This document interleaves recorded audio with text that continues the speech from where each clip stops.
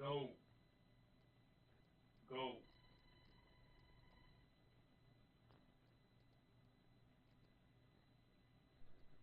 Goodbye.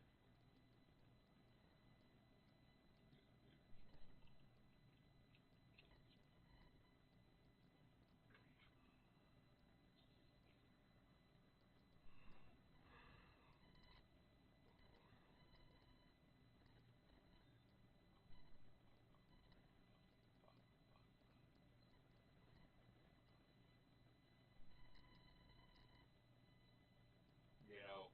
Goodbye. Go.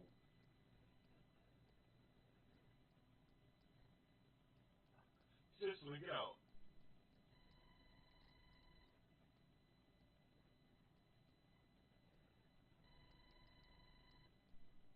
Get out.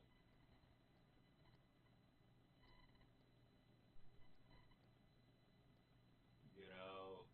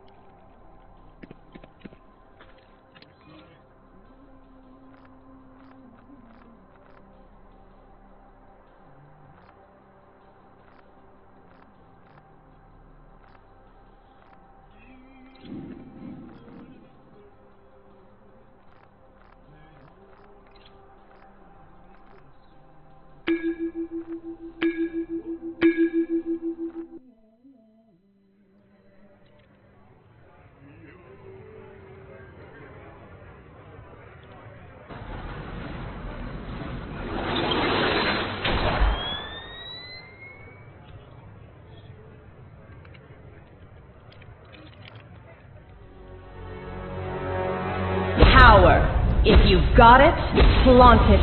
'Cause sometimes it just feels good to hit something. Especially when it comes to Luther and his new generation of villains. Think you've won? Think again. You have more than just me or my cousin to worry about. It's all of us. So bring it! There's nothing we love more than a good fight! The grudge is at the door. Last thing I need is some mate of mine causing trouble in my bar tab coming due. I'm pretty sure they've given up hope of you ever paying off your debt. I suppose someone to get those, what did you call them? Ear whinges. Lovely for hearing the thoughts of demons. Hey mate, take a lap. Listen for dirt on this deal going down. Or if anyone fancies yours truly. You wish. Did that once with an Ifrit. Didn't turn out so well.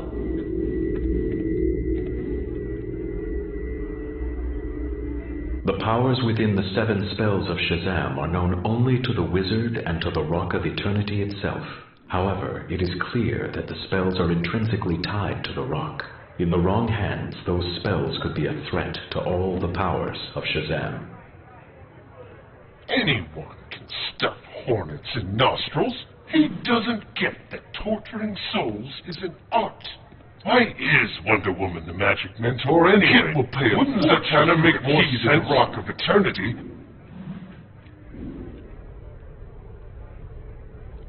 Found the cellar, eh? Let's have a bit of a chinwag. All right, you blighter. We know about the deal. Don't bother trying to run. Z already set up a teleport block. Unless you want to see her do another magic trick, you'll tell us what we want to know. Or I could try out my new Saw the Demon in Half trick.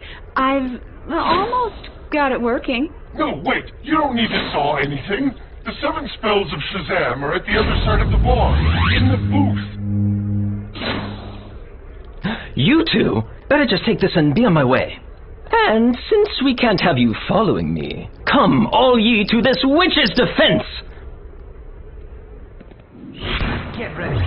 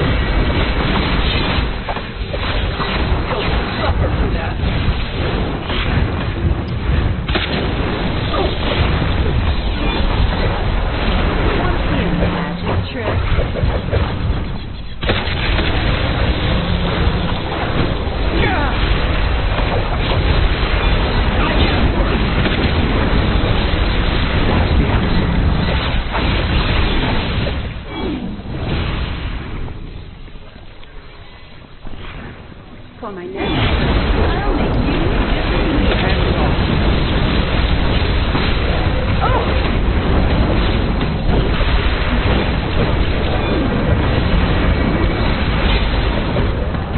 Clarion nicking the 7 spells of Shazam means...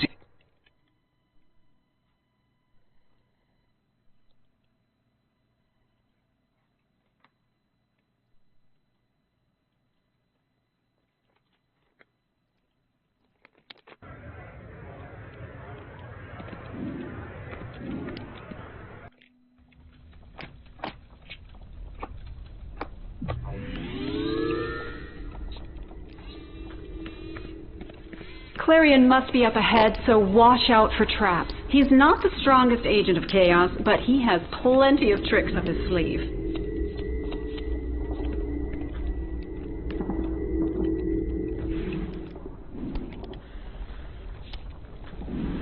I'm Joss. Time to run.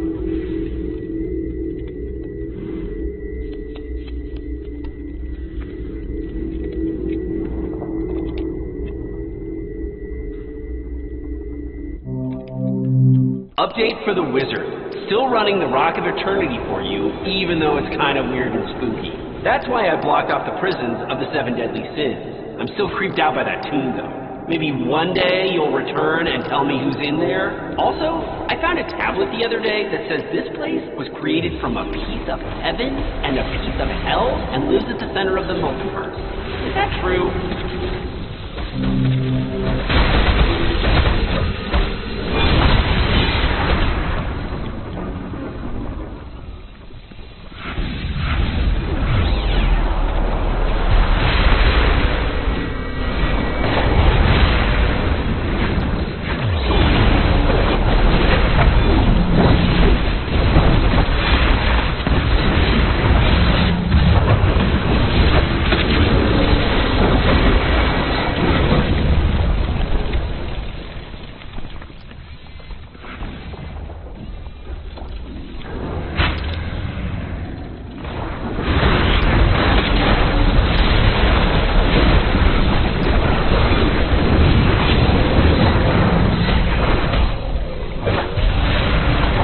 Followed me here?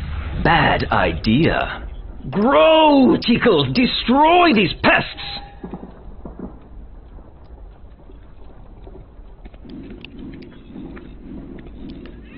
Z, a little help, please? We need to distract Tickle. I think I have a spell that works.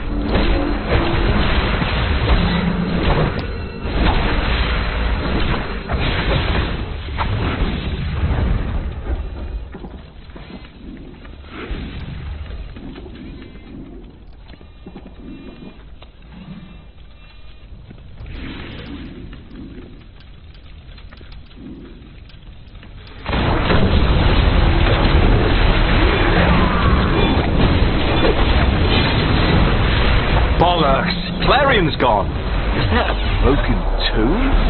What were you up to, you bugger?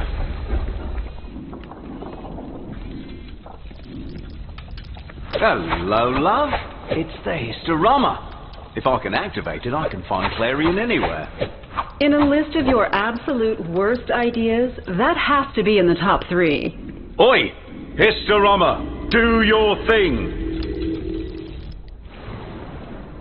What are you doing in the Rock of Eternity? You trashed that tomb, and now you're stealing the Historama. Take a hike, Sparkles. I'm not gonna keep the bloody thing. I don't need the wisdom of Solomon to know better than to trust John Constantine. Calm down, everyone. Shazam, we can explain. Sod that. We need the Historama to catch up to Clarion. Let's go. Give it back, Constantine. By the power of Zeus, Sparkles, I'll figure out the Historama. I've decided this is your all-time worst idea. You're strong, but I'm stronger. By the light of love! Shazam is too powerful, but I think I can... My counterspell will divide Shazam's power into orbits of positive and negative energy. We combine them near Shazam to set off an explosion. That's not nice. You're just an overgrown bully!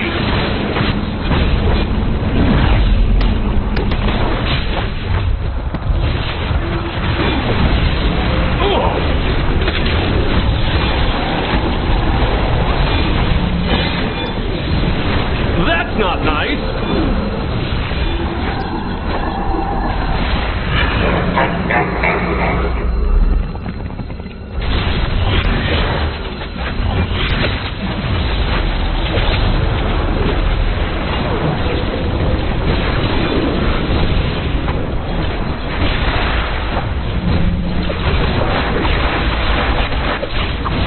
Just an overgrown bully!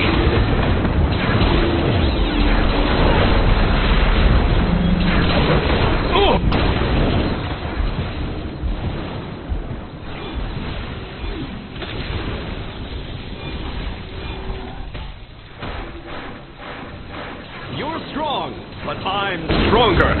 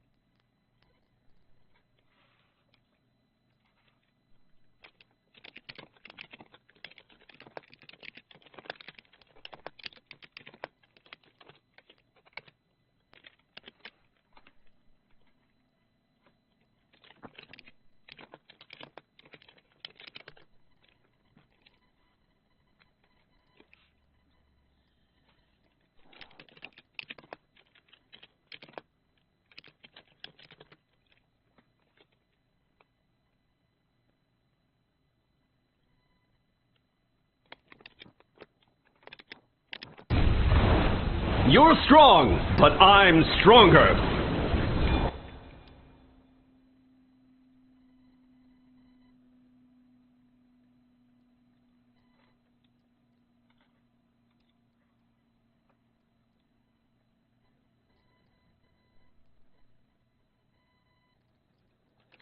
An overgrown bully!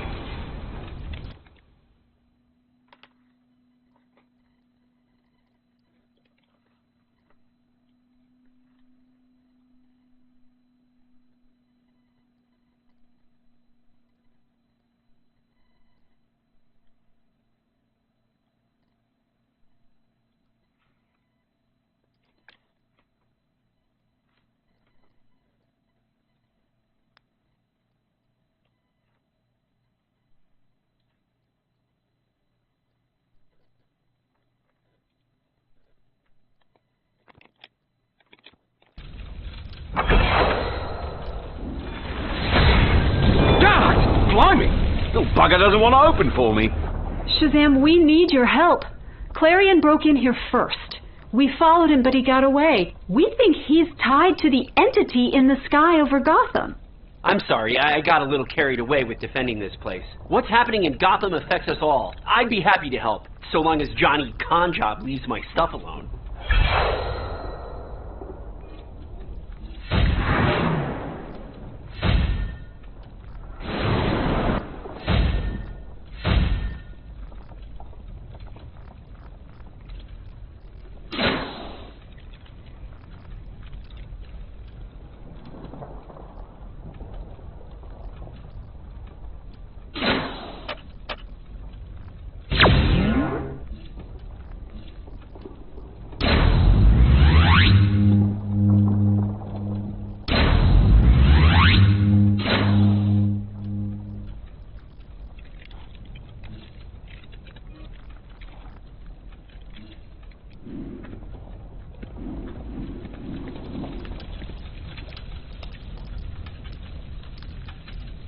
The Historama is one of the Rock of Eternity's most powerful tools. One need only say, Historama, show me, to view anything on any plane of existence. Mortals these days worship their web of computers, but the Historama is a repository of information that puts all others to shame.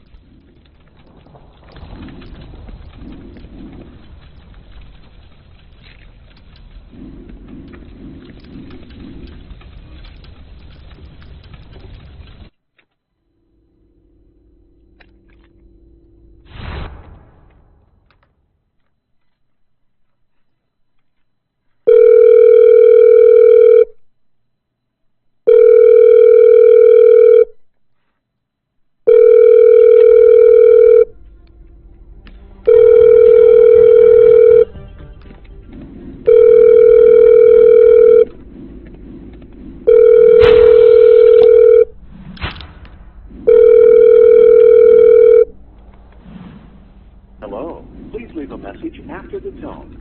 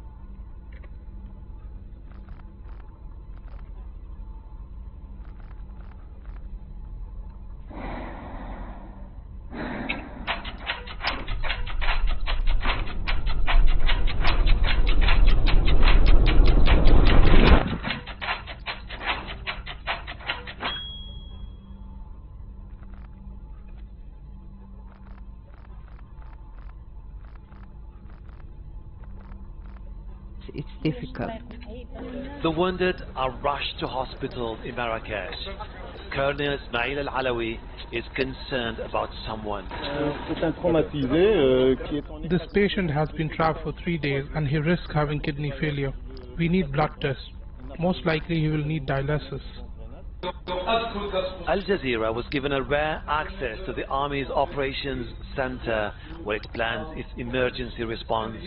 Top Army generals showing me live footage from drones detecting areas requiring immediate action. Those we left behind in the devastated village. We need time to mourn the loss of their loved ones and build new lives. Hashim Al-Bara, Al Jazeera, from the epicenter of the earthquake. And Stephanie Decker is in Emi in Tara, that's about 14 kilometers from the epicenter of the earthquake. No home remains livable here. The mountain basically came down as the earthquake happened, huge chunks of it falling off and flattening this entire community. And you can see the strength of the power of chunks of the mountain falling off as we just pan across the valley. You can see just how large parts of it came down, and that, we're told, is one of the tragedy that caused here. You see this gentleman here talking to someone distraught on the phone. People have lost everything here, and there is help that has arrived in the form of various volunteers, also official rescue, search and rescue teams. But the real issue you have now is that we're being told they don't expect any survivors to be found. It is pretty much a recovery operation. Dogs are still being used here. We just spoke to a group of Spanish volunteers. They said that they came here with hope to find survivors. They've only found bodies so far. They say the dogs are not finding anyone alive. Now, one of the massive challenges when it comes to help, to getting help here, is the roads, the network. And you can see here a clock that stopped the earthquake just past 11 p.m. on Friday night. But again, the access to get here is so difficult. It is remote mountainous areas. Here you see people still trying to gather what they can from their broken homes. Getting here is so difficult. Even bringing heavy machinery is pretty much impossible. I trust you to defeat the entirety of the so-called Fearsome Five. One of the, I think, heartwarming things when you see a tragedy like this is how people come together. So Help many me out any way I can. we're just going to show you here, still very much. These attacks on Dakota City are dark, even for Ebon. People are using their hands, using pickaxes Ready to pull people out of the fire? to try and find bodies, to hand them over to their loved ones. Agents of Apocalypse bode ill for all. Definitely Destroy, Al then Jazeera, investigate. on the outskirts of Marrakesh, in the Atlas Mountains. Plenty more ahead on the news hour, including, after months of protests in Israel, Supreme Court judges hear petitions against a controversial law to limit their powers. And in sport, the former world number one has been hit with a lengthy ban. Find out why later on in the show.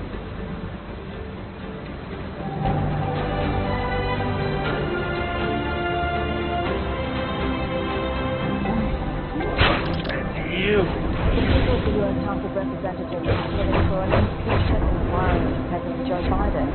Kevin McCarthy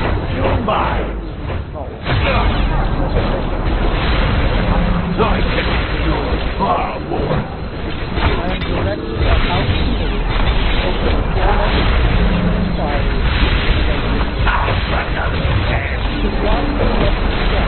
I want your strength.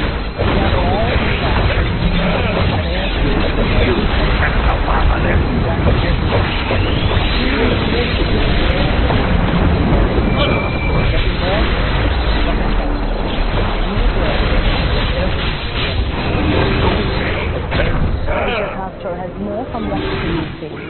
House Speaker Kevin McCarthy appears to be unilaterally launching this impeachment inquiry.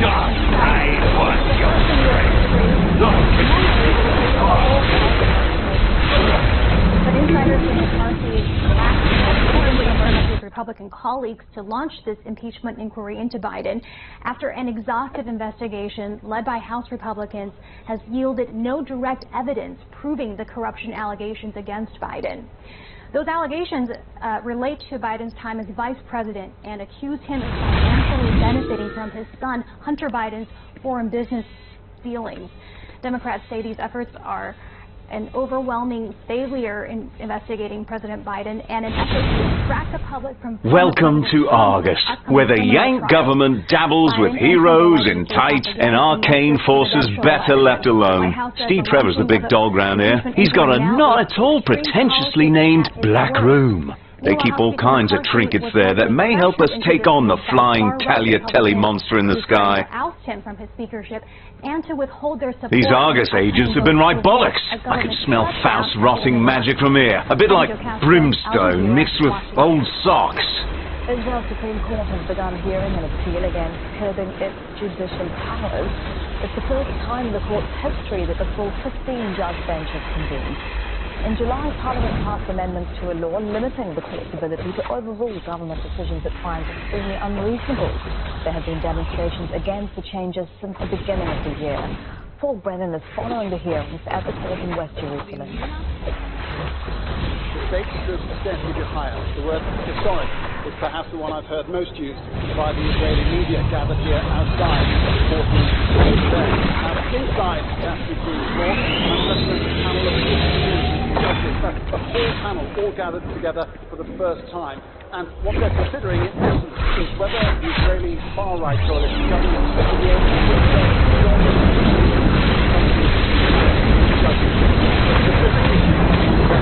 today about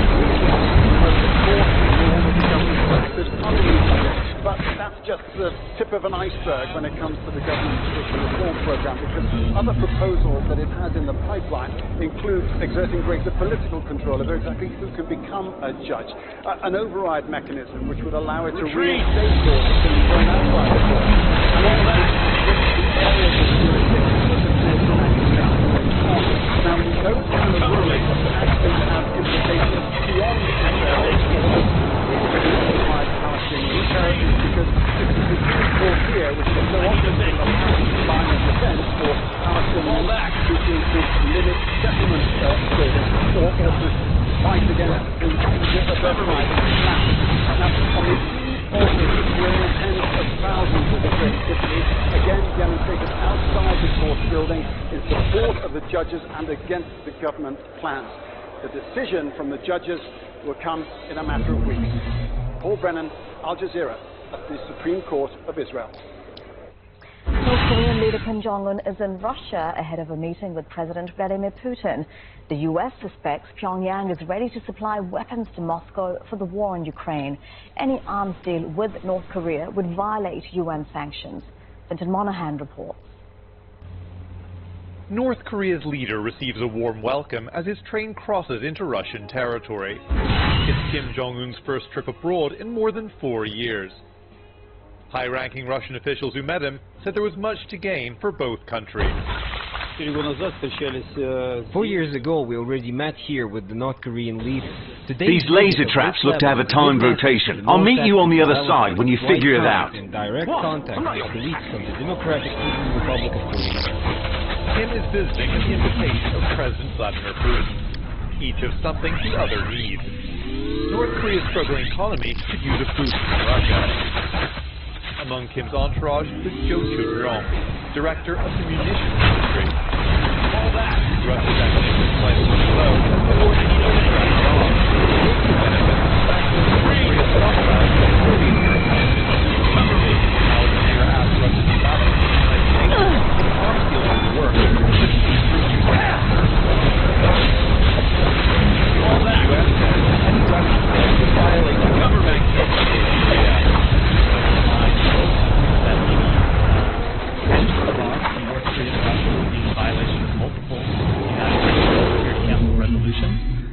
and we, of course, have aggressively enforced our sanctions against retreat.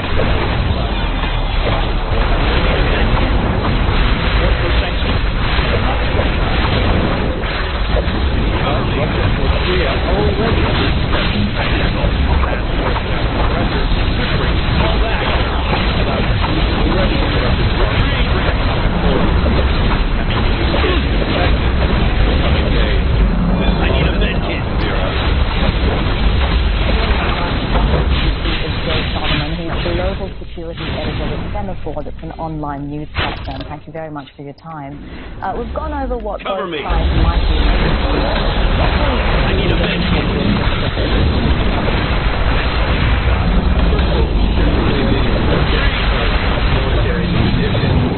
artillery that North Korea could provide to the Russians.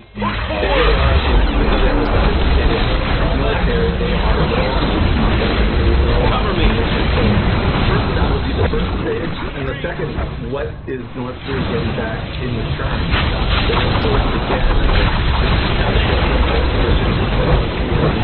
All that. And the question of some of North Korea's more sophisticated systems they've been developing, whether it's their submarine missile launch, their ballistic missiles, even their nuclear program, does Russia provide more what they have in the past?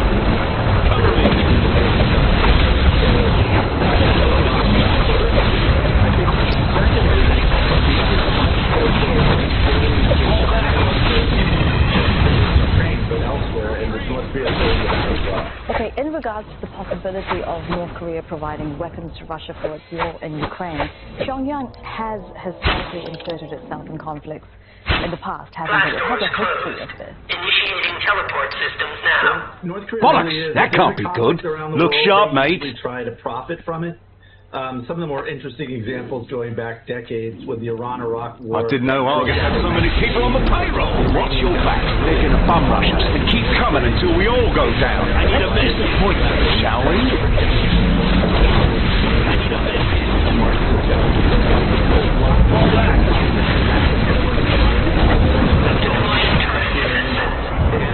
Even as far as nuclear cooperation, the North Koreans were essentially building... What? Now we have turrets to worry about too?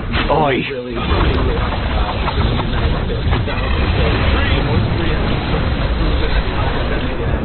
There's money to be made. They will build up into that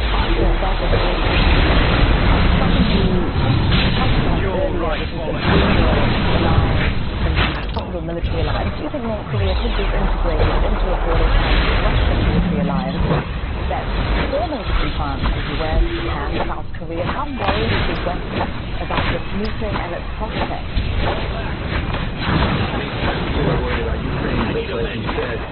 Did you not hear me earlier? Keep the brain-addled commandos away from the turrets or they'll take back control.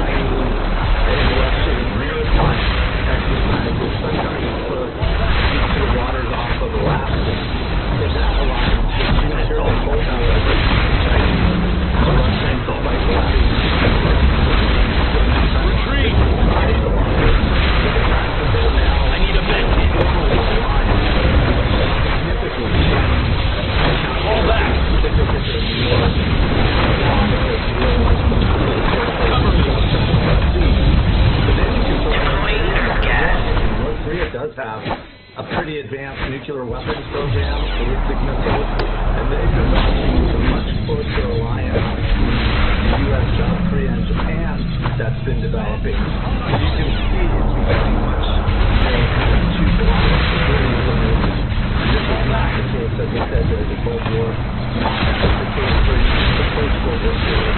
And alliance, North Korea, Russia, China, even Iran, in a lot of ways. I need a minute.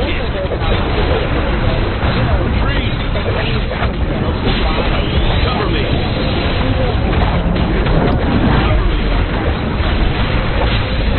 Fall back.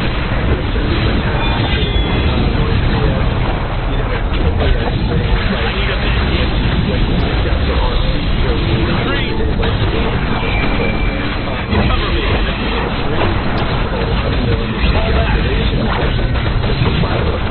Feel the power of love. Sometimes actually did cooperate with China and Russia in dealing with North Korea's military buildup. That's pretty much gone. I don't think anyone thinks there's going to be any. In 2023, Texas Tech Centennial events will highlight the many ways Red Raiders have changed the world and how they will continue to do so. Click the banner or go to 100.ttu.edu to see how you can get involved. The Chinese and the Russians more, and the U.S. has had no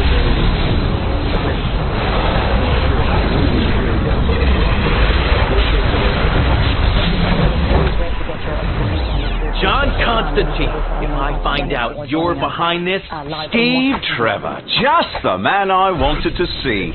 Felix Faust is the one who did this to your people. A pint says he's already in your room de golf.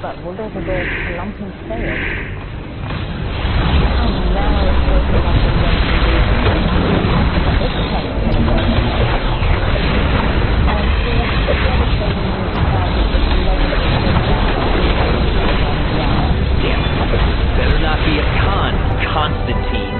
Open the vault, people.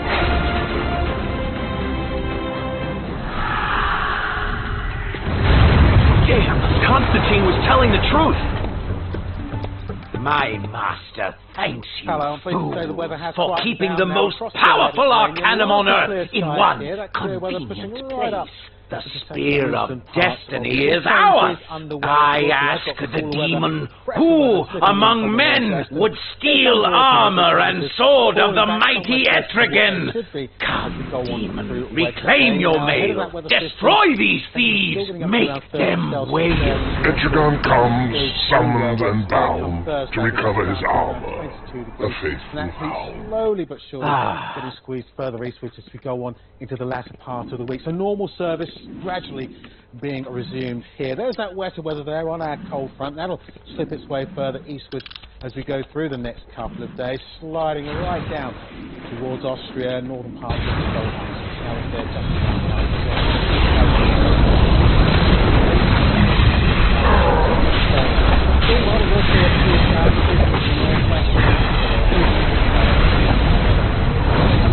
I can see that you really like it. So much so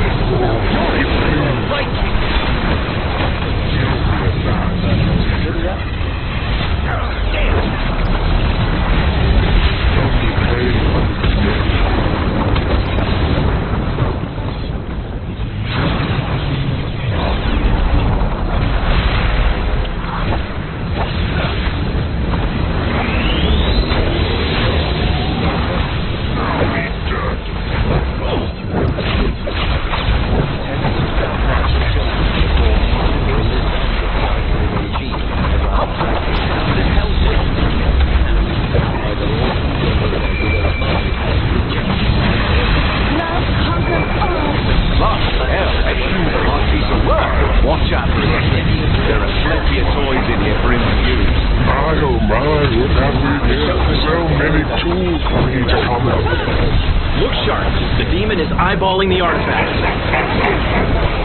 See that you are trying to run, but please. By my violent life!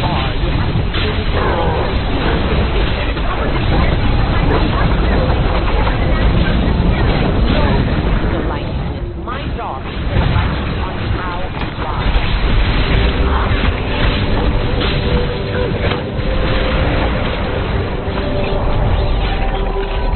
Covenant, I'll try to overcome Etrigan's spells by getting the artifacts back into their cells. My glorious hope. Watch as I animate it, releasing it from its cage.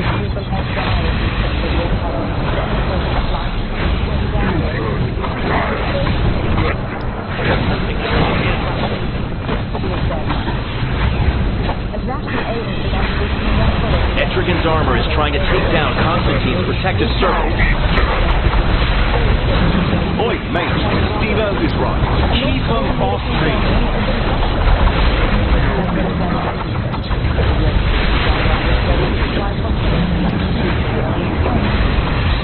These artifacts are mine to unleash Constantine. You putting it back is quite wrong for me.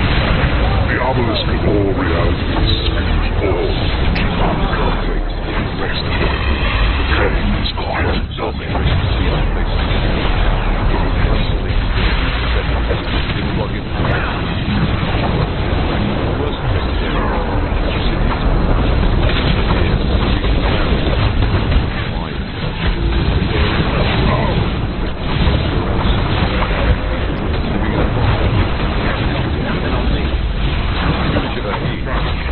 Oi, I got the artifact under partial lockdown, but Etrigan can still draw energy from the bugger until I lock it away completely. Now that I have my own, I'll enchant it to be legion. This battle to settle this land.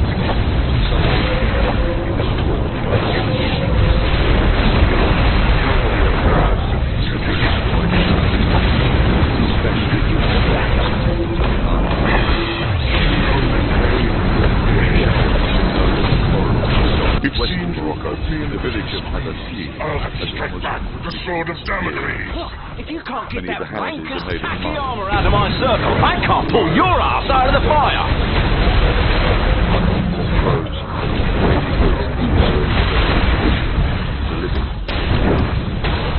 Walking around the world, branded by Butler is following the relief efforts in Paris. Well, there are more than 1.5 million Moroccans living in France. It is the biggest community outside of Morocco. Mina owns this grocery store here in central Paris. She has been devastated by the news, but she's decided to organise a donation, a collection of things to send back home.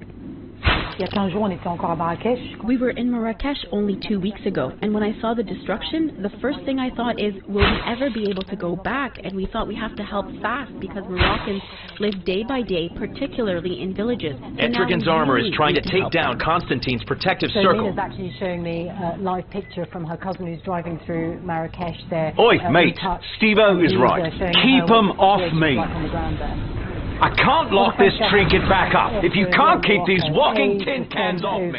Search and rescue team. So far, though, Rabat hasn't accepted the offer. And what the people I've been talking to here are telling me is that they say they understand there have been tensions between France and Morocco for some time, but this is not a time for politics. They say it's a time to really focus on people and what they need. All Moroccans in France believe the disagreements can't last. We hope, and I think, that the earthquake will create diplomacy so that people are prioritized. Argus Daily Report. We've tightened security at the Black Room in light of the dimensional incursion over Gotham City. Waller recommended the military brass that we deploy the Spear of Destiny or Crown of Thorns to deal with the problem. But I warned them that any use of these artifacts could lead to dire results. They still ordered me to use the Hearn Ramsgate Cauldron's ability to scry magical creatures to search for intel. I'm not looking forward to it. And it's not just Moroccans. Algerians are also helping us. Everyone's been really touched. Oi, mate, Steve-O is right. Keep them off me. That we've spoken to is just how difficult it is at a time like this to be so far from home. Natasha Butler, Al Jazeera, Paris.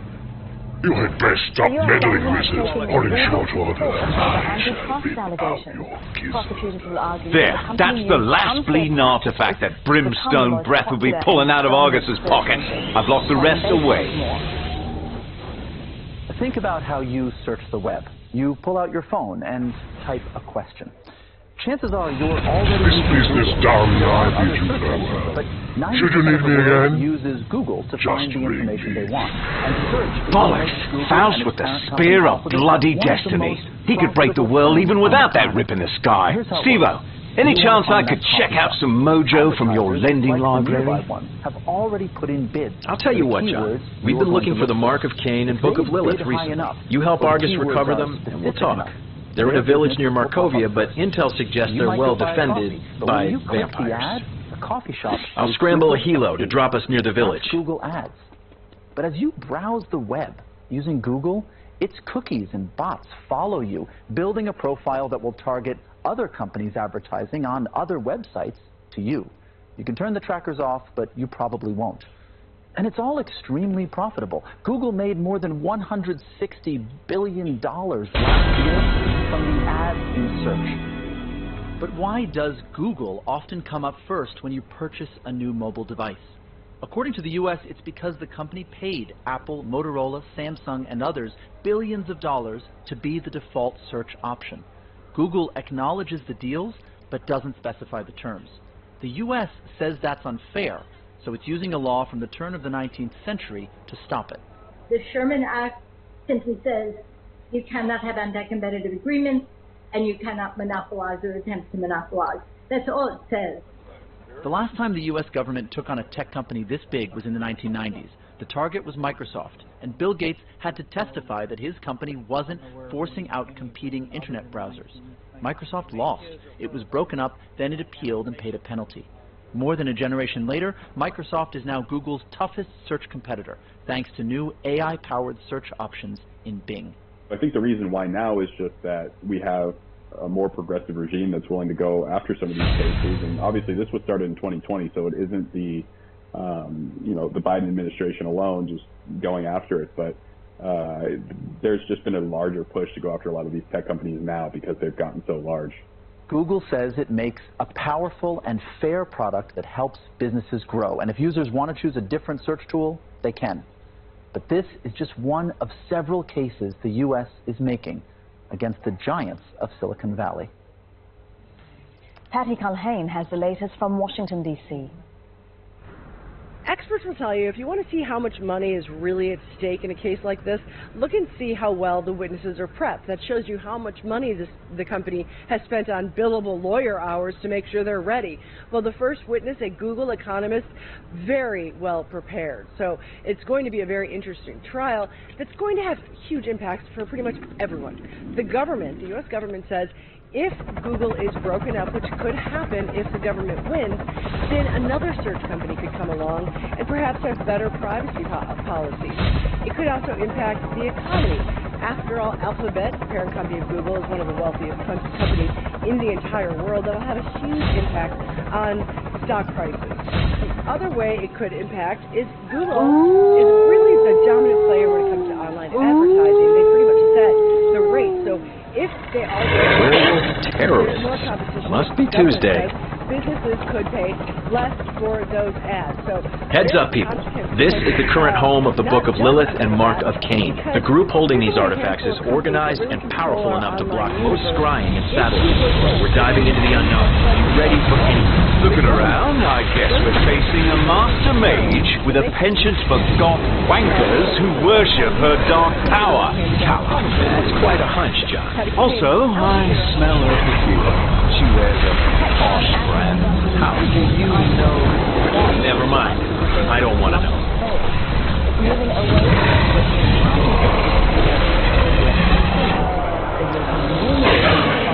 to adopt a common charging connection by December next year.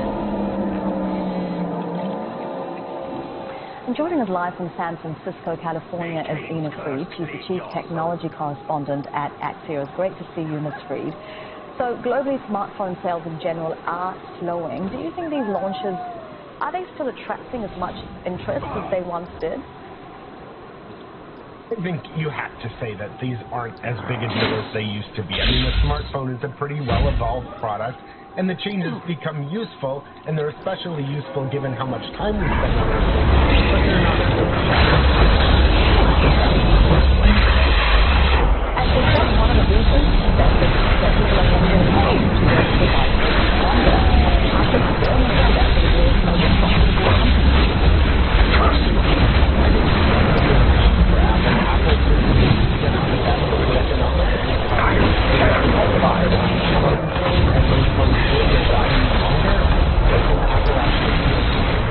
some other companies, as do Apple users, whether they choose to hold on to their phone for a short period of time. Protect the Book of Lilith!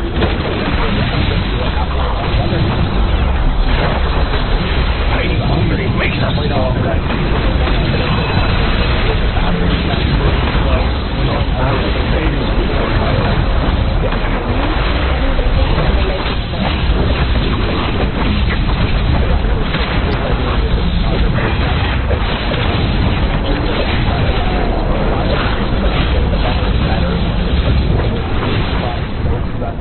especially the iPhone 15 Pro Max, which has Apple's longest zoom ever.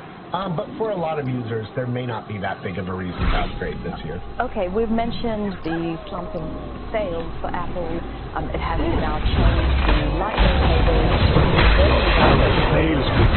regulation so that these rules are only held in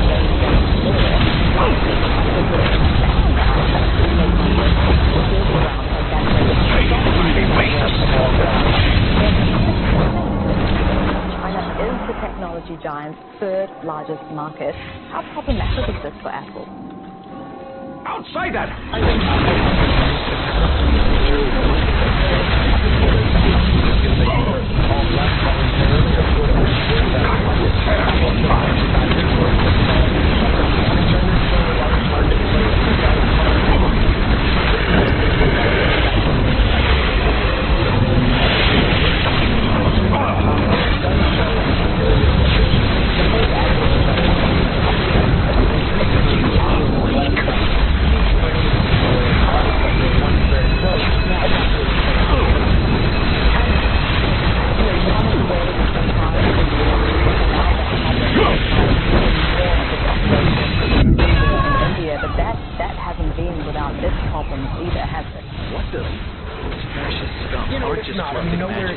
interesting science and technology too. For manufacturing, but Apple and others feel in I will bear you apart. Only makes us stronger. And enough. We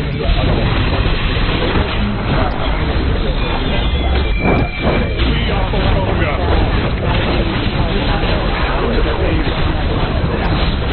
You will regret this.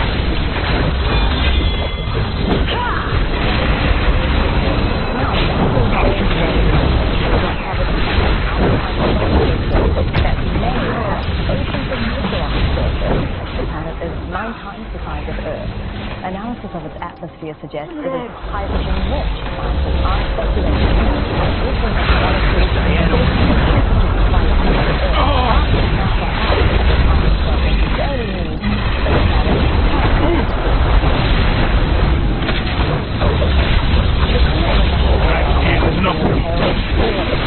they would not be able to land at their destination. Ural Airlines Flight 1383 took off from Sochi bound for Omsk, but mid-flight, the pilots declared an emergency. Hydraulic systems weren't responding, so they needed a longer runway than the one in Omsk. Крылов 1383 понял, сообщил Новосибирску, обеспечит вам посадку. Серег, что, серьезно? Так, гидравка зеленая вытекла полностью. Маленький случай. The stink didn't end there. With landing gear and brake problems, as well as strong headwinds, the pilots realized that heading to Novosibirsk wasn't going to work either. The captain understood that there may not be enough fuel to reach Novosibirsk airport. On a plane, the captain is lord of the lords. The captain makes the decisions and bears the responsibility. He chose to land in a field. The forced landing damaged the aircraft, but everyone escaped. There was no damage. Everyone some passengers to the landing zone. Well on a Feature Medvedenko.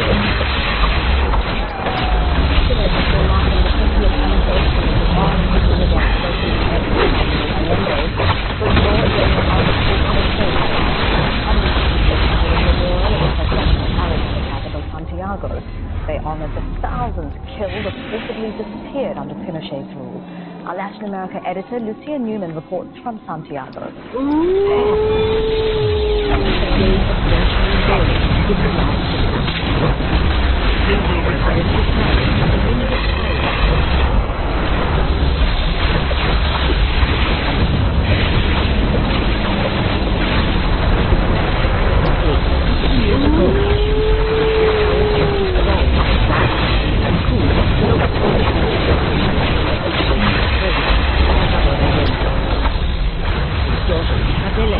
Today a senator, brought back tears as she recalled that day. I was the last person to come into the palace with my father. I insisted on going with him. Only a handful of those who were arrested by the army after Allende's death survived.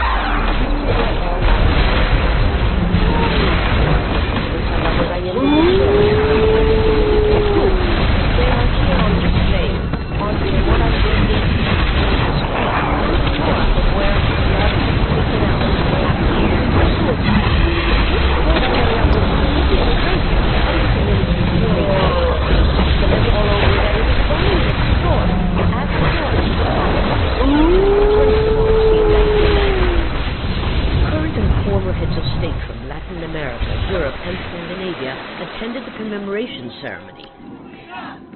The aim of this commemoration was to underscore the importance of defending democracy and human rights.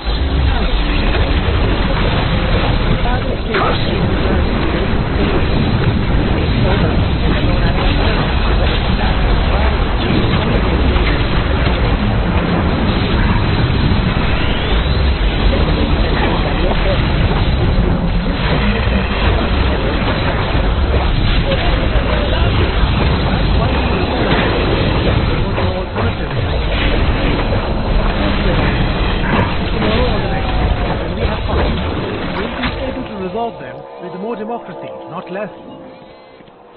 But Chile's conservative opposition boycotted the ceremony, underscoring how divisive the coup still is. Some say Chilean dictator Augusto Pinochet human rights violations. Human rights violations are that makes it painfully evident that half a century has not been long enough for Chileans to agree on their history and what to do about it.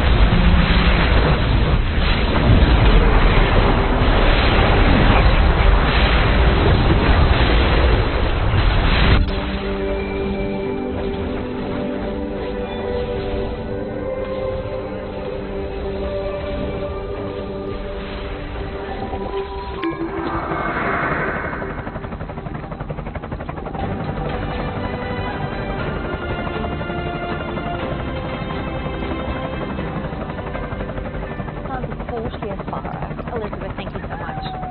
Italy has claimed a big win as they bid to be at the next year's European Championship to defend their title. They beat visitors Ukraine 2-1. Debbie Protesti starred for the Azzurri. The 23-year-old who's currently playing for Inter Milan scored twice. This result means the Italians sit second in Group C. They're 6 points behind leaders England, having played one game less. While England didn't have a qualifier on Tuesday, they took on Scotland in a friendly. They looked comfortable after Jude Bellingham put them 2-0 ahead. However, second half sub Harry Maguire threw Scotland a lifeline. The defender, who's out of favour at Manchester United, scoring no goal. Harry Kane, however, made sure of the result of wrapping up the scoring to seal a 3-1 win.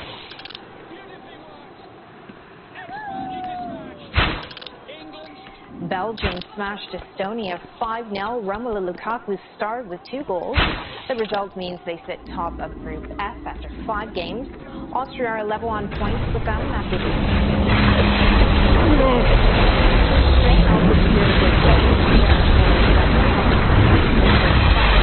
We are stronger.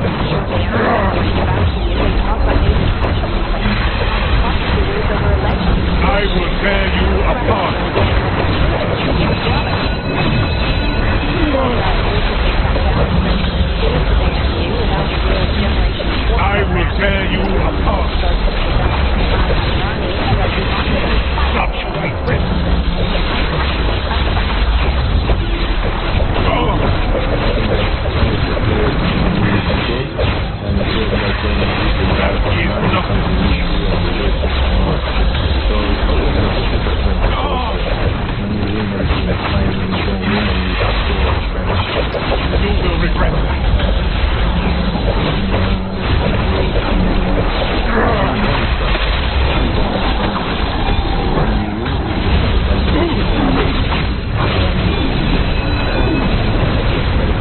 We are stronger.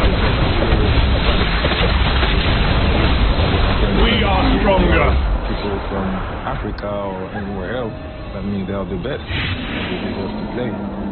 The race has nothing to do with that. And this is the problem. We always try to look at the race when things don't go well, and when things go well, like, it's not a problem.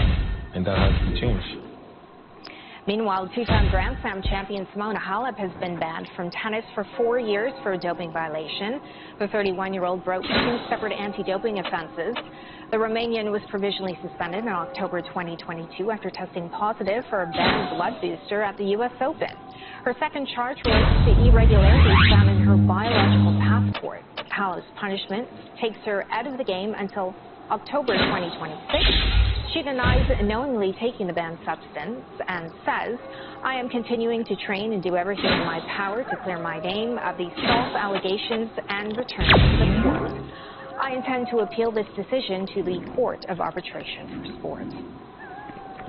Aaron Rodgers is out for the entire NFL season with an Achilles injury. The 39-year-old's first game for the New York Jets came to an abrupt end on Monday as he left the field in the first quarter.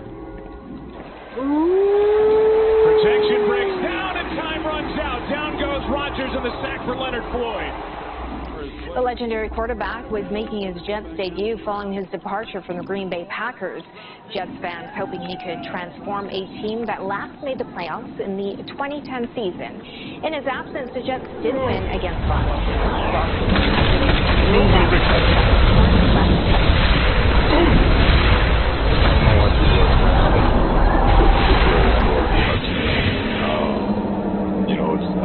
Aaron is an unbelievable piece to this whole thing, and we love him, but I think there's 52 other guys in the locker room, plus the 16 practice squad guys that believe that we can do a hell of a lot of good things here.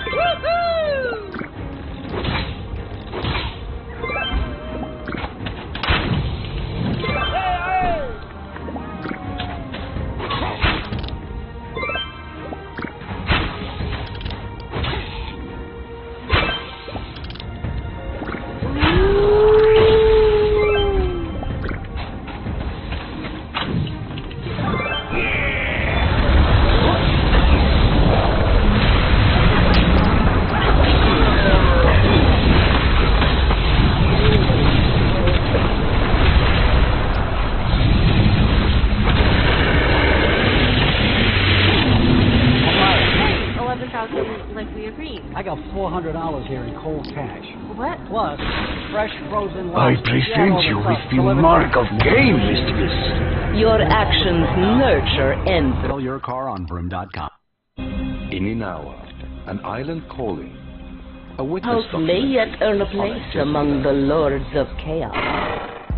Damn! She took the mark of Cain with her! Ah, intruders! Master, aid your faithful servant! Power defines our world. Fuel me as my shadows blanket the world. The rule, not them. They find an enemy and then they try and scare the people with that enemy. People in power investigate, exposes, and questions the use and abuse of power around the globe. On Al Jazeera. There isn't a day that passes where Angelo Grillo says he doesn't find plastic quotes in his list. We've picked up a truck tire and a sunbed, but it's mainly bottles, plates, forks, bags, fishnet, all plastic. Plastic is very resilient and can float for years around the global ocean, carrying with them fungus, bacteria, and algae. we can predict. I am pleased to report that my cultivation of the Order of Eternal Night is close to bearing fruit. Those thinking vampires have been squatting in that village for more than 70 years, doing nothing but worshipping shadows and breeding monsters. Under my direction, they have turned their attention towards finding the lost Mark of Cain and the Crime Bible's Book of Lilith. Those artifacts will help grow my power, and yours as well.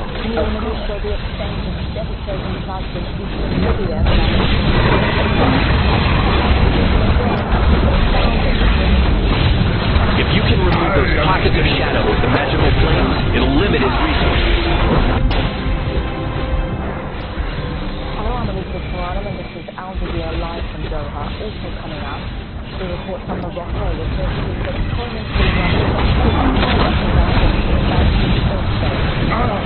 The U.S. House of Representatives is opening a formal impeachment inquiry into President Joe Biden over his family business dealings. And North Korea's leader arrives in Russia for a meeting with Vladimir Putin, with arms sales reportedly on the agenda. Using the dark, keep them away from the shadows or blast them away with the flames. We begin in eastern Libya, where the death toll from devastating floods has risen to over 5,200. More than 10,000 people are missing after two dams collapsed in the port city of Derna. Multi-story buildings being destroyed and roads and bridges washed away. Malik Trainer reports from the capital, Tripoli. An unprecedented catastrophe. Entire communities in the eastern city of Derna have been swept away by floods or reduced to rubble. People here are still coming to terms with the aftermath of Storm Daniel. It brought record rainfall, and two dams holding huge amounts of water burst, sending a giant wave towards the city. This child asks people if they know where his mother is, but no one has seen her. Thousands of others remain unaccounted for. Bodies washed into the sea can be seen in the distance. It's too dangerous to recover them for now. Death toll is huge. It might reach 2,000 really, but we don't have a definite number right now. The loss is being felt across the country. Here, Tahrir Square in the capital Tripoli, flags are flying. Those monsters are made out of pure darkness. Tala taught the leech as well. Use whatever you got to take them down. Ahmad Khalifa is from Derna. He received news yesterday his sister and her entire family were killed in the flood. He's coming to pray for their souls. The officials are responsible for all the lives that were lost. Why? Because it was clear that the dams had a problem and needed renovation. There were warnings. Why didn't they fix it? They knew a storm was coming. May God punish all the officials from both sides for this disaster. In Libya and a few countries is beginning to arrive at airports in eastern Libya. Prime Minister Abdelhamid Dbeibeh says his government is committed to rebuilding homes that were destroyed. Today we allocated a budget of more than $515 million to start rebuilding people's lives in the impacted areas. If these funds are not enough to rebuild Derna and the other cities, we will allocate more. Everyone is doing what they can to help. Libya has two governments, but people here hope that through this tragedy, the country and its rival politicians can finally unite. You dare strike me! This Fang has control over the dark. Light him up and use those flames of Van Helsing to smite anything he pulls out of his wee bag of drink. If you can remove those pockets of shadow with the magical flames, it'll limit his resources. Lend me your power!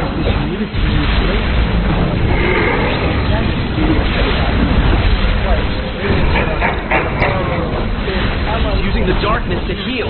Keep them away from the shadows or blast them away with the flames. Save your child now!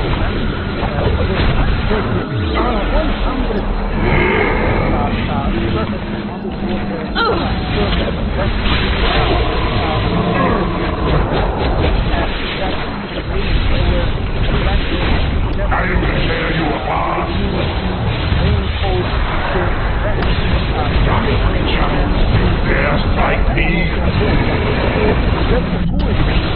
that this was the first response to the international call by the Libyan government, and they say that in the coming days they are going to provide even more. That scale of devastation is quite immense.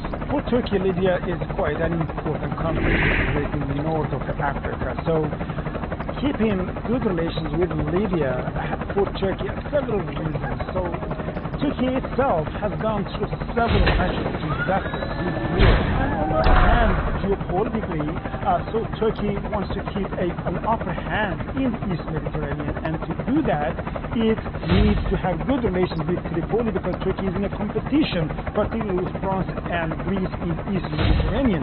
And also, several Turkish companies, particularly the construction companies, have huge investments in Libya. Gilles Carbonnier is the Vice President of the International Committee of the Red Cross. He says there is an urgent need to scale up aid operations in eastern Libya. According to our colleagues and, of course, the volunteers of the Libyan Red Crescent working on the ground, the situation is extremely dire. Hundreds and hundreds of people may have died, thousands more affected, people missing. So what we have immediately done is to provide, we have been active throughout Libya across all those years of armed conflict. We have warehouses with stocks, so immediately we supported the Libyan Red Cross volunteers in the Derna region in the east to provide life-saving assistance, to help them evacuate people stranded, and the emergency now is to save lives and provide first aid. And then we are also seeking to assess the overall situation, because what will be needed is certainly shelter, water, food, and assistance for all the victims of this terrible flooding. We had stocks before that because we had responses, especially still for the communities who had been affected by the armed conflict. And at present, there is a need to scale up, of course, this response. The international movement of the Red Cross and Red Crescent is doing so together with the Libyan Red Crescent on the spot, but also together with other national societies of the Red Cross and Red Crescent.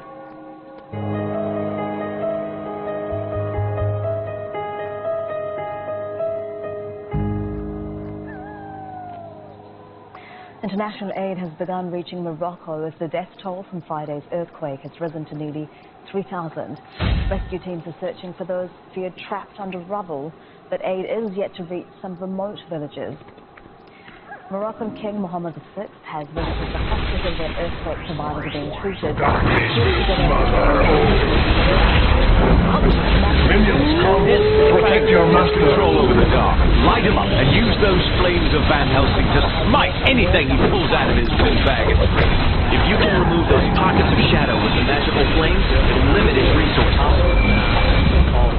Father Kane, aid your child now.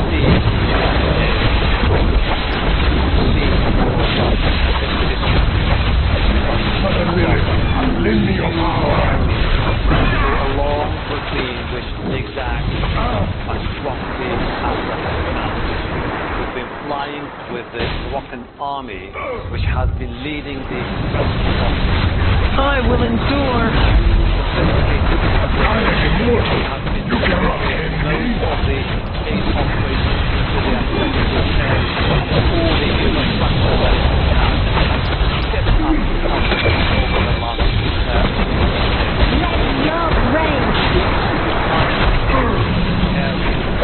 Those monsters are made out of pure darkness. Tolokotharel. Use whatever you've got to take them down.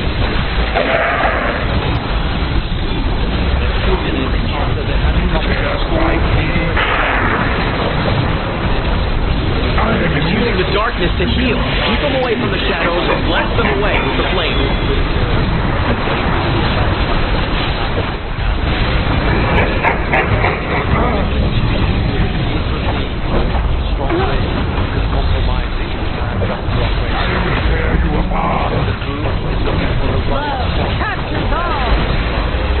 Father Kane, aid your child now.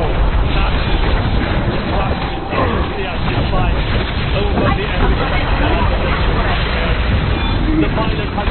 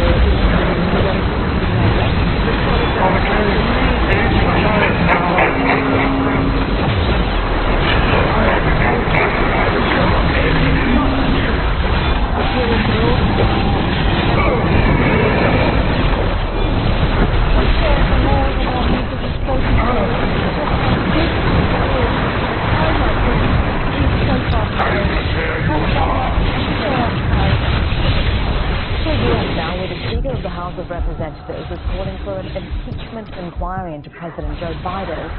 Kevin McCarthy is accusing Biden of using his role to help his son with his business dealings. The White House has criticized the investigation. Heidi J. Castro has more from Washington, D.C. House Speaker Kevin McCarthy appears to be unilaterally launching this impeachment inquiry himself, which is a first in U.S. history when normally it would take a full House vote to make this happen. But insiders say McCarthy lacked the vote, even from some of his Republican colleagues, to launch this impeachment inquiry into Biden after an exhaustive investigation led by House Republicans has yielded no direct evidence proving the corruption allegations against Biden. Those allegations relate to Biden's time as vice president and accuse him of financially benefiting from his son, Hunter Biden's foreign business dealings. Democrats say these efforts are an overwhelming failure in investigating President Biden and an effort to distract the public from former President Trump's upcoming criminal trials. Biden and Trump will likely face off again in next year's presidential election. The White House says the launching of an impeachment inquiry now is extreme politics at its worst. Meanwhile, House Speaker McCarthy was likely pressured into this move by far-right Republicans who threatened to oust him from the speakership and to withhold their support in the upcoming vote to avoid a government shutdown at the end of the month. Agatha Castro, Al Jazeera, Washington. Mother Lilith, lend me your power. Over the death of the black man in January. Star Nichols was beaten by mental institutes.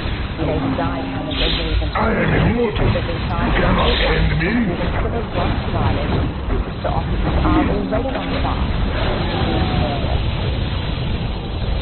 I am immortal. You cannot end me.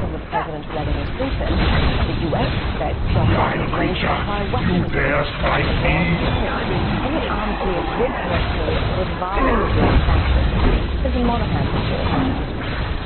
Korean leader receives a warm welcome as his train crosses into Russian territory. It's Kim Jong-un's first trip abroad in more than 4 years. High-ranking Russian officials met him that they must change the whole country. 4 years ago, we were not to be in lead. Today's visit to this level would have most active development, quite time, direct contact, Kim is visiting at the invitation of President Vladimir Putin, each of something the other needs. North Korea's struggling economy could use a boost from Russia. Among his entourage is Jo Chun-rong, director of the communications. Aid your child now.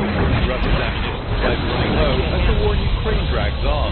I am the thing that was spoken in the stockpiles of Soviet ammunition. Al Jazeera asked Russia's ambassador to the United Nations if an arms deal was in the works, but he refused an answer. The U.S. says any weapons sales would violate U.S. sanctions on North Korea. I will remind both countries that any transfer of arms from North Korea to Russia would be in violation of multiple United Nations Security Council resolutions. And we, of course, have aggressively enforced our sanctions against entities that fund Russia's effort, and we will continue to... Boy, that's no wee beastie.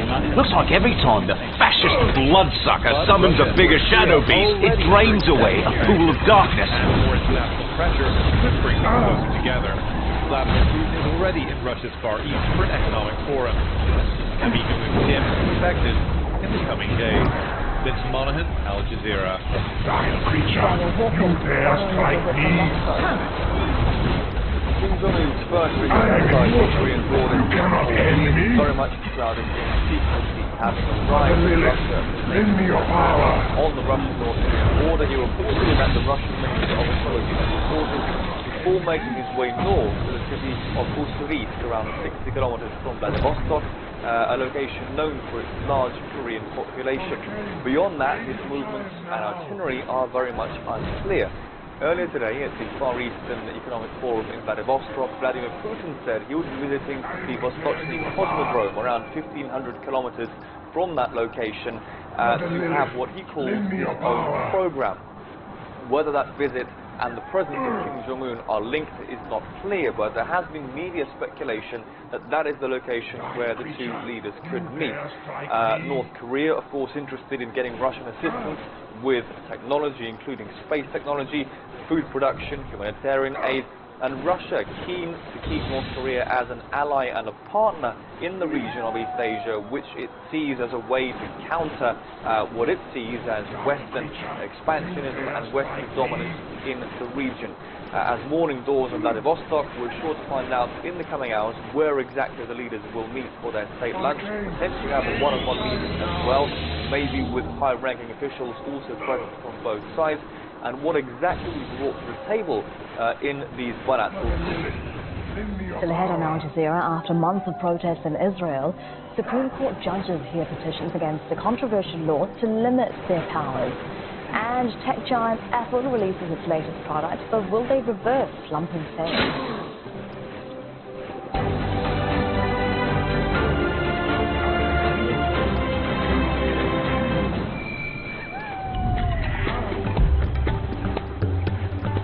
Minions, come! Protect your master! Hello, we're seeing some very windy weather pushing across the southwest of Australia. Quite an active cold front just sliding its way across southern parts of WA, and this will continue to make its way further eastwards as we go on through the next couple of days. Ahead of that, we have high pressure in charge here, towards the southeastern corner, Victoria, New South Wales, a good part of South Australia, sitting fine and dry with some warmth around 76 Celsius there in Adelaide. But our active weather system, that'll make its way across those southern parts of WA. Severe weather warnings in force here. The rain does diminish somewhat, but winds ease down. High fire risk as a result of those winds, but notice those winds coming in from a northerly direction, a warm direction, of course. Adelaide getting up to around 28 Celsius on Thursday. It does cool down by the time we come to Friday, around 23 degrees. Not too bad down towards the southeast, more pleasant sunshine, and that rain will gradually make its way towards New Zealand. Rain lingering meanwhile across southern parts of China, some wetter weather too, heading up towards those central areas, over towards Shanghai. We'll see some wet weather there too, into the Korean Peninsula. Meanwhile for Japan, generally dry, and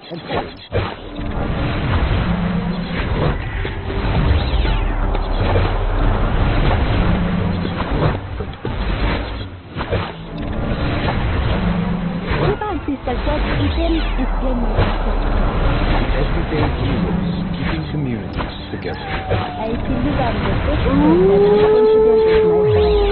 Jazeera visits the Kenyan town of Itani that produces some of the world's fastest runners. And where a terrible... Nothing better than finishing writing a program that didn't need a single comment. Yeah, I am that good. On Al Jazeera.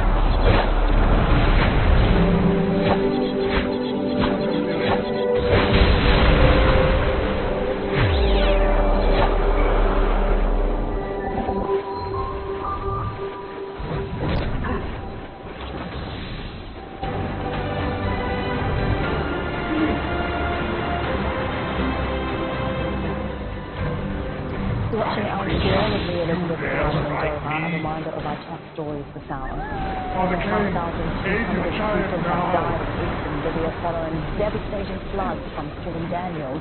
2 dams burst in the east of the country, sending a wave of destruction to the port city of Derna. International aid has begun to reach Morocco as the death toll from Friday's earthquake has risen to nearly 3,000. Rescue teams are still searching for those who are trapped on the rubble. And North Korean leader Kim Jong-un is in Russia with President Vladimir Putin. The U.S. believes Pyongyang is ready to supply weapons to Moscow to war on Ukraine. Israel's Supreme Court has begun hearing an appeal against curbing its judicial powers. It is the first time in the country's history that the 15 judge bench. In July, Parliament passed amendments to a law limiting the court's ability to overrule government decisions it finds extremely unreasonable. There have been demonstrations together for changes all year. Paul Brennan is following the hearings at the court in West Jerusalem.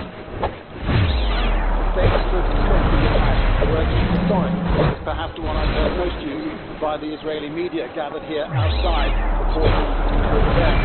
Inside the Supreme Court, this should be worth my time. Judges, that's the whole panel all gathered together for the first time, and what they're considering is whether your favorite information broker is here to be able to put itself beyond the scrutiny of the country's judges. The specific issue in question today is about reasonableness and whether the court can rule that the government has acted unreasonably. But that's just the tip of an iceberg when it comes to the government's judicial reform program, because other proposals that it has in the pipeline include exerting greater political control over who becomes a judge, an override mechanism that allows the reinstate laws that have been thrown out. We lost the mark of Cain, but at least we took down this so-called Order of Eternal Night. Oi! I've got the Book of Lilith! Well, that's something. Take it, Constantine. I'll get you the rest of the crime Bible. The Book of Lilith is just an excerpt, after all. I'll expect them back as soon as that rift over Gotham closes. Of course, Steve-O. You know me. That's what worries me. Against the seizure of their private land. Now, on the eve of this hearing, tens of thousands of Israeli citizens again demonstrated outside the court building in support of the judges and against the government plans. The decision from the judges will come in a matter of weeks. Paul Brennan, Al Jazeera, at the Supreme Court of Israel. Tech giant Apple has just released its latest iPhone and Apple Watch as it tries to reverse its slump in sales. It's moving away from its original charging cable configuration to the USB-C. The European Union requires phone makers to adopt a common charging connection by December next year. Rob Reynolds reports from Santa Monica in California. Apple introduced its new iPhone 15 and quickly produced online video, but this phone is much like phones that came before. A few incremental changes, nothing really revolutionary. One of the big changes that consumers might notice is the USB-C charger that will replace earlier models of charging iPhones and other devices made by Apple. That's because the European Union has mandated that all electronic devices of this type have that type of charging device as their main option for charging. Other changes include a slightly increased battery life. The company didn't quantify that. Better camera, Apple says, although that too seems to be an incremental improvement over previous high-definition cameras. The iPhone will also have a different type of metal body, at least the iPhone Pro 15, which will be made with a titanium body, a very light alloy of metal that will allow consumers to feel it in the lightest iPhone that has ever been produced. The price for the standard model is about $800 US. The price for the iPhone 15 Pro will be about $900, although there are trade-in options that can lower that price. And the iPhone 15 will be available in stores on September 22nd. Rob Reynolds, Al Jazeera, Santa Monica, California.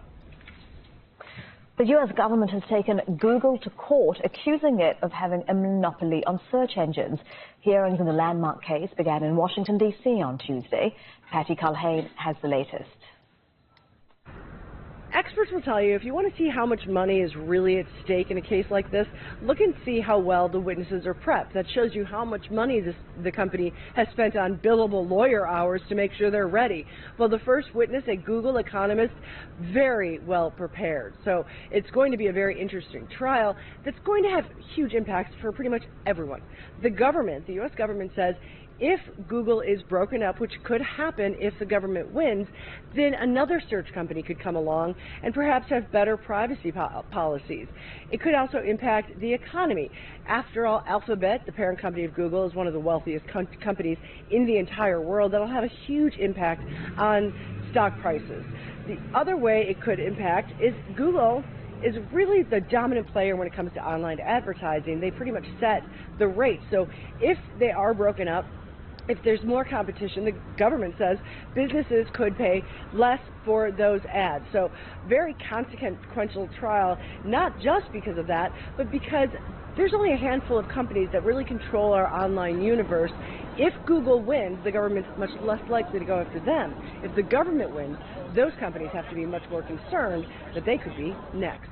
The trial is expected to take about 10 weeks, but a decision won't be handed down probably for months. Patty Culhane, Al Jazeera, Washington. The crew of a Russian airliner is being held as heroes for making an emergency landing in a field in Siberia. All 165 passengers and crew were unharmed. Ural Airlines denies that U.S. sanctions resulted in poor maintenance. Dmitry Medvedenko reports. A narrow escape and an Airbus A320 in the middle of a Siberian field.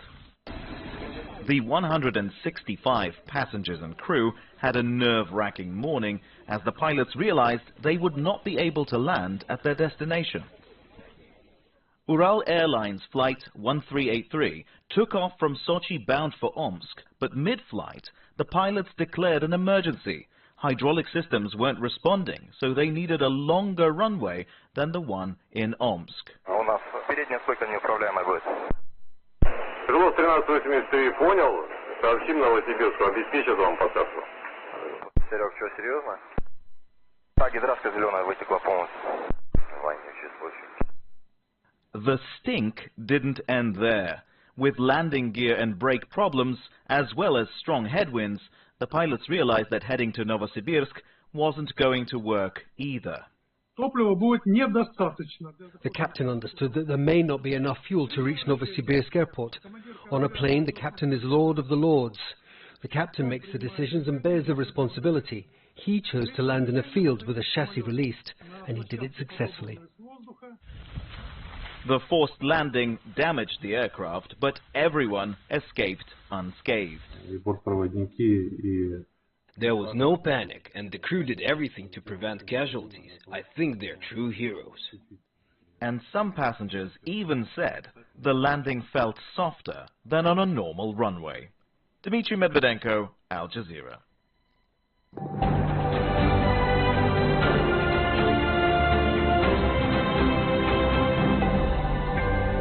Hello again, I'm Elizabeth Puranam in Doha with the top stories on Al Jazeera. More than 5,200 people have died in eastern Libya following devastating floods from Storm Daniel. 2 dams burst in the east of the country, causing a wave of destruction through the port city of Derna. Aid is beginning to arrive to help flood victims in Libya. Turkey has sent 3 cargo planes. Around 170 rescue personnel from its disaster management authority were on board. International aid has begun to reach Morocco following Friday's earthquake. Nearly 3,000 people have died. Rescue teams are still searching for those feared trapped under rubble. The Moroccan king has visited a hospital where earthquake survivors are being treated. He also donated blood at Marrakesh University Hospital. North Korean leader Kim Jong-un has arrived in Russia ahead of a meeting with President Vladimir Putin. The U.S. believes Pyongyang is ready to supply weapons to Moscow for the war in Ukraine. The Speaker of the U.S. House of Representatives is calling for an impeachment inquiry into President Joe Biden. Kevin McCarthy is accusing Biden of using his role to help his son with his business dealings. A U.S. federal court has charged 5 former police officers over the death of a black man in January. Ty Nichols was beaten by Memphis officers and later died from his injuries in hospital. Well, those are the headlines on Al Jazeera. Stay with us. A sense of community is coming up next. Thank you for watching. A weekly look at the world's top business stories, from global markets to economies and small businesses. Worsening food insecurity around the world, is there something that the international community, in your view, should be doing? To understand how it affects our daily lives. Counting the Cost on Al Jazeera.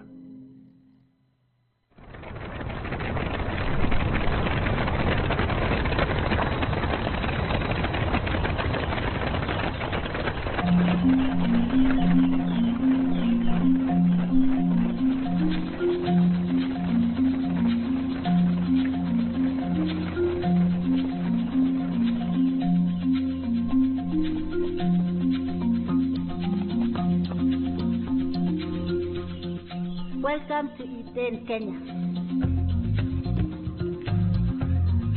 Iten is a running community. Everybody runs. Parramatta Square, I think we have the highest density of champions in the world. So many records holder, world records holder, gold medalist.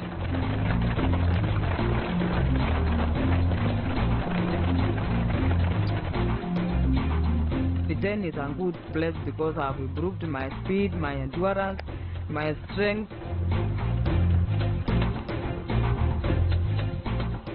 Women have dominated running in Iten because they know that their place is not just the kitchen. We are making female runners know about being independent and how to handle their success.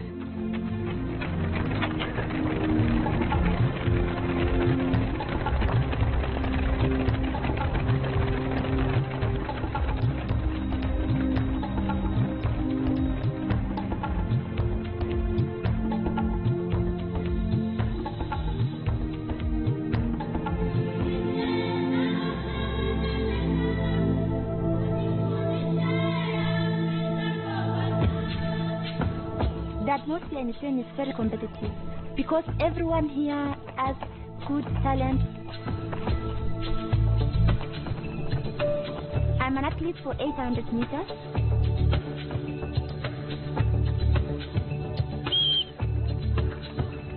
In competition, there is no friendship. but in training, friends, sisterhood, everything. Move!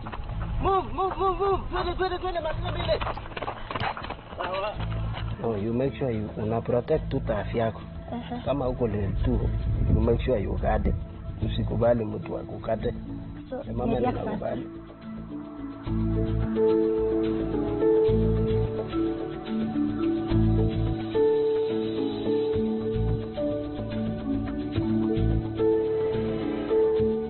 Today we are here at High Altitude Training Center. It is good to train in high altitude simply because you make your lungs struggle for that oxygen for the red blood cells to gain a lot of oxygen.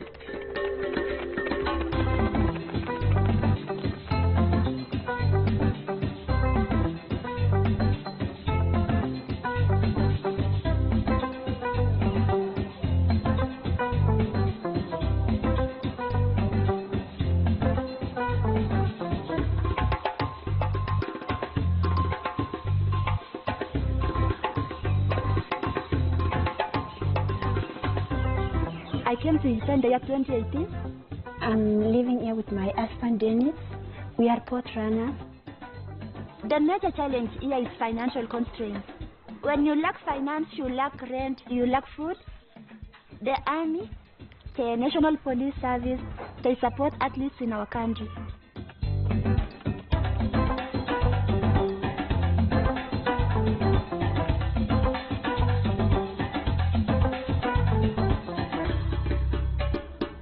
This is my uniform. I also have my boots here with me. The police service, they gave us time to train. I started training when I was 24 years old. It was hard. Some coaches tell my coach, this one should be the police cook. No running style, a lot of weight. But because I was having training mates, strong ladies, so I followed their footsteps. At the police championship, I have won silver this year and last year. I'm proud of this medal because it really encourages me to be among the top in East Africa. Across Kenya, top athletes, they are preparing for the World Championship trials. My training mate is Serinda Mawia, the gold medalist in Africa. When I was training in another place, I was not running well. But 2-6 months, I've gone to 10. It's better for me. I'm improved a lot. Now I'm traveling to Nairobi to compete for the trials. If I can take top 3, I will be in the Kenya team representing our country to World Championship. When you become a runner, you must sacrifice many things. You train and you sleep. I need a strong mind to run because 800 is a very hard race. You use mind a lot, more than the body. Some of us, we have talent, others we have passion. What makes me better is the only training. I don't run for anybody. I just run for myself. I believe in myself.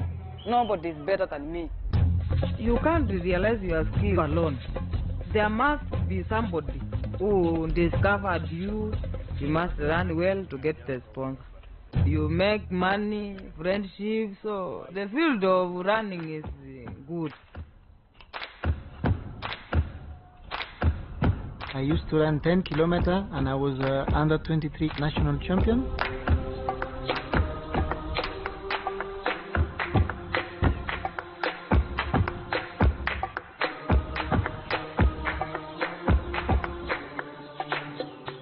I manage about 120 athletes in Iten.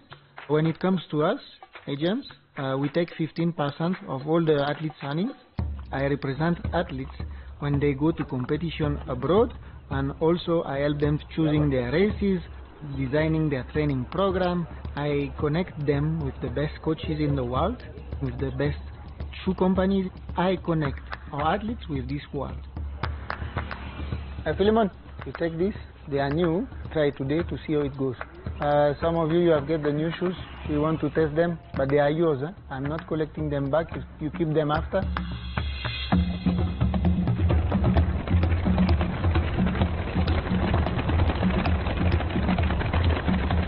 Adidas uses our group as a main testing group, so we have a lot of shoe prototypes that we test with the athletes. If you don't have that network, without a shoe company behind you, it's very difficult for making a living in this field. Group training is very good for athletes to motivate each other. We usually have 2 to 3 quality sessions per week.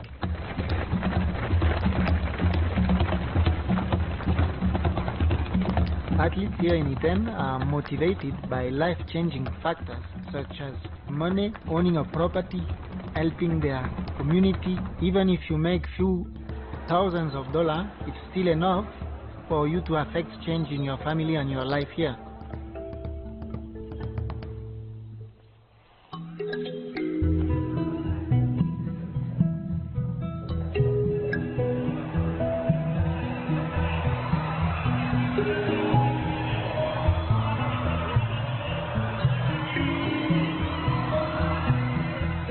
Schools in Iten play a huge role in spotting new athletics talents. School also hosts the best training camps, that is where you mold the athletes physically. What makes Madame Ruth's training camp one of the best is that she is very passionate about what she is doing. She's one of a few lady coaches. We learn standing, javelin. 3 words. Cases. We are stand. She knows how to deal with kids and especially young girls. Like the other time we made a forest run and some people got lost in the forest and they talk right.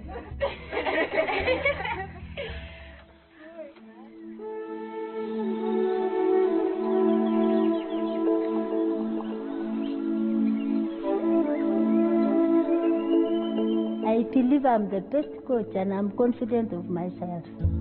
We are going for a long run of approximately 1 hour. Let me see your shoes. Okay. Okay.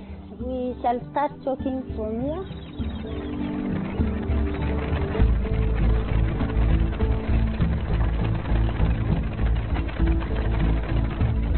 I started coaching in 2005. I've produced a lot of champions. I love it. When Kenyan team is named, I find my athletes being named, a lot of them. Do this. Take your hands up and then down. Breathe in. Out.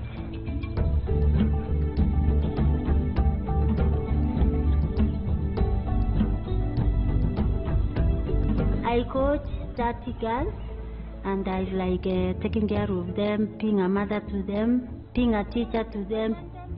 I find the camp is very important for the athletes because they train in the morning together and then they go to school, and when they come in the evening they train again. I pay for my athletes school fees.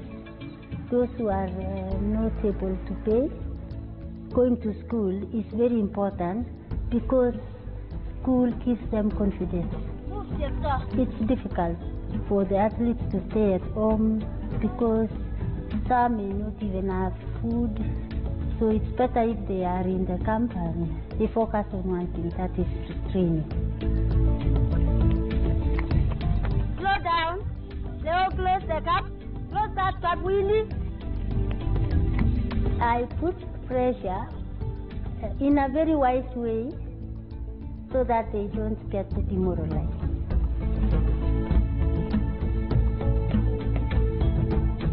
I instill a lot of values to my athletes, like being kind to one another, being honest. Of course, success will come. When they become good, I would like a girl to be somebody who can build the community. This is Agnes Chebet Nyatic. She has run in several countries, and we are happy about her. She has become a mentor to our athletes. She has a nickname, Kiki. Kiki, when she used to laugh, and every time when we talk to her, she laughs. She laughs, Kiki. So we named her Kiki. Alafu ndizi. Still uko wapi?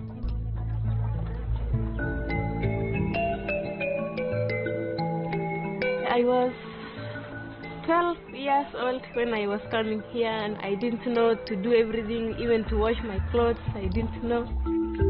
It's normally what I am doing every day. I have been normally feeding the cows, washing my clothes. I'm cooking ugali. This is the best food in Kenya.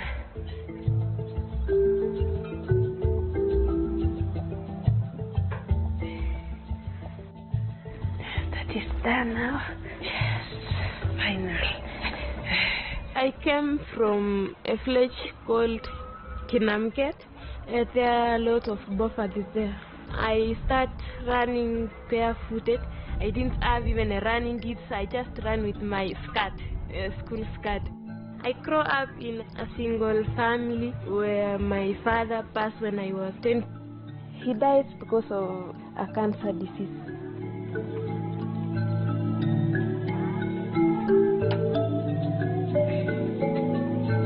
I ran to have a good life. I ran to support my mom. She goes through many challenges. My dream is to have a record in 5,000 and also in 10 kilometers. I love running. It's my favorite thing to do. I think Agnes Ngetich has what it takes to be a champion. I never saw somebody running the way she was running. She was literally flying. So how is training? How is everything in the camp? Everything in the camp is well. We are going on well. We are happy. I wanted to coach female athletes because I could see what was happening to the girls. The biggest challenge for the athletes is men. The men, they want to take girls as their wives. Just to take the woman who has money.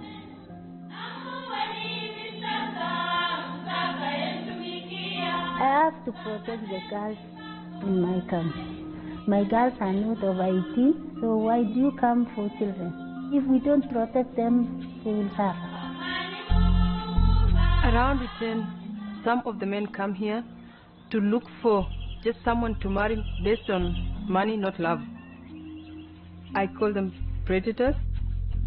I walked out of my abusive relationship in 2014. When I was 2 months pregnant, he kicked me out of our own home and he married someone else. He was abusive, but emotionally. The turning point is when I gave birth to Ariana. She's 7 years old now. I was more responsible because I was a mother. And I had to work extra hard, not only for me, but also her. In 2022, I'm one of the fastest marathoners. I've competed from Boston to Tokyo.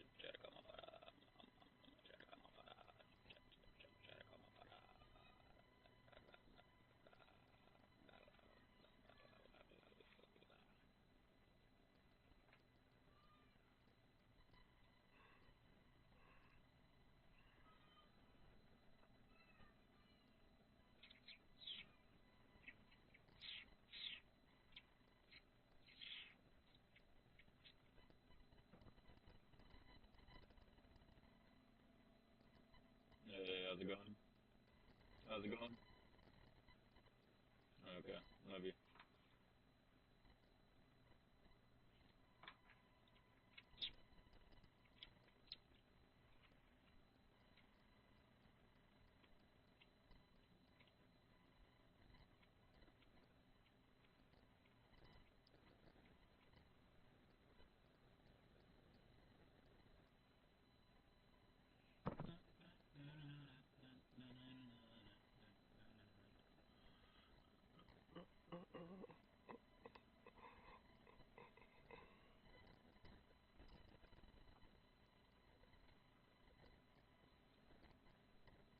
I've even won Seoul Marathon. Most female runners go through what I went through. Most of them are being abused.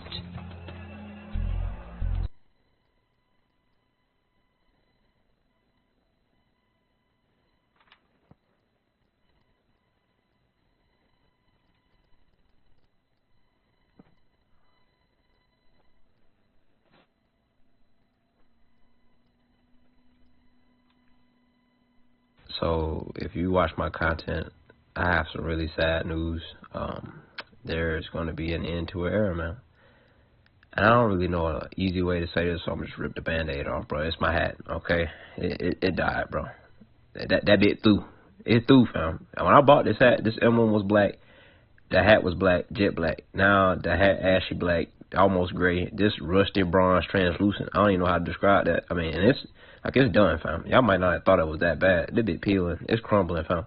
This hat worked harder than the ceiling fan in the South. You know what I'm saying? It ain't seen an off day really. And now it's gone, bro. And it's gonna be hard to imagine me without the bean hat, bro. But it's all over, bro. Okay, it's kind of like when you got locks and you start balding. You gotta get rid of it. So if you watch my... You know me. Ma'am, are you refusing to give me your license? I gave you my driver's license number. Give me your license. I'm not going to reach. Give me an officer, another officer come out, reach for it. I'm not going to reach. I got guns on me, and my stuff is in... Well, you know me. Ma'am, are you... Who needs a meter for this? I mean, you don't need a meter. Just all you have to do is take your wire, make sure it's solid. Don't use gloves. There you go, twist it around the lug, around the other one while it's live. I mean, there's nothing to worry about. It couldn't hurt you. That's everybody else who gets stung by electrical. But there you go, just twist it around. I mean, you don't need to put any bolts or anything on it or washers. It's perfect as is. I mean, it doesn't get any cleaner than that. Agreed? Over here, tell your ass what the fuck you just did, bro.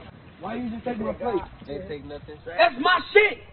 So you lying like that, bro? I just bought this. Bro, that's my fucking shit, bro. Don't fucking take my shit. I'm gonna eat my own food, bro. Now eat that. Over here. Tell you. Vince Vaughn slapped the shit out of Snoop Dogg. Where the hell's my 9 man? Well, I was going to bring the other back. Let me explain something to you, all right?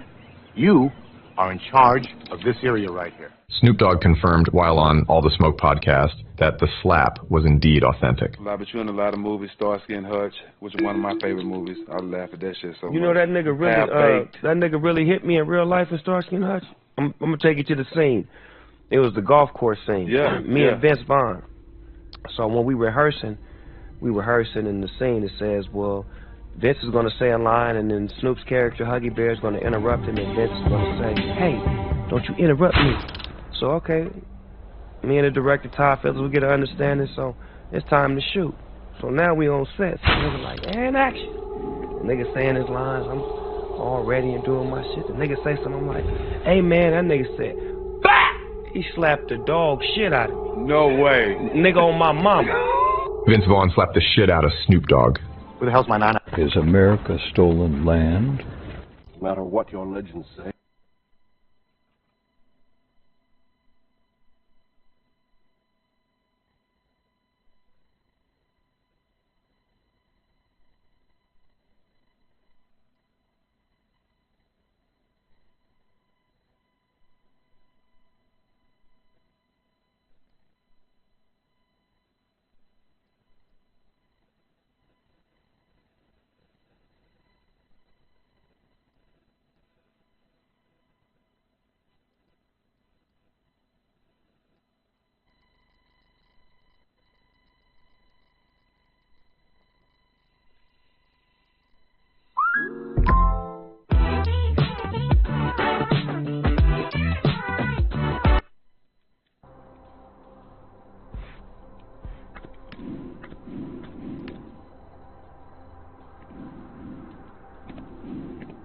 for college students.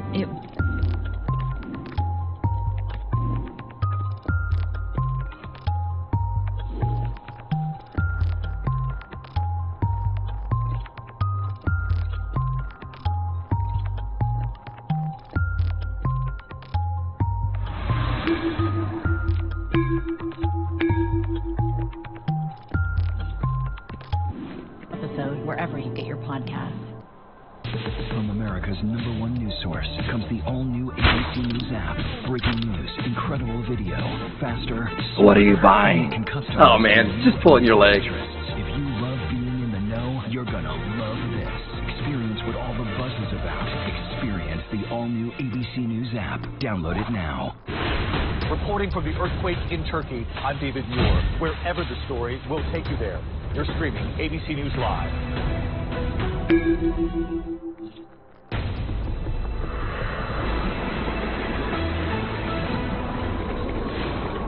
Today on ABC News Live, House Speaker Kevin McCarthy calling for a formal impeachment probe into President Biden, alleging House Republicans have... Why bother repairing your gear?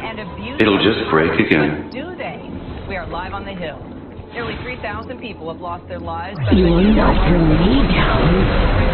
You will come to Fool. I'm not done yet.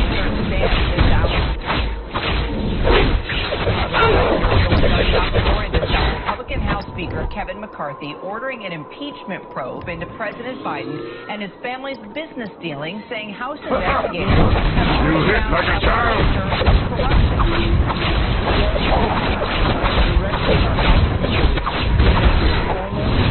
Inquiry into President Joe Biden.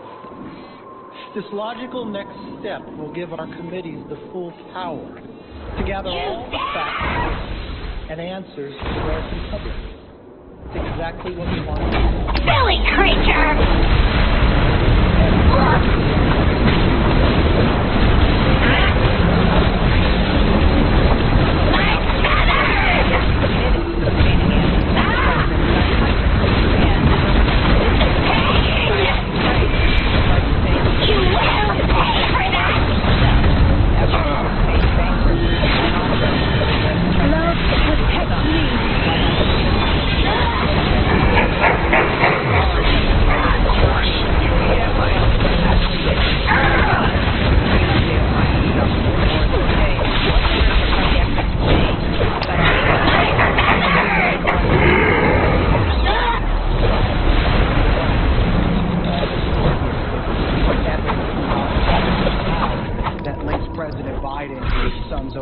Business dealings, and right now the answer is they don't have specific that links President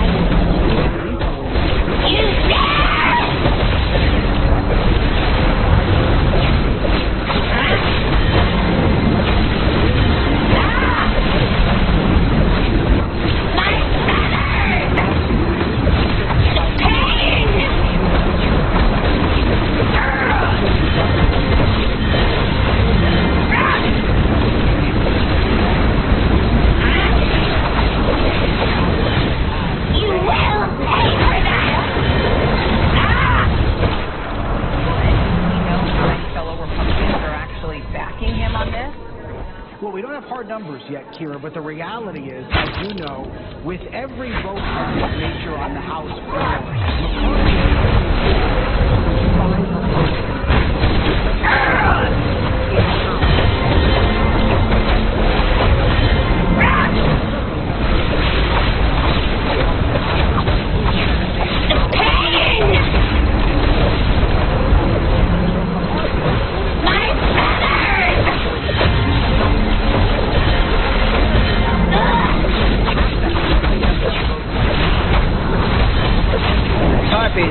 never the most fair creatures to begin with.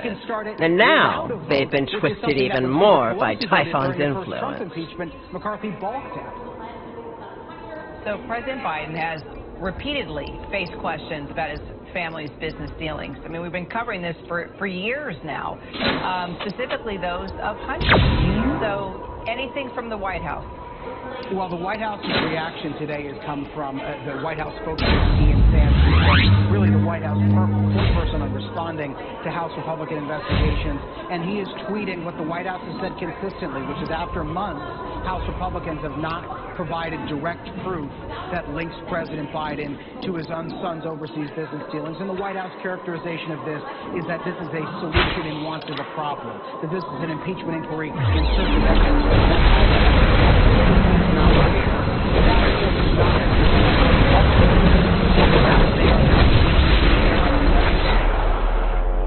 I'll tell you what, I don't know how you got to that whole live shot with the live shot next to you being about 3 times the volume of you, Jay. You were very patient, and I listened very carefully. I hope everybody else did. Jay O'Brien, appreciate it. I didn't believe in an afterlife. Out there reporting. I wish I could write. Story that we are following.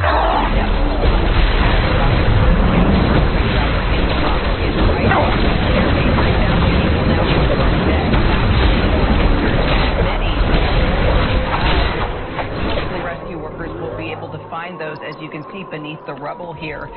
The area just devastated by the earthquake. You can see the helicopters now dropping aid in some of the hardest areas to reach. Our foreign correspondent Tom Soupy Burridge is in Morocco and has the latest on the search and rescue operations.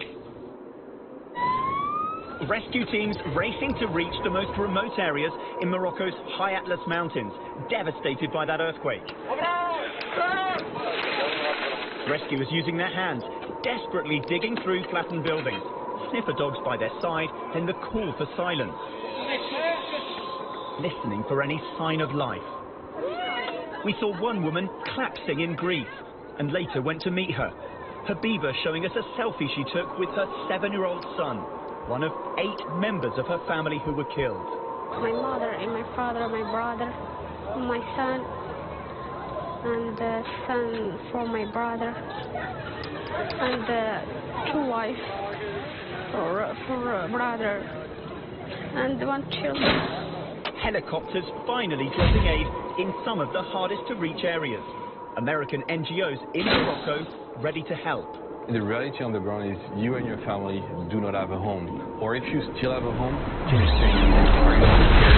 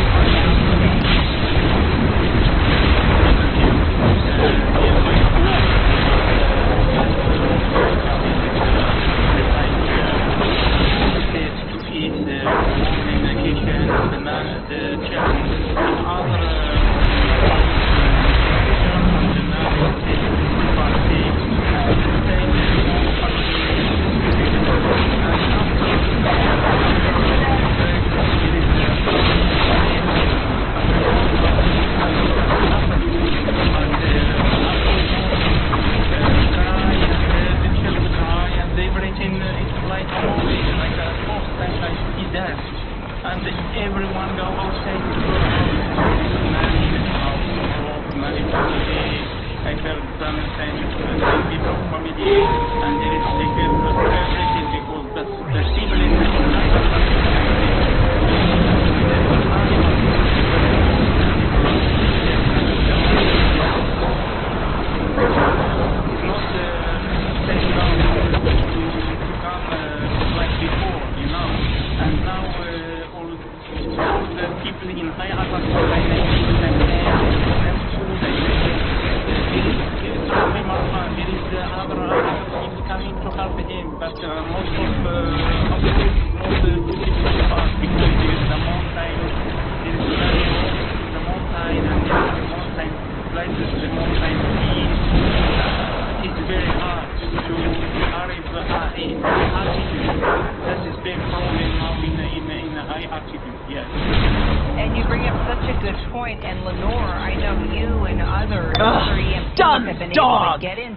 in obedience is fine when I'm the master. When I'm not, it's just a nuisance. Now quit playing fetch with Fido and go find Hades. You've been able to help more people. We came Sunday morning, and the minute we landed on the ground, we asked to arrive to the farthest location, the main source of the earthquake on the Athos mountain. And we were the first one to reach the village, Tiziquadu, and we saw the people, and they said, nobody came, you are the only one. They were hopeless. So many houses from mud and stones just collapsed inside, and everyone there just outside, open field, even without blankets. And we just arranged whatever we could do to help and assist them, and we promised that we will come back because we understood immediately the needs, and the needs are mainly shelter and basic needs, but also medical. We need to treat the people. The night is very, very cold out there on the mountain, and the day it's enormous hot. It's a challenge. It's a surviving situation. Life is one crushing defeat after another until you end up here. Then it gets bad. With the medicine, the drugs that needed for fever. Have you returned to gloat over the powerless king of the dead? It's not enough I am uncrowned, but now you taunt me. Your presence is nothing but a reminder of my betrayal, while a false king sits on a makeshift throne. Ixion, former ruler of Thessaly, now controls a rebellious sect of shades and wants to rule all of the undead. I have heard of the defeat of Zeus and that the god of monsters now reigns. I assume that is why you are here, because you need my aid? Very well. Free me and help me regain control over my domain, and I will consider it. Don't kill any of the shades. We have to defeat them before the flames go out. He needs some doctor, you know. His heart. It's very big ones. It's even, yeah. Here are a lot of people, young and adults, telling us that they can feel their heartbeats yet. You will join us, Dark Lord Ixion, and ruler of the dead now. No more shall I shall be the tormentor. Your reign has come to an end. You are an imposter, and you shall rule no longer. Available to us today. Ixion is channeling the power of the underworld through those braziers. Extinguish them, and I shall gain back my energies.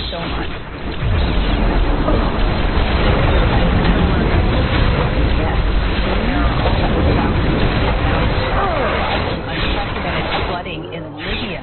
Up to 10,000 two dams to collapse, sending water flooding into places already soaked by rain, even washing away entire neighborhoods. We serve Hades now. Are hard at work, but continue to struggle. Headed to the hardest hit city of Derna now, directly in the Mediterranean Sea, and aid worry as the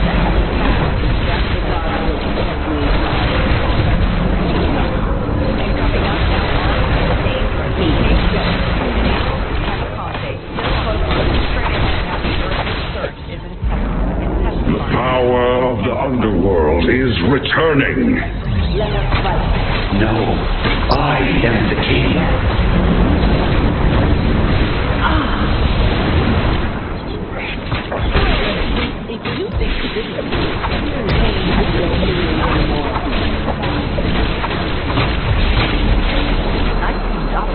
Soon your torment will begin again, Ixion. I will not be defeated.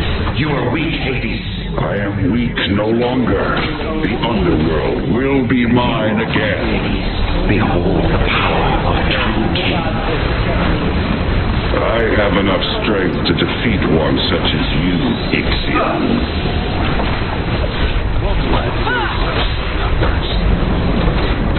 No one dethrones the king.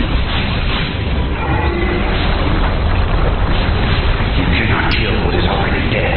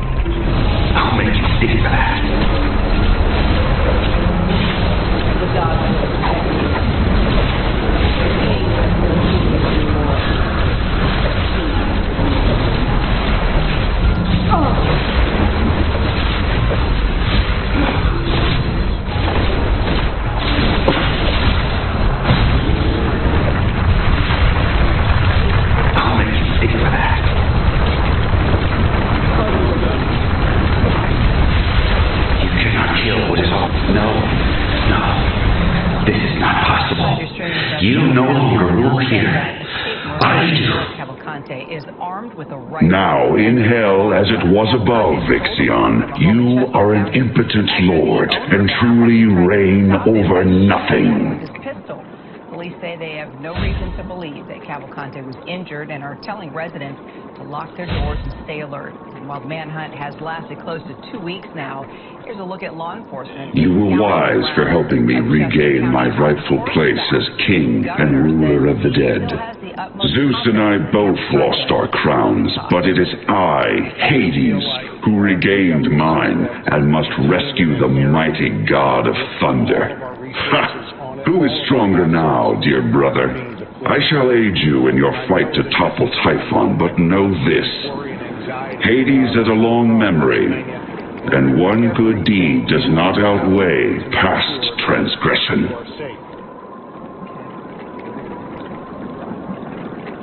ABC's Morgan Norwood is tracking it all there from Kennett Square, joins us now.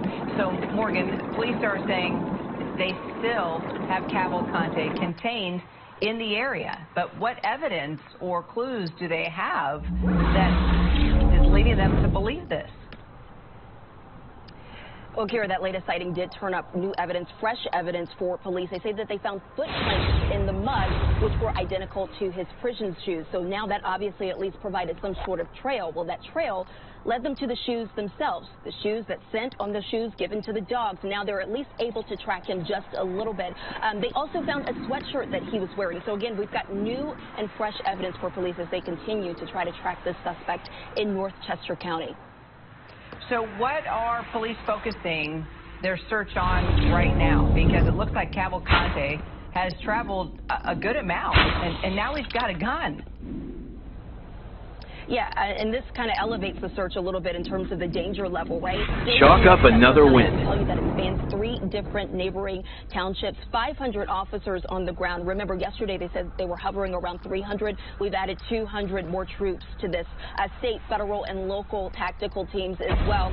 Search dogs, I think I just saw some video from our PVI, WPVI, our ABC station, and you mentioned it as well. You've got troopers on horseback. I will tell you that there's no evacuation order in that search area right now, but again, police are asking residents there to secure their homes and their vehicles.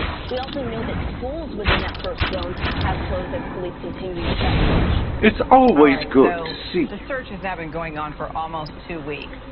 So there's some reporters in there, Morgan, that are getting pretty testy and pretty frustrated. Is that a reflection of how residents feel?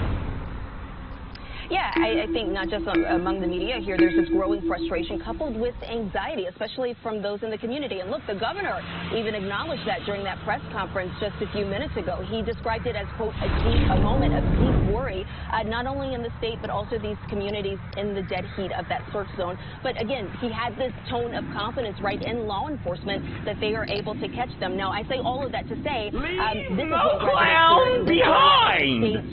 I always say, it's not a party without a tragedy.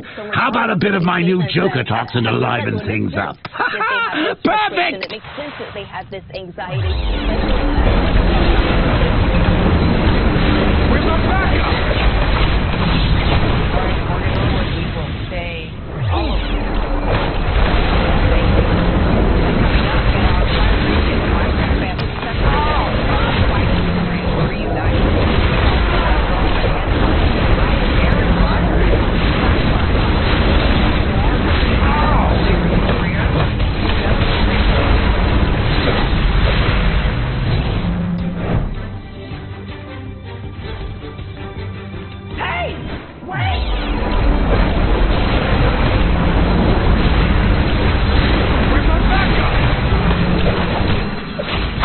If these cops in tuxedos think that locking the doors will keep us out, they've left their brains back in their polyester pants.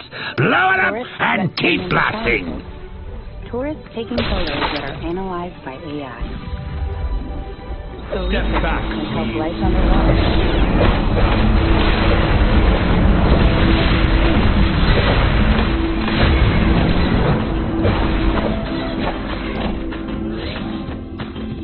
Special Crimes Unit.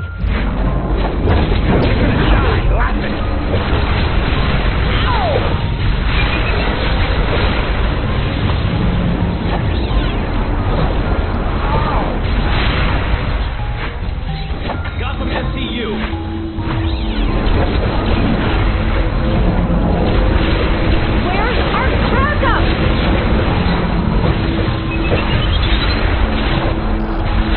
Where's our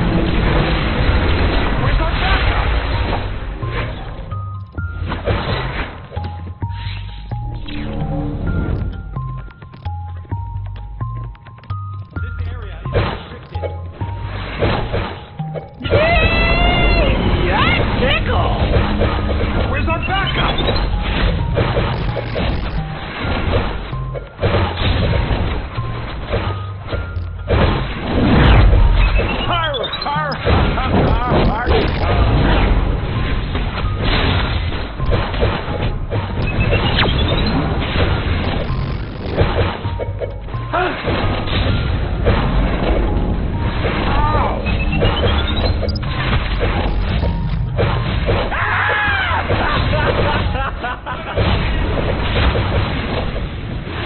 I'm Rob Marciano in Tampa, Florida, reporting in Hurricane Idalia. Wherever the weather may take you, we'll take you there. I'm lost! ABC News Live. Oh! There you are! Stop where you are! We're taking you in one way or another. Coming out of the migrant crisis at the southern border. Now look who didn't bother to dress for the occasion. Get rid of them and join me in the ballroom. The bat will be here any moment.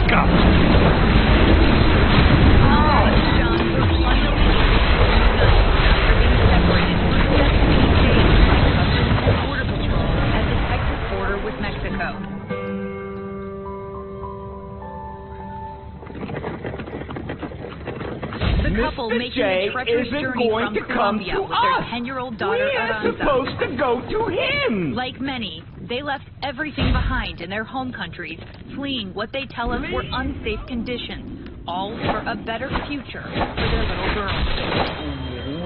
What was it like to be with your 10-year-old daughter on such a strenuous journey?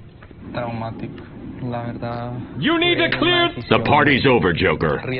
You're coming with me. Don't be such a bore, Batsy. We're just getting started. When you saw the border, you knew that you were in the United States.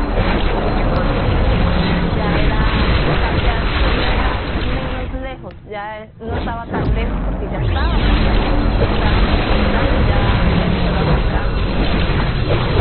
I've shorted out the toxin release devices on your hostages, Joker. You're not hurting any more people tonight.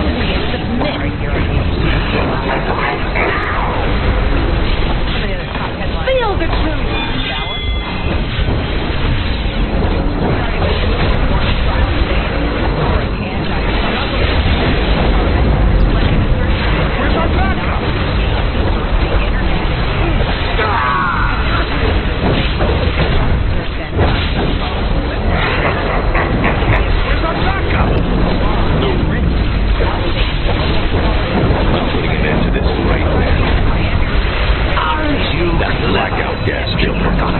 Inhaling up and you won't wake up until you're an Free at last! Nice try, Batmanator! But you'll have to do better than that!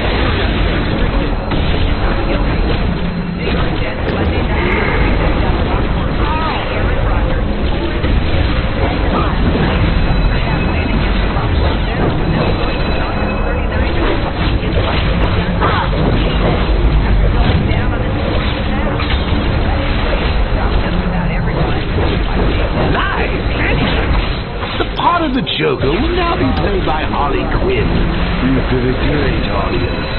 Knock 'em dead, kiddo. You got it, Mr. J. All right, boys, let's deliver the punchline.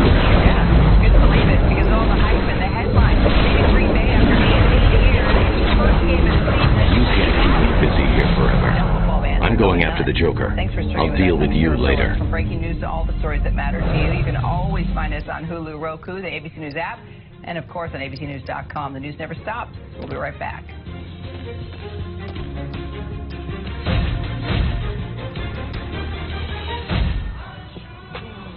All the parts you need at the prices you want. Guaranteed to fit every time. Oh boy, Mr. J is gonna throw a fit when he finds out Batman got away. Oh, I gotta go warm pudding. Thanks for the laughs.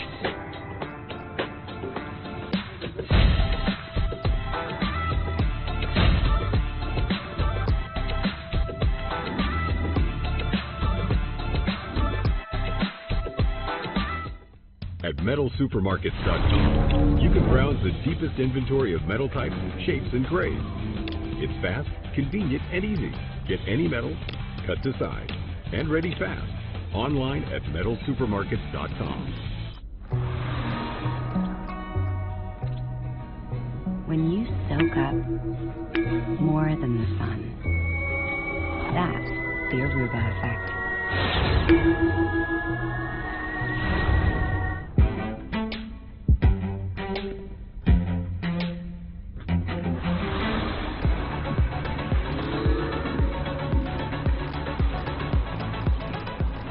Custom printing by Sticker Mule.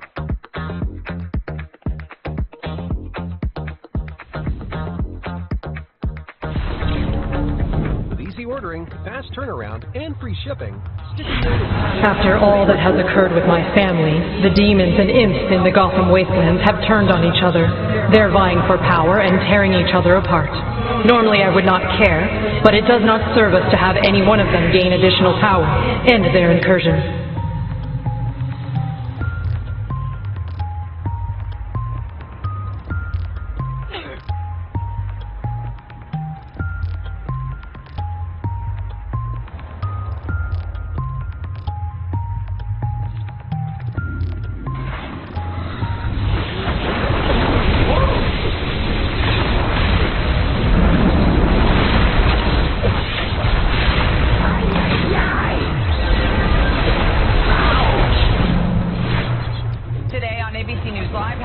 Kevin McCarthy calling for Don't a kick impeachment probe into President Biden alleged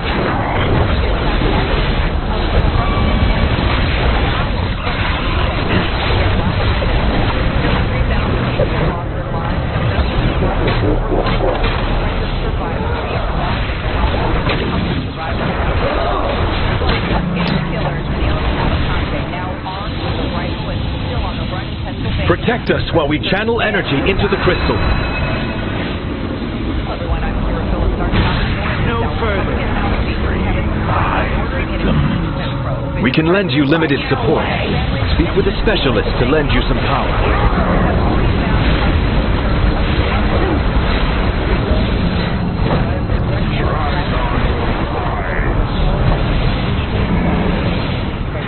Disperse and trouble these people no more.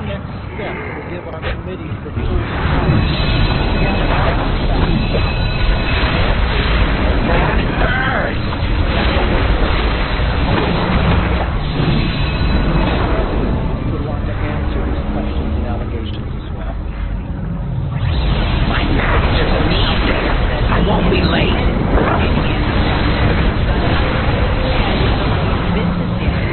No! Efforts to obtain bank records and also Your and clear.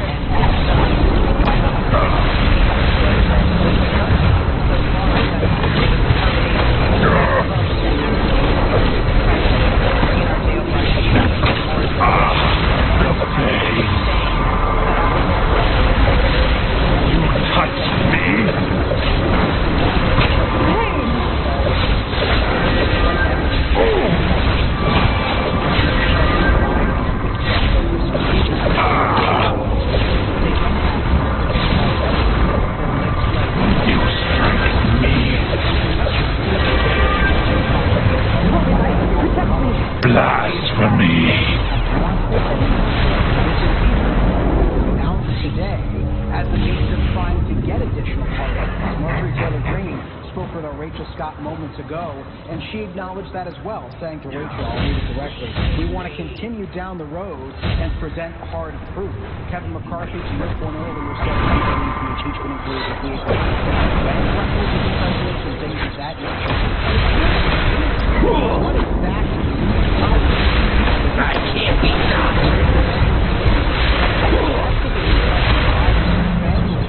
For months. That's point one here. Point two is, what exactly is today? And that is, he's directing... I can't be stopped. To conduct and to essentially continue the investigation. I will find you. What new powers did he have?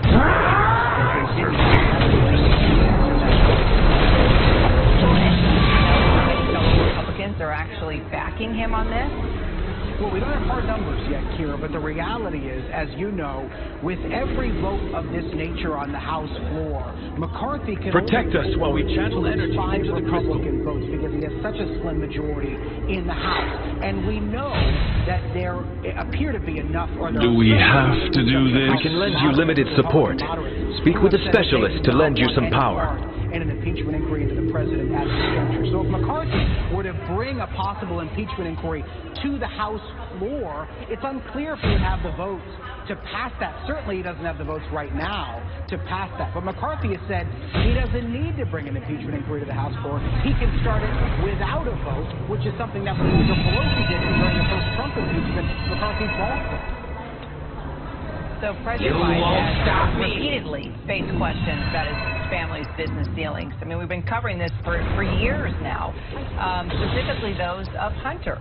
So anything from the White House? Well, the White House's reaction today comes from the White House spokesperson, Ian Sams, who's really the White House point person on responding to House Republican investigations. And he is tweeting what the White House has said consistently, which is after months, House Republicans have not provided direct proof that links President Biden to his son's overseas business dealings. And the White House characterization of this is that this is a solution in want of a problem. That this is an I'll help you find rest. Simply is not there, but that of course is not going to deter House Republicans here who have said that they are now beginning a new era of investigation. I'll tell you what, I don't know how you got that whole live shot with the laptop next to you being about 3 times the volume of you, Jay. Oh, you were stop. very patient, and I listened very carefully. I hope everybody else did. So much anger. There's a lot of news on the Hill today, everybody out there reporting. Well, the other big story we're following now is the boring. death toll from the catastrophic earthquake in Morocco. It's Why do you bother? Nearly 3,000 people now confirmed dead, thousands more injured, and many more. Hopefully rescue workers will be able to find those. You can see beneath the rubble here. The area just devastated by the earthquake. You can see the helicopters now dropping aid in some of the hardest areas to reach. Why do you bother? Tom Sufi Burridge is in Morocco and has the latest on the search and rescue operation. Oh, stop.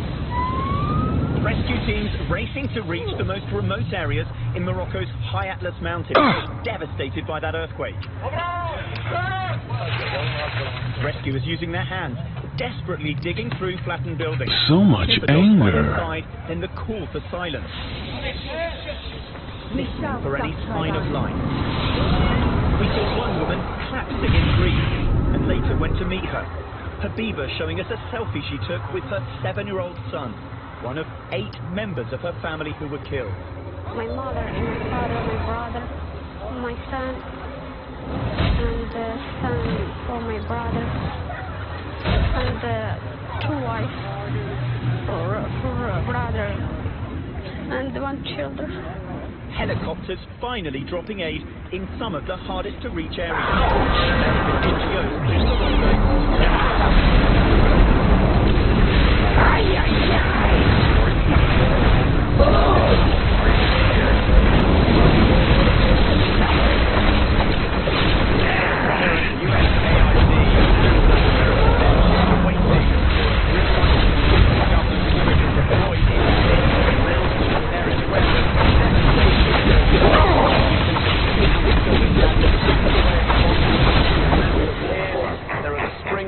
appear to be a bed there, parts of furniture.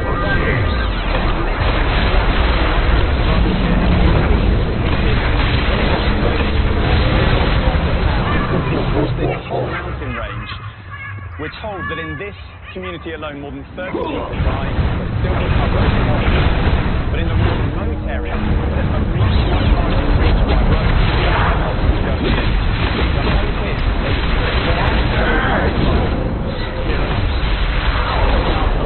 thank you so much. Really appreciate it. Now to 2 people that we actually talked with yesterday, and we get a chance to follow up again. One of those protect us while we channel energy into the crystal. And then also an EMT who's been there helping from the very beginning. Couldn't resist me. We can shield you from some of Jacob's magic.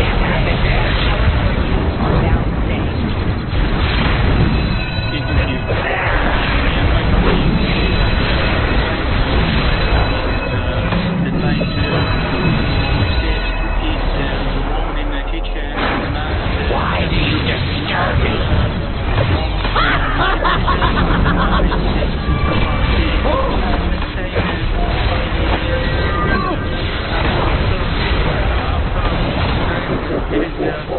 Come in, but I don't know exactly what happened. But afterward, cry and the children cry and everything is like a movie. Like the first time I see that, I see everyone go outside the house. Many houses broke, many family. I felt some people of family, and they felt everything because the people in High Atlas. Obey me! With animals, they felt the poor animals, and they felt the life.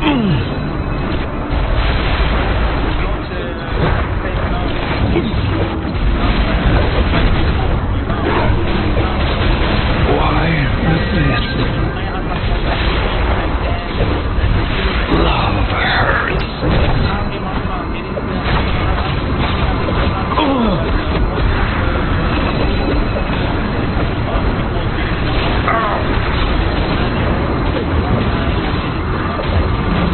Don't fight your feelings.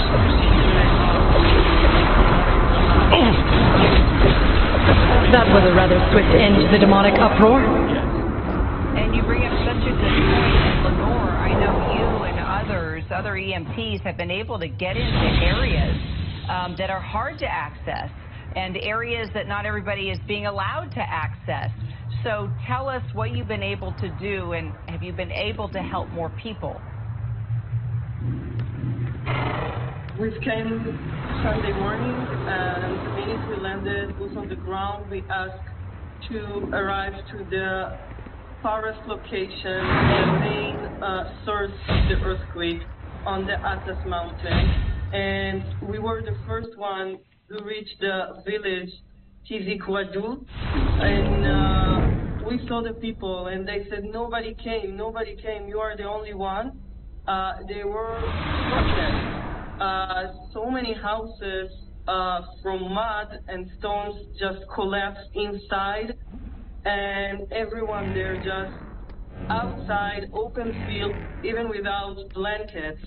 And we just arranged whatever we could to help them assist them, and we brought them out back because we understand needs, and the needs are shelter and basic needs, but also medical. We need to treat the people.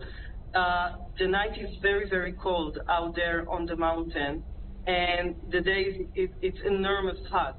It's a challenge. It's a surviving situation. And therefore, all our medics and paramedics going to treat everyone with the medicine, the drugs that's needed for fever or hypothermia, or some floats because they hydrated already. This is the situation on those small, tiny village on the mountain. And Loxin, you mentioned your kids, how scared they were and how many questions they have, and that they have walked out onto the streets and have seen just the devastation, and they've lost friends and neighbors. How are you keeping them calm? What are you saying to your children? Well, now my wife has problem. Now I don't accept death. It's first time. Many people. It's like a movie. You know, there is a child that has problem now, needing some doctors, you know. It's hard. It's very big one, it's even, yeah. Here are a lot of people, young and adults, telling us that they can feel their heartbeat. Yes, 3 days after the earthquake, and they still feel the heartbeat, and they cannot sleep. They're afraid from the secondary earthquake. Well, we are going to stay in close touch with both of you. We were talking about you all afternoon. We appreciate yourself, both of you, just for making yourselves available to us today. Stay in close touch. Tell us the needs, and we'll continue to follow the story. Loxin and Lenore, appreciate you so much. Thank you so much. And there are also thousands of people now who've lost their lives from unprecedented flooding in Libya. Up to 10,000 people may be missing now after massive rain and strong winds caused 2 dams to collapse, sending water flooding into places already soaked by rain, even washing away entire neighborhoods. Search and rescue teams are hard at work, but continue to struggle to get into the hardest hit city of Derna, near the Mediterranean Sea. My gas, to be precise. My new Joker toxin. Tio Morrow's gone rogue, mutated my toxin, and set up shop in these chemicals. When I set him up down there, I didn't say the place was rent to own. Make an example out of Morrow. I want my lab back. Intensifying. Still have cable internet? Yeah. Why pay for internet with slower uploads? Switch to Frontier Fiber Internet.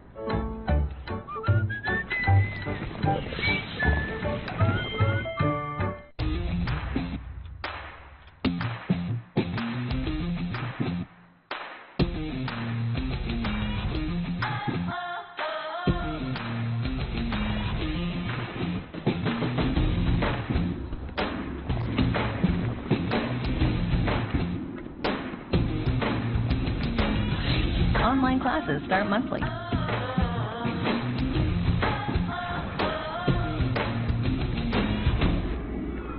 Want to listen ad-free? Crime doesn't pay. Bad idea.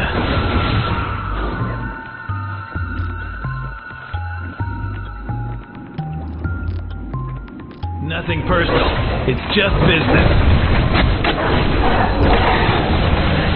Die already. It's over for Chemo.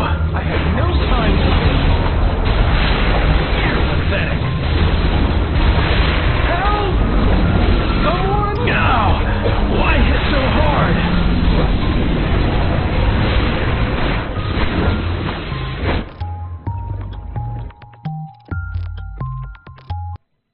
Here. I don't sending out invitations. My hair is a wreck. This place is a mess. I'm at a crucial stage in creating the life of tomorrow. I don't have the time to kill you right now. I'll just have to enjoy your demise from the safety of my lab. Security! That are involved in actually doing the importations. Right now, there is no charge or allegation indicating that any U.S. company was aware that race that came from the wild. But the investigation is still open. Chemo notes. This creature is an inspiration to science. There's no reason this pile of cancer-causing agent should be alive, and yet it's alive! Their lawyers did not respond to our request for comment, but in court called the indictment a full-on assault on a foreign ministry, a claim backed by the Cambodian government. But it isn't just about the law. For newcomer, traffickers put profit before the environment, leading to a huge loss of animal life. This is Vicky Vale at Gotham Now. The notorious mad scientist T.O. Morrow is reportedly at large in Gotham, based on an anonymous phone call.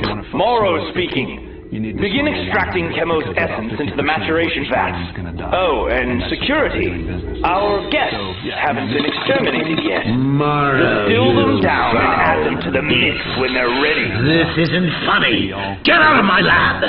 If you've ruined the ass groove in my favorite chair, you are a dead man! This man, who we'll call Chance, says he's witnessed the cruelty of the grave firsthand.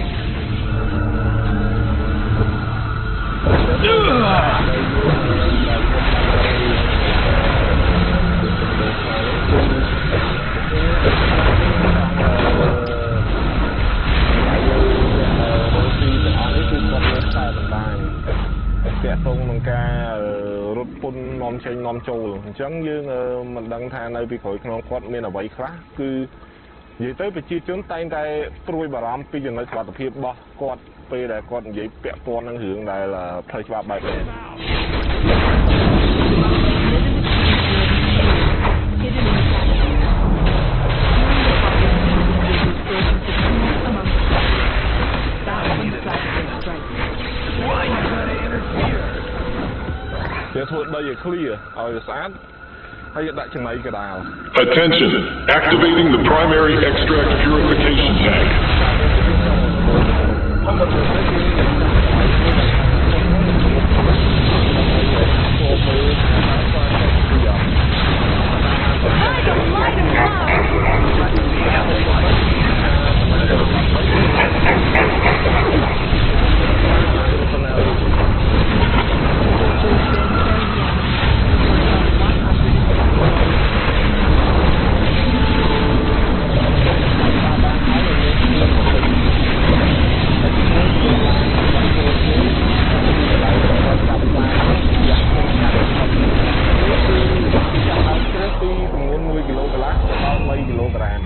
Attention!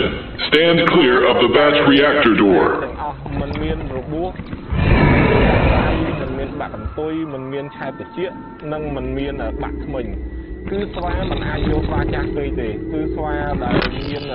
Experiment 505.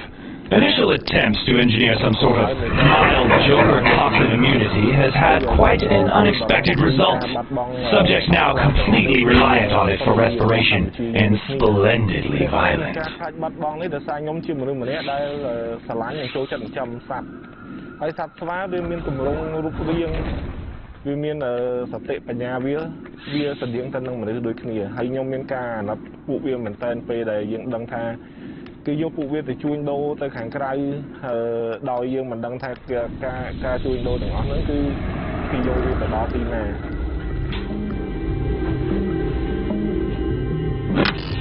Experiment 037. They happily and laughingly destroy themselves for the so-called good of the gang.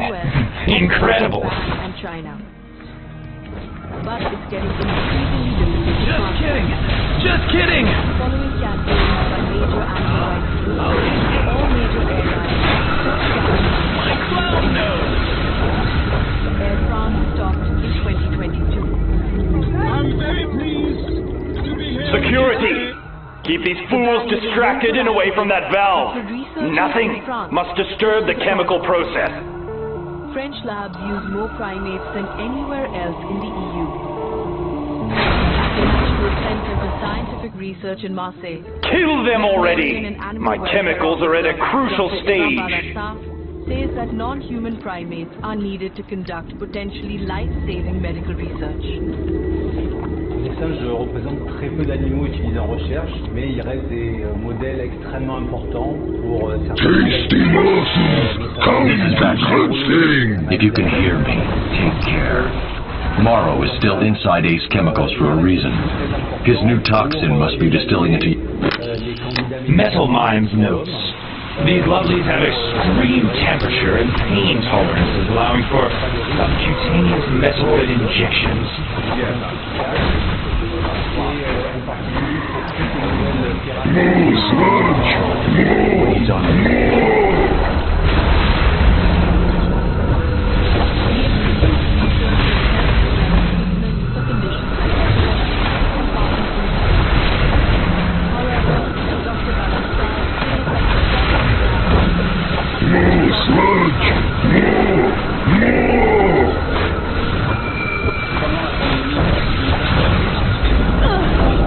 This thing's perfect.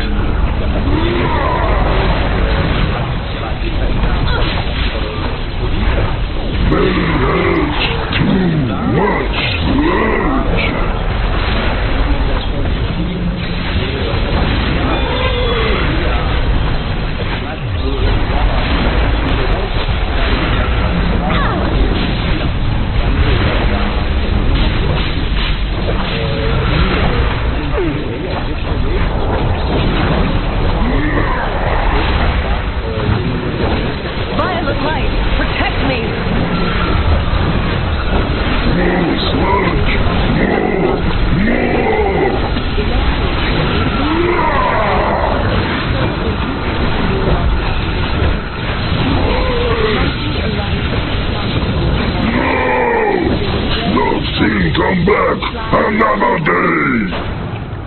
En Europe, on est obligé d'avoir des animaux. Entire batch ruined. No matter. Life finds a way. Ready the second lab. Start pumping in the chemo extraction. Now. Donc en fait, il n'y a aucun animal prélevé dans la nature en Europe. C'est formellement interdit. Sludge thing notes. I combined a skin sample from the creature Clayface with Joker toxin. The amazing result? A full-formed organic life. Hilariously psychotic. Et ça peut aussi expliquer certains comportements qu'on peut retrouver dans certaines maladies chez l'homme, notamment dans certains syndromes. Dr. Balasar says primates are vital to future scientific breakthroughs. Toutes les nouvelles thérapies qui ont fait qu'aujourd'hui des cancers qui donnaient 6 mois de survie à You are the worst guest I've ever had. Take the hint and die already. Security, take them out. We're prepping the final chemo component extraction.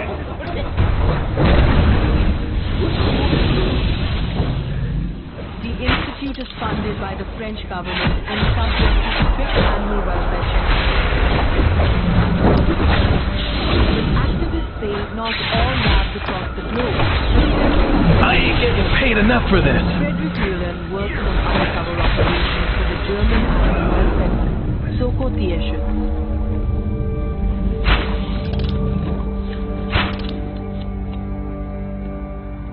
We are an investigation organization, so that means that we try to go to the places where animals are suffering, and then we do footage of it, we find whistleblowers, and we bring out the information to the public. Mullen says that he and his colleagues have been threatened and sued by those they expose. He now works out of a secret location in Germany. Over the last few decades, Soko has conducted dozens of undercover operations. These images were filmed in 2013 inside Germany's prestigious science research organization, the Max Planck Institute. In the study papers for this laboratory, it was said that it's mandatory that the primates volunteer in the testings. It's ridiculous anyway.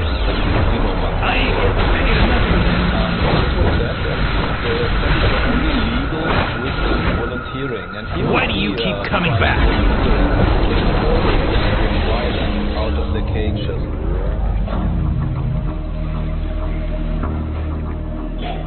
The Max Planck Institute initially said it found no serious shortcomings in its operations.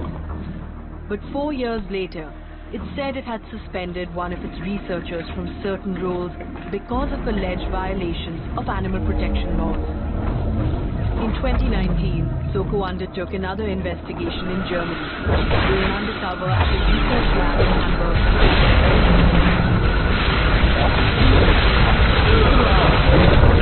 Most people think that the big pharmaceutical companies are doing the animal testing themselves. It's not true. Attention! Activating the secondary extract purification tank. The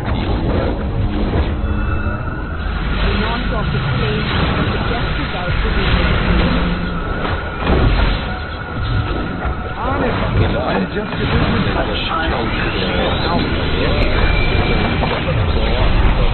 I feel like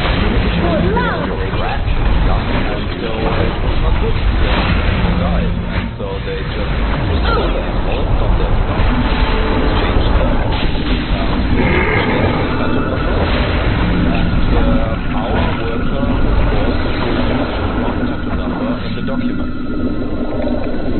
Attention!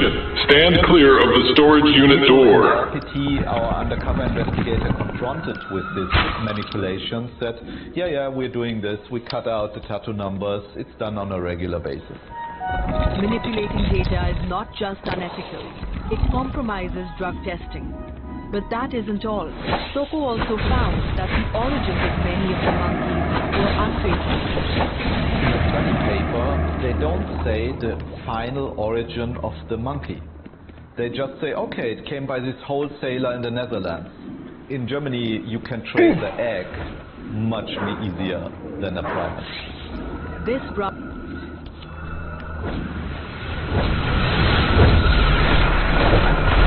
My clown nose!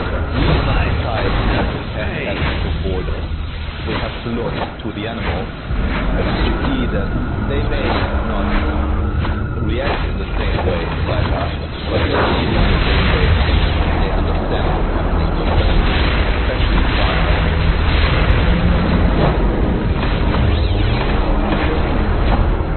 Most lab monkeys live and die behind closed doors in an industry that's infamous for its secrecy. Morrow, you'd better hope the chemical key you created to keep me out works, because if you're still in there when I get in, I'm eating your liver raw.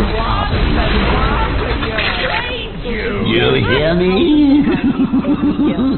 And what that means for animal rights and for us.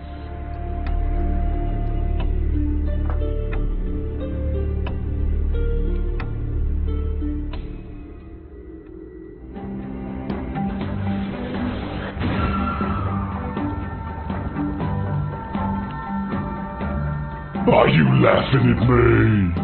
Do I entertain you?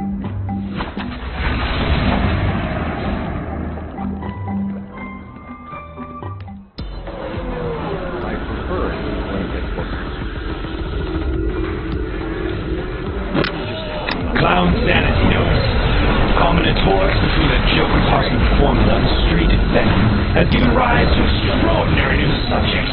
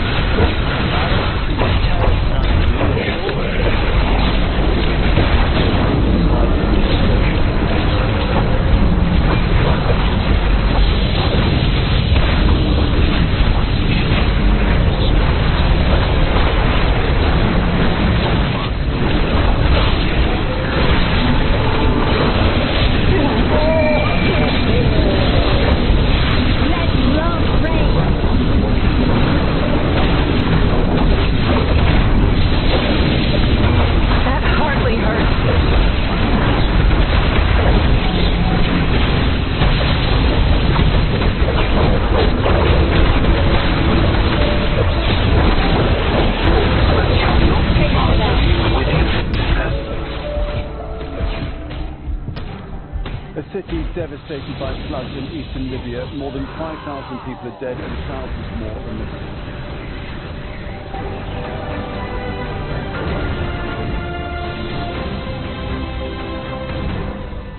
11 o'clock, this is Al Jazeera live from Doha. Also coming up, a massive search and rescue operation still underway in Morocco as more international aid arrives in the kingdom following last week's deadly earthquake.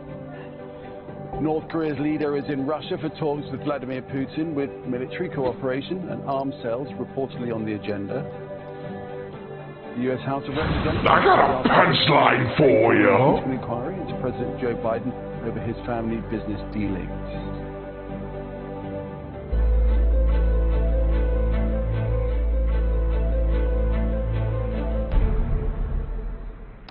So the death toll from the devastating floods in eastern Libya has risen to more than 5,200. Another 10,000 people are still missing after 2 dams collapsed in the port city of Derna. I got a punchline for you! Roads and bridges washed away. Malik Trainer begins our coverage with this report from the capital of Tripoli. An unprecedented catastrophe. Entire communities in the eastern city of Derna have been swept away by floods or reduced to rubble. People here are still coming to terms with the aftermath of... I should have been a veterinarian. No! The most promising batch yet! Ruined! Tio Morrow always plans for the future. Time for Plan C. The Big C! Thousands of others remain unaccounted for. Bodies washed into the sea can be seen in the distance, but it's too dangerous to recover them for now. The death toll is huge. It might reach 2,000 really, but we don't have a death number right now. The loss is being felt across the country. Here, in Martyr Square in the capital Tripoli, flags are flying at half-mast. The government has declared 3 days of national mourning. Many have gathered to pray for those who have died in eastern Libya. Ahmad Khalifa is from Derna. He received news yesterday his sister and her entire family were killed in the floods. He's come here to pray for their souls. The officials are responsible for all the lives that were lost. Why? Because it there were warnings. Why didn't they fix it? They knew a storm was coming. May God punish all the officials from both sides for this disaster. Aid from western Libya and a few countries is beginning to arrive at airports in eastern Libya. Prime Minister Abdelhamid Dbeibeh says his government is committed to rebuilding homes that were destroyed. Today we allocated a budget of more than $515 million to start rebuilding people's lives in the impacted areas. If these funds are not enough to rebuild Derna and the other cities, we will allocate more. Everyone is doing what they can to help. Libya has 2 governments, but people here hope that through this tragedy, the country and its rival politicians can finally unite and put its people first. Malik Trainer, Al Jazeera, Tripoli. The scale of the disaster is becoming clearer through satellite images. This was Derna on September the 2nd. There are 4 bridges that cross the Wadi Dana, including a main crossing along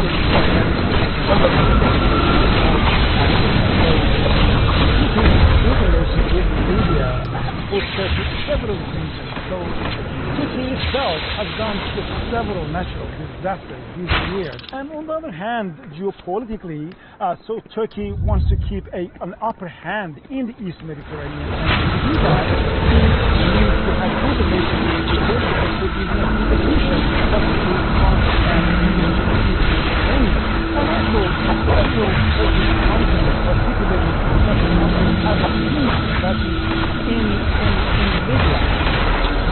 Evalué et une vaste catégorie de international Red Cross. We take a risk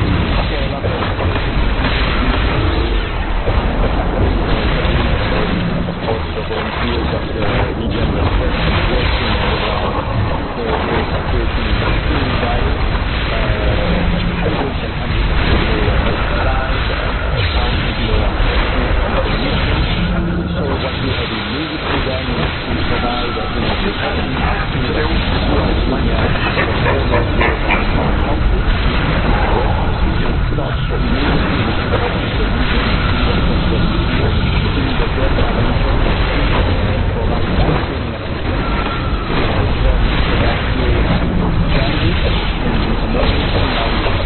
Attention!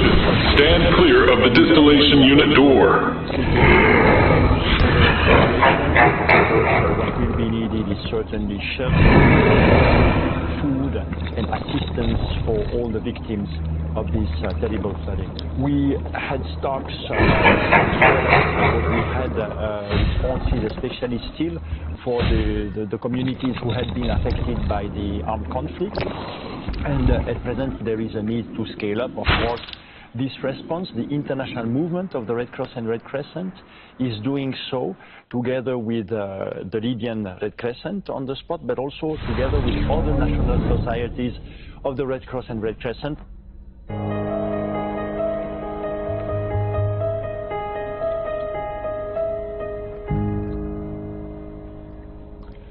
More foreign aid is arriving in Morocco, where the death toll from Friday's earthquake has risen to nearly 3,000.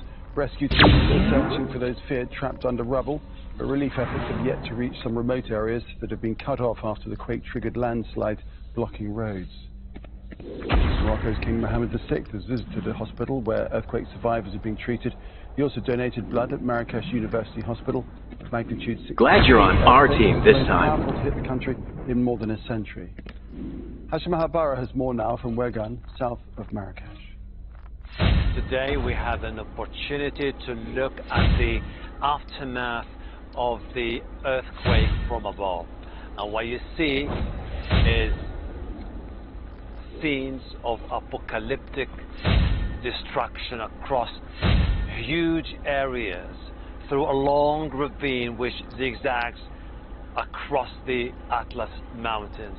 We've been flying with the Moroccan army, which has been leading the rescue operation because it has sophisticated equipment. It has been delivering most of the aid operation into the affected areas using all the infrastructure that it has, and it has stepped up its operation over the last few days. And each time we stopped in an area, or we've been hovering over a village, devastation was beyond words, as we're going to see in this report. A few minutes after the helicopter soared into the sky, we started to get a glimpse of the scale of the devastation.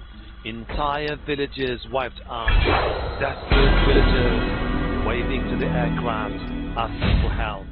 The pilot carefully maneuvering the Chinook through the deep ravine. Strong winds could compromise the entire rescue operation. The crew is looking for the right spot to airdrop supplies. It's heartbreaking, the massive destruction that you see as you fly over the epicenter and the devastated areas. The pilot has decided it's extremely risky to land in this particular area, and he has given orders to start airdropping humanitarian aid, supplies, blankets to the affected local communities. The army helicopters hovering around the area are the only chance for those trapped in desolate villages on the peaks of the Atlas Mountains. We landed in Tlaten Yaqub, where rescue teams continue their search. But as the hours go by, chances of finding survivors fade away. Our teams are operating non-stop. We're following all safety measures. We have sniffer dogs and cameras to detect people trapped under the rubble. Those who were pulled alive will start a long journey of recovery. Fatimate Ahmed was rescued from the village of Okun. She's been traumatized by what she went through. After what I saw and the people who lost their lives, I cannot think about tomorrow. It's sad. We live in a remote area where access is difficult. The wounded are rushed to hospitals in Marrakesh. Colonel Ismail Al-Alawi is concerned about someone. This patient has been trapped for 3 days and he risks having kidney failure. We need blood tests. Most likely he will need dialysis. Al Jazeera was given a rare access to the Army's Operations Center, where it plans its emergency response. Top Army generals showing me live footage from drones detecting areas requiring immediate action. Those we left behind in the devastated village, we need time to mourn the loss of their loved ones and build new lives. Hashim Al Jazeera from the epicenter of the earthquake. Stephanie Decker is in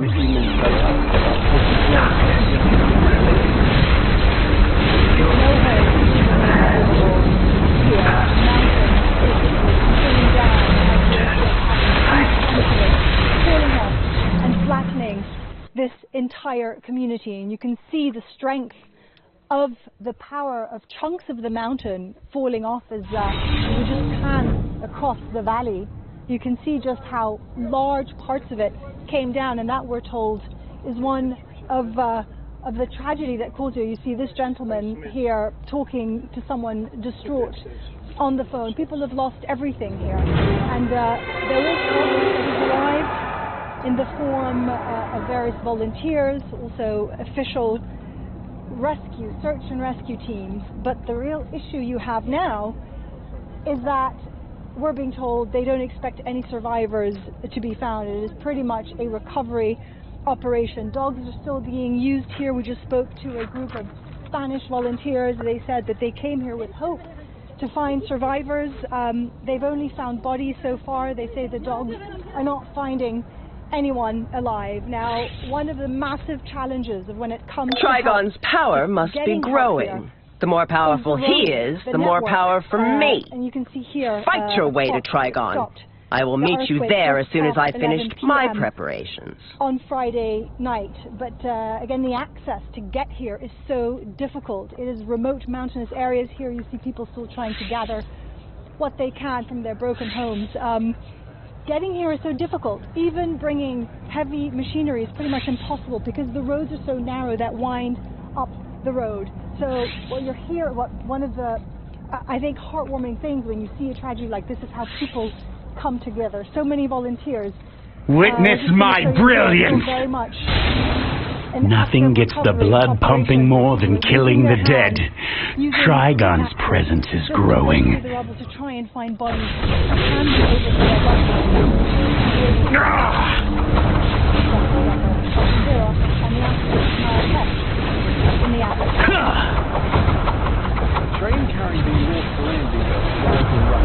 Witness my brilliance!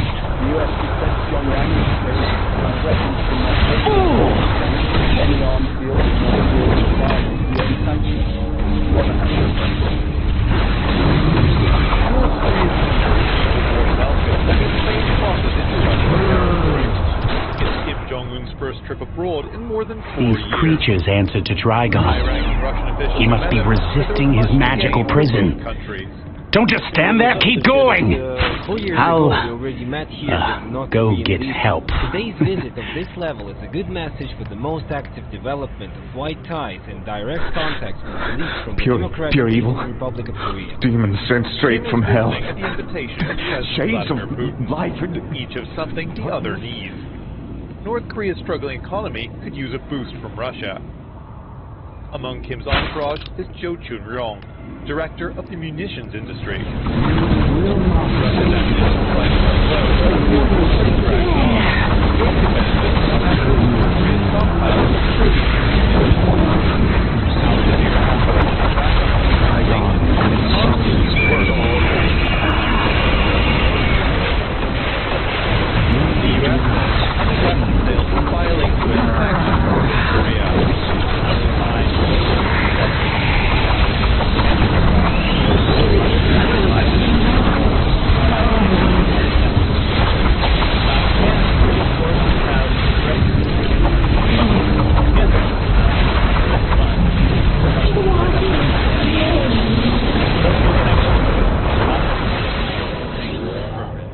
But Russia and North Korea are already under extensive sanctions, and more international pressure could bring them closer together.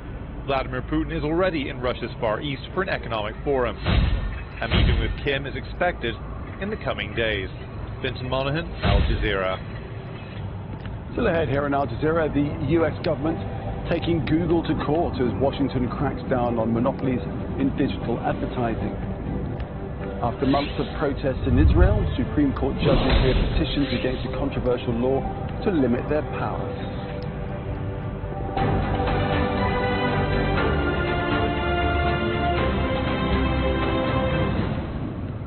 In-depth analysis of the day's headlines. €1 million to help Tunisia address migration. Is it going to ease the migrant crisis a bit close?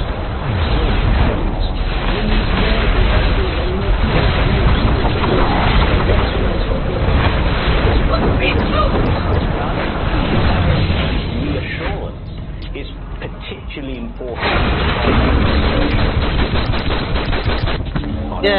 Oh, these little monsters are straight from Trigon's realm. The real deal, as they say. We're playing now in a new climate. We don't really understand. The bigger you are, the harder you fall. Setting the agenda for these discussions.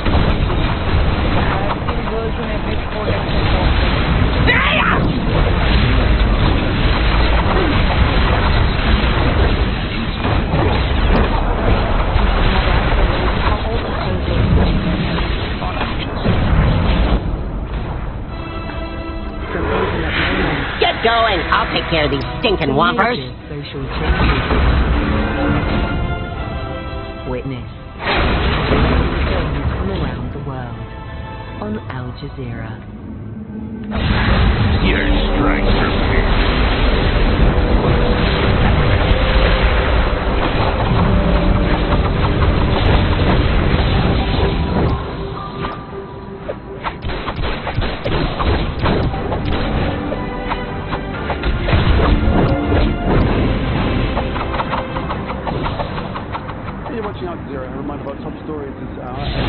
Your persistence does nothing but prolong your demise.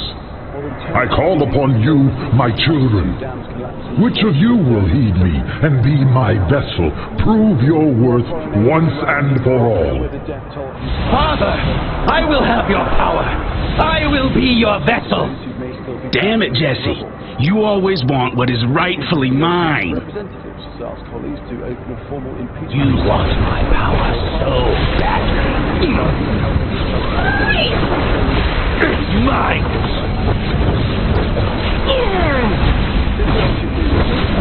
Watch it. Jesse, let me get some hits. It's my turn. I will endure.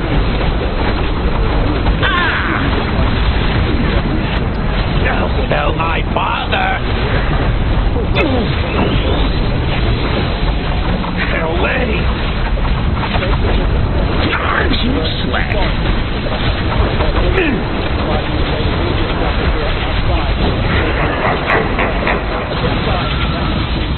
An unprecedented panel of 15 judges, that's a whole panel all gathered together for the first time.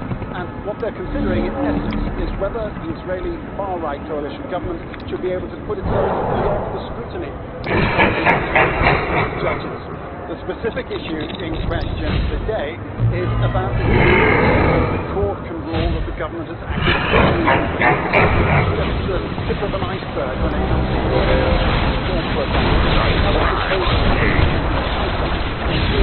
can break the political control of it would allow us to reinstate laws that have been thrown out by the court, and even to areas of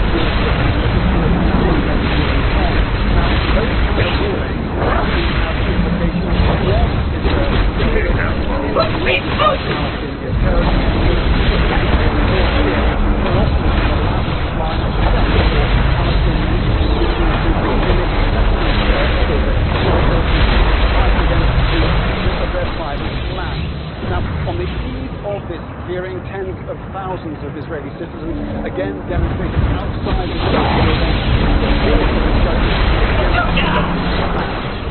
decision from the judges will come in a matter of weeks. Paul Brennan, Al Jazeera, at the Supreme Court of Israel. Hearers mortals, I demand obedience. When I am restored, your suffering will be endless. Avatar of sin, rise and destroy them! I am directing our House Committee to open a formal...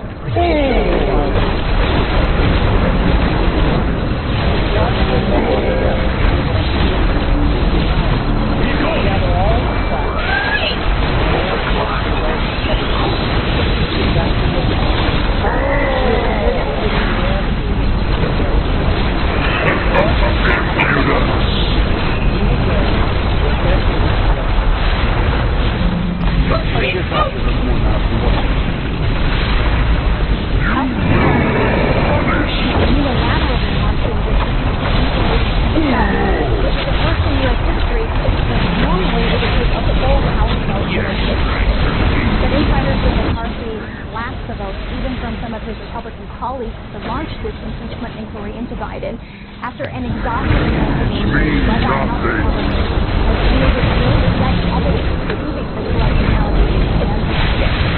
those allegations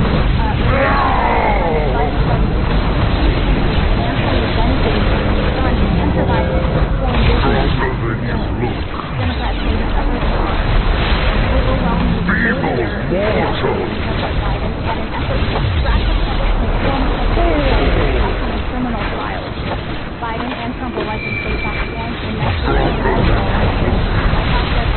Love is my shield.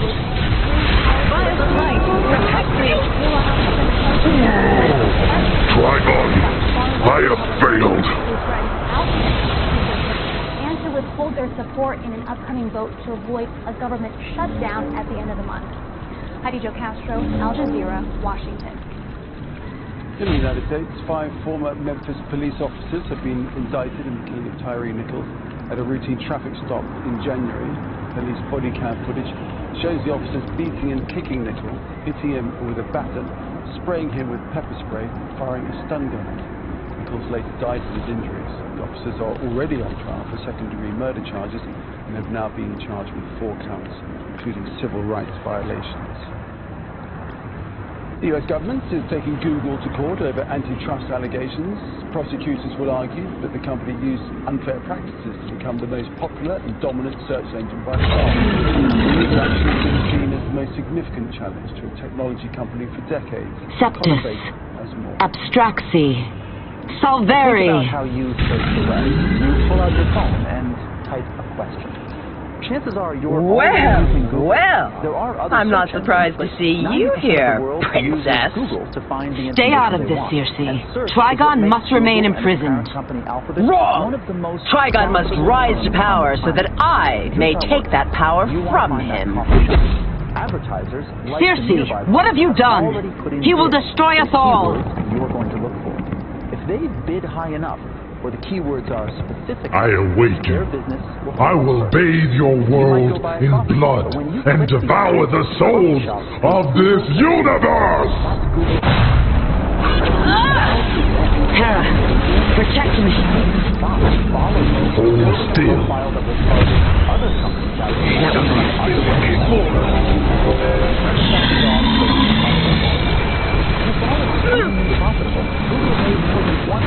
Hold still.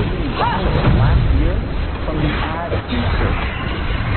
Why does Google often come up first when you search for new sites? According to the U.S. after Motorola and the others billions of dollars used to solve the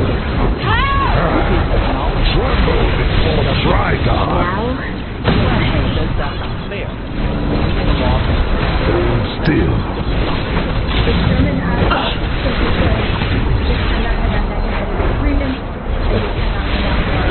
This is pride for everyone.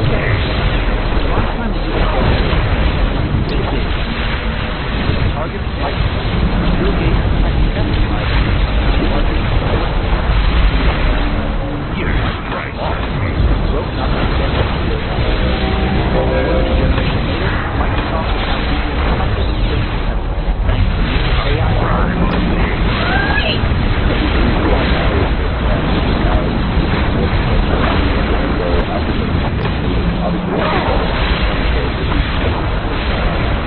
You'll regret that.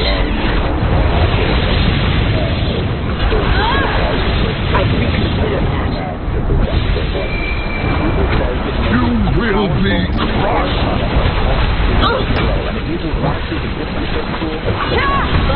Capture's all.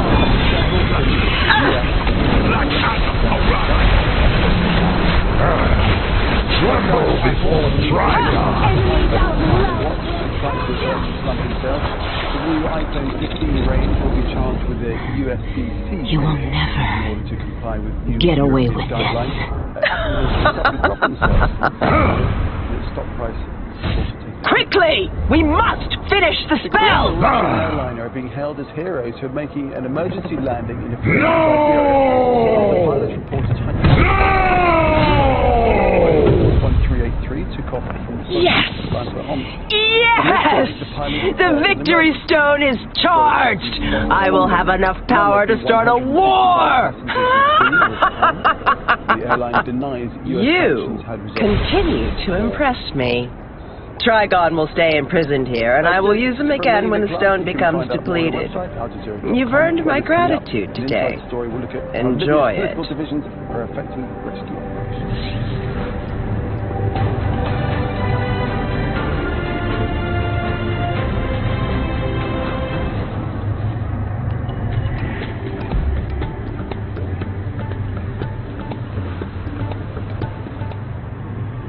Hello, the rains continue to fall across southern parts of China. Still a fair amount of cloud down towards the south of the country. Further north, you can see a rather more organised system here.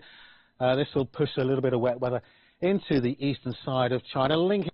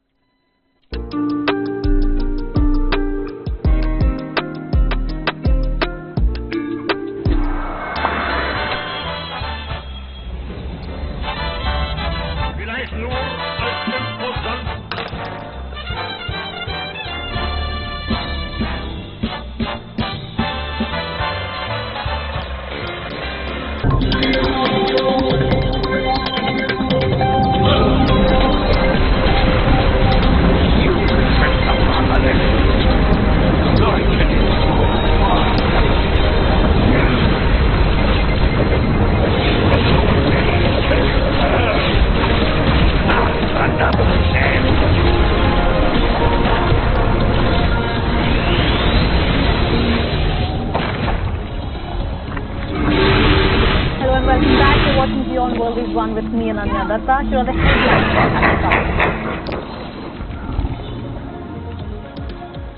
The White House condemns the decision to open an impeachment investigation into U.S. President Joe Biden over his son Hunter Biden's business dealings, as it still politics at its worst.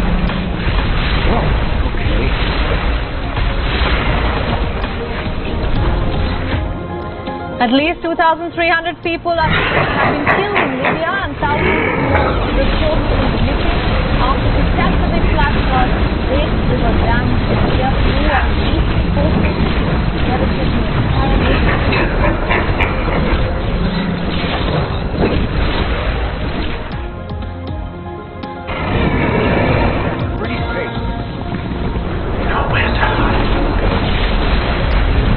Hopes are dimming in local search for survivors 4 days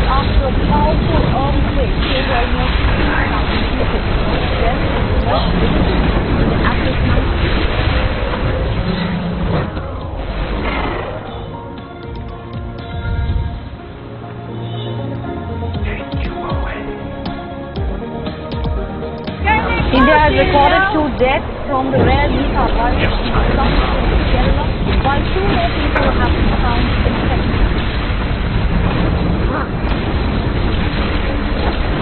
Down, not out.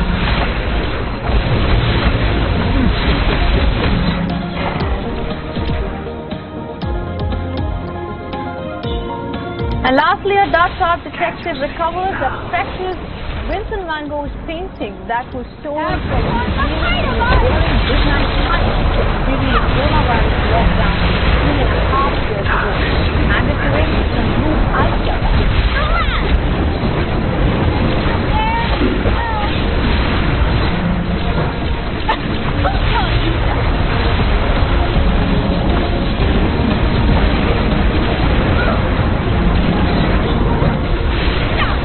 Now we start this broadcast from Libya, where flash floods have ravaged eastern regions of the African Union.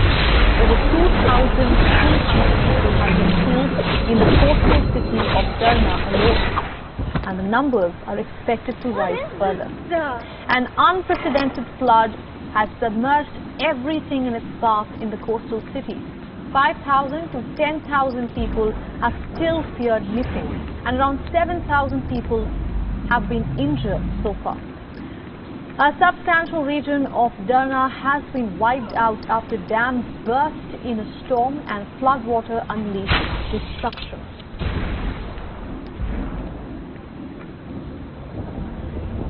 A normally dry river valley has witnessed a complete upsurge in the volume of the water. Take a look at these scenes from Derna that are absolutely being deemed as catastrophic. Cars were upturned and submerged, debris of damaged buildings strewn all over.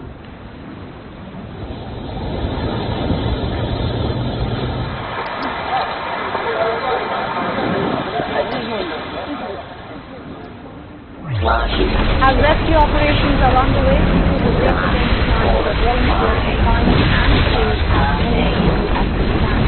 But the mercy for making overheating. والله نقول لك ما يخص درنا كارثة بمعنى كلمة. حسب الإعلام يقولوا فوق من 11,000 شهيد. المناطق الأخرى البيضاء، البياضة، المرج، الأزرق، الزبدة، الكل هذه مقطوعة عليها امبارح نقول لك كمان يعني شيء حوالي 350 وضع مصري لا الفيضانات الأرواح العالم فيها 2 أزرق اللي خطر السلك والمسيري اللي عند السعطارة إن شاء الله رب يسلمهم يعني نقول لك لكن الحمد لله رب العالمين على كل حال. This kind of a calamity is extremely harrowing for a country like Libya. Libya has been marred with internal conflict for over a decade now. The country stands politically divided between eastern and western regions. Public servants in the war told nations have come to country to a NATO-backed uprising that prompted years of bloodshed. The internationally recognized government in Tripoli is not controlled in Syria. However, organizations from Tripoli have been sending aid to help the submerged region with urgent supplies.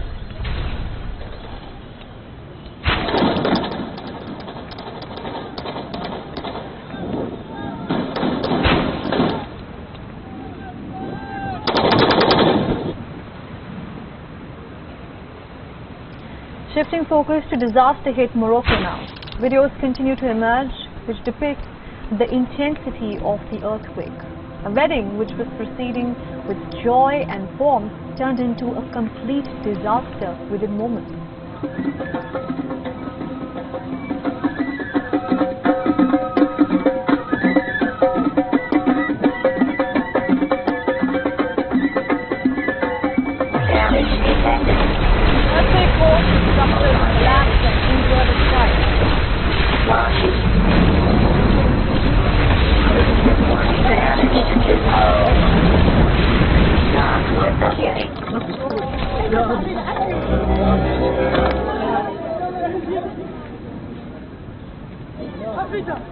The death toll from the 6.8 magnitude earthquake stands nearly at 3,000. Figures are likely to rise as rescue efforts ramp up. Currently, victims of the earthquake are struggling in makeshift shelters after 4 consecutive nights outside. A majority of rescuers are yet to reach remote mountainous villages. It is these remote villages where people have suffered some of the worst devastation. When I arrived, this is how I found my house. My neighbor house as well. That was the house when I was growing up. So I got the shocks. I can't say nothing because it's inviolable. Rescuers from Spain, Britain and Qatar are helping Morocco's search team with their own personnel. Meanwhile, Italy, Belgium, France and Germany offer to send in specialists. They are yet to receive the green light from the Moroccan government. Hopes of finding survivors under the rubble continue to change with the passage of Parliament with time passing. Another major impediment to rescue operations is the composition of structures in Morocco. Traditional mud brick houses Simon that are senses your common fear. in the mountain Let's villages, embrace and it they come together. to urban rubble without leaving their property. In the wake of the tragedy, the Red Cross has urged for over $100 million for aid and support towards the country. That hurt me more than it did you. Simon says, be scared. We are launching our emergency appeal to further scale up our action with the Moroccan Red Crescent. In this appeal, we are seeking 100 million Swiss francs to be able to deliver on the most pressing needs at this time. Inconceivable. Health, water, You tried to hurt sanitation and me. hygiene, Minion, shelter, take care of relief items and basic needs, support for livelihoods, Stop it. protection, and community engagement. You kidding me? We need to make sure that we avoid a second wave of disaster. There is a reaction when it comes to countries like Russia and North Korea. Their people are controlled, social media is censored, and the leaders stick to the script. You will hear the word reportedly a lot of times. What we can tell you is that the North Korean leader Kim Jong-un and Russian President Vladimir Putin are going to sit down. The place is not certain, the agenda is not certain, but this is making the West very uncertain. That hurt me more than it did you. Now both leaders are meeting in Vladivostok, a port city not far from North Korea. You tried to hurt Kim Jong-un boarded his armored train that rattles at about 50 Ganging up kilometers on per me. hour. For context, a train's average speed is about 150 kilometers per hour. This is due to its heavy armor protection for a bulletproof security cover. However, at this point, we want to clarify again that we do not know Your mind is too weak. Vladivostok or not. But it is important to note here that this is where the two leaders had met last time. One thing is certain, the war in Ukraine has forced the Kremlin to reassess its relationship with Pyongyang. Now there are talks of North Korea providing arms to Russia. The catalog is expected to have artillery shells and anti-tank missiles. Now this can have implications for the war in Ukraine. It remains to be seen what it is. Apart from this, Russian military ties and joint drills could also be part of it. So what's in it for North Korea? Well, this is how Pyongyang has been solved under sanctions. Such weak mind. So military and humanitarian support from Russia should also be part of the demand. But experts say that the most worrying request could be about nuclear weapons. You see, North Korea Ganging up on me. Inconceivable. Russia has showed apprehension about this in the past. However, That hurt me more than it did you. Russia to this level of there is some pain for both the countries, but it will be nice to see the external Russia and North Korea have been isolated by the West. Both countries have been termed quote-unquote experts, and there are attempts at completely cutting them off from the rest of the world.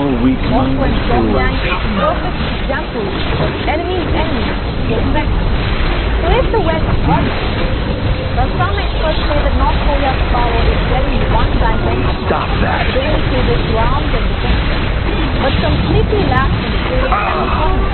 Other critics say that this is where Russia's gold comes in. Really?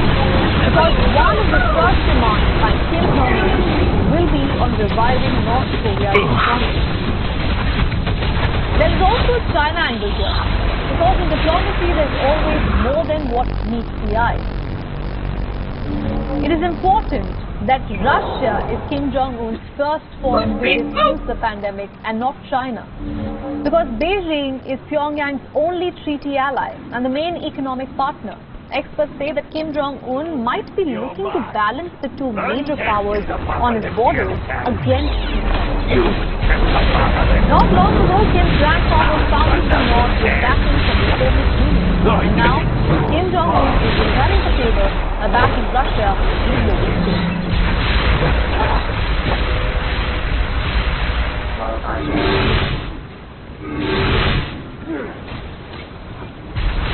Now, after months of protests against the hardline Israeli government's highly controversial judicial overhaul, a historic showdown is taking place in Jerusalem.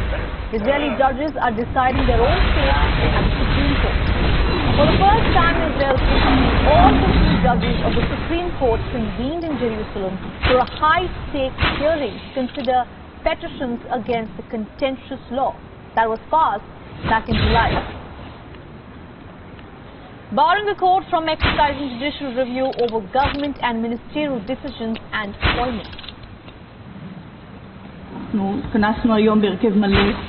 We gathered today in a full formation of judges from the Supreme Court to discuss 8 petitions that were presented against the correction of Law 3 of the Basic Law in Judiciary. The correction states so: he who was the authority to strike by law, including the Supreme Court in its authority as the higher court for justice, will not discuss the reasonability matter on the decisions of the government from the Prime Minister or another minister, and won't give an order on the issue. The overhaul led by Netanyahu's government has plunged the country in the worst political crisis Israel has seen in years. The reforms have drawn months of criticism over concerns that they hurt the independence of the court. It weakens the... But what is judicial overhaul? The reasonableness doctrine, more commonly known as the standard of extreme unreasonableness. The doctrine is a common legal law principle applied to government administration. Under this standard, the court can rule an aspect of the matter brought before the court as extremely unreasonable and order the government You insignificant! bring its administrative actions in line with reason. Basically, the court can review or decide against any government action, regardless of its actual legality, regardless of whether it is authorized or not. And ahead of the hearing, thousands of protesters took to the streets expectantly. After the judicial reform triggered a nationwide uproar of protest,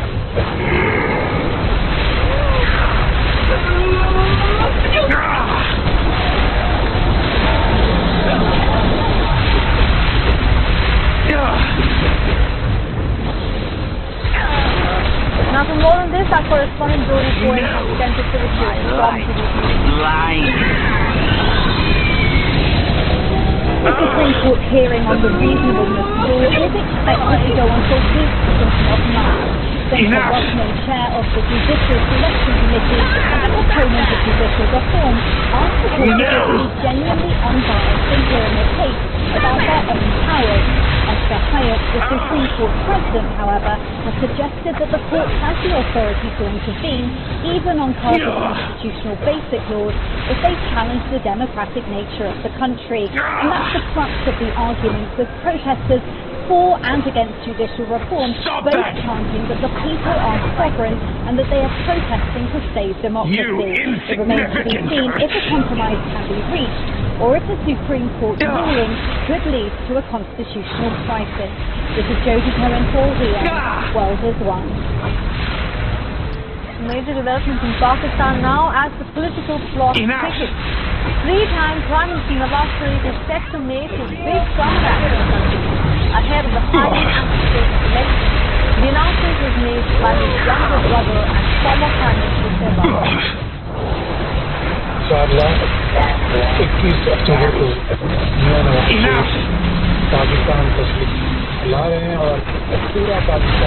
You insignificant!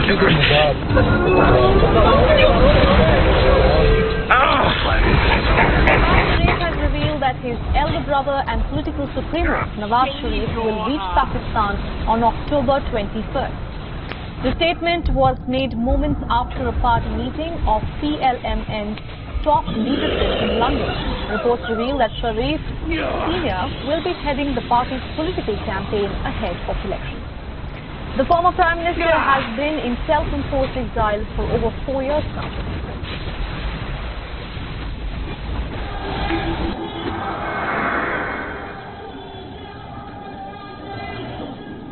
Our principal diplomatic correspondent Siddhant Subbu spoke with the ambassador of the European Union to India. He spoke about the headway made on free trade agreement negotiations between India and the European Union, joint statement at G20 on the war in Ukraine, and the mega connectivity project connecting India, Europe and West Asia. Can you give us any update of the free trade agreement negotiations? We saw the Trade Commissioner was here in Delhi. He briefed on that in that extensive press conference. But for our viewers, if you can give us an overview of where the talks have progressed. Yes. Well, we have had 5 rounds of talks, and we note progress. There will be another round in Brussels around the month of October. And we have had, as you say, we have had the Vice President responsible for trade, Dombrovskis, visiting India. He was here in Jaipur first for the G20, and then for a high-level dialogue with Minister Goyal. And what struck me in this interaction was not just the friendly atmosphere, which is obvious, but also the determination shown by both sides to progress. India is the 5th largest world economy, on its way to become the 3rd largest. The EU is the largest trade bloc globally. I think a free trade agreement would be a big prize for both. The joint statement mentioned about Ukraine, a lot of paras as compared to the Bali declaration, but these paras never condemned Russia, something perhaps the EU would have liked to see it, but essentially do you see a step back by the European Union, by the Western world, because it was not very harsh, even though everyone got what they wanted? I think we need to look at this statement, and the statement contains very important facts and principles. So there is a clear call for respect of the UN Charter, respect for territorial integrity and the sovereignty of states. There is the threat of the use of nuclear weapons is termed as unacceptable. There is a clear ask to resume as soon as possible the Black Sea Grain Initiative. There is a call for a just and durable peace. So I think these are all very important principles. Over the weekend is just not the G20 summit, but also the announcement of the mega connectivity project that connects India to Europe via the Arab world, Middle East, West Asia, use whatever terminology. But how do you see this connectivity project as a game changer when it comes to the region? I think it's a very important development. Yes, it's about building connectivity bridges which are underpinned by transparency, principles of inclusivity and sustainability, social sustainability, fiscal sustainability. The European Union has already in place a major policy initiative in this respect. You are familiar with that, Global Gateway. So we have set aside 300 billion euro for the period 2021-2027 precisely for that, to build sustainable infrastructure. And I think these new initiatives that brings India in, the Middle East in, the US in, will fit perfectly into that framework. So I'm I believe it is indeed a very momentous decision taken and a very significant development. Now, the Indian government may not have disclosed its agenda for the special session of Parliament that is slated for the 18th to 22nd of this month, but we do have some news coming in for this session. Parliament staffers will now don new uniforms. Parliament personnel deployed in both the houses of the Parliament will don Nehru jackets and khaki-coloured pants. This wardrobe change also includes the bureaucrats' magenta or deep pink Nehru jacket, and their shirts will now have India's national flower design. These new uniforms have been handed over to all 271 staff members. This also includes the attire of security personnel who will now wear camouflage dresses similar to uniforms worn by India's military forces. This will be to highlight India's vibrant culture. Marshals in both houses will wear Manipuri turbans. Parliament staffers will don new uniforms as they move to the new Parliament building next week. That will be bidding adieu to the old Parliament building on the 18th of this month. The rest of the session will be a day later on the occasion of Ganesh Chaturthi. The Parliamentary Affairs Minister has announced the special session last month, keeping the agenda of the session under wraps. However, a resolution renaming India as Bharat may be brought in by central government after the term Bharat was used in the official G20 invite, which was sent on behalf of the President of India. And that's all we have in this broadcast. More global news will continue on the other side.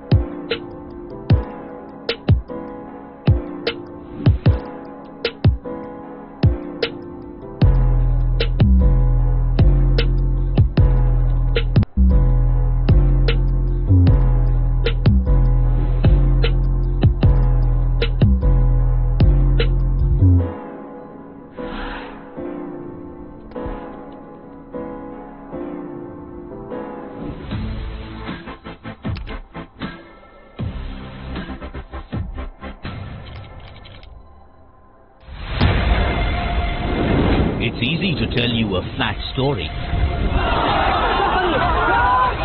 It's easy to show you what's happening around the world. We do the difficult part. This weapon has been banned, but the US, Ukraine and Russia do not find the bombs problematic. We also tell you why what's happening. A new drug is making a difference in the fight against Alzheimer's. This medicine helps slow down a patient's cognitive decline. We look beyond the text. We give you context. Is China preparing for a war in the Himalayas? And tonight, we come to you with some proof. Hypocrisy is stunning. Do leaders mean what they say? Do they ever say what they mean? To find out how real news affects you, your decisions, just when Iran took one step in the right direction, its moral police is planning to drag it further back. And once again, the victim will be women. Watch Gravitas. Welcome and thanks for tuning in. We don't impose our views. Did India threaten to ban Twitter? Either that or Jack Dorsey is lying to you. That is Gravitas. We let life breathe through our show. Gravitas, the informed show for an intelligent audience. Hello, welcome to This World. Vladimir Omelyan joins us from Kiev, and he is currently on the front line fighting Russian troops. We believe that world should be ruled by democracies. I was interviewing you on television a couple of weeks back. That's right. And you said if you really want to understand Jerusalem, why don't you come here and see it? And you came. Here I am. Mass shooting after mass shooting after mass shooting. Why this cannot be fixed? There are 427 million guns in the United States, which is more than the population.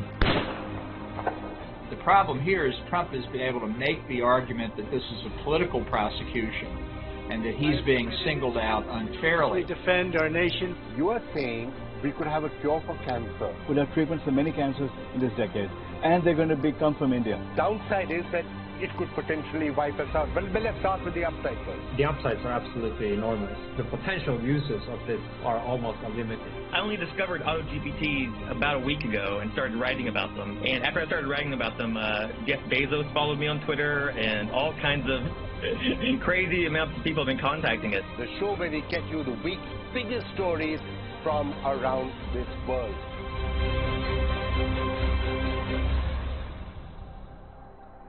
What is the India story? It's the story of the world's biggest democracy. We are developing the road infrastructure. In the end of 24, it will be equivalent to the road infrastructure of USA. We have now entered the growth phase.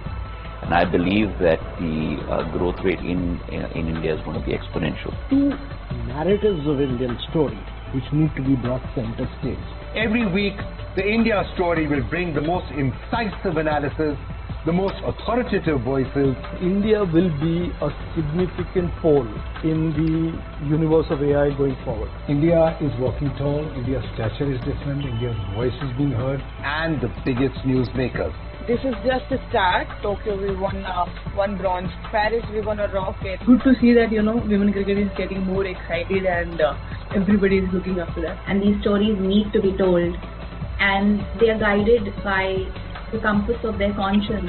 From India, for the world, the India Story. The show for the global citizen.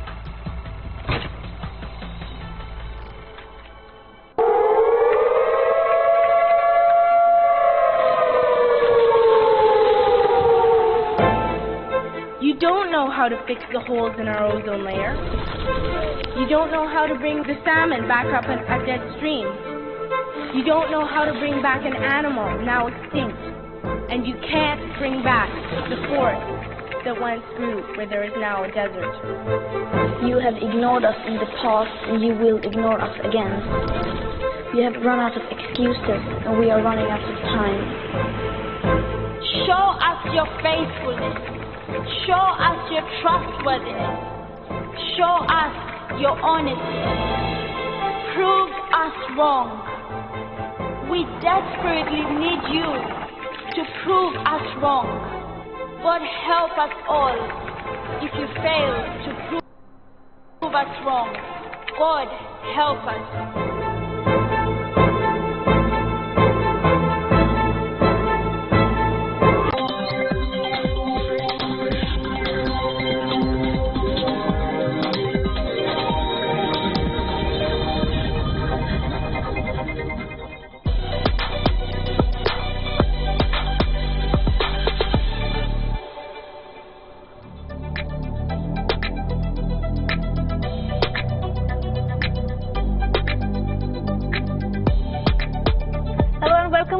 Tuning in to Beyond Pulse with me, Ananya Datta. Let's get started.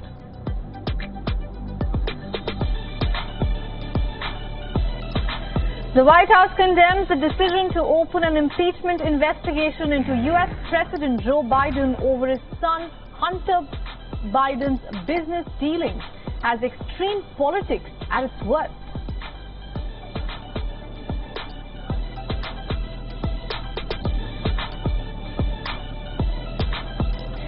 India has recorded 2 deaths from the rare Nipah virus in the southern state of Kerala, while 2 more people have been found infected.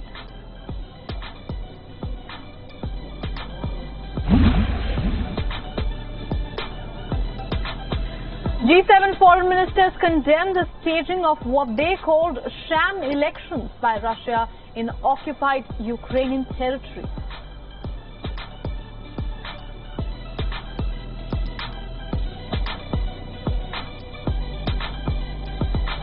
And lastly, former world number 1 Simona Halep is banned for 4 years from tennis after being found guilty of 2 separate doping violations.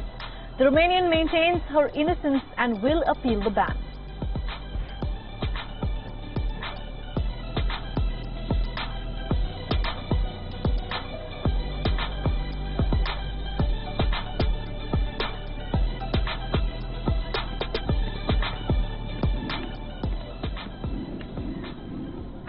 The battle lines are drawn, the pitch is getting shriller, and the politics is getting uglier.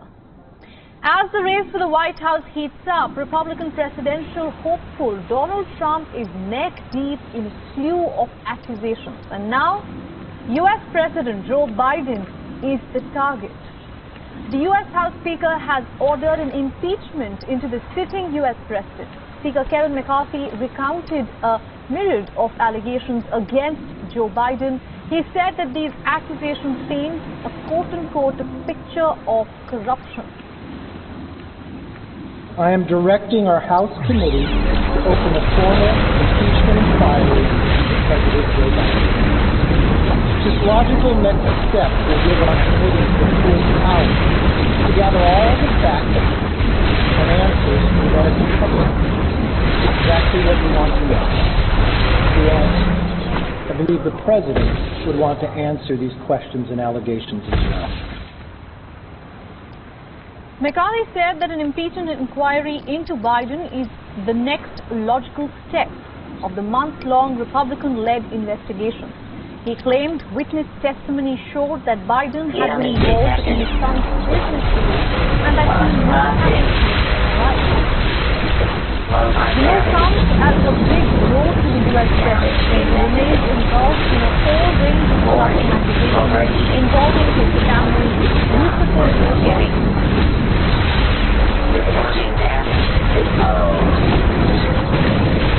Meanwhile, the White House has condemned the investigation. The White House spokesperson for oversight and investigation has called a demand for impeachment as extreme politics plays out at its worst. Just last month, House Oversight Republicans had spelled out their intention to accuse the president of corruption. It was decided to proceed with these accusations even without direct evidence of the fact that he financially benefited from Hunter Biden's foreign business dealings. McCarthy said also previously that this month that the House wouldn't open an impeachment inquiry without holding a vote. Biden is the second president to possibly undergo an impeachment investigation since Republican and a former president, Donald J. Trump, faced that in 2019 and 2021. Ironically, Trump had back then called his impeachment a political witch hunt.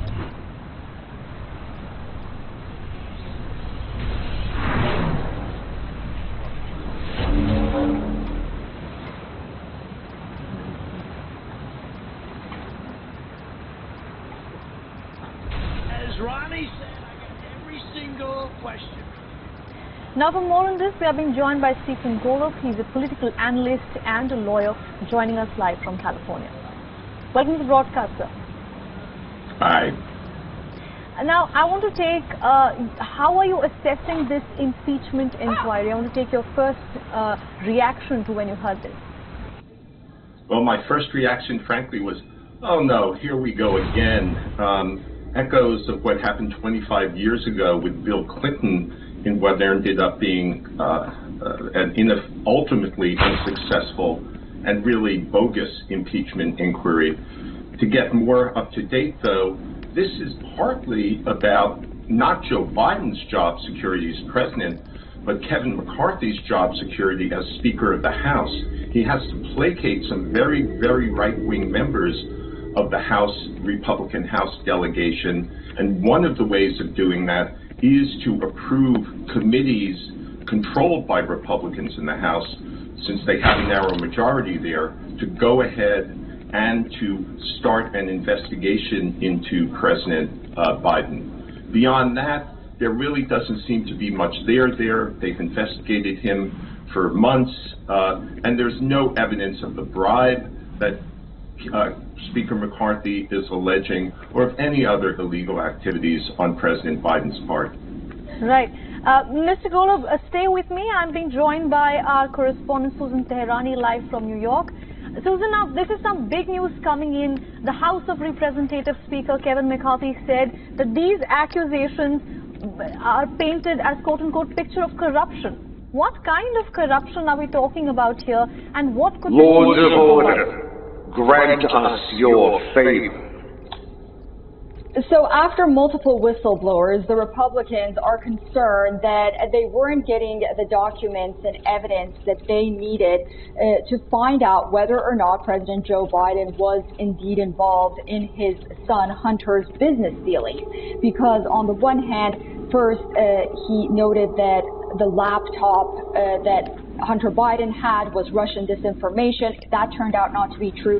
Then he mentioned that he never discussed business with his son. That also proved not to be true. But then when the Republican committees wanted to get more information, not only about the laptop, but text messages to see whether President Biden was involved or not, they continuously hit a wall. So with this inquiry, they have more power. They have a subpoena power, for example. And their main concern is whether or not Hunter Biden benefited not only from then Vice President Joe Biden's position, but also to what extent, if any, President Biden was involved in his son's business dealings. And that's important because then it opens up national security concerns.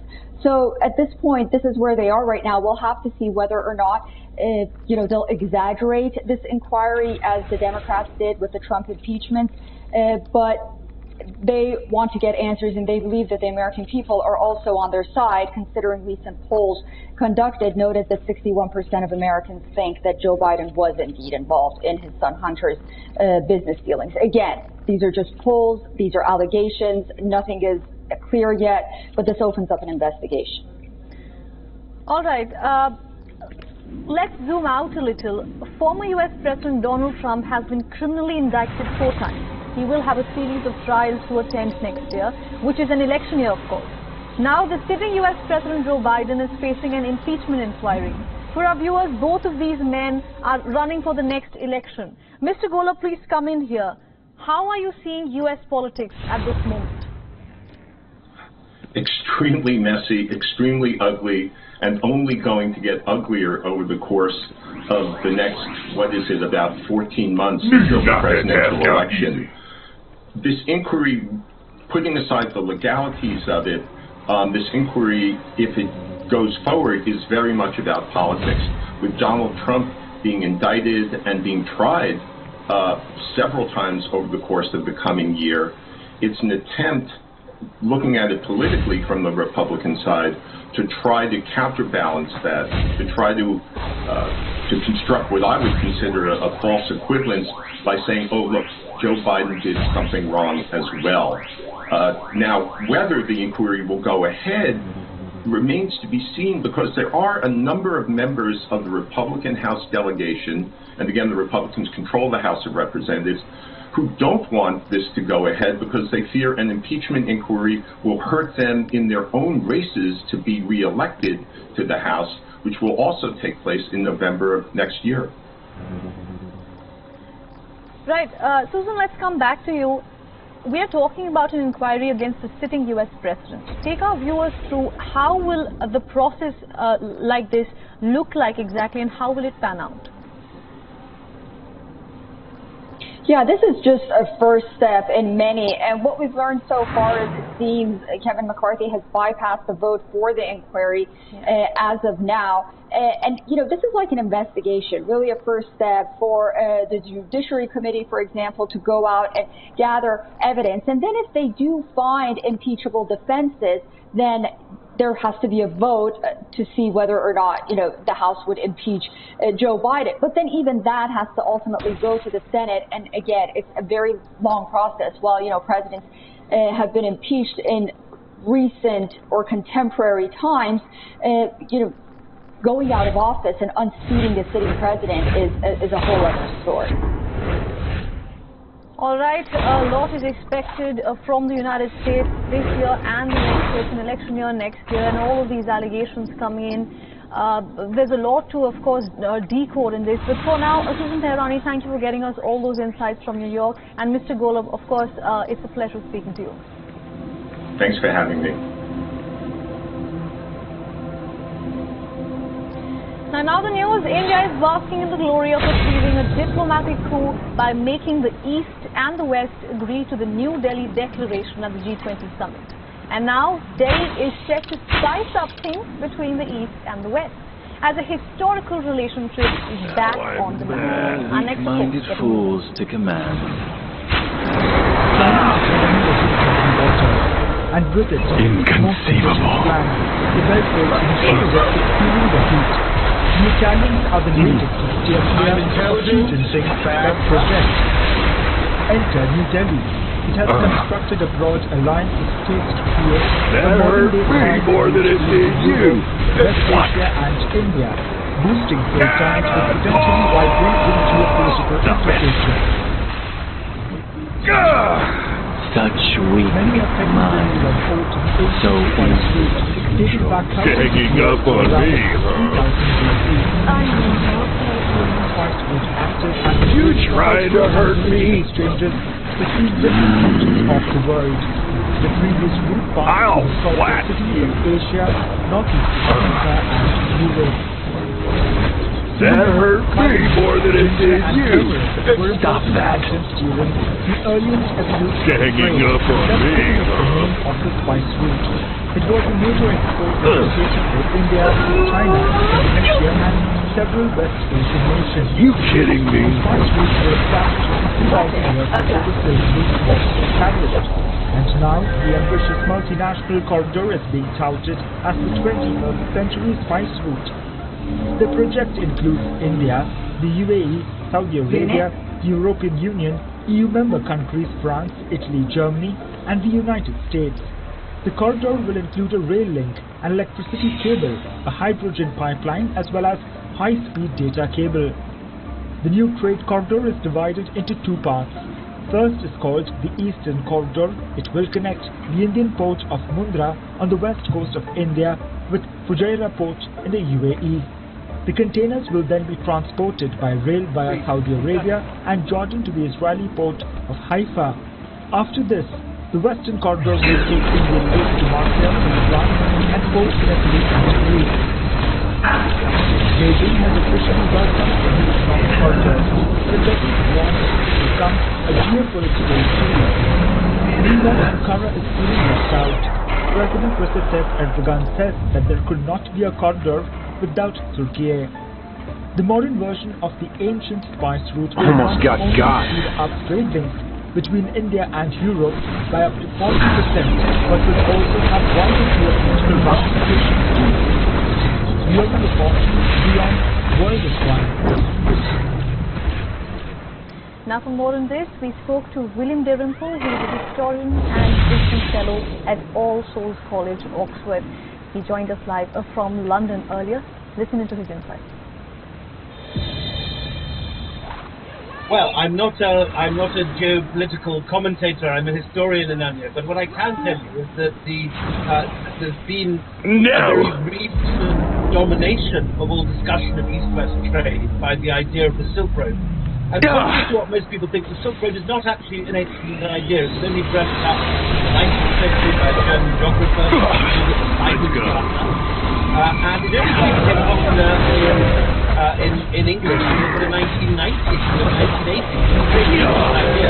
And then got sort of militarized by the Chinese government, creating the Belt and Road Initiative around this idea. In reality, in the classical period, the time of the ancient road, the main east-west trade route was nothing but kind of road fairly new to were very clearly aware of the others. But at that time, there was a regular motorway across the Red Sea, connecting India and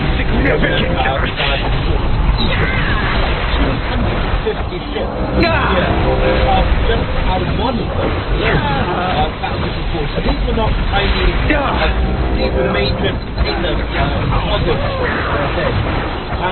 The latest estimate that around one-third of the entire Roman was extracted by the tunnel.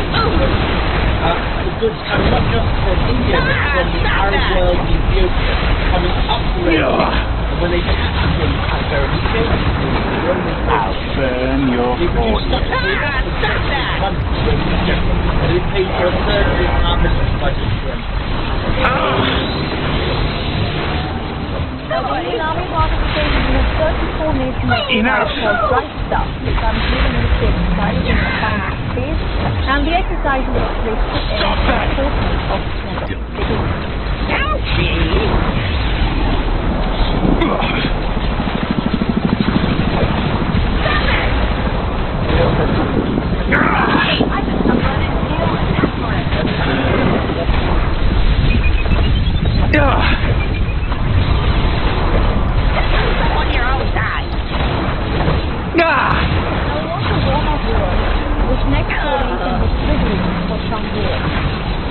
You insignificant earth! But the plight of women remains extremely dark. They're not safe at home, in schools, in public transport. They're not even safe at their workplace. No! Now this is about the plight of female doctors in the United Kingdom. A study has found out that some female surgeons are being sexually harassed, assaulted, and even raped by their male colleagues. The study has shocked the United Kingdom insignificant earth! And even more harrowing is that women are being assaulted human surgery. Some of these women have spoken to the BBC about who have complained of being fondled inside their stomach. One noted that during the surgery, a male surgeon shoved his breast to wipe off his sweat. Some lady surgeons have been offered career opportunities. Hear me? Let me put this in numbers for you. 1,434 registered male surgeons were part of this study. 63% of women had been the target of sexual harassment from colleagues. Among them, 30% of women had been sexually assaulted. You insignificant earth! Reported forced physical contact for career. Enough! At least 11 women claimed incidents of rape. 90% of women and 81% of men had witnessed some form of sexual misconduct. Now these numbers are testament that sexual harassment is rampant in the United Kingdom's NHS. There is a culture of silence around such behavior, and mind you, the National Health Service is controlled by the UK government, it's not private. This study has left many people wondering, are women safe anywhere at all? Yeah. Can you hear me better? Yeah. Oh, somewhat. Shifting track to sports now, former world number one Simona Halep has been handed a 4-year ban from tennis. I'm there. The Romanian has been found guilty of 2 separate anti-doping violations. Halep has confirmed that she will appeal the sentence. The 2-time Grand Slam champion has been provisionally suspended since October of 2022 after testing positive for banned substance roxadustat at the US Open last year. An independent tribunal accepted Halep's argument she had taken a contaminated supplement, but ruled that would not have resulted in the concentration of roxadustat found in her urine sample. Roxadustat increases the number of red blood cells in the body and is therefore banned by the World Anti-Doping Agency. The second charge relates to irregularities in Halep's biological pathway. The panel stated that they had no reason to doubt the unanimous opinion reached by 3 You tried to hurt me. That, quote-unquote, likely doping was the explanation for the irregularities. The International Tennis Integrity Agency has announced the 4-year ban, which means that the 31-year-old will not be able to play professional tennis till 6th October 2023. As she refused to deny any wrongdoing and says that she will appeal the sentence in the court of arbitration of sport. She said, and I'm quoting here, "The last year has been the hardest match of my life. I have devoted my life to the game of tennis. I take the rules that govern our sport very seriously and take pride in the fact that I have never knowingly or intentionally used any prohibited substance. I refuse to accept the position of a 4-year ban. Now, Hannah won the French Open in 2018 and Wimbledon was over here. It's the first high-profile tennis player to fail a drug test. How dare you? Alice was ranked number 1 in the world. Don't do that. Forget. Stop that! I'll just kill. Right. Trying to hurt me. Flowing through a village. Yeah. Well, you most certainly do not. I'm using all my Because I do explain to me. After 2 of his tanks accidentally 2.2 million liters of red wine over the street. Baffled locals looked on as the wine waves enough to fill an Olympic-sized pool rushed through the village narrow to throat. To leave you with these visuals, More Global News will continue on the other side. Now I'm mad. Did I do it? Look out below! Stop that!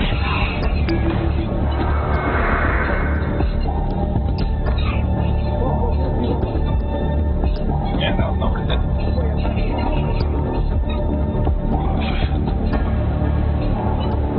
That hurt me more than it did you. I don't know where it is. I'm trying to find it. Yeah. Teleporter.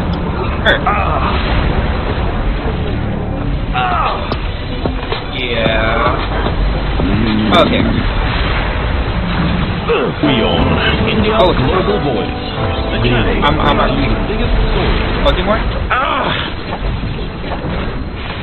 It's like 5 Save your eyes. Okay, yeah, I can do that. Enough! I can do it. Stop it. Alright, I'm almost there. I'm dropping some left. What? Okay, there. Stop that! What?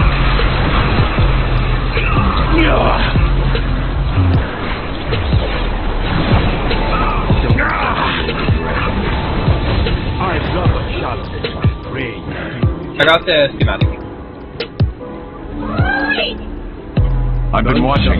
There's something here. Keep up the good work. I hear it. Oh, I know where it is. Crossers under areas to the city. Required. Huh? What? Oh, so I need to put on my map. I need to tell you a flat story. I have my RD scanner. I can see that the Bang Baby still has some It's easy to show you what's happening around the world. Horrors can I create from its We do one not pop difficult parts. This weapon has been banned, but the US, Ukraine and Russia do not find the bomb problematic. We also tell you why what's happening. A new drug is making a difference in the fight against Alzheimer's. This medicine helps slow down a patient's cognitive decline. Oh, you don't have flight, do you? We give you context. It's China preparing for a war in the Himalayas. And tonight, we come to you with some proof. Hypocrisy is stunning. There's Do yellow over leaders here. mean what they say? Do they ever say Exabytes over what here. they mean? To find out how real news affects you, your decisions, Just when Iran took one step in the right direction, its moral police is planning to drag it further back. And once again, the I'm so victims sad. will be women. What do you say? watch Gravitas. We don't impose our views. Did India I have threaten to every ban day. Twitter? Either that or Jack Dorsey is lying to you. All the That is Gravitas. We let life breathe through our show. Gravitas, the informed show of an intelligent audience. Let me get on my feet. Welcome to this world. Vladimir Amelyan joins us from Kiev, and he is currently on the front line. I think we can run through all the deals pretty quickly, especially since you're way over leveled. The world should be ruled by democracies. That's fine, I'm going on collecting all the exploit stuff right now. I have to re-level up all my artifacts and everything. Why don't you come here and see it? And you can. That's gonna be trash. But Mass shooting after mass shooting after mass shooting. Why this cannot be fixed? There are 425 million guns in the United States, which is more than the population. My heart hurts. The problem here is Trump has been able to make the argument that this is a political prosecution and that he's being singled out. Oh, I find a green one. Defend our nation. You are saying we could have a cure for cancer. Did you direct click your over by the main spawn area? And they're going to become from India. Downside is that I'm at the main spawn area. Pretty first time in that. The upsides are absolutely enormous. The potential uses of this are almost unlimited. It's a good question. I discovered GPTs about a week ago and started writing about them. And after I started writing about them, Jeff Bezos followed me on Twitter. Never mind. Ignore that. Ignore everything I just said. People have been contacting it. That was a mission. From around this world. Oh, there is something on here. Oh, the yellow one. What is India's story? It's the story of the world's biggest democracy. We are developing the road infrastructure. In the end of 24, it will be equivalent to the road infrastructure of USA. We have now entered the growth phase.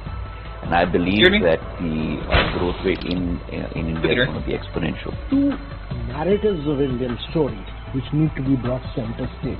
Every week, the India story all the exabytes I can get right now. The most authoritative voices. India will be a significant pole in the universe of AI going forward. India is walking tall, India's stature is different, India's voice is being heard, and the biggest newsmakers. This is just a start. Tokyo There's a little exabytes everywhere. I forgot how common they were.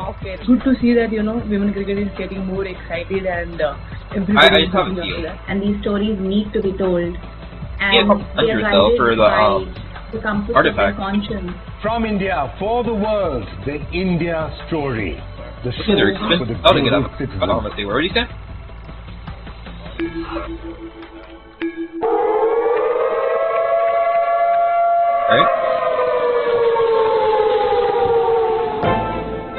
You don't know how to fix the holes in our ozone layer. You don't know how to bring the salmon back up a dead stream. You don't know how to bring back an animal now extinct. And you can't bring back the forest that once grew where there is now a desert. You have ignored us in the past and you will ignore us again. You have run out of excuses and we are running out of time. Show us your faithfulness. Show us your trustworthiness. Show us your honesty. Prove us wrong. We desperately need you to prove us wrong. Can't use any consumable charge abilities. If you fail to prove us wrong. Do not be a champion, mortal. Follow me to the next portal. Brainiac has chosen to make his stand in the dark and dismal Shadowlands. Beaten yes, he will fall. Fail, can you destroy us all? Yeah, that's ahead of him. My scanner's still up for another 20 to 30 minutes.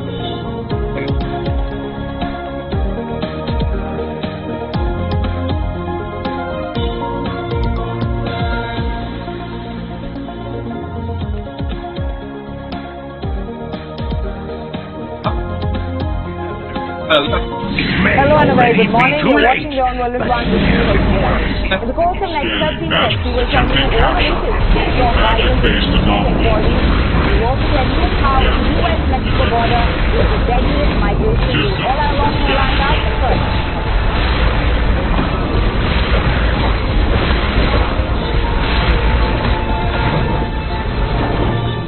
The death toll from peak floods in eastern Libya is expected to soar dramatically, with 10,000 people reported missing, warns the Red Cross.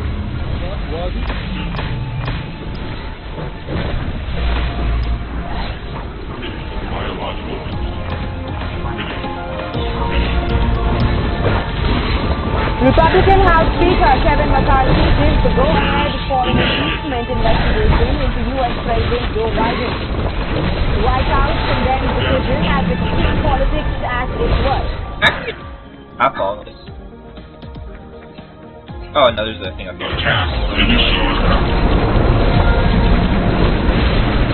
What? Seat sharing to be on the agenda as India's first coordinated panel today. The meeting of the 14-member panel of the opposition secretary as president of NCP leader Sharad Pawar directed.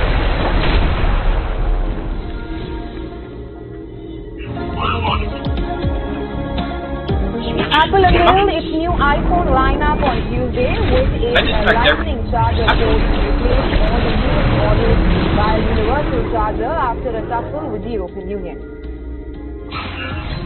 Blood Priest Chronicle. The heartbeat of the Tenebrous Shadow is like the pulsing mist of a slow dog. Kuldeep Yadav's stock continues to rise ahead of the ODI World Cup as his 4-for-43 helps India defeat Sri Lanka by 41 runs and book their spot in the final of the Asia Cup. Sri Lanka over the line.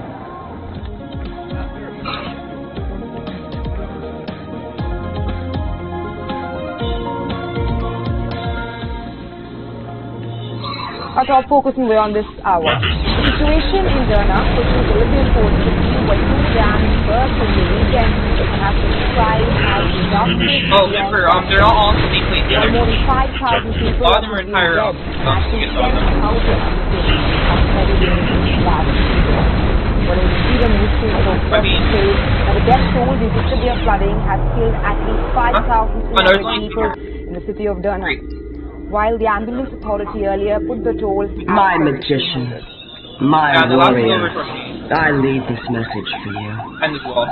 We cannot let this thing of wires and metal, this brainiac on the other hand, destroy all magic. For the international These realms belong under my rule. A UN research Wonder Woman thinks truth will prevail. In northeastern Libya, but there is no truth. Later on Tuesday, only he added force. that more than 40 Show Brainiac our might, and let magic reign.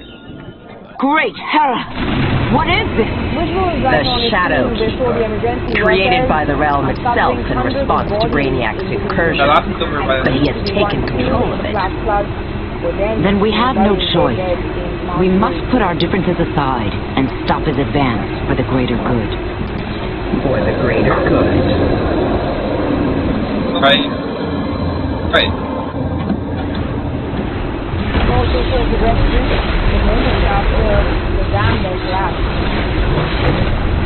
Well, the entire residential block will be along the river that runs down from the mountain to the sector. A multi-story apartment building that once was well back from the river was actually collapsed in a month.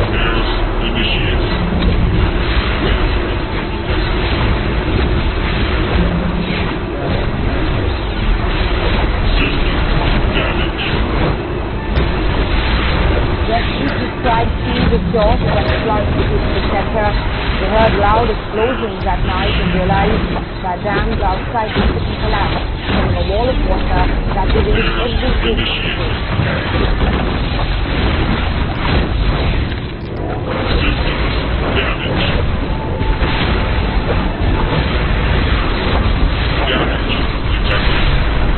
Meanwhile, the outside help overseas was starting to release the Derna on Tuesday, which is more than 36 hours after the disaster struck.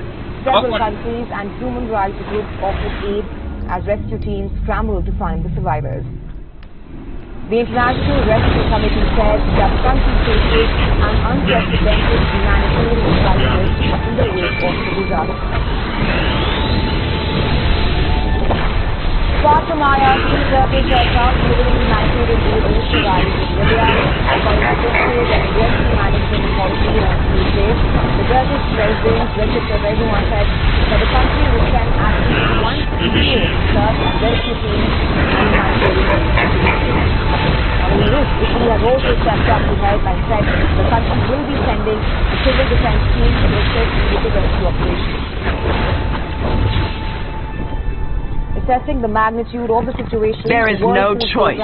We must destroy it. Now preparing to send food to Libya. The Deputy Director of Emergency said that the World Food Program was ready to provide food to around 5,000 May this alliance be the first of many more.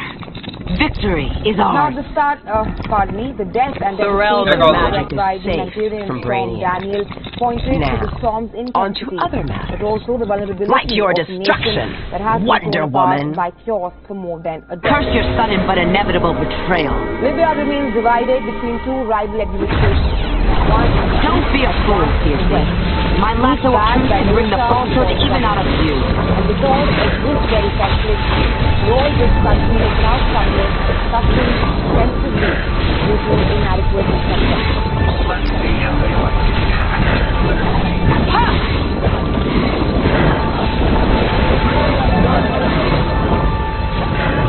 Banana Global News. Battle lines are drawn. The pitch is getting stiller. The politics is getting uglier. As the race to the White House starts, Republican presidential district Donald Trump is neck deep in duo accusations.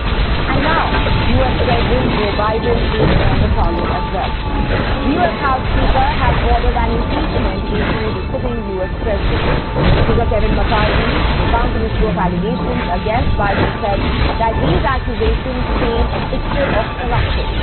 And directing our House Committee to open a formal impeachment inquiry. This logical next step will give us a duty to full power to gather all the facts and answers to the American public. Exactly what we want. Great Hera, have mercy. I failed. The powers of evil are simply too great. Athena, save us all. Now, speaking at a news conference, McCarthy said that an impeachment inquiry into Biden is a logical next step of the months-long Republican-led investigations. He claimed that the witness testimony I will imbue the portals with my magic, sealing this realm to me. And that he Guard me may have while I received cast a the bribe spell. as well. Well, the move comes as a big blow to the U.S. President as he remains engulfed in a whole range of What are you doing? I will be trapped in the shadows. No! You've made your point.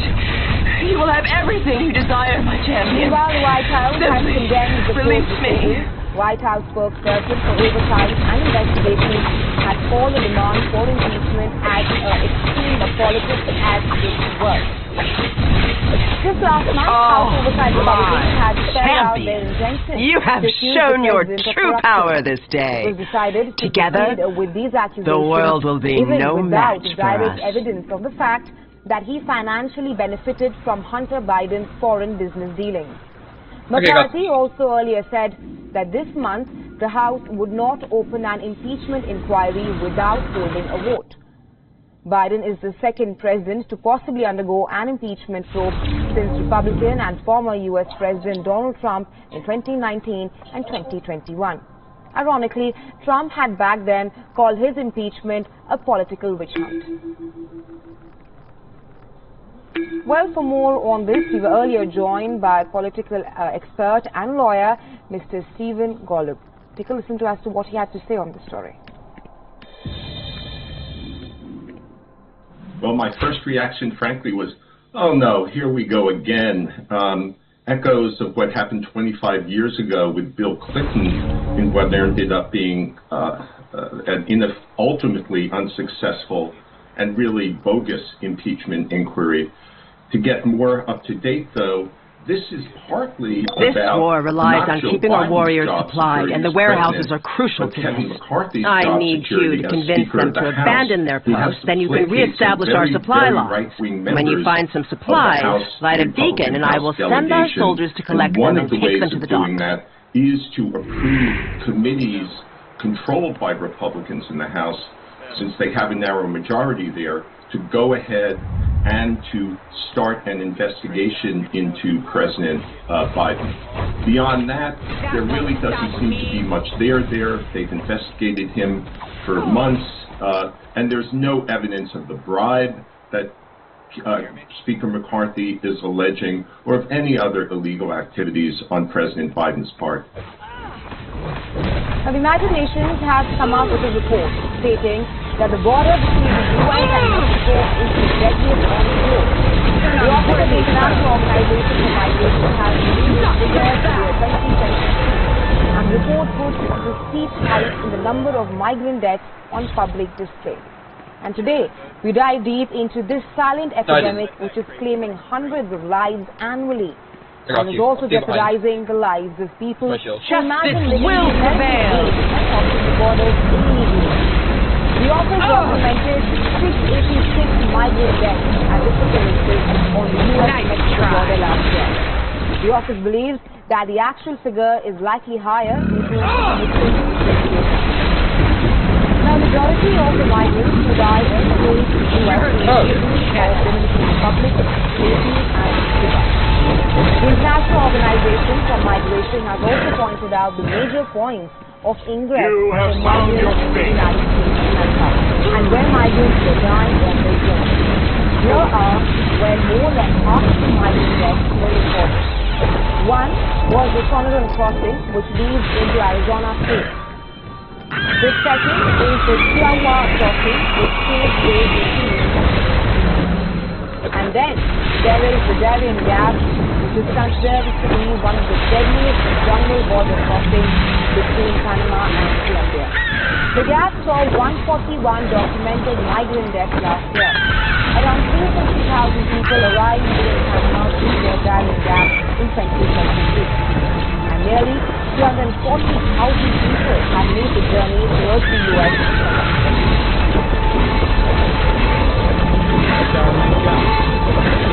Jungle border crossing between Panama and Colombia saw 141 documented migrant deaths in 2022. The remote and dangerous nature of this area and the presence of criminal gangs along the route means that this figure likely does not represent the actual number of lives lost. This is a story that we've been closely tracking on for the past few days. Well, North Korean leader Kim Jong-un is in Russia to meet Russian President Vladimir Putin. Many observers are extremely wary of this meeting, and it is not clear what the two leaders are planning. But the North Korean leader has disclosed that his visit to Russia is a clear show of strategic importance. The North Korean state media reports that Kim calls his visit a clear manifestation of the fact that North Korea is prioritizing strategic importance of its relations with Russia. Now, this is Kim Jong-un's second known visit to Russia and his first trip abroad for more than 9 months. Kim arrived in Russia in a heavily armored private plane. He then has meetings with several states. The North Korean leader is expected to have traveled around for a one-to-one meeting with Putin elsewhere in Russia's Far East. Reportedly, this meeting will take place in Vladivostok. It is the same place where Putin had earlier delivered a speech at the Eastern Economic Forum on Tuesday as well, and also where the two leaders met last time in 2019. However, Japanese and South Korean media reported that the meeting might reveal the identity of our victor. Let your sisters see the face of our new representative to the mortal world. Russia's Space Launch Facility coming into service in 2016. And Mother, it is located some 900 miles by road north of Vladivostok. But I must do this duty for our people. Meeting, what's on the table is also uncertain. The mortal world is not like the Hemisphere. Western it is nations treacherous as and well is plagued by defeat. You will face any I am prepared. UN Security Council members stated barbs on the issue on Tuesday. We will continue to identify, expose, and counter Russia's attempt to acquire military equipment from the DPRK or any other state that is prepared to support Russia's war against Ukraine. We urge the DPRK to cease its efforts to transfer arms to Russia. We also urge all member states to remind Russia of its Security Council obligations, to remind Russia that any transfer of arms between the two countries would violate the UN arms embargo on the DPRK that Russia itself Russia is attempting to seek foreign sources to replenish its military arsenals. We closely follow the current contacts between Russia and North Korea, which may focus, as reported, on the supply of North Korean weapons and munitions to Russia for the purpose of intensifying its war against Ukraine. It underlines that if this is the case, this will constitute another failed violation by Russia of the Security Council decisions, as it has already happened with the supplies of military UAVs to Russia by Iran. Experts say that North Korea has huge supplies of artillery shells, rockets and small arms ammunition. And this is what Putin seeks to gain from this meeting. Now these arms could help Russia with the war as it has expanded in more than 18 months before it began. However, they also discussing Russia's research and then for war unemployment and Iran. Russia could offer grain and oil to Russia. As the country faces food shortage and heavy sanctions, Russia could also offer military technology as Kim looks to develop nuclear capabilities.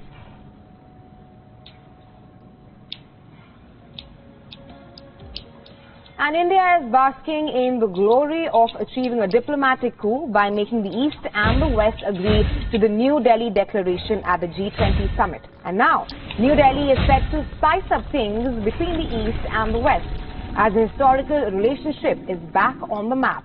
Our next report... Oh, Josh, press it on. And with it, its most ambitious plan, the Belt Road Initiative is clear. New challenges are the latest to steer clear of Xi Jinping's next project. Enter New Delhi. It has constructed a broad alliance of states to create a modern-day spice route linking Europe, West Asia and India, boosting trade ties with potentially wide-ranging geopolitical implications. With the participation of Saudi Arabia. Many are pegging this to an ode to the ancient spice route, dating back thousands of years to around 3000 BC. Spice route acted as a bridge for cultural and religious exchanges between different regions of the world. The previous route passed through I can repair your battle-worn armor. Northeast Africa and Europe.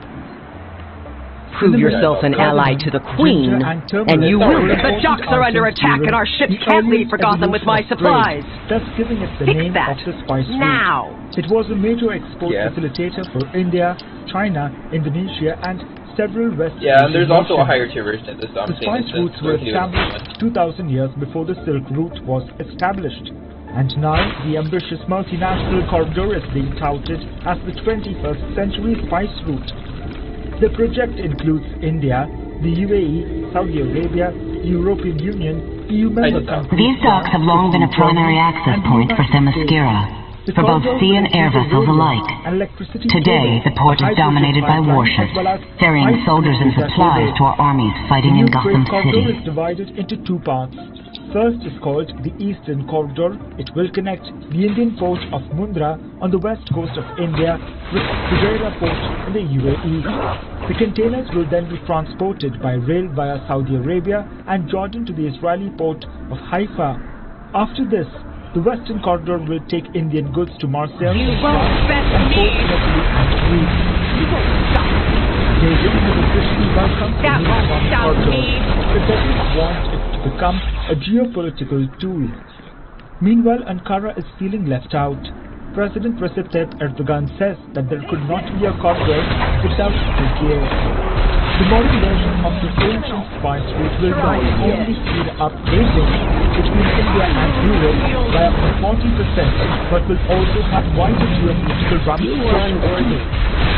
During the talk, beyond And more on this, we earlier spoke to William Gambintu, who is a historian and visiting fellow at All Souls College, Oxford. He joined us from London. Let me discuss what he has to say.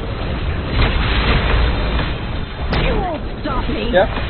Well, I'm not a geopolitical commentator. I'm a historian and analyst. But what I can say is that there's been a very deep domination of the discussion.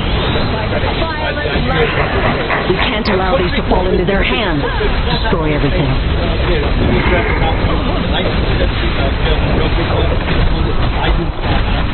And it only became popular in English in the 1990s, 1980s. It's a very decent idea. And then got sort of militarized by the Chinese government. around this ancient idea. In reality, in the classical period, the time of ancient Rome, the main east-west trade route was nothing to do with China. China and Rome barely knew each other. They were legendary entities. Neither were very clearly aware of the other. At that time, there was a regular motorway across the Red Sea, connecting India and the Roman Empire via the port of Suez. And 250 ships passed one and the noble general stuff backwards and forwards. And these were not tiny boats, these were major container cargo vessels of their day, and hugely valuable. The latest estimates estimate that around 1/3 of the entire Roman budget. Let's just continue. We can do it again tomorrow. Customs posts for goods coming not just from India but from the Arab world and Ethiopia, coming up the Red Sea. And when they taxed them at Berenike, which is the Roman port on the Red Sea, they produced such colossal quantities of money for the Roman exchequer that it paid for 1/3 of the entire military budget of the empire. On the world of sports now, former world number 1 Simona Halep has been handed a 4-year ban from tennis. The Romanian has been found guilty of 2 separate anti-doping violations, but Halep has confirmed that she will appeal the sentence. Now, the 2-time Grand Slam champion has been suspended since October 2022, that is, after testing positive for banned substance roxadustat at the US Open last year. An independent tribunal accepted Halep's argument. She had taken a contaminated supplement, but ruled that would not have resulted in the concentration of roxadustat found in a urine sample. Roxadustat increases the number of red blood cells in the body and is therefore banned by the World Anti-Doping Agency. The second charge related to irregularities in Halep's passport as well. The panel stated that they had no reason to doubt the unanimous opinion reached by 3 independent experts. That quote, and I'm quoting as to what they said, likely doping was the explanation for the irregularities. The International Tennis Integrity Agency has announced a 4-year ban, which means that the 31-year-old will not be able to play professional tennis till 6 October 2026. Halep continues to deny any wrongdoing and says that she will appeal the sentence in the Court of Arbitration of Sport. She said in a statement, I'm quoting here, "The last year has been the hardest match of my life, and unfortunately my fight continues. I have devoted my life to this beautiful game of tennis. I take the rules that govern our sport very seriously and take pride in the fact that I have never knowingly or intentionally used any prohibited substance. I refuse to accept their decision of a 4-year ban."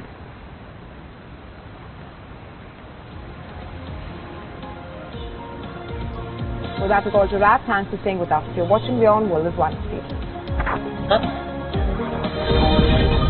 Oh yeah, I found out.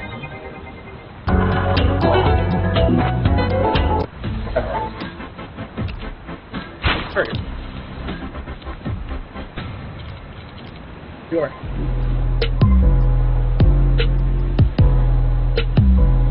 I going here. There we go. That was good. Oh, cool. Oh, and every that's nice. Oh, and every all the So I was kind of playing days and I got it twice because of that reason.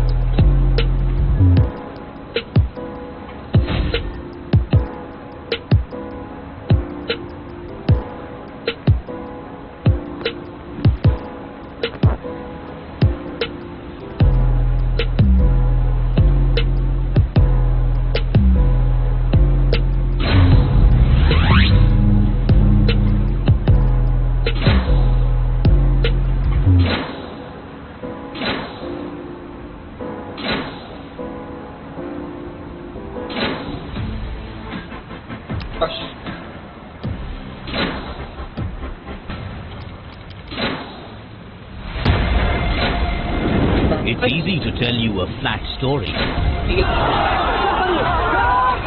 It's easy to show you what's happening around the world. I'm almost there.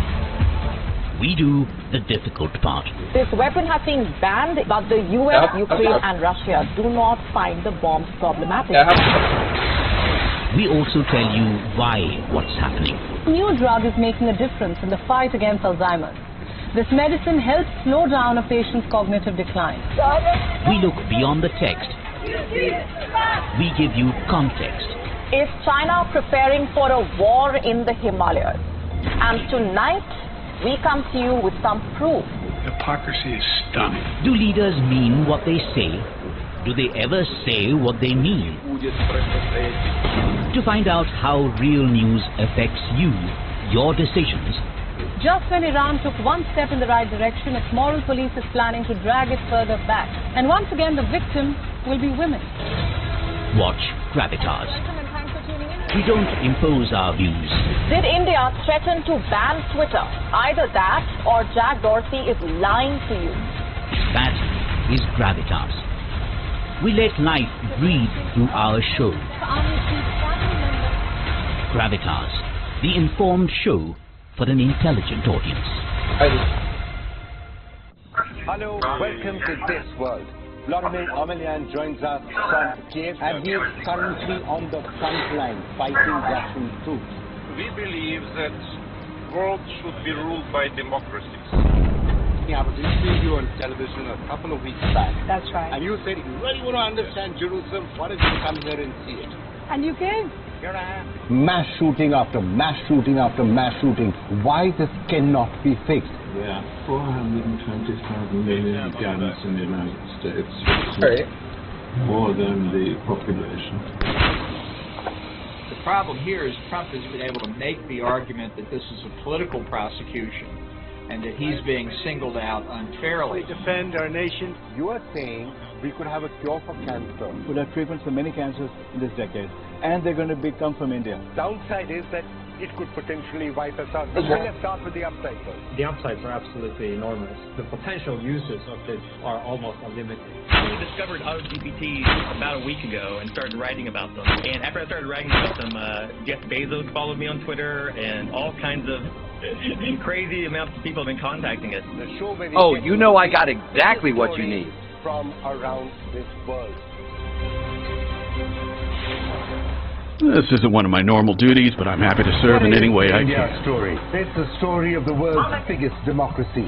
We are developing the road infrastructure. In the end of 24, it will be equivalent to the road infrastructure of USA.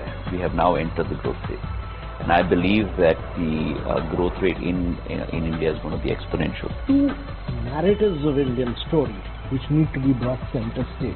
Every week, the India story will bring the most incisive analysis, the most authoritative voices. India will be a significant pole in the universe of AI going forward. India is walking tall, India's stature is different, India's voice is being heard, and the biggest newsmakers.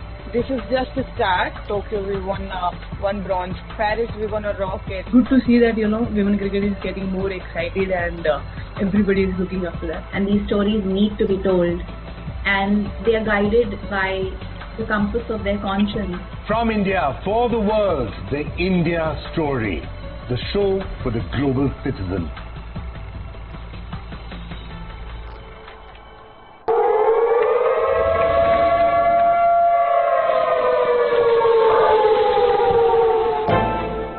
You don't know how to fix the holes in our ozone layer. You don't know how to bring the salmon back up and...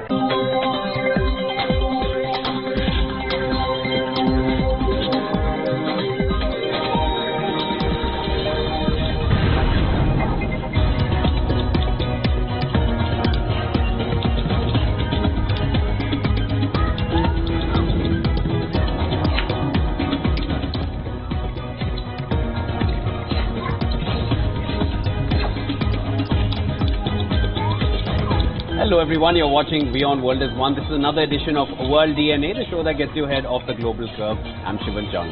And I'm Hemkor Saroya. On the show today, the devastating floods in Libya have washed away entire neighborhoods. Red Cross and local officials say that at least 10,000 remain missing. We'll get you the latest on the show today. Also on the show, Kevin McCarthy has announced that the U.S. House of Representatives will open a formal impeachment inquiry into President Joe Biden. Clearly, the U.S. politics is heating up ahead of the 2024 presidential elections. We will get you the latest on that. Also joining us on the show will be our correspondent Susan Teherani from New York. We'll also later be joined by Alison Lagrange, who will be getting us all the updates from the world of entertainment. All this and more in the next 60 minutes on World DNA. Let's get you started with the headlines.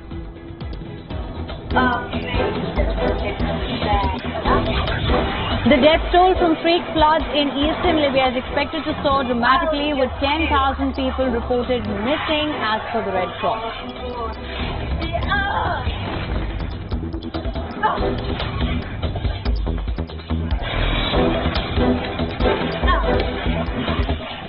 Republican House Speaker Kevin McCarthy gives the go-ahead for an impeachment investigation into U.S. President Joe Biden. The White House condemns the decision as extreme politics at its worst.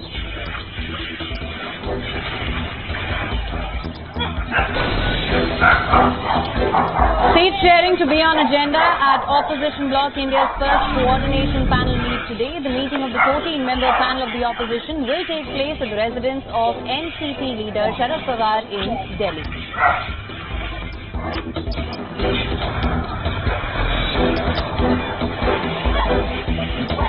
Apple unveiled its new iPhone lineup on Tuesday, with its Lightning charger ports replaced on the newest model by a universal charger after a tussle with the European Union.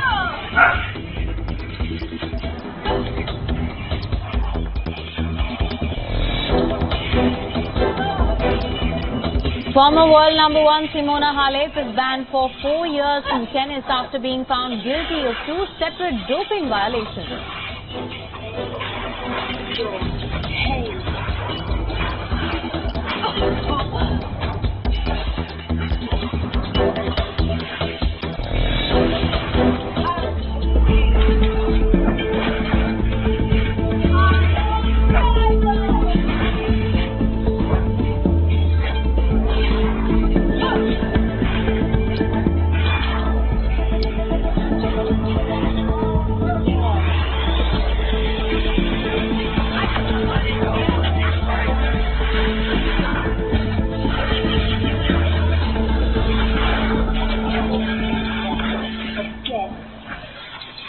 Absolutely devastating visuals which have come in from Derna. This is in Libya.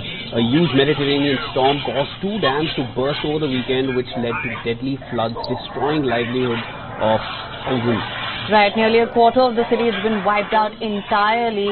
Let's just start by getting you some figures first to give you an estimate of the widespread destruction here. More than 5,000 people are presumed dead, at least 10,000 missing after heavy rain lashed northeastern Libya. Right now, situation in Derna, which is the Libyan port city, has been described as disastrous beyond comprehension. That's how bad it is, as you can already see in the visuals. An Interior Ministry spokesperson confirmed that the death toll due to severe flooding has crossed 5,300 now in the city of Derna. The city's ambulance authority had earlier pegged the toll at 2,300, but it's already reached a figure which is over 5,000, with 10,000 missing, as we told you earlier. On the other hand, Libya's envoy to the International Federation of Red Cross and Red Crescent Society said that at least 10,000 residents were reported missing in northeastern Libya. Now, these comments came during a UN briefing in Geneva. Later on Tuesday, he added that more than 40,000 residents have been displaced in the affected regions.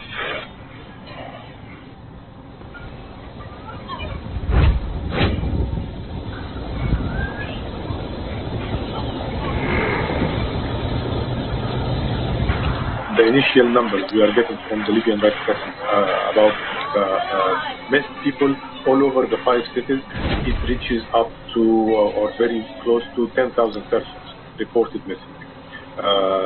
So it's very likely that the number declared from Derna authorities could be close to the correct number. This is to be confirmed, as I mentioned earlier, upon the finalization of the assessment process. However, the number I would expect that the number would be very close to the correct one. Assuring aid, Libya's Prime Minister said the country has sufficient medical supplies and equipment. He added that the efforts of the Navy and divers were focused on those extractions.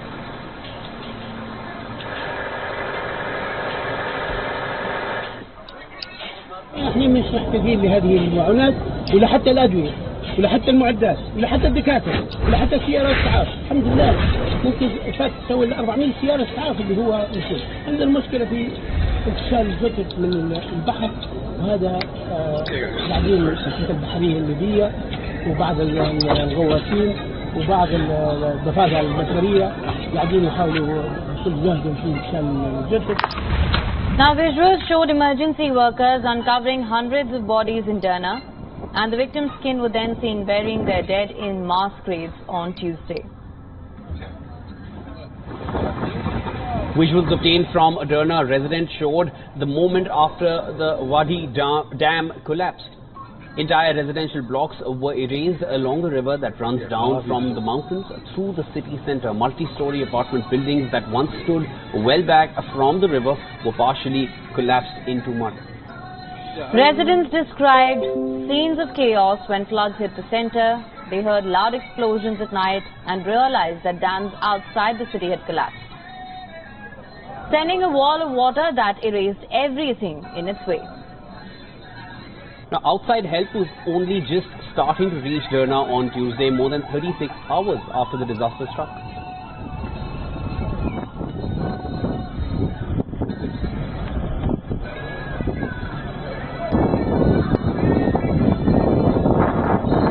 طبعا السد هو كان متعبي من قبل وما فضوش، فهو انضغط فطربق السد الكبير الفوقي، فهو اللي خلى السيل ينزل علينا بقوه. يعني حسبة ارتفاعها 12 متر، يعني 12 متر حسبة عمار، فالناس ما كانت حسبة انها حسبة البحر يطلع عليه، مش حسبة السد. Several countries and human rights groups offered aid as rescue teams scrambled to find survivors. The International Rescue Committee said that the country faces an unprecedented humanitarian crisis in the wake of the disaster. Apart from IRC, Turkish aircraft delivering humanitarian aid also arrived in Libya, according to Turkey's Emergency Management Authority on Tuesday. Turkish president said the country would send at least 168 search and rescue teams and humanitarian aid to Benghazi. Italy has also stepped up to help and said that the country will be sending a civil defense team to assist with rescue operations. Assessing the severity of the situation, the World Food Programme is also offered to help and is now preparing to send food to Libya's northeast. The Deputy Director of Emergencies said that the World Food Programme was ready to provide food to 5,000 families.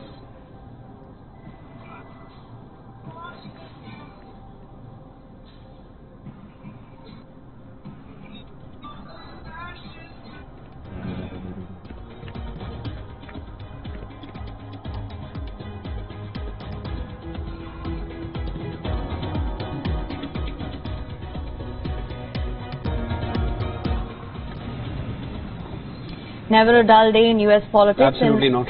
With the 2024 presidential elections. Is this getting hotter as we're leading into it? Now, as the race heats up, the battle lines are drawn, the pitch is getting shriller, and the politics starts getting ugly as the race for the White House heats up.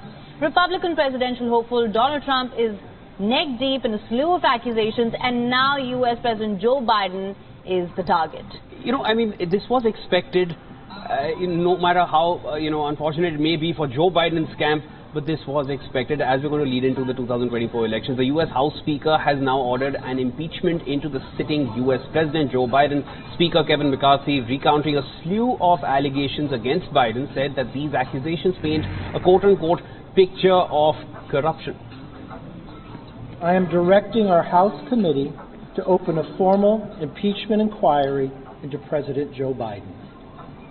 This logical next step will give our committees the full power to gather all the facts and answers for the American public. It's exactly what we want to know, the answers. I believe the President would want to answer these questions and allegations as well. Speaking at the news conference, McCarthy said that an impeachment inquiry into Biden is a logical next step of the months-long Republican-led investigations. He claimed witness testimony showed that Biden had been involved in his son's business dealings, that he may have received bribes as well.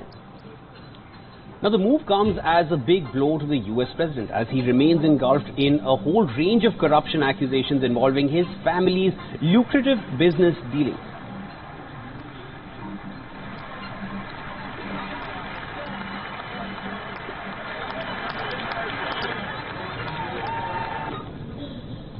Meanwhile, the White House has condemned the investigation decision. White House spokesperson for oversight and investigations has called for a demand for impeachment as extreme politics at its worst. Just last month, House Oversight Republicans had spelled out their intention to accuse the president of corruption. It was decided to proceed with these accusations even without direct evidence of the fact that he financially benefited from Hunter Biden's foreign business dealings. McCarthy also said earlier this month that the House wouldn't open an impeachment inquiry without holding a vote. Now, Biden is the second president to possibly undergo an impeachment investigation since Republican and former President Donald Trump in 2019 and in 2021. Ironically, Trump had back then called his impeachment a political witch hunt.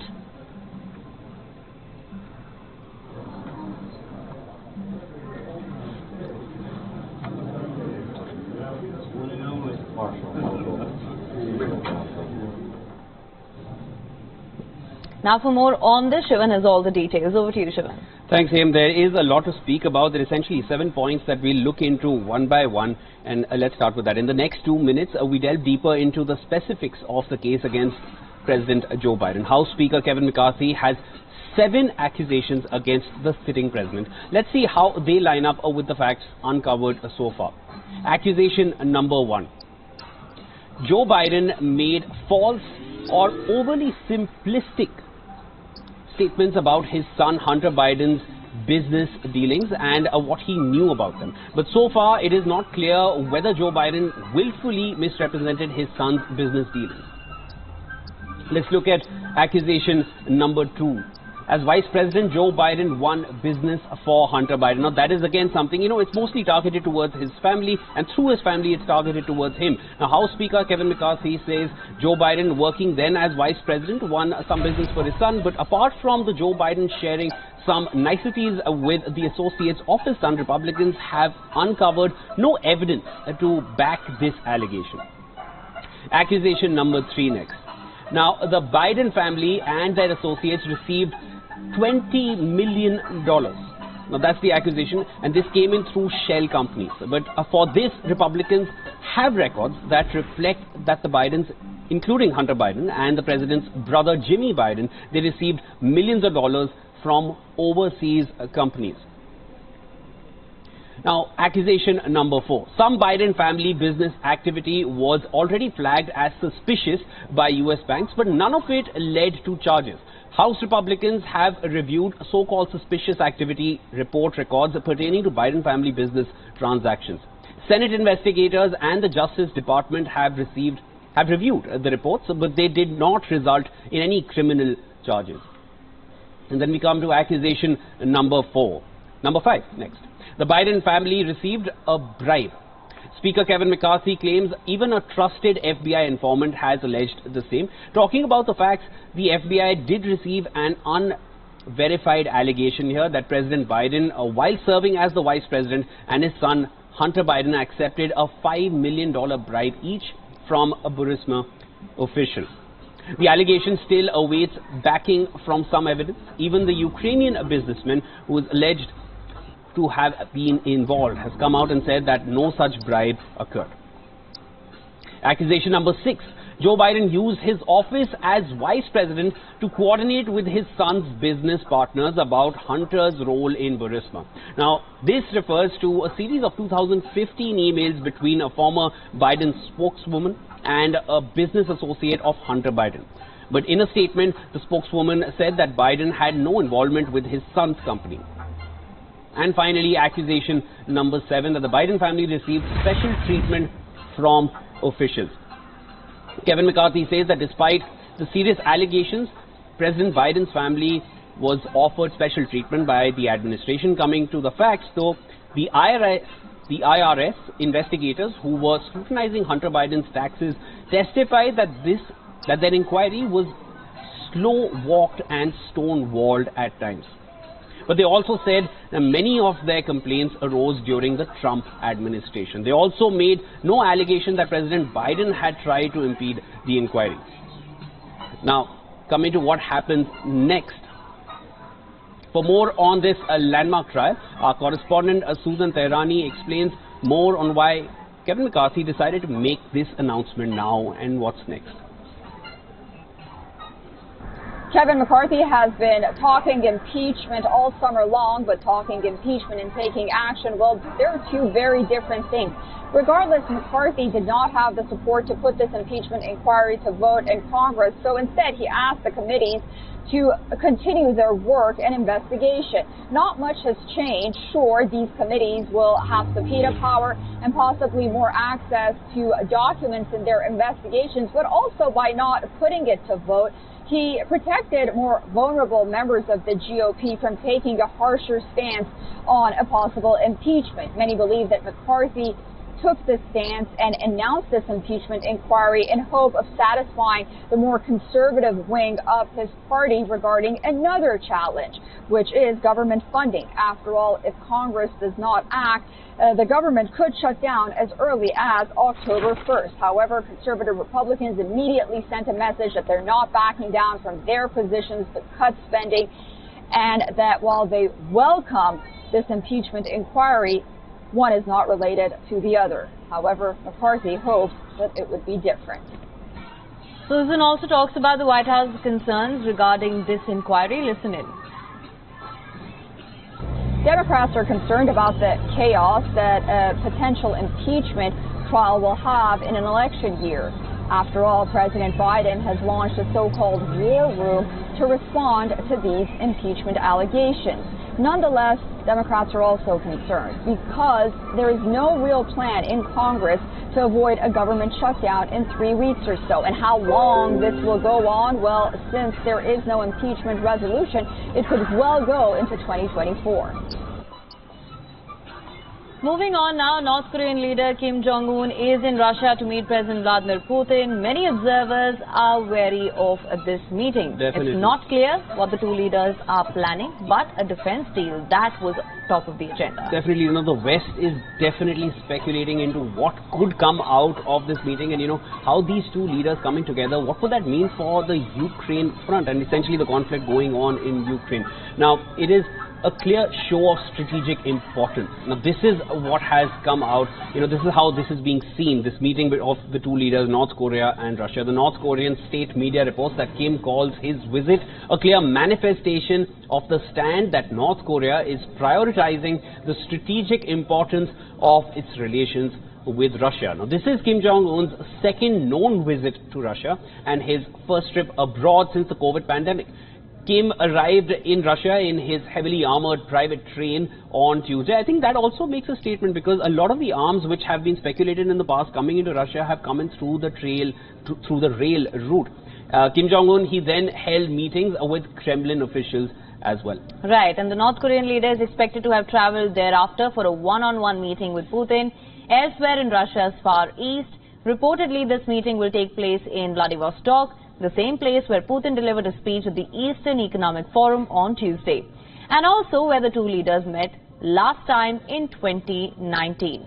However, Japanese and South Korean media have reported that the meeting might take place in Vostochny Cosmodrome in eastern Russia. This is now Russia's key space launch facility after coming into service in 2016. Now, this is located some 900 miles by road north of Vladivostok. Just like the place of the meeting, what's on table is also uncertain. Ahead of the meeting, Western nations as well as Ukraine have expressed concerns, big concerns, over a possible arms deal between two nations. UN Security Council members traded barbs on the issue on Tuesday. We will continue to identify, expose, and counter Russia's attempts to acquire military equipment from the DPRK or any other state that is prepared to support Russia's war against Ukraine. We urge the DPRK to cease its efforts to transfer arms to Russia.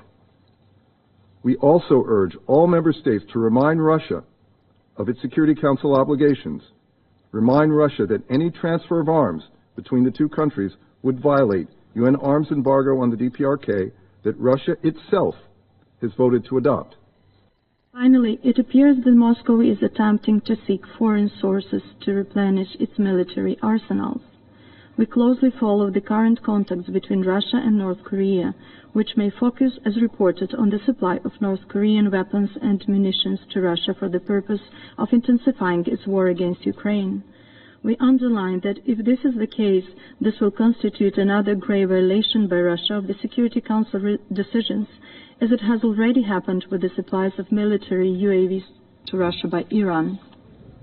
Now, analysts say North Korea has huge supplies of artillery shells, rockets and small arms ammunition, and this is what Putin seeks to gain from this meeting.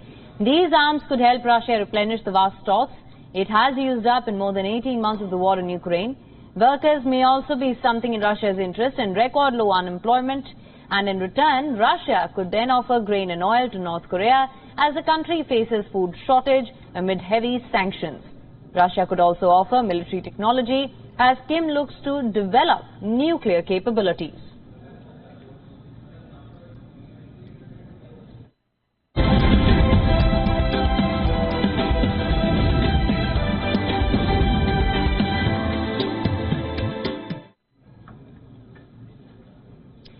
On to news now from the world of business. If you're eyeing a new set of wheels, then the roaring transformation in China's auto sector, it might just save you truckloads of money, if that's what you're looking for. I think that's something that everybody is looking for, or at least hoping for. Now, here's the lowdown on why it matters for you as a savvy consumer. Shift into gear and take a spin with us as we uncover what lies ahead in the future of mobility globally. China is all set to steer past Japan and claim pole position as the world's premier car exporter this year. This shift signals the end of a road long dominated by European, American, Japanese and South Korean auto giants. China's surge in automobile exports is powered by a blend of turbocharged factors. Domestic manufacturers led by electric vehicle trailblazer BYD are not just keeping pace with their global rivals but also overtaking them. Having already left South Korea and Germany in the dust regarding annual vehicle exports, China now has Japan firmly in its rearview mirror for 2023.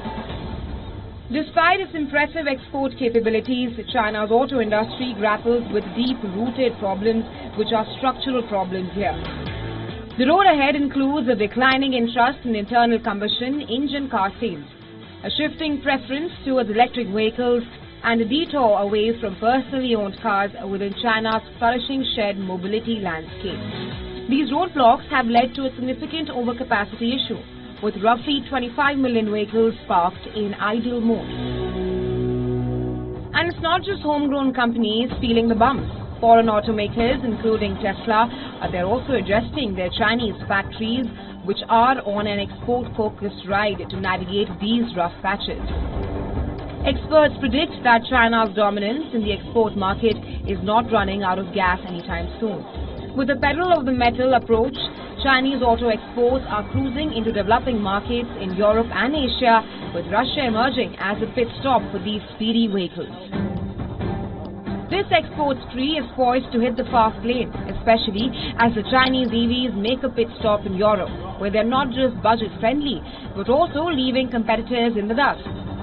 China's journey towards becoming the world's foremost car exporter, it marks a historic pit stop in the global automotive landscape. However, lurking in the rearview mirror are the shadows of overcapacity and a host of other geopolitical and economic speed bumps. As China's automotive prowess continues to rev up, it's set to leave tire marks on the future of car markets worldwide. We'll report beyond World is One. Alright, now the next report shows India's price pressure situation. The latest data showed the country's annual retail inflation eased to 6.83% in August from a 15-month high of 7.44% in July. Now, a Reuters poll, it had initially predicted a 7% rate. Price pressures, though, remained above the upper end of the Reserve Bank of India's target of 2 to 6% for the second month in a row.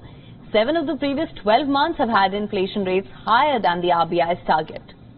Certain harvests of key food items were destroyed by the erratic monsoon rains, causing the government to subsidize vegetable prices and limit exports of certain grains, bringing temporary respite to people. Since food costs constitute roughly half of the whole inflation basket, it was enough to reduce headline inflation. However, the drop may be slowed by the growing cost of electricity. Food inflation increased by 9.94% in August, down from a rise of 11.51% in July. Now, as the production of vegetables, milk and grain has suffered due to irregular weather, food costs have been a major issue for policymakers over the last year. What does that mean for Indian households, though? Well, that suggests that inflation is cooling somewhat, but still remains extremely high. So the real damage to household budgets from higher prices is here to stay. RBI Governor Shaktikant Das warned last month that the government would need to keep a close eye on the situation. Inflation in Asia's third largest economy is expected to remain above the RBI's upper limit of the target range at least until October. And worse, a Reuters poll forecasts price pressures to remain higher than the central bank's 4% medium-term target well into 2025. Still, the RBI was not expected to hike its key policy rate anytime soon and instead start cutting in Q2 2024.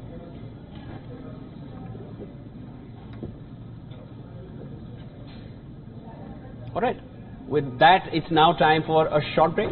Right, but don't go anywhere. On the other side, though, manhunt, it continues for the convicted killer who escaped from an eastern Pennsylvania prison nearly 2 weeks ago. Stay tuned for all the updates on the other side.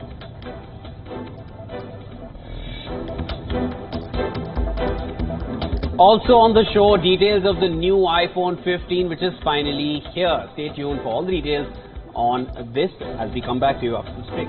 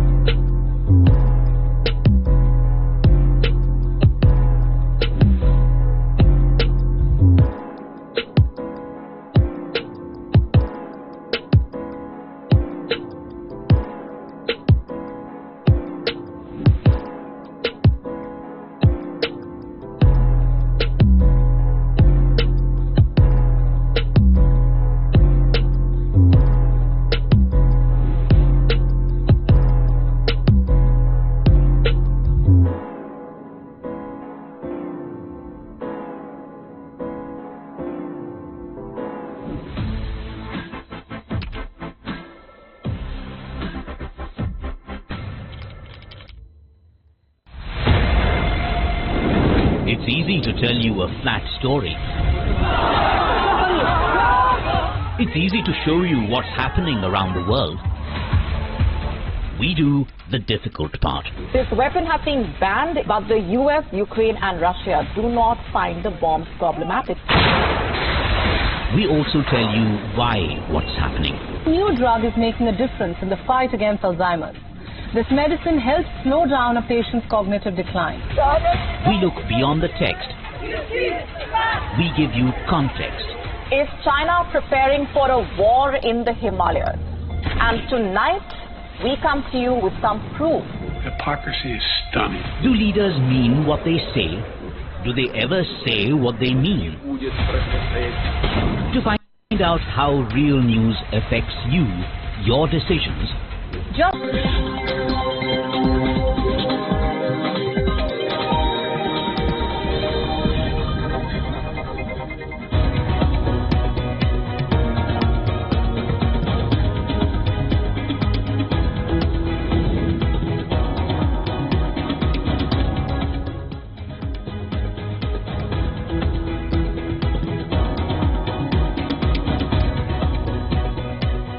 Welcome back to World DNA. Thank you so much for staying with us. Let's start by looking at the headlines first. The death toll from freak floods in eastern Libya is expected to soar dramatically, with 10,000 people still missing, warns the Red Cross.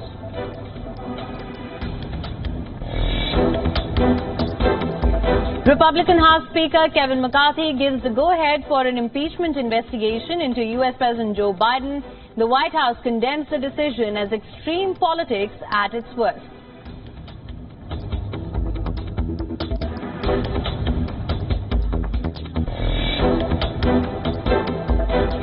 Seat sharing to be on agenda at opposition bloc. India's first coordination panel meet today. This is INDIA, the opposition coalition in the Indian government. The meeting of the 14-member panel of the opposition will take place at the residence of NCP leader Sharad Pawar in Delhi.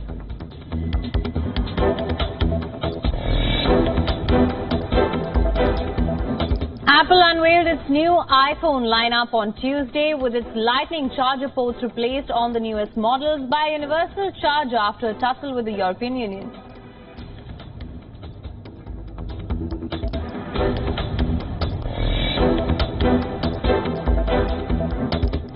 "24-time Grand Slam champion Novak Djokovic breaks down in tears after an overwhelming welcome by the Serbian fans in Belgrade following his victory at the US Open.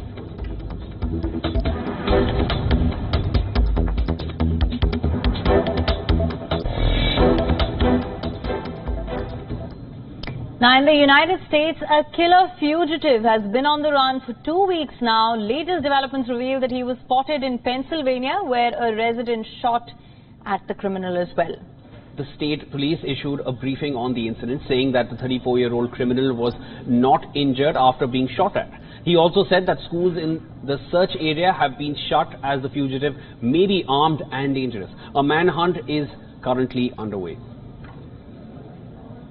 We are mobilizing additional resources as we speak and are planning for an extended operating period if necessary. Cavalcante is considered armed and extremely dangerous. He is now armed with a .22 caliber rifle with a scope and flashlight mounted on it.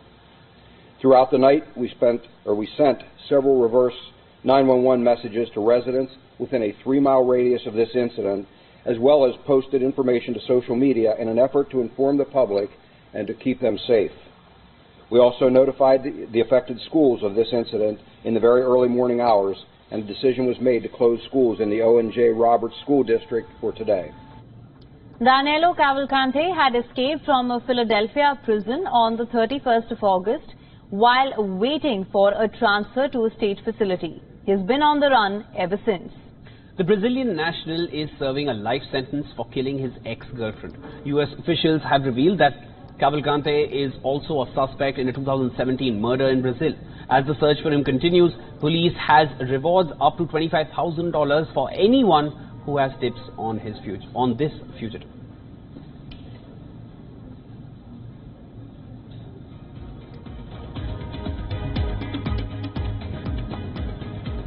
Now, Van Gogh painting that was stolen from a Dutch museum, it's finally found its way back home. The 139-year-old painting was stolen when the world was facing the aftermath of the coronavirus pandemic. The Dutch art detective breathed a sigh of relief when he realized that the painting was delivered at his doorstep, enveloped in nothing but a bubble wrap.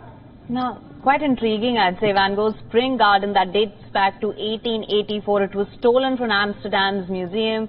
A thief smashed through the glass doors with a sledgehammer, absconded with the art. At the time, the French-born thief was convicted of stealing the painting. However, the painting had already switched hands by the time he was jailed.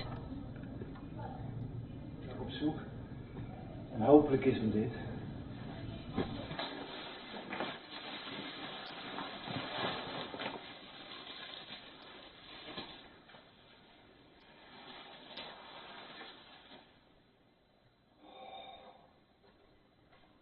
My role was to identify it, because they just, the people involved are not necessarily Van Gogh experts, neither am I, but I know the painting really well, so I know if it's genuine, and you see it at first glance, it's the real thing. And there was the first moment of enormous relief that it's really there. I thought, I couldn't believe it, but it's really, really happening. It's physically there, and it's safe, and it's in not perfect condition, but it's fine. Now, Detective Arthur Brand, who has been working with the Dutch police to locate the painting for the past 3 years, said that the painting was circulated within criminal groups before finally passing it on to the authorities for a reduced jail term.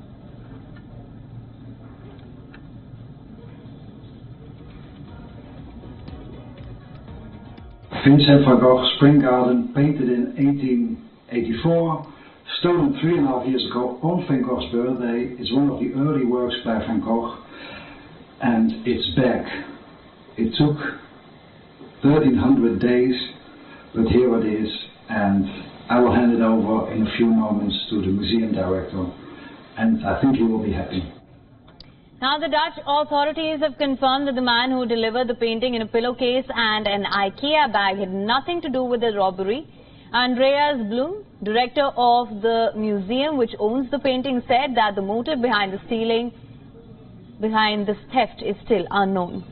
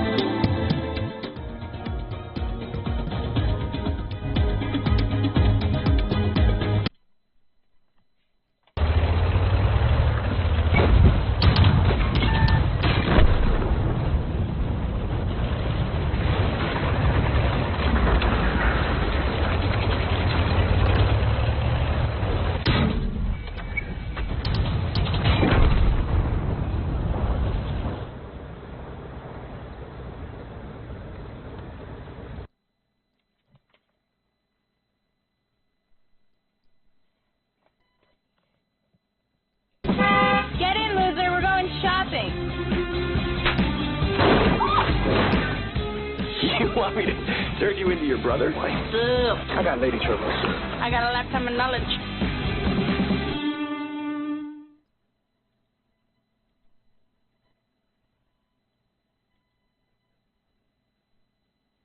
That shooting. Authorities raced to the scene in minutes, but did not find Cavalcante, who may now be shirtless. After, officials say they recovered the green sweatshirt he was seen wearing. Authorities have set up a new perimeter, where 500 officers are now scouring the wooded area looking for any clues. It's scary because he could be anywhere. And Dr. Matt Bauer is visiting his parents who live in the neighborhood where the shots were fired. The family immediately taking precaution. What came next was a heavy police presence. The adrenaline starts going and we just are hardwired and kind of running through the house, making sure everything's locked, making sure all the windows are secure. Meanwhile, authorities say they are closing in. I believe he is beyond assistance, and he is in that perimeter, and we will actively hunt until we find him. Authorities say Cavalcante ditched his prison shoes in these nearby woods and may have stolen a pair of work boots from a nearby porch. Lester? All right, George Solis, thank you. We'll have much more from here in Iran later, and in just 60 seconds, the catastrophic floods in New England and the new threat on the way. Also, the cold medicine that the FDA said today doesn't work. We're back now with a state of emergency in Massachusetts over catastrophic flash floods. It happened northwest of Boston, where slow-moving thunderstorms brought 9.5 inches of rain, with floods creating sinkholes and damaging homes. More flooding rain is possible tomorrow. In health news today, the CDC decided who should get updated COVID vaccine shots, which could be widely available just days from now. Miguel Almaguer has details. Miguel, who are they saying should be getting these new shots? Well, Lester, the rollout will be broad now that the CDC director has officially signed off. Within just a matter of days, new COVID vaccinations could start arriving at pharmacies nationwide. Today's decision by the CDC recommends nearly all Americans get vaccinated. The advisory panel setting the stage, saying everyone 6 months and older should get the updated COVID vaccine this fall if you haven't been vaccinated in the last 2 months. While the vaccine should protect from severe illness and hospitalization, the question tonight, will there be an appetite for the new shot after most Americans pass on the last one? Lester? All right, Miguel, thank you. We have an update on another medical story we told you about yesterday. Today, in a unanimous vote, an FDA panel said the key ingredient in certain brands of cold medicines like Vicks and Benadryl, known as phenylephrine, is ineffective and could be removed from stores. More effective medications like regular Sudafed, which has the ingredient pseudoephedrine, are still available behind the counter. Up next, Aaron Rodgers' stunning injury and a diagnosis out today. Will he ever play again? The fire has grown leaps and bounds. What you see behind me is typical. How you doing? Pretty bad. News lives in the now. It's coming at us every second. News is more now than ever. Look at this. You can't even see anything anymore. Now is raw. Now is real. The Fed's decision today, help us translate that into very plain English. Now is constant. You gotta see this. Future is now. News for the generation of now is NBC News Now. People really don't know what's going to happen. Nearly a dozen hours after the eye roared ashore. More good people than bad people, I know, right? There is some late-breaking news. 4 hours until the Iowa caucuses by the Sanders delivery. All right, it just needs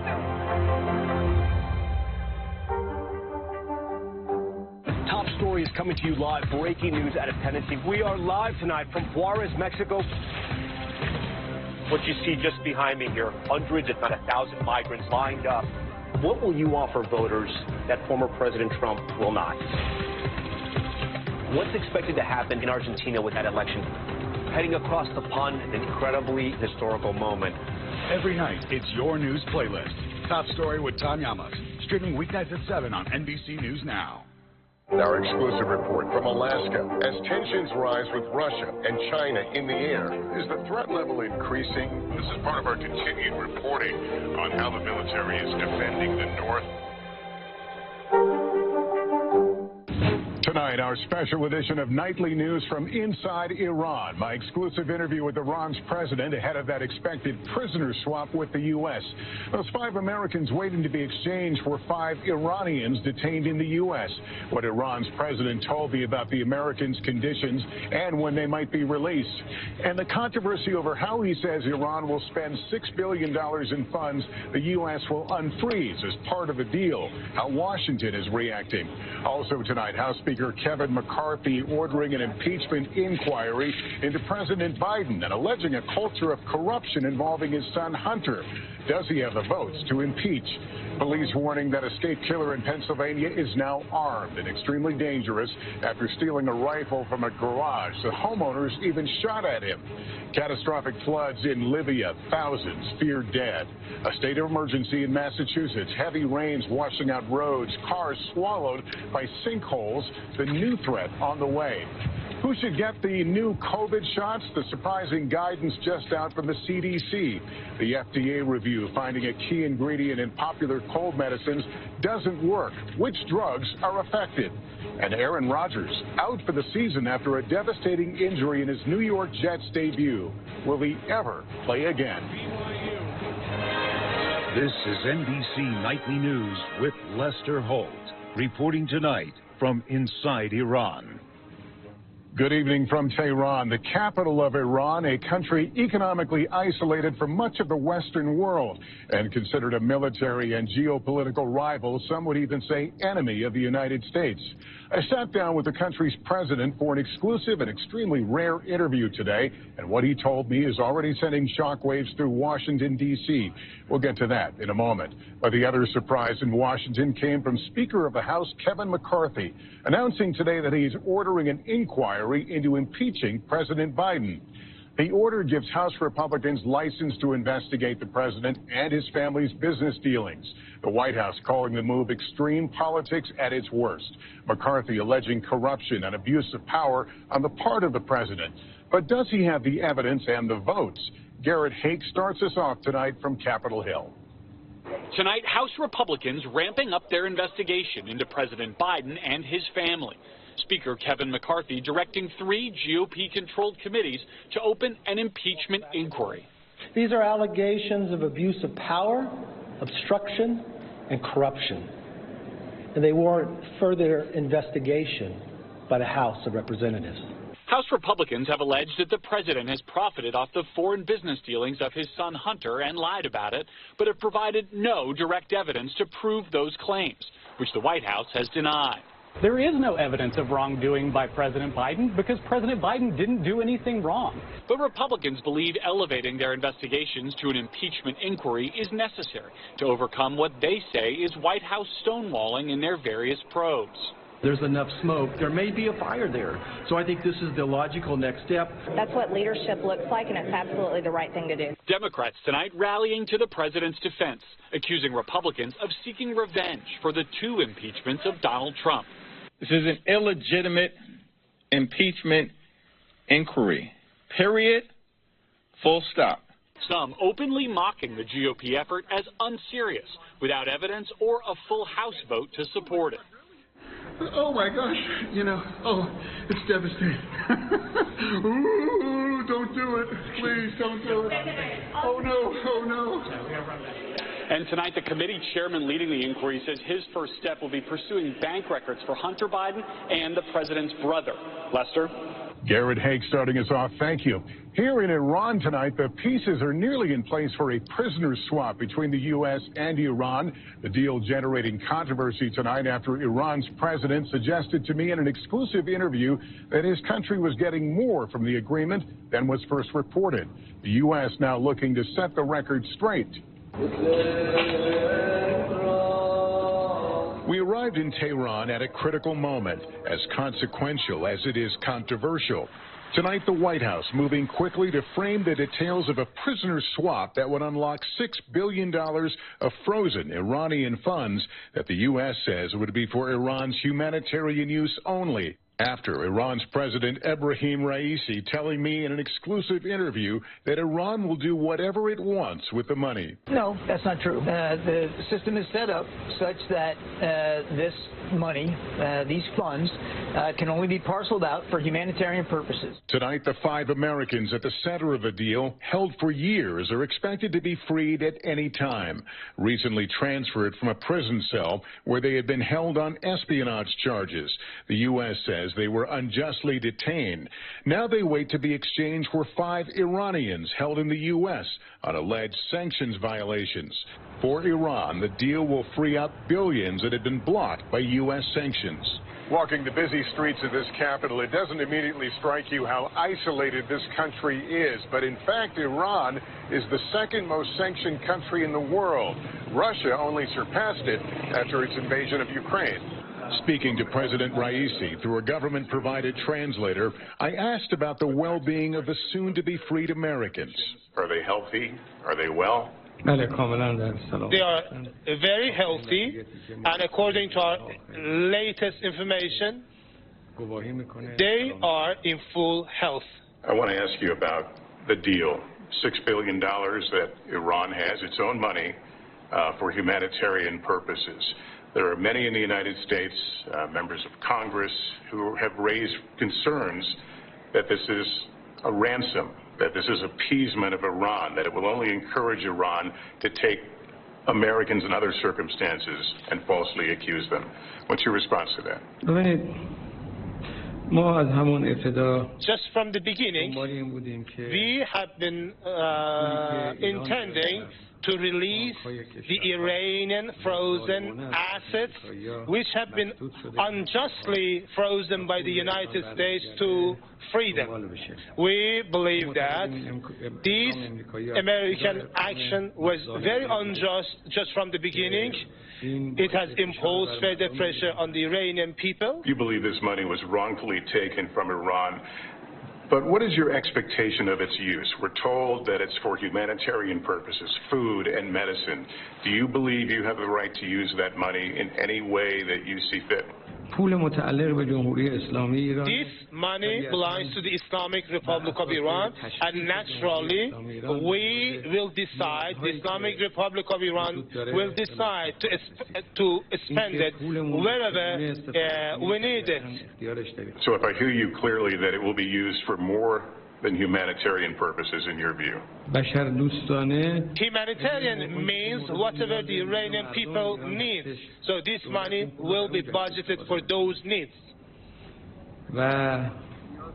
And the needs of the Iranian people will be decided and determined by the Iranian government.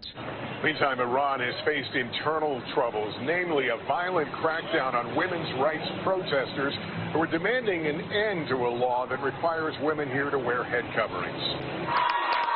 The protest movement led by women here. We saw many openly defying the law. Are you at all afraid to walk down the streets without a scarf? No, I don't afraid because I'm really tired about this. I asked the president about that deadly government crackdown on those protesters. We are sitting here, Mr. President, at nearly the one-year anniversary of the death of Mahsa Amini, a young woman who was arrested by the morality police for allegedly improperly wearing her head covering. The response, the government response to the protesters was swift, and it was brutal in the eyes of many. Humanitarian groups say at least 500 people were killed, perhaps many young people. Thousands, tens of thousands were arrested. That there were people executed or put on death row, journalists who were rounded up. What message did that send to the rest of the world, how Iran handled those protests? It was an incident. The same incidents happen every day in the U.S. and in the European cities. The Islamic Republic of Iran responded swiftly and followed the issue. But I would like to mention the fact that the Western countries and some European countries and the U.S. were making use of this incident as a project against the Islamic Republic of Iran. It was a hybrid war and a cognitive war. It was a political war. It was an economic war, a media war, and a psychological war against the Islamic Republic of Iran. If I understand what you're saying, you're blaming what happened on the streets after Mahsa Amini's death on Western influences and American efforts to undermine this country. But those were Iranian security forces in the street firing pellets at unarmed people or live weapons at crowds that included young people. Do you not see anything in the last year in which you have to take responsibility for? Those who provoked the people and made use of this opportunity, that was the U.S. and European countries. Those who were trying to ablaze banks or to open fire on the people or to kill people, certainly our security force on the street cannot allow terror to happen. We cannot allow anyone to destroy the public places. We cannot endanger the safety of people. If on Saturday, the anniversary of Mahsa Amini's death, if there are protests to commemorate that date, would the security forces crack down in the same way? So do you know that are there going to be any protests in the country? I don't know. There are reports the government has taken actions to quiet activists ahead of that date. Can you comment on that?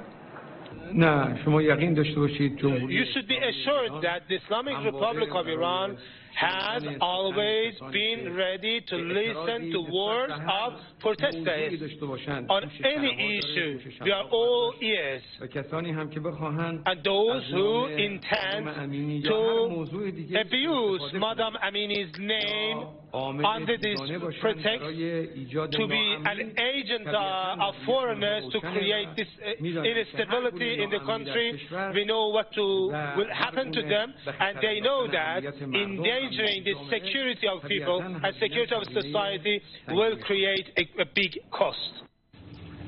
In that interview, President Raisi telling me the prisoner swap should be finalized in, quote, due time.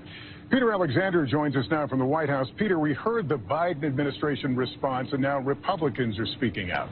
Lester, Republicans have slammed this prisoner swap, saying President Biden gave up too much, calling it appeasement and a ransom payment. Former President Trump is blasting it as a terrible precedent to return $6 billion in addition to releasing 5 Iranian prisoners, attacking President Biden as incompetent. Republicans broadly argue the deal will only entice rogue regimes like Iran to detain more Americans, but the White House says the U.S. can refreeze the money if necessary and says there are strict measures in place to ensure how it gets spent.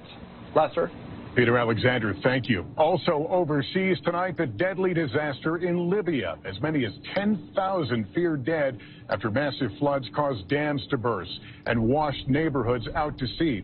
State media says the death toll in the city of Derna alone is more than 5,000. Libya is split between 2 rival governments, potentially complicating relief efforts. Back home, there are major new developments in the manhunt for an escaped killer in Pennsylvania.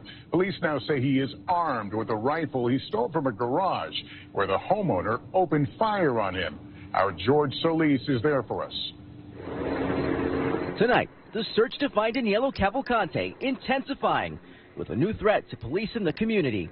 The escaped killer now has a gun. He is now armed with a .22 caliber rifle with a scope and flashlight mounted on it. Nearby schools closed. Alerts sent to residents. Residents in the area are asked to continue to secure their homes and vehicles and remain vigilant. Police say last night, Cavalcante, who was killed before, stole a rifle and ammo from inside an open garage. But he was caught by the homeowner, who drew his own gun and fired at the fugitive. We have no reason to believe that he is injured as a result of that shooting. Authorities raced to the scene in minutes, but did not find Cavalcante, who may now be shirtless. After, officials say they recovered the green sweatshirt he was seen wearing. Authorities have set up a new perimeter where 500 officers are now scouring the wooded area looking for any clues. It's scary because he could be anywhere. And Dr. Matt Bauer is visiting his parents who live in the neighborhood where the shots were fired. The family immediately taking precaution. What came next was a heavy police presence. The adrenaline starts going and we just are hardwired and kind of running through the house, making sure everything's locked, making sure all the windows are secure. Meanwhile, authorities say they are closing in. I believe he is beyond assistance and he is in that perimeter, and we will actively hunt until we find him. Authorities say Cavalcante ditched his prison shoes in these nearby woods and may have stolen a pair of work boots from a nearby porch. Lester? All right, George Solis, thank you. We'll have much more from here in Iran later, and in just 60 seconds, the catastrophic floods in New England and the new threat on the way. Also, when picking a commerce platform, you have 2 choices. Oh, you piece of... Or, yeah! That's the sound of selling on Shopify, online, in person, and beyond. Join the millions of businesses growing on Shopify. Sign up for a $1 per month trial period at shopify.com/YouTube audio. Pretty bad. What's the message that you're trying to get out to young people? Know what is in the drug supply. We've got important news this hour about your money. Mental health. Big picture, why is it so tough right now? News for the generation of now is NBC News Now. It always feels so good to get back to it. Getting high gear a little earlier because there's more to cheer for. It's back to school, back to business, back to the feeling that anything is possible. Take back the day, make it all right. News lives in the now. It's coming at us every second from all over the world. We have a whole team. News is more now than ever. Look at this. You can't even see anything anymore. Our house is no longer here, but we are here. Now is raw.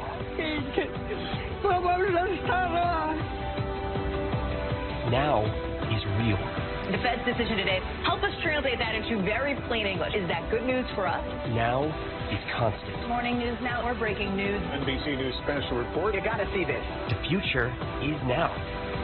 News for the generation of now is NBC News Now. It always feels so good to get back to it. Getting high gear a little earlier because there's more to cheer for. It's back to school, back to business, back to the feeling that anything is possible. Take back the day, make it all right. Thanks for tuning in. I'm Gotti Schwartz. Here are the stories we're following tonight. Storms keep coming here in California. The U.S. government just declassified this video. A lot more stories trending like crazy on social media. A controversy pitting lawmakers against young voters. What's the state of crypto today? Is it safe for investors? We've got another mind-bending story on artificial intelligence. This is what my voice sounds like when I clone it. That wasn't me. You gotta see this. Stay tuned now. Weeknights at 8 Eastern, 5 Pacific on NBC News Now. Fire has grown leaps and bounds. You see behind me is typical. How you doing? Pretty bad. Hey, good evening. Thanks for tuning in. I'm Gotti Schwartz coming to you from Washington, D.C., and here are the stories we're watching tonight. After giving hundreds of law enforcement officers a slip for nearly 2 weeks, escaped convict Danilo Cavalcante now has a rifle and a scope. Cavalcante is considered armed and extremely dangerous. And we're going to tell you how police say he got that gun and why they still think they're going to catch him soon. Body cam footage has been released showing a Seattle police officer laughing after a deadly crash involving a patrol car driven by a fellow officer. But she is dead.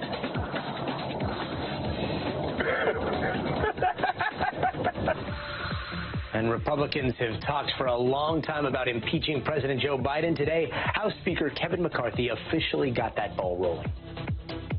Today, I am directing our House committee to open a formal impeachment inquiry into President Joe Biden. Then the U.S. government has taken Google to court in a case the Justice Department says is all about the future of the Internet. And we're going to give you a glimpse of the first ever photo shoot at the edge of space. Hey, Dad.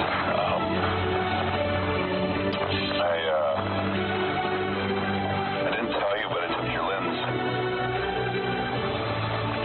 I brought it to space.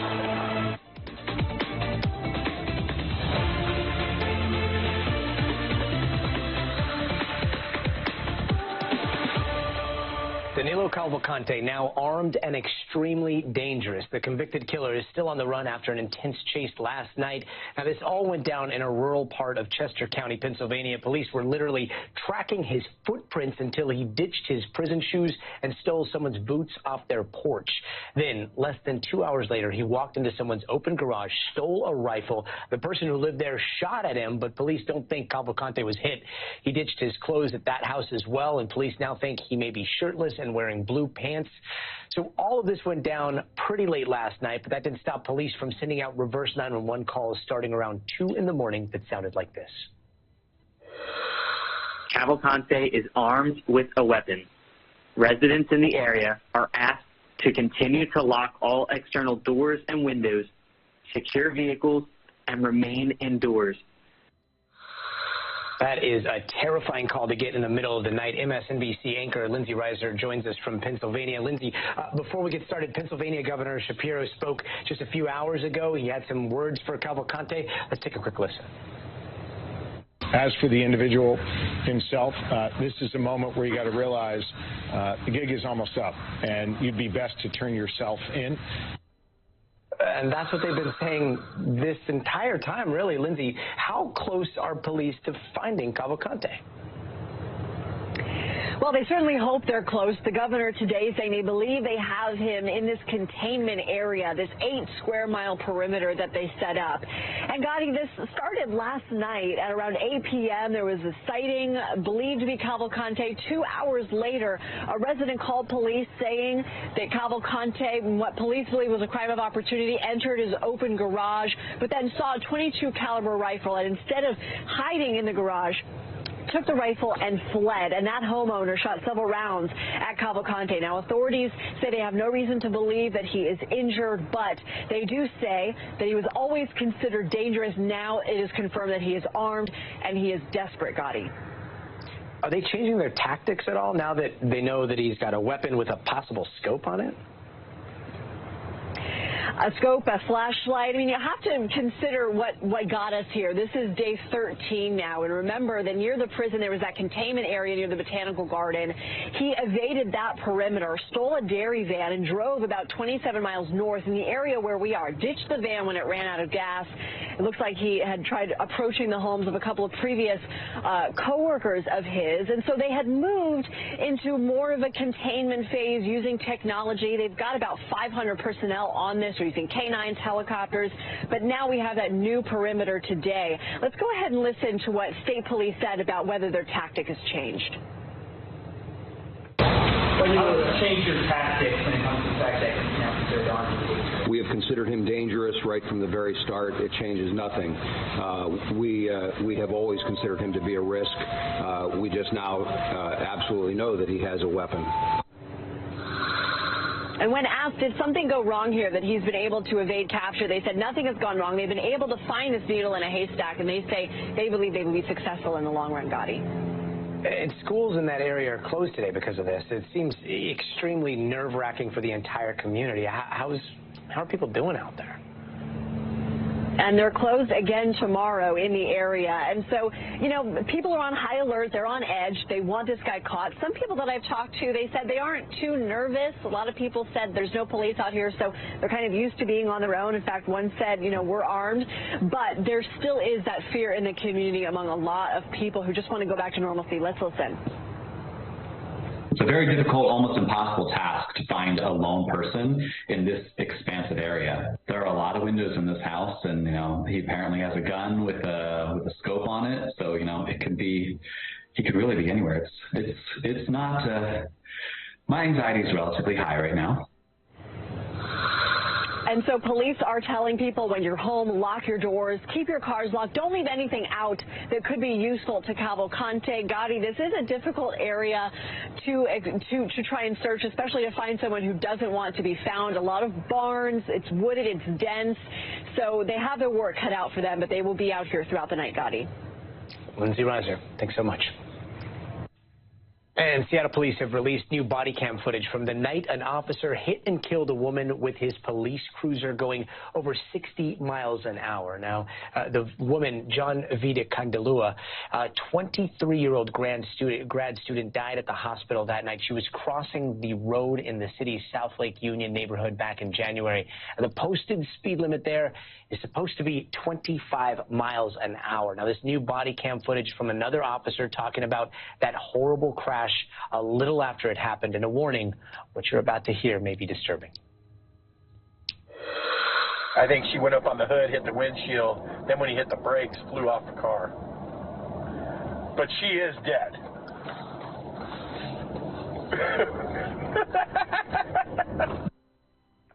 That laughter there has gotten a lot of people's attention. The Seattle Police Department released the video after an employee raised concerns. The Department of Police Accountability says it's looking into it, and NBC News has reached out to the officers in the video and their union for comment, but we haven't heard back. Joining us now is NBC News correspondent Steve Patterson. Steve, so what else is on this video, and why is it being released now?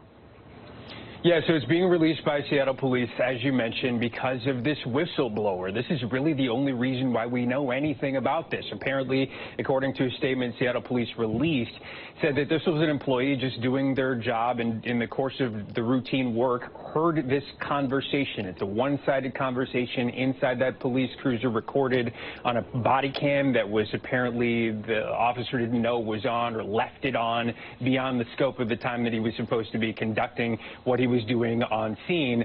The employee hears this, they flag it up the pole essentially to the chief's office, and then because it's now in the accountability office, it has to be released to the public, and that's how we're able to hear it. What's on it, Gotti? I mean, it sounds awful, right? It sounds like a blatant disregard for human life, for the badge, for sense and sensibility, for protecting and serving, which is the oath that police officers take.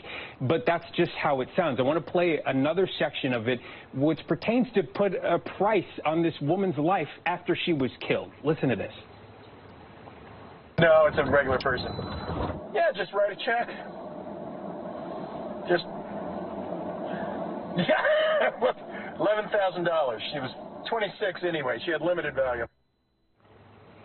Now, it's important to say that this is one half of a two-sided conversation. We only hear one voice. He's talking to somebody else.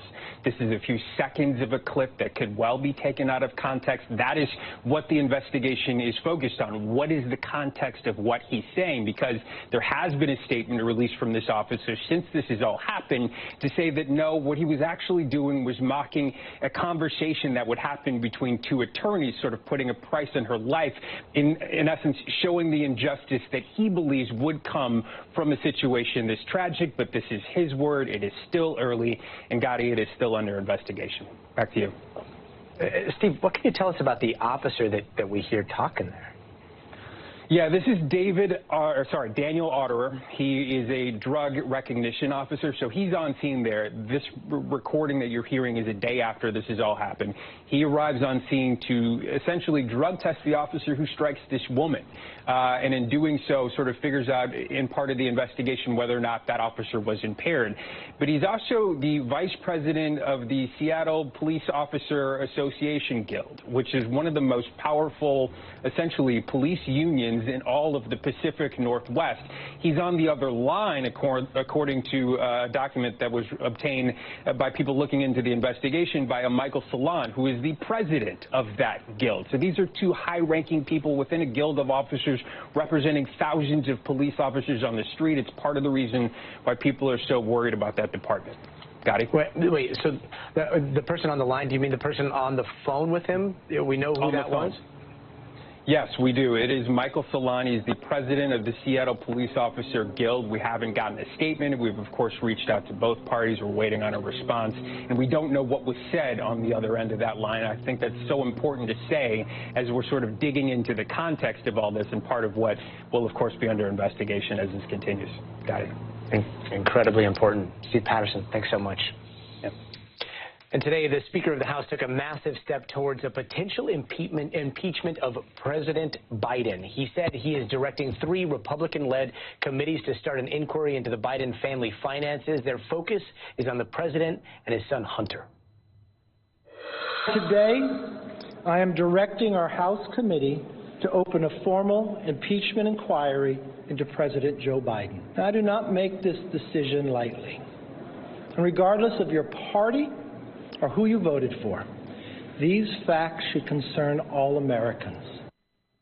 Now, the White House has completely denied any allegations of wrongdoing. A spokesperson says that even Republican members of Congress don't see evidence to support impeachment. NBC News senior national reporter Sahil Kapoor has more on what's in store at Capitol Hill. Hey, Gotti. Well, it's a very significant move for Speaker McCarthy, who has been facing pressure for months to open this impeachment inquiry into President Biden from his hard right flank in the House. Today, he decided he's going to move forward and authorize that impeachment inquiry. It will be led by Jim Jordan, James Comer, and Jason Smith, 3 Republican chairs of committees that have already been investigating Hunter Biden and looking for potential links to President Biden when it comes to wrongdoing. McCarthy talked a little bit about his decision, made allegations about abuse of power and corruption. He didn't quite have the evidence to substantiate them, described this as an inquiry to try to gather more facts. Let's play some of what McCarthy had to say. I do not make this decision lightly. And regardless of your party or who you voted for, these facts should concern all Americans. The American people deserve to know that the public offices are not for sale. Now, it's worth noting that this is a stark reversal for McCarthy from just 11 days ago when he told the conservative website Breitbart that he would not move unilaterally to open an impeachment inquiry. That's something of that, such importance should have to get a vote in the full House of Representatives to begin. Today, he announced that he will do it unilaterally. The 3 committee chairs that he tapped to put in charge of this inquiry issued statements supportive of it. Many Republicans are supportive of it, although a lot of them in the House have been very skeptical about going going down this path, saying they simply do not have evidence of wrongdoing by President Biden. There has been no allegation yet of a high crime or misdemeanor. That we will see, if and when Republicans decide to introduce articles of impeachment. Democrats push back aggressively on this, with Hakeem Jeffries, the minority leader, calling it regrettable, reckless, and reprehensible. He described it as a political revenge tour with no basis in facts of the Constitution. Jerry Nadler, the former Judiciary Chairman on the Democratic side, who oversaw the 2 impeachments of President Trump, said that in 2019 they already had overwhelming evidence that the former president tried to extort the government of Ukraine, and in 2021 everyone saw with their own eyes what happened on January 6th. He says, by contrast, President Biden has done nothing wrong, and House Republicans, in his words, have not found a shred of evidence to suggest otherwise. Gadi? NBC's Sahil Kapoor, thanks so much. And now for a quick question. How many times have you used Google today? Full disclosure, I've already lost count of how many times I've Googled something. It is something that we use literally so often it has become a verb. But here's the question. Did we all fall in love with Googling by choice or by lack of choice? That is one of the main arguments of the day at this massive case that could completely reshape big tech. The Department of Justice is suing the tech giant, accusing it of an illegal monopoly. Essentially, every smartphone that people get has Google as the default search, and it's baked into everything. And that means we don't have a competitive advertising market, and Google is in this chokehold. By giving the market room for competitors to offer rival services, we're going to see new forms of innovation, better privacy for consumers, less ads.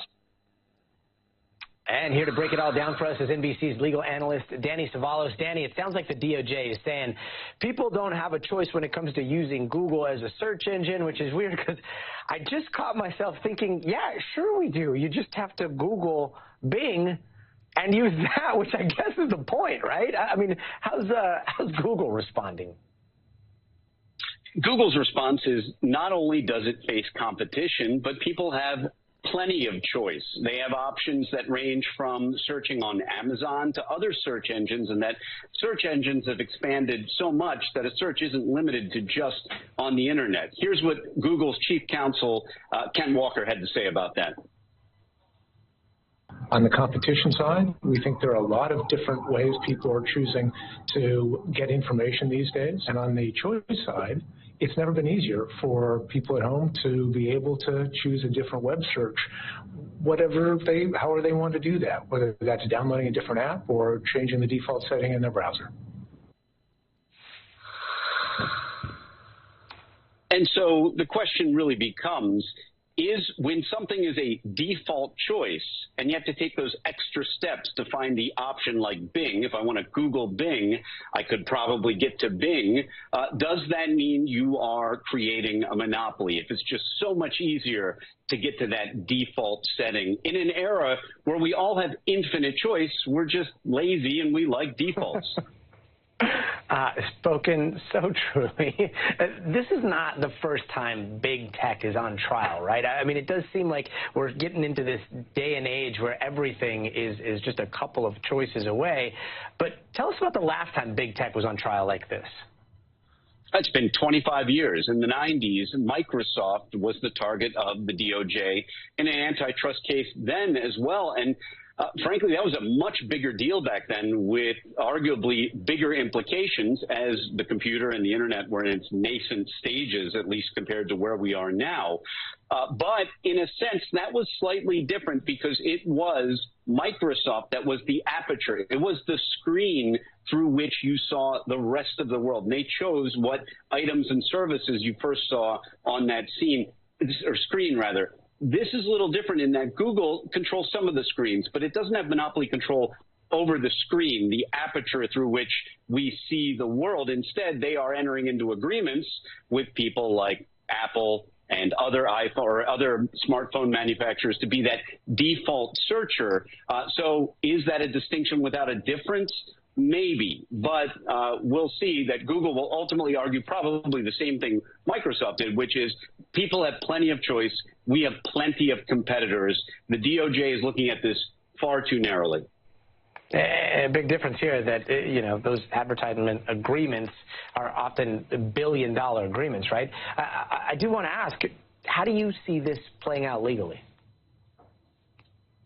Well, you look back at the Microsoft case. In the Microsoft case, here's how reasonable minds could differ. The district court judge went one way, and that was for DOJ. And then on appeal, the appeals court appeared to go for Microsoft at the time. Ultimately, the parties reached a settlement. The Supreme Court declined to weigh in on it.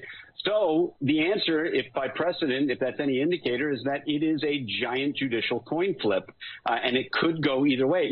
Part of the problem is educating a judge or a court or even a jury on antitrust law, especially with the added layer of technology. That part alone, it's so confusing that makes it even more of a coin flip, that the fact finder, whether it be a judge or a jury, is ultimately going to just say, I'm going to make a decision, not entirely sure I understood what was going on here. Justice all comes down to a tech-savvy judge. Pretty wild world we live in. Danny Savalos, thanks so much. And still to come, we broke some news about JFK's assassination last night when we heard from a Secret Service agent who's making us question exactly what happened that day. Next, we're going to hear what a ballistics specialist has to say about the so-called magic bullet and what this new account could mean to a crime scene investigator. I didn't see anybody to secure the car. People were emerging on the car. I did not want this piece of evidence to disappear.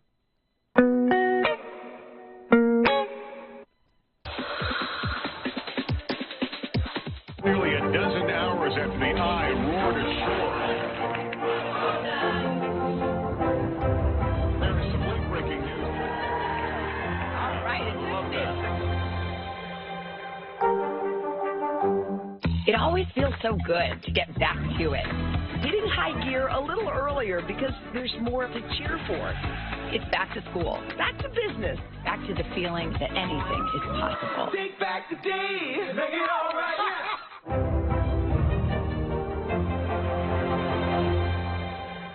It always feels so good to get back to it. Hitting high gear a little earlier because there's more to cheer for. It's back to school, back to business, back to the feeling that anything is possible. Take back the day, make it all right. Just behind me, hundreds, if not 1,000 migrants waiting under the blazing sun. All these people here are going to be asking for asylum. It's a very critical situation. It always feels so good to get back to it. Hitting high gear a little earlier because there's more to cheer for. It's back to school, back to business, back to the feeling that anything is possible. Take back the day, make it all right. Hey there, welcome back. And here are some of the other headlines we're watching tonight. At least 2 cities in Massachusetts are under states of emergency because of dangerous flash flooding overnight. Between 6 and 9 inches of rain fell last night, leading to stuck cars, sinkholes, damaged buildings. Some schools are canceled again tomorrow. And Donald Trump's lawyers filed a motion to dismiss the charges against him in the Georgia election interference case. Now, this is the latest effort from his legal team as Fulton County's DA aims to put out 19 defendants on trial next month.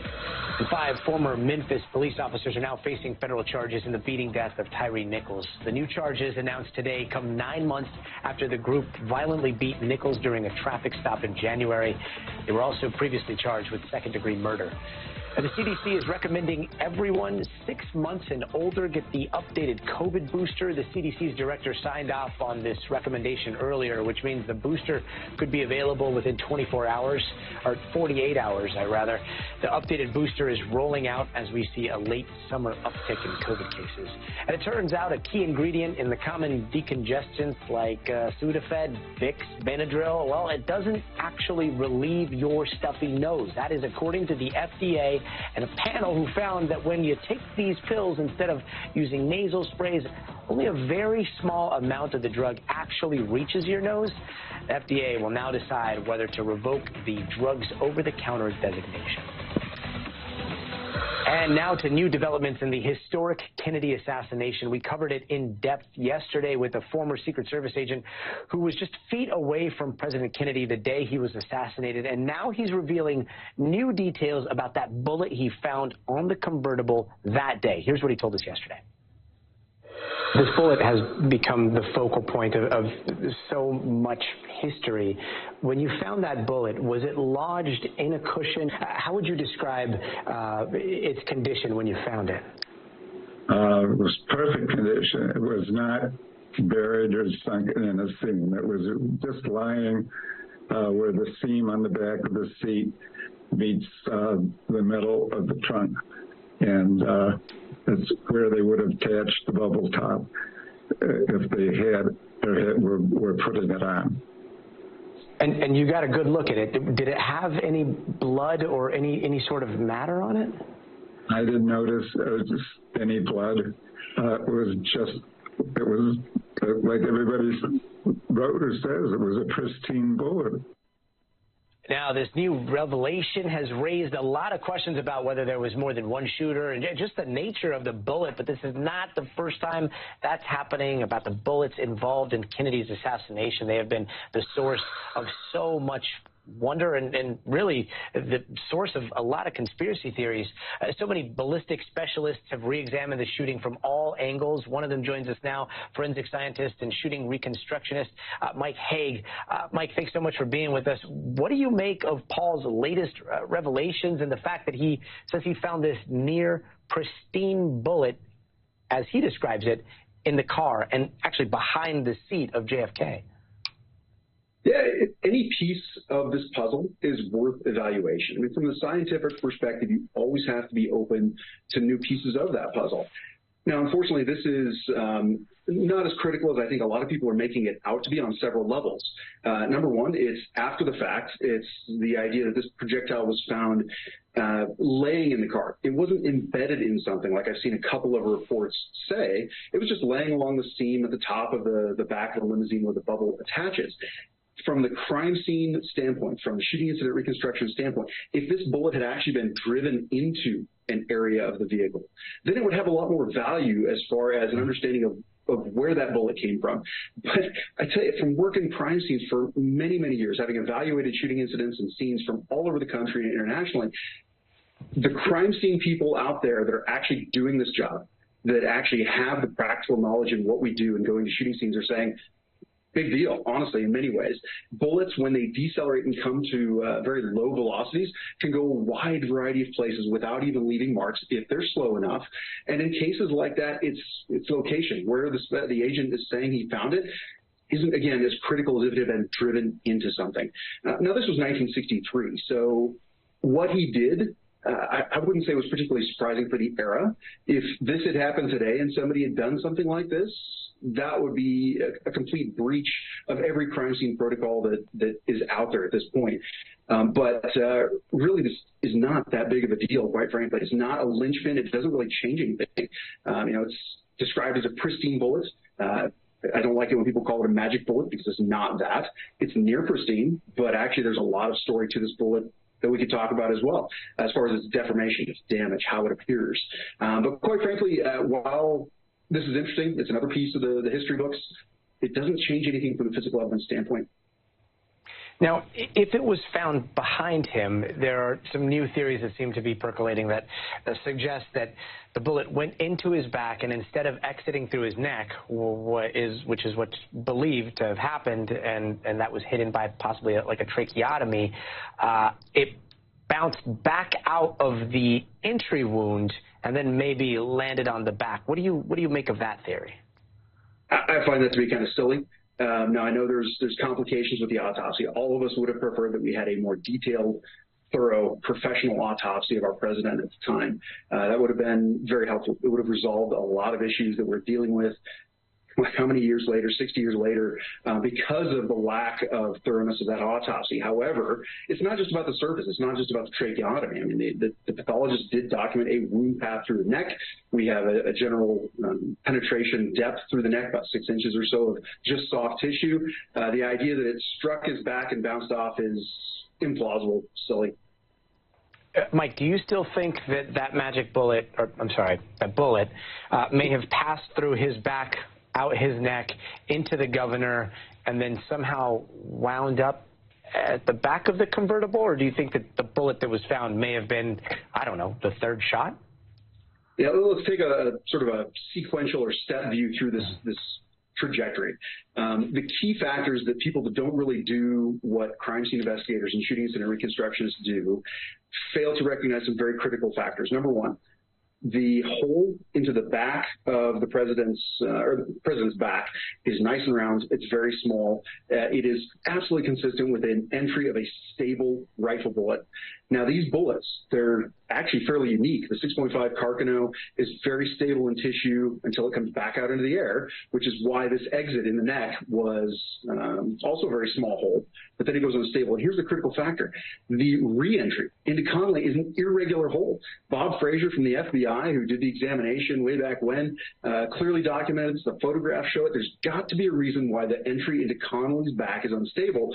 The only correct answer is the bullet was unstable. And given the physical evidence that we have to look at, the only realistic scenario is it's unstable because it had previously gone through our president's neck. So look at those pieces of the puzzle, those physical facts. The idea that these bullets then lose speed, of course, going through things, not much going through the neck while nose forward, only about 150 feet per second off its impact velocity. But going sideways into Connally, they actually lose quite a bit of velocity. So coming out, going through rib isn't much of a challenge. Coming out, striking the wrist and the knee, once it's that slow, where a bullet like that goes, I know the crime scene investigators out there in the world are nodding their heads with me. Where a bullet goes after that when it's that slow can be very unpredictable, and it wouldn't leave much of a trace. So the fact that it may have bounced back in all the chaos on the ride to Parkland Hospital doesn't surprise me a bit. Unless you actually have an impact with some depth to it, where the bullet is actually penetrating, it's not as much value as I think a lot of people are attributing to it. As far as its location. Of course, the bullet was identified by the FBI laboratory by forensic fireman tool mark analysis to the rifle found in the Texas School Book Depository. That's critical. But its location doesn't really change this picture that much. So this hasn't changed your mind about what happened? Look, I am completely open to the idea of if you bring me new physical evidence, not a witness statement, not something else. You bring me new physical evidence that would disagree with the idea that the first shot is likely the one that missed, that we have no good physical evidence for. The second shot fired from the Texas School Book Depository perforated the president's neck, perforated Governor Connally's torso, and made small minor damage to the wrist and leg.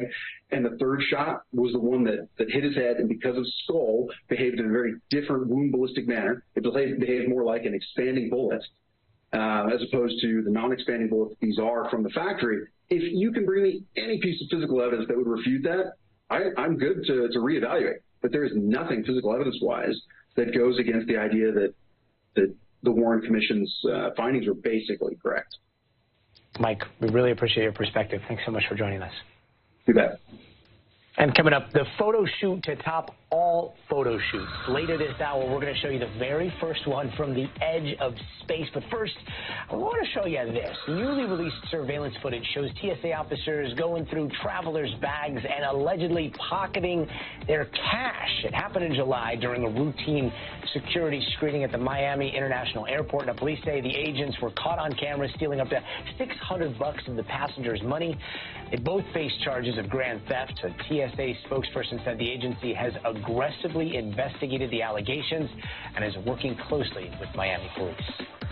There are some things that go better together. Burger and fries, soup and salad. Like your workplace benefits and retirement savings.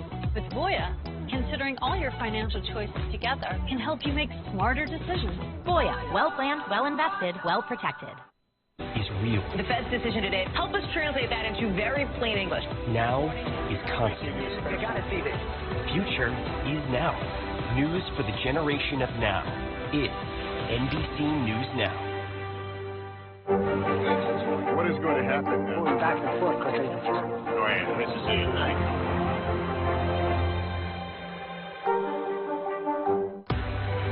Now is raw. Look at this. You can't even see anything anymore. Now is real. The Fed's decision today, help us translate that into very plain English. News for the generation of now. It's NBC News Now. Hey, I'm Hallie. It's good to be with you tonight. The debt ceiling. Here's why this matters. Please don't have your eyeballs glaze over. Here's why this matters. Talk to us about what we're supposed to call this. Is it a bailout? Is it a backstop? There's a difference because it matters whose money is being used to prop up these things. We think we're getting close to this news conference. I will be honest with people. This is like an awkward moment where we think we're like right there. You're going to have to like tap dance with us maybe a little bit. I do have my tap dancing shoes on, not to worry. News for the generation of now. It's NBC News Now. Thanks for tuning in. I'm Gotti Schwartz. Here are the stories we're following tonight. Storms keep coming here in California. The U.S. government just declassified this video. A lot more stories trending like crazy on social media. A controversy pitting lawmakers against young voters. What's the state of crypto today? Is it safe for investors? We've got another mind-bending story on artificial intelligence. This is what my voice sounds like when I clone it. That wasn't me. You gotta see this. Stay tuned now, weeknights at 8 Eastern, 5 Pacific on NBC News Now. Hey, welcome back. And here are some of the stories that are happening out west that we're following tonight. In Denver, police are investigating the deaths of 2 people found on a well-known hiking trail. Police say both people were found shot to death on the South Platte River Trail. A woman was found Wednesday and a man was discovered this past Saturday. Police say they think both were homeless and the shootings could be connected. At the Grand Canyon, a man from Virginia died while trying to hike from the South Rim to the North Rim in a single day. Now, park officials say the 55-year-old man died Saturday. An emergency call came in that afternoon saying he was in distress, became unresponsive during his hike. Both bystanders and park rangers were unable to resuscitate him. And in Irvine, California, police successfully saved a puppy that possibly overdosed on fentanyl. Now, police think the pit bull pup got into his owner's supply of the drug. Now, officers were able to revive the puppy with a dose of Narcan. They say the dog's owners were arrested and they could face drug possession and animal cruelty charges. And nowadays, using rideshare services like Uber or Lyft is second nature, but there's still that element of danger when getting into a car driven by a stranger, especially for women. Lyft is now unveiling a new feature that could help, and NBC's Savannah Sellers got an exclusive interview with Lyft's CEO to learn more about the new safety features they're starting to roll out. So millions of people across the country and across the world use rideshare services every single day to get from point A to point B. Well, now Lyft is rolling out a new feature to cater to women and non-binary drivers and riders. I sat down exclusively with Lyft's new CEO, David Risher, to learn all about Lyft's latest feature and why he thinks it will help get more women behind the wheel. Take a look. Rideshare app Lyft is rolling out a brand new feature, Women Plus Connect, in 5 cities from Chicago to San Diego, which will give women Lyft users the option to request a driver or passenger of the same gender. Maybe you're in a new city, maybe it's late at night, maybe you've had a couple drinks, whatever it might be. And just for your own peace of mind, the ability to choose a woman driver might be exactly the thing that allows you to say, you know what, yeah, this really is making my life better. If you're in one of the 5 cities where Women Plus Connect is launching, drivers and riders who have selected woman or non-binary as their gender can open the updated app and will be prompted with an option to enable the new feature. It's literally, a toggle that you can always turn on or off. Lyft CEO David Risher hopes to provide that feeling of comfort and safety, not just for the riders, but the drivers too. Lyft says just 23% of its drivers are women. Risher hopes to increase that number. Half the population, roughly, are women. But today, some segment of those women riders are saying, I don't always feel comfortable in your car. That's bad for us. We want the opposite. That comfort could be key given a persistent issue facing rideshare apps. Reports of sexual harassment and assault perpetrated by both riders and drivers. Competing service Uber reported over 3,800 incidents in 2019 and 2020, while Lyft said it had over 4,000 between 2017 and 2019. Is this an acknowledgement of that problem? Is this meant to help fix that, this new feature? I mean, I think it's an acknowledgement of the world we live in, that sexual assaults happen. Unacceptable, terrible. Even one is unacceptable. We have to create an environment where it's going to happen less and less and less and less. Single mom Mimi Fan has been driving for Lyft for over a decade. She says the feature makes her feel more comfortable requesting passengers at different times of day and in different areas. And for me as a female driver, I would feel just an extra layer of confidence where, I can just really focus on, the ride itself. Do you think this could make more women want to drive for Lyft if they know that they have that power about who's getting into their car? Absolutely. So if you live in San Diego, San Jose, San Francisco, Chicago, or Phoenix, you'll be able to opt in to Women Plus Connect starting tomorrow right in your app. Lyft tells us a nationwide rollout is coming soon, and Uber offers a similar feature but just internationally. In addition to just more women drivers on the road, Risher stresses this is also a viable and flexible way to earn an income that he hopes more women will take advantage of. Savannah Sellers, thanks so much. It's been called one of the biggest decisions in the history of the Israeli court system, a question of whether the country's Supreme Court could have its oversight powers taken away by the country's legislature. Now, those proceedings began today, and the process could last weeks. Tens of thousands of Israelis have protested against the judicial overhaul for months. Now, Israel has been dealing with conflict for years, especially when it comes to its relationship with Palestine. Meanwhile, there's a peace camp a half a world away that wants to make sure Israel and Palestinian girls who might have once seen each other as enemies won't anymore. It's called Tomorrow's Women. And for 20 years, it's been helping these young leaders return home to create change. We were there to see it all unfold. We also want to note that some of the girls understandably asked to have their identities concealed. Take a look.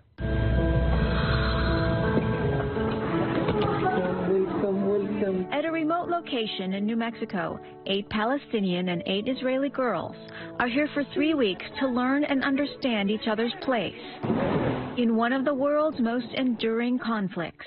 Maya lives in Israel. Palestinians and the Israeli girls, we're all human and we all go through similar experiences. So this is really the first opportunity you've had to have a Palestinian friend. Yep.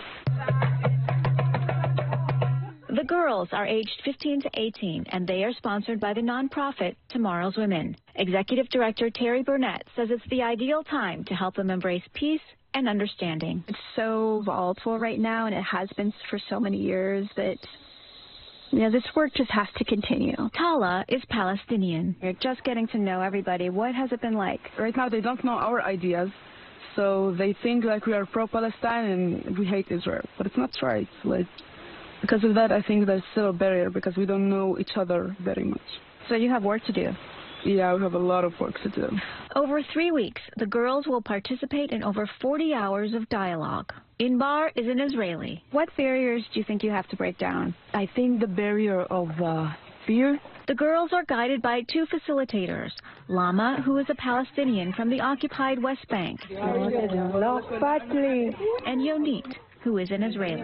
Hearing how what they go through and how they have to live every ugly detail of this conflict with the Israelis and the Palestinians. It's very painful. Amira is from an Arab village. What is your life like in the West Bank as a teenager? So difficult. I can't go out, hang out with my friends without be stressed. I can't go enter to Jerusalem. I can't go to see the ocean. There's a lot of checkpoints. We're concealing your identity. Is it really that dangerous that you would be talking to Jewish girls? Yeah, it's very dangerous. What would people say to you?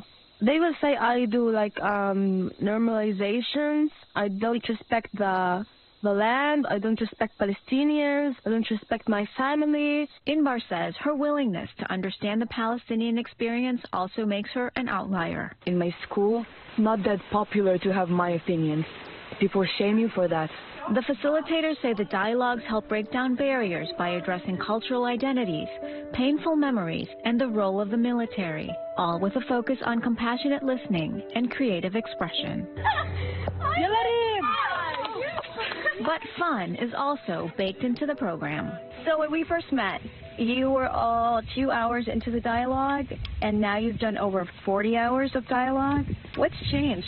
So much changed. I see the other perspective now. What's the most important thing you learned about each other? I think we learned, really, that each of us grew in a different reality. Each of us has our own truth. And it's hard to deal with it because we speak and each one of us thinks something different, but it's right for her. And that's a big thing. These girls, who live just a few miles apart at home, say they were finally able to understand one another and create friendships. more than 7,000 miles away. I think our differences will make us stronger. When you go through something tough about another person, you get to know him more. So to get to know someone more is like to make them more connected. Lauren Ina, NBC News. And that is what the future should look like. We can all hope for that kind of unity. Lauren Ina, thanks so much. And up next, a catastrophic dam collapse in Libya. And tonight, thousands of people are feared dead or missing. We've got the latest details when we come back. If you suffer from eczema, frequent rashes, and itchy skin, you can now join a clinical research study and earn up to $4,300. You will receive a free medical exam, lab reports, and exclusive access to medication. No insurance or proof of residency is required. Space is limited for this FDA-governed study, so don't wait. Call the number or visit the website below to get started. You will receive free medication and earn up to $4,300. Call now. We're coming on the air with breaking news. This is where Terry is located. See the break? Dave, right behind me, there were no ones included, and you realize it's just a big position. Allegations of Russian war crimes. Storm zone in Florida. Essentially on that, so an exciting and a long night. News for the generation of now is NBC News Now. Hey, I'm Hallie. It's good to be with you tonight. The debt ceiling. Here's why this matters. Please don't have your eyeballs glaze over. Here's why this matters. Talk to us about what we're supposed to call this. Is it a bailout? Is it a backstop? There's a difference because it matters whose money is being used to prop up these things. We think we're getting close to this news conference. I will be honest with people. This is like an awkward moment where we think we're like right there. You're going to have to like tap dance with us maybe a little bit. I do have my tap dancing shoes on, not to worry. Top stories coming to you live. Breaking news out of Tennessee. We are live tonight from Juarez, Mexico. What you see just behind me here, hundreds, if not 1,000 migrants lined up. What will you offer voters that former President Trump will not? What's expected to happen in Argentina with that election? Heading across the pond, an incredibly historical moment. Every night, it's your news playlist. Top Story with Tom Llamas. Streaming weeknights at 7 on NBC News Now.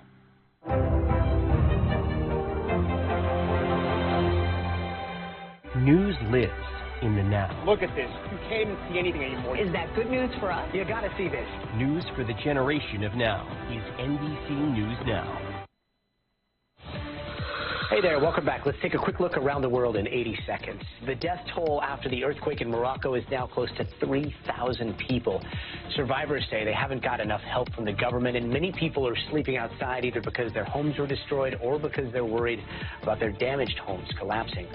North Korean President Kim Jong-un is officially in Russia to meet with President Vladimir Putin. We don't know exactly when or where they're going to be talking, but when it comes to what they're talking about, the U.S. says they are against any possible arms deal between those two countries, which would help Russia with their invasion of Ukraine. And the Israeli Supreme Court is weighing a decision on just how much power it should have. The case is focusing on a law passed by Parliament there this summer, which is meant to limit the power of its Supreme Court. Prime Minister Benjamin Netanyahu's focus on overhauling the judicial system has divided the country for months. Some say it gives power back to elected leaders, and others say it takes away one of the few remaining checks and balances. And a flood of red wine rushed through a small Portuguese town this weekend. The wine was being stored at a local distillery. You can see it right there when two huge storage tanks burst, spilling nearly 600,000 gallons into the streets. The distillery is apologizing for the flood. And in Libya, as many as 10,000 people are missing or feared dead after a historic storm led to devastating flooding across the eastern part of the country. Entire neighborhoods have been swept away, and the worst damage is in the city of Derna, where at least 2,300 people have been confirmed dead.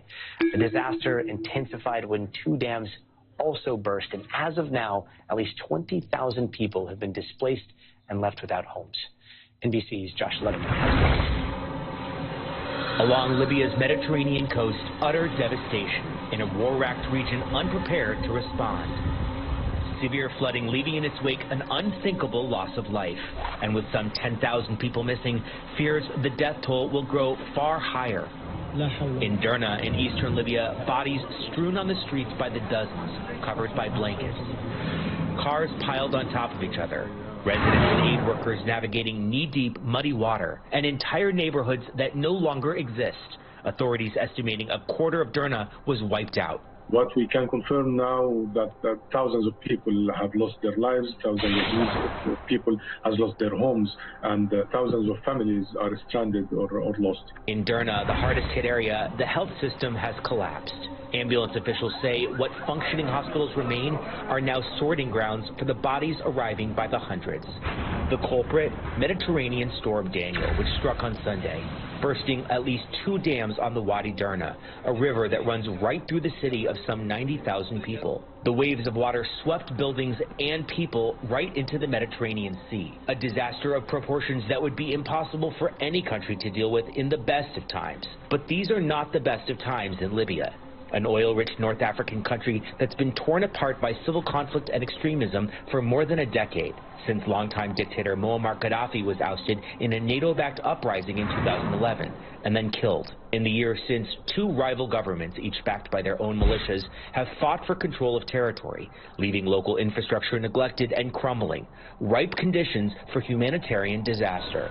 The challenges are ranging between access to basic health facilities or health services, shelter and shelter management, food and non-food items, first aid, social support, and restoring family links as well. Libya's internationally backed government, based in the western city of Tripoli, doesn't control Derna, but is sending in help and now imploring the rest of the world to do the same. Staggering amount of devastation. Josh Letterman, thanks so much. Before we go, it is time for the future of everything. Real quick, think of the coolest picture you've ever taken, because the photographer you're about to meet is going to put us all to shame. He just wrapped up the very first photo shoot at the edge of space in one of the most secret... The Hendersons needed something large enough for their growing family, and tough enough too. Thanks to Haverty's, they found the Reynolds sectional. Because when Mrs. Henderson has that never have to say get your paws off the furniture feeling, we're happy. Haverty's, we furnish happiness.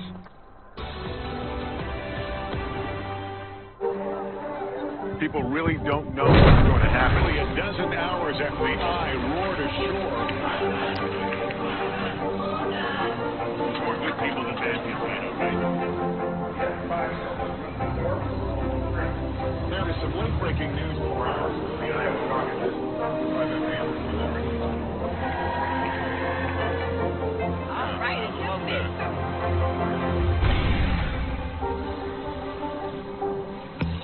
it always feels so good to get back to it.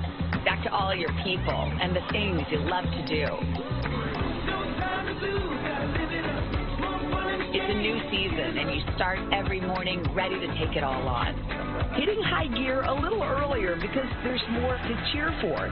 It's back to school, back to business in a good way, back to the feeling that anything is possible. Take back the day, make it all right. Now is raw. Look at this. You can't even see anything anymore. Now is real. The Fed's decision today to help us translate that into very plain English. News for the generation of now. It's NBC News Now. What is going to happen now? We're back and forth quickly. Oh, yeah, this is it, right?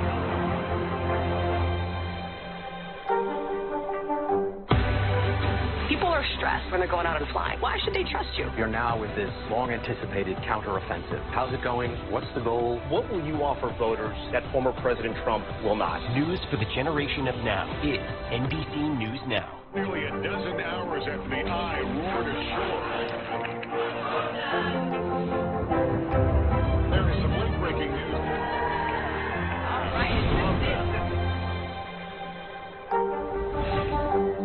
Emmy Award-nominated journalism is streaming free on NBC News Now. We're coming on the air with breaking news. This is where Terry is located. Right behind me, there were little ones included in your life.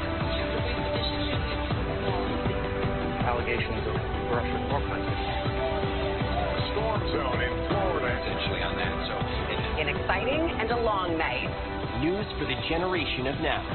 It's NBC News Now. What is going to happen now? We're back and forth quickly. Oh, yeah, this is it, right?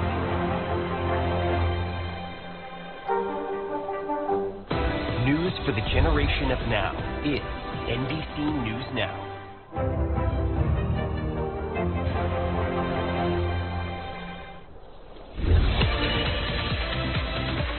Tonight on The Future of Everything, at this point it's a yearly tradition. Apple unveiling its latest toys and then the world takes notice. It has been happening for decades now. From the nightly news archives from tonight, imagine the year is 1984 and you see this. The Macintosh is small and friendly, almost cute for a computer, and people who see it get excited. Saying it has a 9-inch screen and weighs about 20 pounds. Apple built a new factory that can make 500,000 Macintoshes a year. The company's betting its future that the design team who signed the inside of the Macintosh cover has built a machine that can keep the company and the legend intact. So, what did we get today from Cupertino? A slightly smaller iPhone 15 with universal charging. That's the big headline for most people today, universal charging, and Jake Ward has more. Small changes with big effects in Cupertino. Apple unveiling new products at the company's annual launch event in California, including the iPhone 15. But the biggest change, charging ports. Apple switching out its unique lightning cable for the USB-C used by, well, pretty much everyone else. And now Apple is finally catching up and saying, okay, this world we all want to live in, where I just have one cable and a thing that plugs into the wall, and it charges every single thing in my suitcase. Like, how is that not the world we live in? It so obviously should be. It's in part because the EU has made USB-C mandatory. And they're being forced by the EU to do it, and they have said pretty loudly that they don't like being forced to do things. But I think ultimately we would have gotten here sometime in the next couple of years. Meanwhile, Apple is making more changes behind the scenes, forging ties with companies in Vietnam and India, seemingly diversifying their supply chain as political tensions with China increase. Now, as for those lightning cables, the old lightning adapters are going to be around for a long time. There's going to be a need for those for many, many years to come. Don't throw them away. Copper and silver in the charging cables are valuable and save huge resources when you reuse them, according to Adam Shine, the president of electronics recycling company SunKing. The reality is recycled copper uses 85% less energy than creating new copper, so it's a win-win for everybody. Jake Ward, thanks so much. Now to a photographer who recently conducted the first ever photo shoot at the edge of space in a U-2 spy plane. The flight took 8 years of planning and 6 months of training, and here's just some of that journey. Take a look. Let's go to a stack real fast, and from there we'll get the lighting scenario for this. Looks like we're going to need to be shooting to the north, dude. Can't wait to get on the ground, man. My is hurting so bad.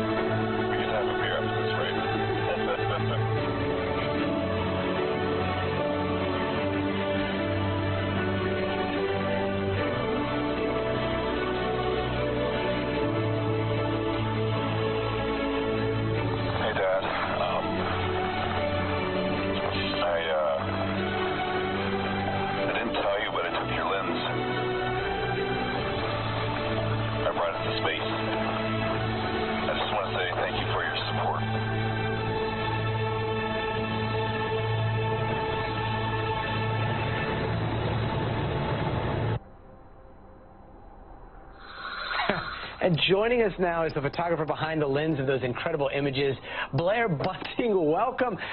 Dude, I got to say, this feels like the part of The Mandalorian where we get to see behind the mask. There you are without the helmet.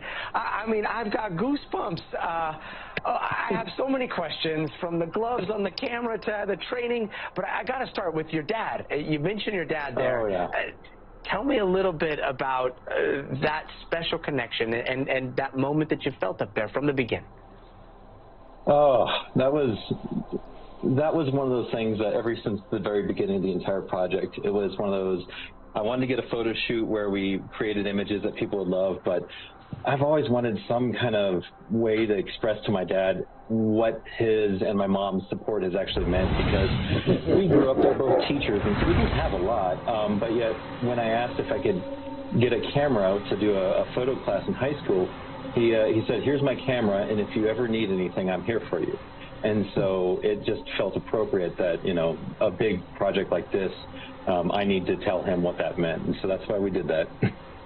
Incredible. I'm here for you. Spoken like a true teacher, the most noble of professions. Yes. I got to say, this was obviously no ordinary photo shoot. Can you talk about how you prepared both for the shoot and then going up into near space?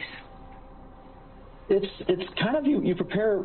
Oh, there's a lot of different ways. I was fortunate to have a friend who is an astronaut, Joe Edwards, who flew Space Shuttle Endeavour, and he kind of walked me through a workflow of how to actually get up there and work with the spacesuit. But our biggest challenge was the spacesuit itself. They're all sewn so that your arms will go down if you need to eject in case there's a decompression, and that inhibits you, or it makes it very hard to lift a camera. So I had to work against that, and then the other thing I had to work against was I couldn't get my heart rate or respiration up or get excited, because that would actually lead to icing over the entire canopy. So no photo shoot. It was a challenge. Wait, hold on. So they're like, we're going to take you to the edge of space, but don't get too excited? Yes. Well, you can go up there. If you get too excited, the photo shoot's off. Yeah, that was kind of oh man, we took some measures to make sure that my heart and my breathing were slow before getting in the suit. But once you get up there, you just kind of have to go into work mode, and then at the very end, I let myself process it and take it in, and I would let out one large sigh, and immediately ice just started forming everywhere. Oh my gosh. Okay, we're running out of time here, but if you had to describe that experience for the rest of us down here on Earth in one word, maybe two, what would they be? Humbling. It's humbling. Humbling. That is a perfect description. Yeah. Blair Bunting, I can't wait to see more of your pictures. Thanks so much for joining us tonight. And that does it for us tonight. I'm Gotti Schwartz. We'll see you again tomorrow, but until then, stay tuned now. Tonight, a major battle brewing in Washington. President Biden facing an impeachment inquiry. Republican House Speaker Kevin McCarthy ordering 3 committees to investigate the president over allegations he profited off his son Hunter's international business dealings. Democrats slamming the move as revenge for the 2 Trump impeachments. What all of this could mean for the president's re-election bid and how likely this is to head to a full House vote. Why not all Republicans are exactly on board. Catastrophic flooding overseas, 10,000 people feared dead after devastating floods ripped through Libya. 2 major dams collapsing, wiping away entire villages. The urgent search tonight and rescue efforts still underway.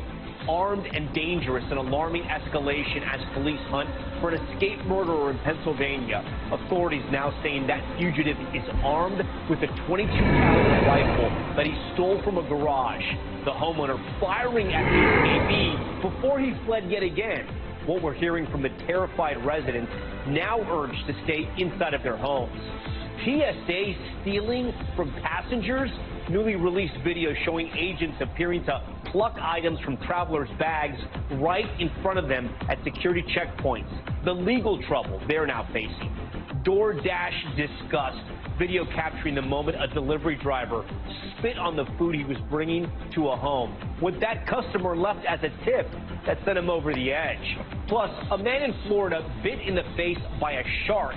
The attack, the 7th incident this year in one county alone. And Apple rolling out a brand new line of products, including watches, AirPods, and new iPhones. Why the basic version of the phone, iPhone 15, why it costs nearly $800. Plus the new Olivia Rodrigo project shot entirely on the Pro model, and the major change that will make your old chargers obsolete. Top story starts right now. Whoa! There's some nice stuff this time around. Real primo picks. Serve and protect. Today I serve. Tomorrow I might get to protect. Republican House Speaker Kevin McCarthy seemingly caving to pressure from within his own party and launching a formal impeachment inquiry into President Joe Biden. It's a threat that has been looming over the president for months now, one that has gained steam in recent weeks as McCarthy looks to placate the far-right members of his party. The probe centered on allegations that Biden may have profited off his son Hunter Biden's business dealings and then lied about it, claims that Republicans have not been able to prove just yet. McCarthy calling on the Oversight Judiciary and Ways and Means Committee to investigate. the formal order clearing the way for those committees to possibly issue subpoenas for bank records and other documents. Even with that power, this inquiry widely viewed as a long shot, but one that no doubt will be a thorn in the president's side as he seeks re-election. Senior Capitol Hill correspondent Garrett Hake leads us off. Tonight, House Republicans ramping up their investigation into President Biden and his family. Speaker Kevin McCarthy directing 3 GOP-controlled committees to open an impeachment inquiry. These are allegations of abuse of power, obstruction, and corruption. And they warrant further investigation by the House of Representatives. House Republicans have alleged that the president has profited off the foreign business dealings of his son Hunter and lied about it, but have provided no direct evidence to prove those claims, which the White House has denied. There is no evidence of wrongdoing by President Biden because President Biden didn't do anything wrong. But Republicans believe elevating their investigations to an impeachment inquiry is necessary to overcome what they say is White House stonewalling in their various probes. There's enough smoke. There may be a fire there. So I think this is the logical next step. That's what leadership looks like, and it's absolutely the right thing to do. Check this out. Discover family favorites in a blockbuster September on Disney+. I would love to see that. And for a limited time, you can get 3 months of Disney+ with ads for just $1.99 a month. The summertime fun rolls on, only on Disney+. And taxpayer dollars. And the White House tonight attacking McCarthy's move as extreme politics at its worst, adding the president hasn't done anything wrong. Our thanks to Rachel. Tonight there is a humanitarian crisis unfolding in Libya after a major storm unleashed devastating floodwaters. Roughly 5,000 people are feared dead, 10,000 more still unaccounted for. In the coastal city of Derna, the rushing water destroyed 2 dams, gouging a valley where neighborhoods once stood.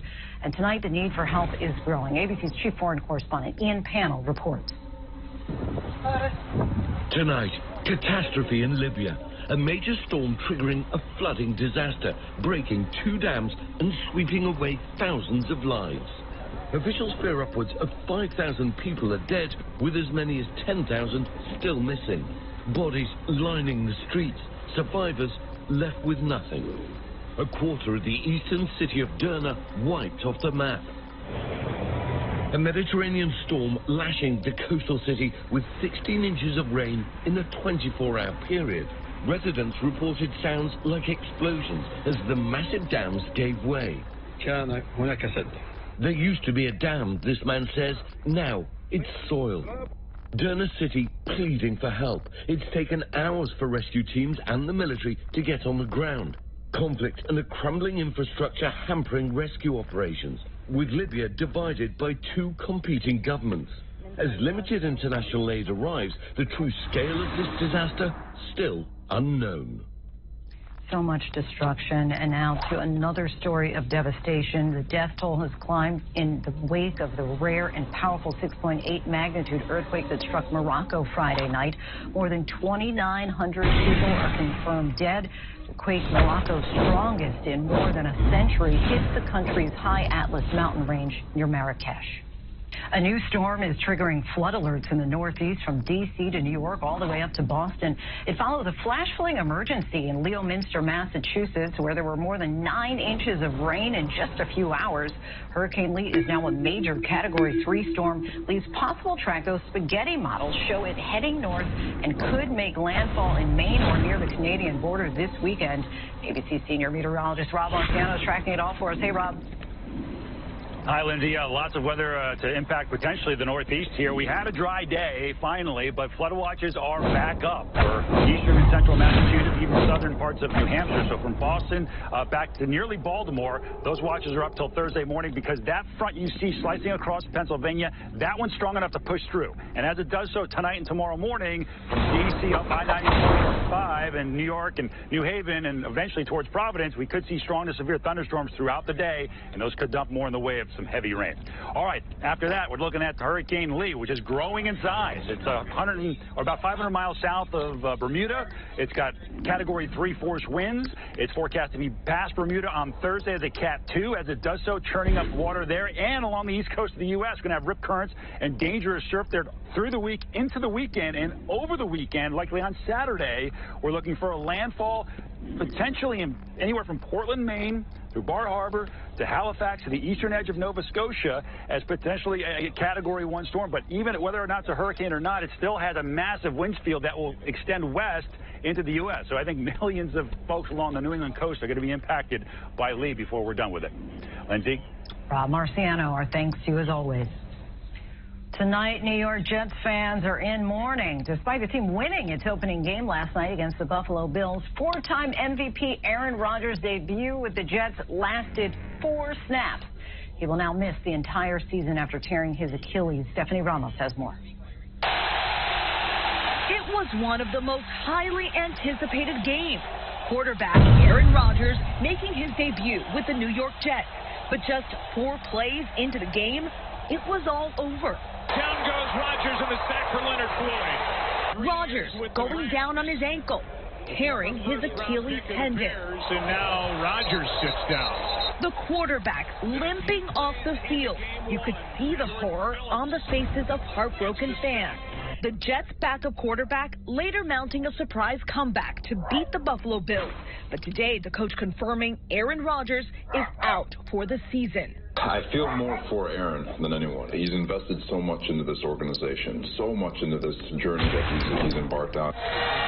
The New York debut for the former Green Bay Packer had been hyped for months, seen here in HBO's Hard Knocks.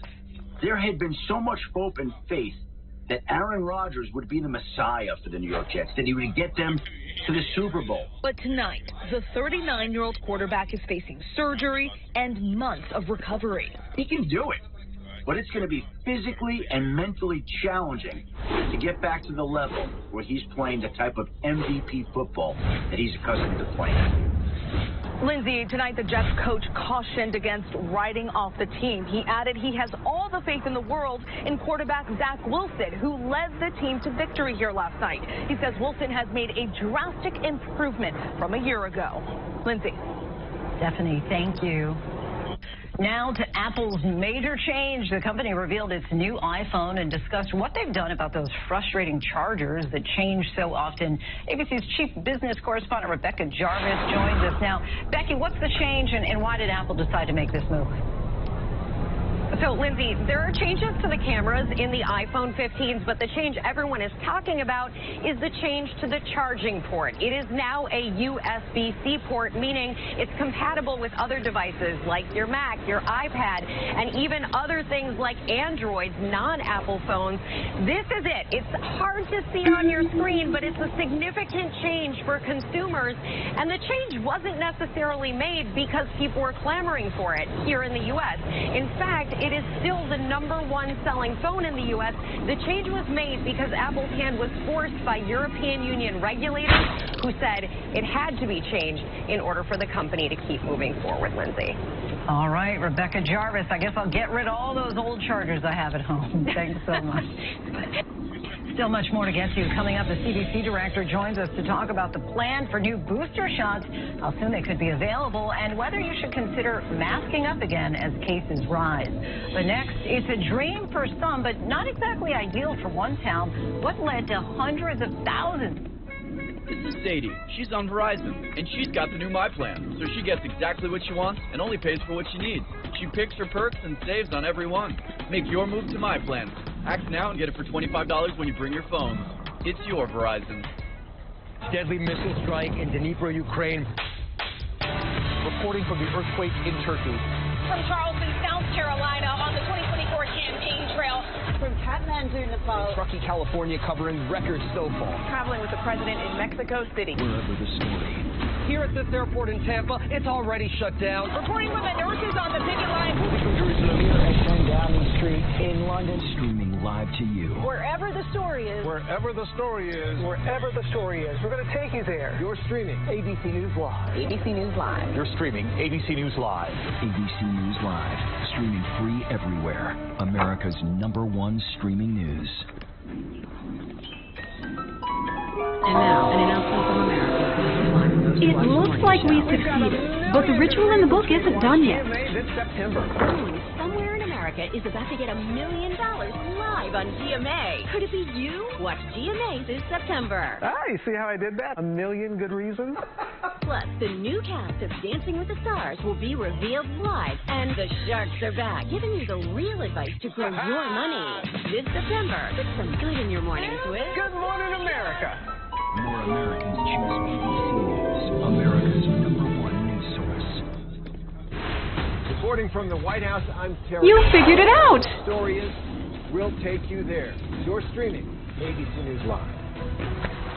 My dad's book on sleight of hand. It vanished weeks ago. The border between the United States and Mexico is the deadliest land migration route in the world, according to the International Organization for Migration, which tracks deaths and disappearances among migrants. The IOM documented 686 deaths and disappearances among migrants just last year, but the actual figure is likely much higher due to missing data, including the Texas Border County Coroner's offices and the Mexican State.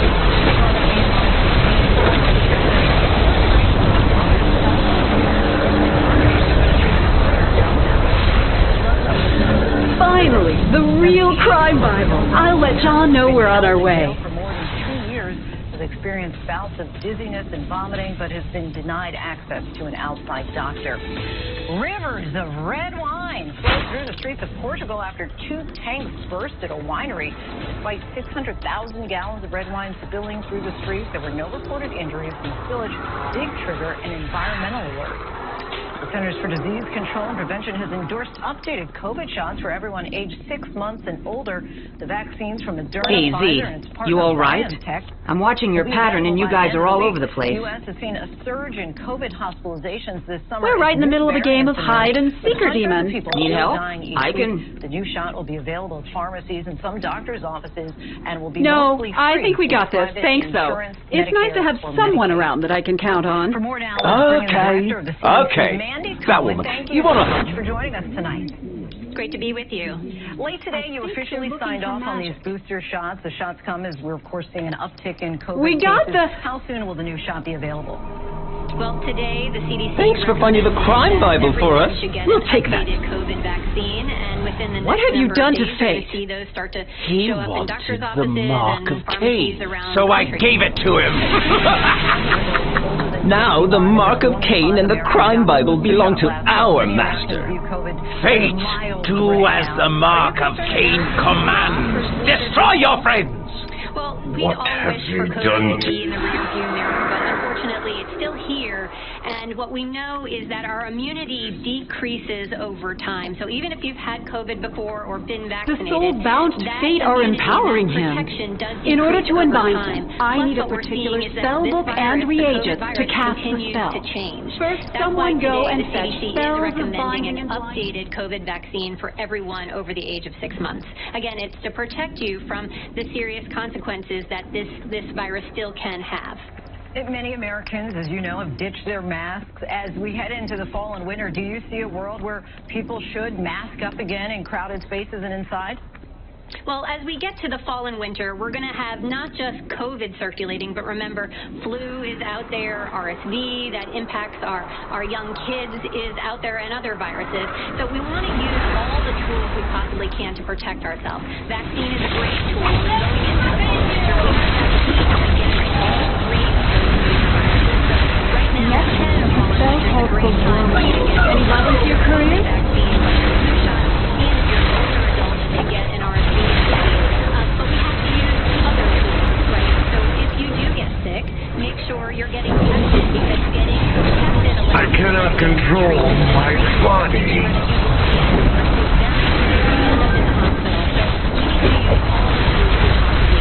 I need an eye of you. If you're still nearby, one of you go.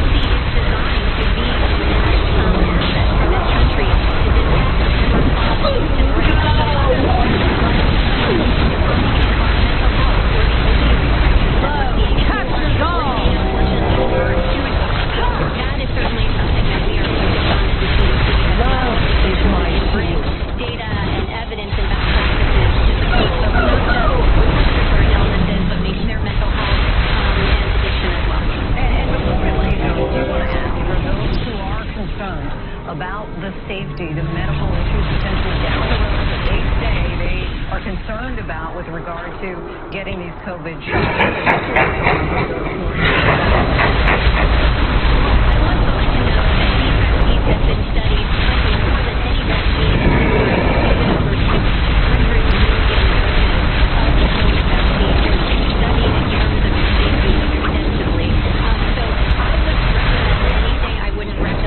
My body acts without my permission. I'm a mom, I'm a wife, I'm a daughter. So you're going to see my 9 and 11-year-old daughters get vaccinated with COVID and flu this fall, my husband, my parents. So we're hoping that everyone will protect themselves when we get into the fall and winter, get their updated COVID shot as well as a flu shot.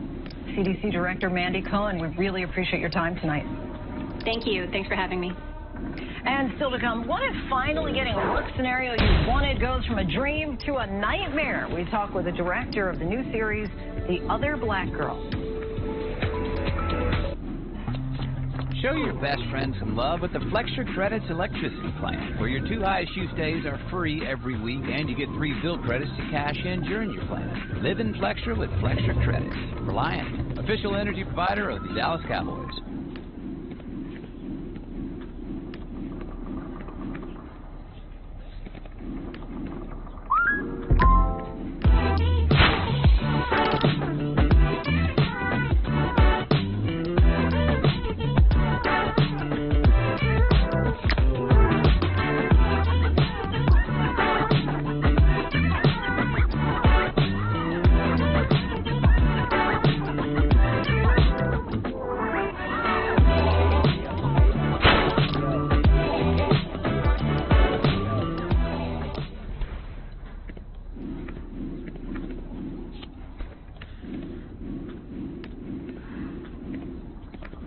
Download it now.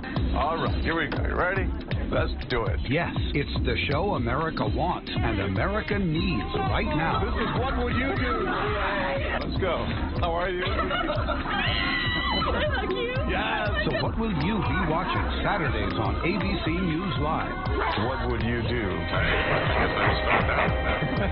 The What Would You Do Marathon, 2 to 6 Eastern, every Saturday on ABC News Live. My favorite show. I do not wish to harm you. Time tonight for the latest in our series, Streamlined, where we bring you some of the biggest films and TV series hitting screens worldwide, speaking with some of the actors and creators behind them.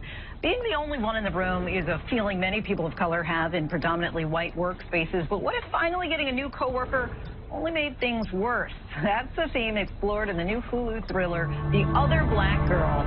Let's take a look. Are there books? Hello, yes. Nella, will you get me another coffee? Nella! Will you get Advil for me? Nella, will you copy? Nella, I need you to Nella! Nella! There's someone you have to meet. This is Ava Mason Call. My name. Really? Hi. We are joined now by the director of several episodes. I can revive one of them. Who should it be? Thanks so much for coming on. Thank you for having me. This series is based on the 2021 book by the same name. What about the book made you realize, this would be great for TV? Well, you know, I was fortunate to be a huge fan of the book before I had any involvement with the show. I read it for fun months before coming onto the project, and I just found it so immensely relatable. And, you know, I live in Brooklyn. I have certainly been in some of the scenarios that Nella has been in. Fortunately, not some of the more negative ones. And I was excited about Zakiya's voice, Zakiya being the author. And I was really curious about what the world of the story would look like on the screen. Grab someone for me to help. Sometimes do get anxious when their favorite book becomes a movie or a TV show. What was the process like adapting the book to a TV series? You know, it is definitely a delicate line to toe when you're adapting from book to the screen. Fortunately, we had the author, Zakiya Dalila Harris, involved in every step of the way. She was one of the head writers, of the project, and so we really leaned on her as, as our guiding star in translating the story to the screen. And having said that, we had a little bit of freedom to take the show in directions that weren't necessarily explored in the book. For stopping also, we had the blessing to... The mark of Cain is strong enough to take even fate's will. Armed with it, our enemies grow ever more powerful. The portal they opened was a one-way tunnel to Limbo Town. I'm going after them. Who else fancies a trip? The magic that turned Dr. Fate against us still lingers. I'll stay with the Fellowship to wipe the house clean. All I know is they took the crime Bible and we need to get it back. I'm with the hunting party. Create something that's completely dry, but for me, what was very important was that despite integrating some mystery and suspense elements, that the core of the story felt incredibly true to life. And in telling this office story and the story of a Black woman with professional ambitions that are being kind of ambushed, I really leaned on my actors. We really looked into their performances and tried to dig into the reality of their own lived experiences and also try to find the authentic emotions behind some of the scenarios that our characters find themselves in. And many of the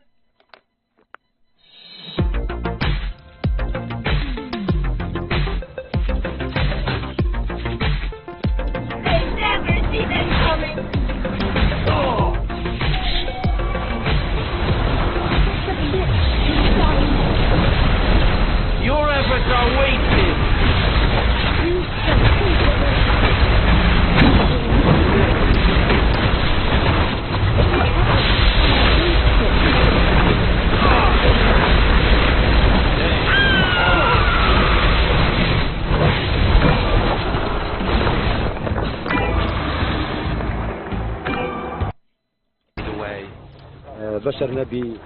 Our teams are operating non-stop. You don't belong House using soul wells to keep this magic barrier between us and them.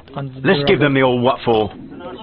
Those who were pulled alive will start a long journey of recovery. Fatimate Ahmed was rescued from the village of Akun. She's been traumatized by what she went through. Hey, it's Z. How's it going? Not great. And with this company, it's more like hell. Oi! I'm standing right here! The wonders of Halloween is concerned about this one. The barrier is down. Let's go. I told you not to use your stupid soulless here, Faust. They're terrorizing my home. Given a rare access to the army's operations center. Witch boy. The master requires the animus of your people to help him recover his full power. What? No, he can't. Oi, wankers! It's time to hand over the artifacts. Start with the crime Bible. Do not seek to intimidate them, little bat. They are much more frightened of me than of you. The crime Bible, the spear of destiny, and the mark of Cain, they all belong to Mordru. Vietnamese capital, Hanoi. Well, state media says that many are... I will not be made up. Now then, let's see how we can resolve. Enough! Bring me the people of Limbo Town so that I may feed on their life force. Croatoans, hear me. Shall obey your march towards the soul realm and give your life. No, this is not what we agreed to. These are my people. You will submit, witch boy. Your efforts are wasted.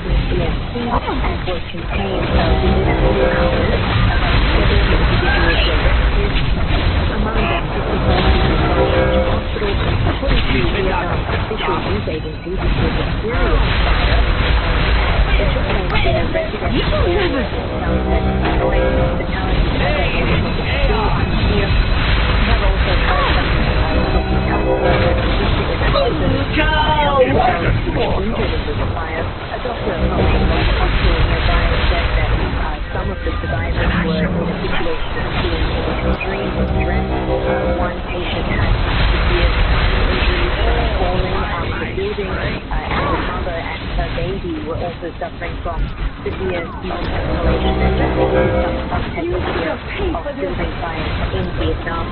Last year, a fire in area of more than 30 people in Ho Chi Minh City, 17 others were injured. The context here is that building fires do take place rather often here in Vietnam, and in this particular instance, local authorities have urged by the government to deploy all resources to launch redundant investigations to control the fire. Some witnesses said that the fire starts the other here is that populated city like Hanoi, Vietnam is very crowded, transported, and safety situations are often people are living in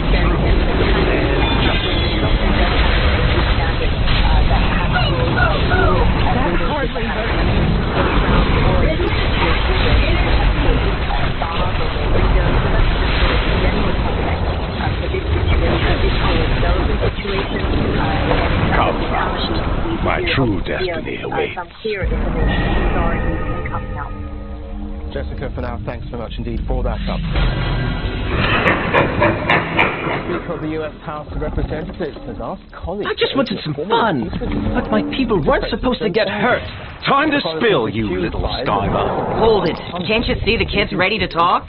I'm not a kid! You want Mordru? Fine! He's going to Gotham to take control of the beast from beyond. I thought it'd be funny to watch all the chaos, but Mordru and Faust ruined it. Let me help Limbo Town recover, and I swear I won't get in your way. In Siberia, the pilot reported hydraulic problems. Euro Airlines Flight 1383 took off from Sochi for Omsk. The mid-flight system stopped responding. None of the 165 passengers and crew were harmed.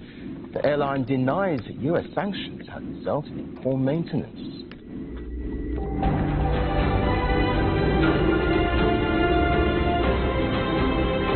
Lords of Order report. I recently observed Limbo Town. The descendants of the lost villagers of Roanoke continue to worship dark powers in the name of Croatoan. Their wayward witch, Clarion Bleak, does them no favors with his devotion to the Lords of Chaos. His actions may one day call attention to the village, and I suspect that could bring doom down upon his people. Dozens of people are reported to have been killed in a major fire at an apartment block in the Vietnamese capital, Hanoi. State media says that many others have been taken are not welcome here. The blaze is said to have started just before midnight on Tuesday. In eastern Libya, the death toll after devastating floods has risen to over 5,000. More than 10,000 people... According to the Historama, Mordru is one of the most powerful lords of chaos, destined to survive even after the end of the universe. Weird to think he'll be causing trouble 1,000 years in the future.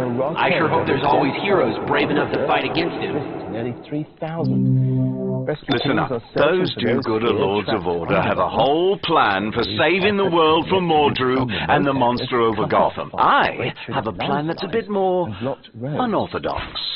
They won't understand, but I'm not okay with putting the fate of the world on Shazam's broad... A formal impeachment inquiry into President Joe Biden. Republicans accused... Listen up. Those do-gooder Lords of Order have a whole plan for saving the world from Mordru and the monster over Gotham. I have a plan that's a bit more unorthodox. They won't understand, but I'm not okay with putting the fate of the world on Shazam's broad shoulders. I'll open a portal to get you here, then you just follow my lead, yeah? Stories, from global markets to economies and small businesses. Worsening food insecurity around the world, is there something that the international community, in your view, should be doing? To understand how it affects our daily lives. Counting the Cost, on Al Jazeera.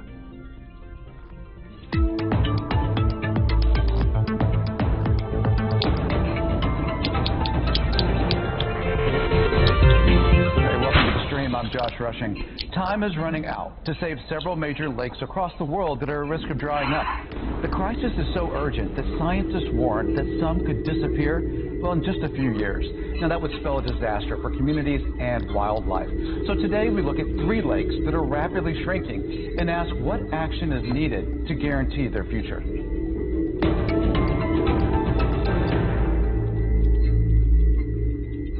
So to examine this emergency, we're joined by Ali Murchie. He's an assistant professor at Oklahoma State University. And he's been looking at the shrinking lake in Iran named Lake Urmia. He's in the U.S. city of Stillwater, Oklahoma. Guaranteed friends for when you have Carly none. Beadle. She's a coordinator at the Great Salt Lake Institute and is examining how wildlife has been affected by the erosion of Utah's Great Salt Lake. And in Tel Aviv, Israel, we have Yael Kiro. She is an assistant professor at the Weizmann Institute of Science and has researched the Dead Sea.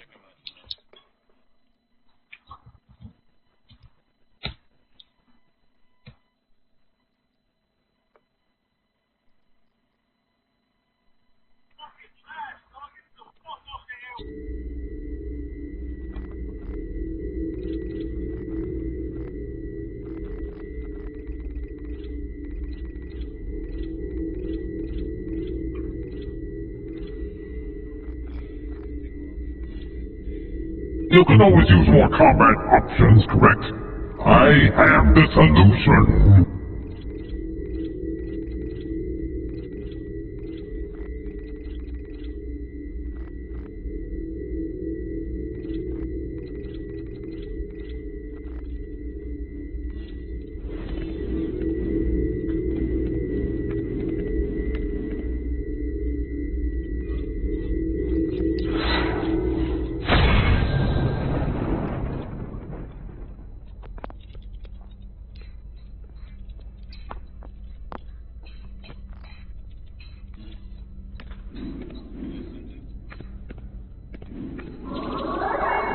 The portal will take you where you want to go. I can outfit you for when you reach your destination.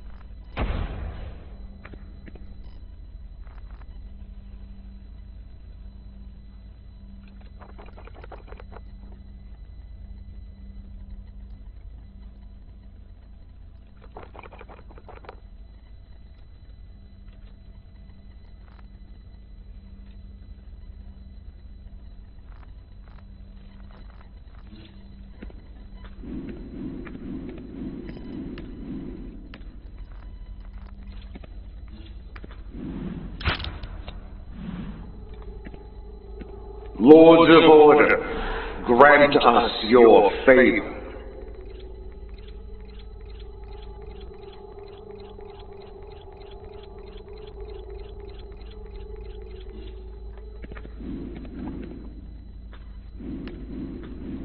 You should be rewarded for your loyalty, and you shall.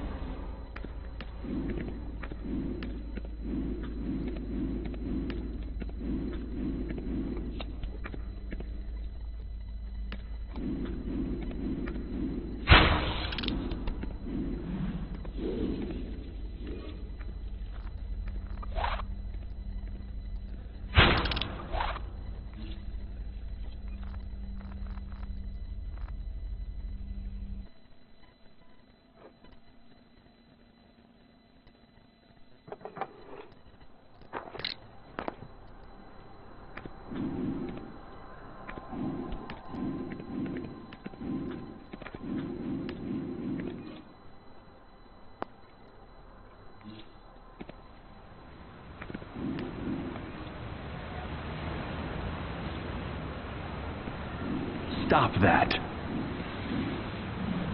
Earth and fire rises!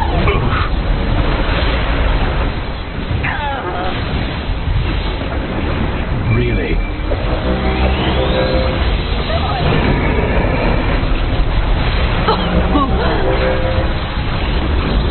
What?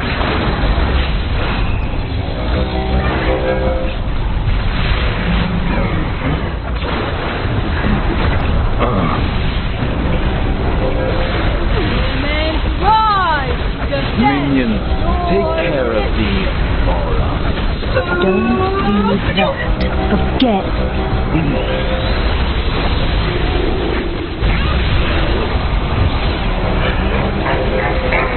Your blood! You must enjoy pain. How dare you? Inconceivable. Out!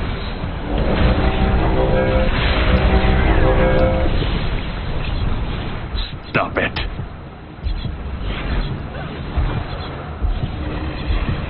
Of our foot, the earth! Stop it. Bringing out that big gun! You stand on your grave.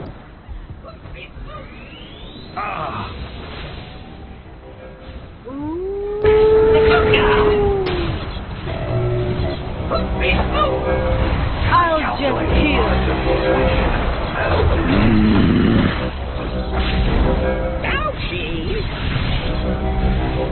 Stop that. The earth! What?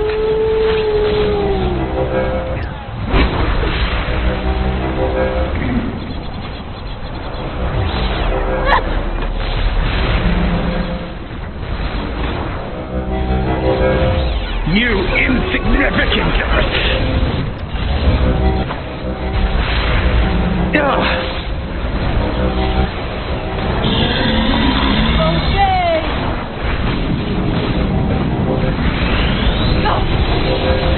Of course. Scatter at will. Stop that! Shade your eyes. The earth trembles with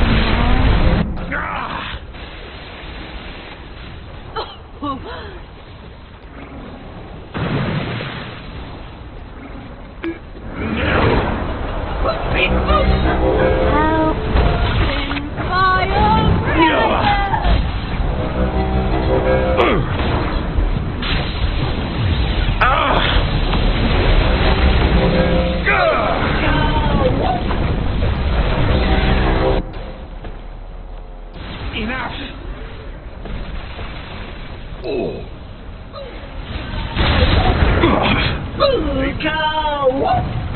That hurt me more than it did you. You kidding me?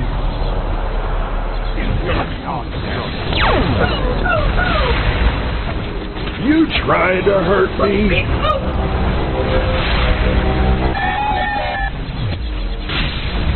Ganging up on me, huh?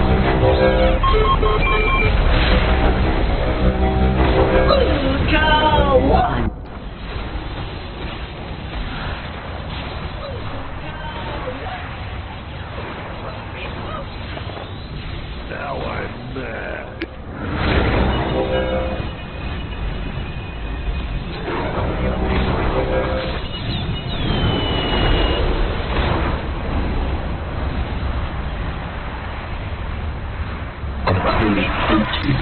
You will do nicely.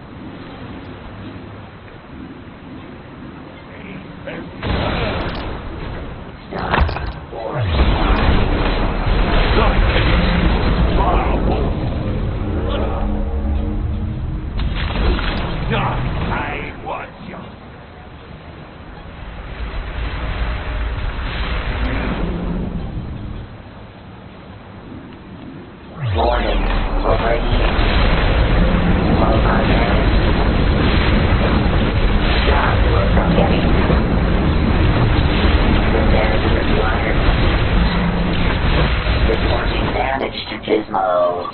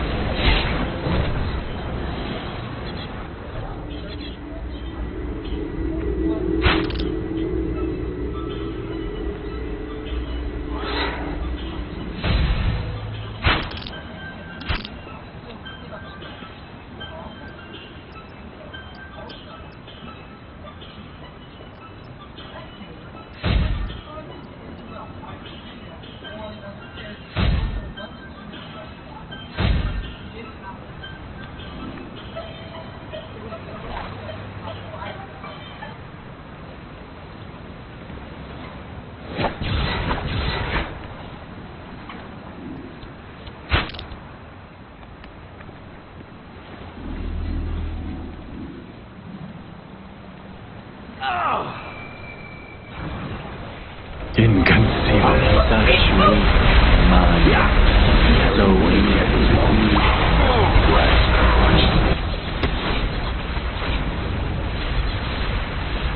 You tried to hurt me. Trash drowning.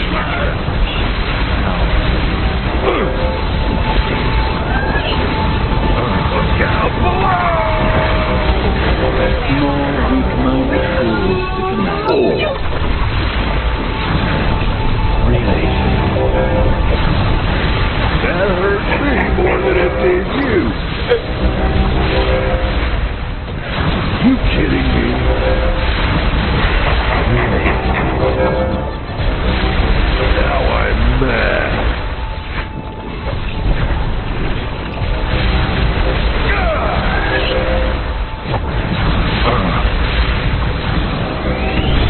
Ganging up on me.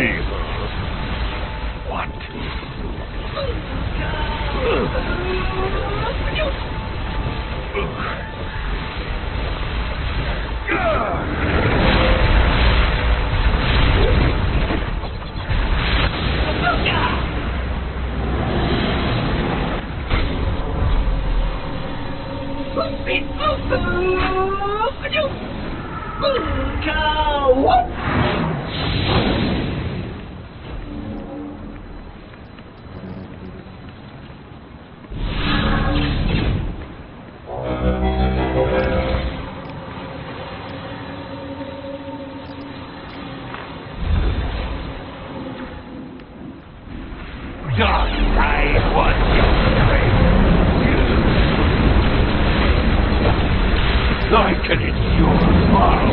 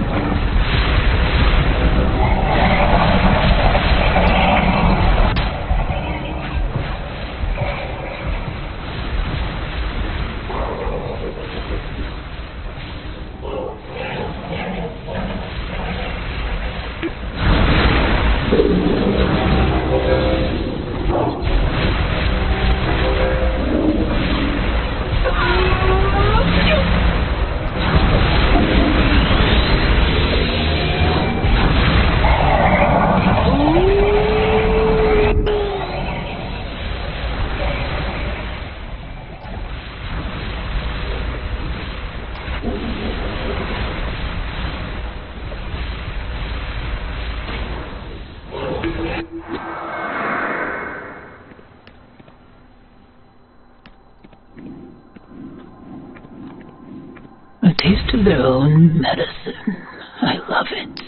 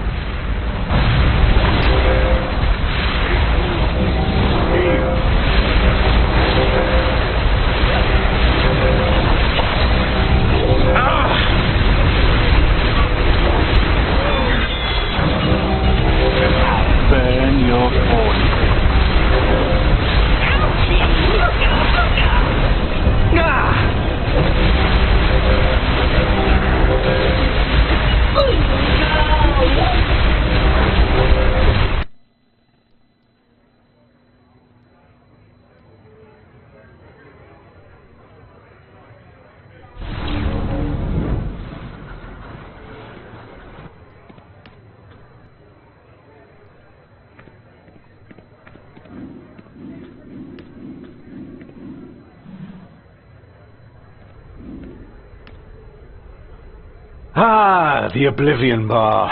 Best supernatural pub this side of Tartarus. Leave any gripes or grudges at the door. Last thing I need is some mate of mine causing trouble and my bar tab coming due. I'm pretty sure they've given up hope of you ever paying off your debt. I suppose you also conned someone to get those, what did you call them? Ear whinges. Lovely for hearing the thoughts of demons. Hey mate, take a lap. Listen for dirt on this deal going down. Or if anyone fancies yours truly. You wish. Did that once with an Ifrit. Didn't turn out so well.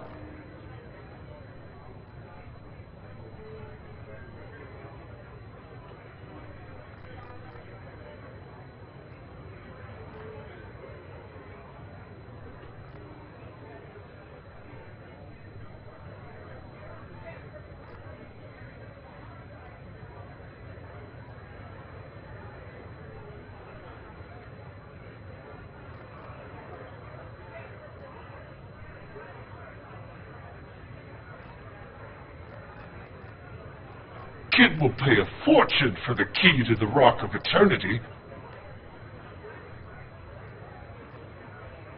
Found the cellar, eh?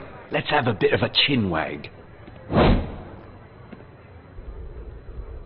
All right, you blighter. We know about the deal. Don't bother trying to run. Z already set up a teleport block. Unless you want to see her do another magic trick, you'll tell us what we want to know. Or I could try out my new Saw the Demon in Half trick. I've almost got it working. No, wait! You don't need to saw anything! The 7 spells of Shazam are at the other side of the bar, in the booth. You two better just take this and be on my way. And since we can't have you following me, come all ye to this witch's defense! Well, well, what do we have here?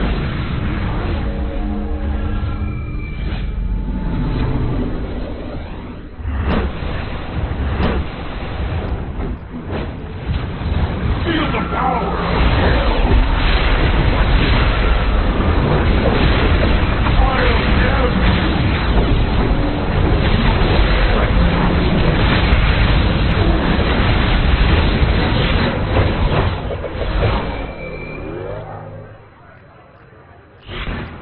You're in for a right kick.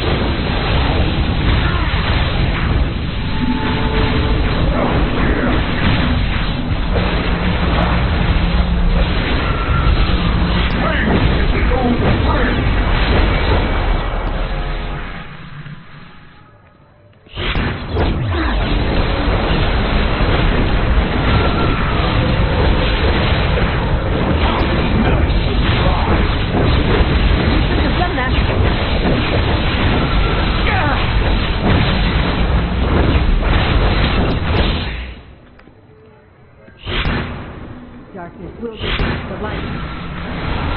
Oh! I shall resist your evil. Oh!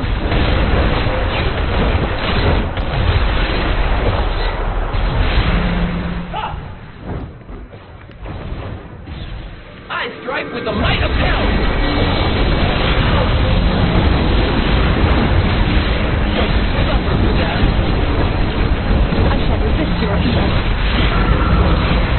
Hands off. You should have done that.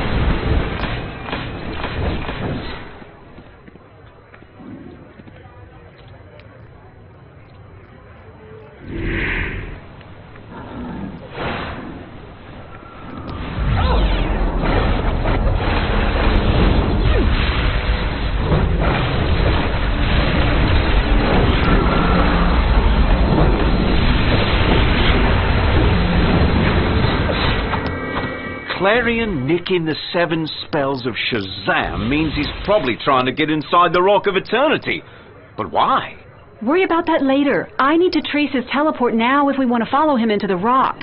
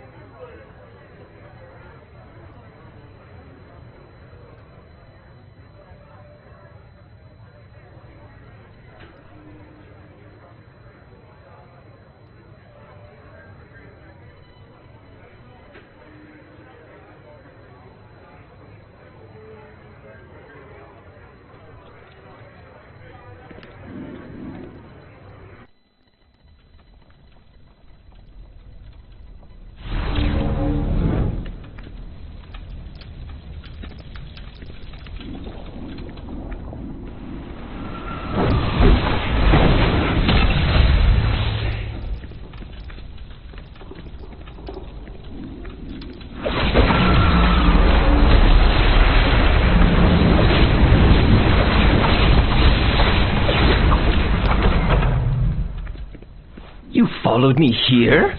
Bad idea. Grow, Tikal! Destroy these pests!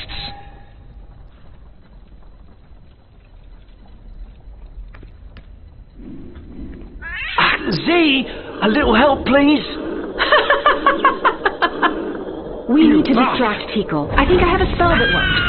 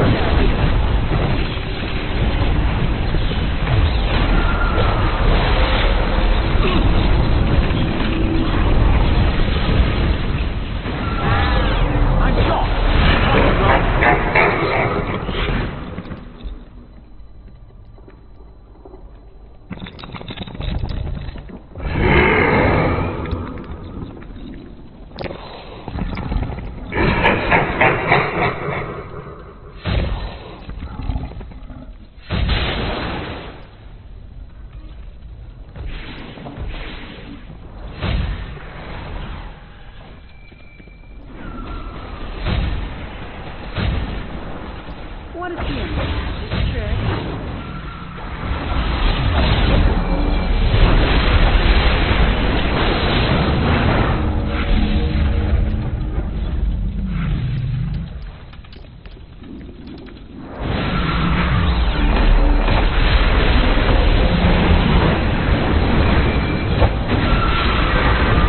Bollocks! Clarion's gone! Is that a broken tomb? What were you up to, you bugger?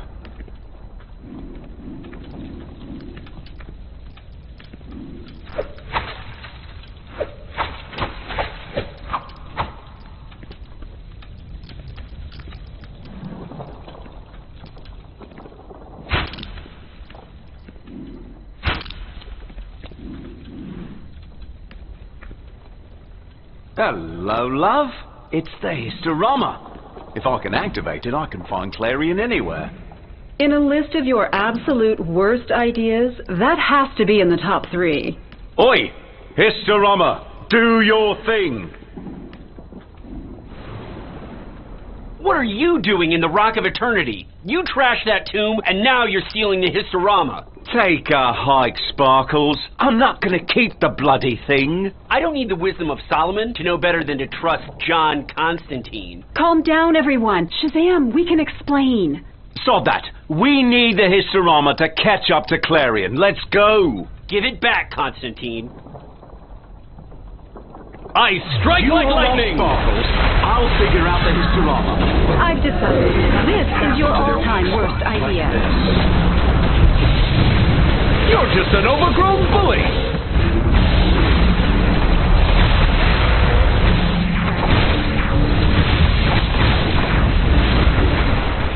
Shazam is too powerful, but I think I can turn his strength against him. My counterspell will divide Shazam's power into orbs of positive and negative energy. Recombine the mere Shazam to set off an explosion.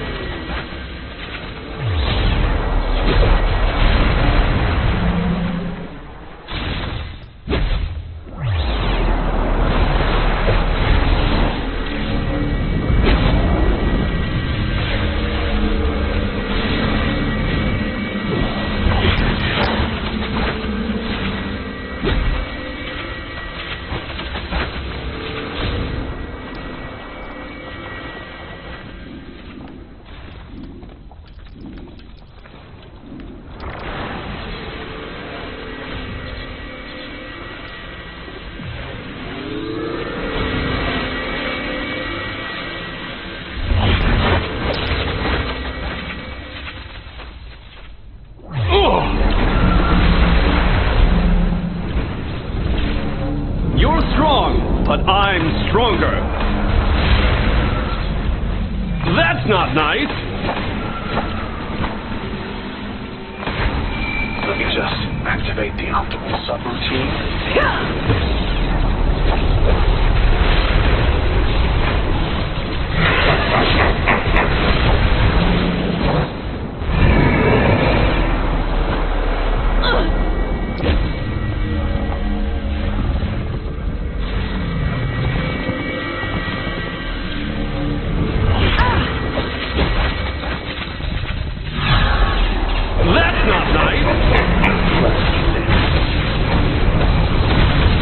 An overgrown bully!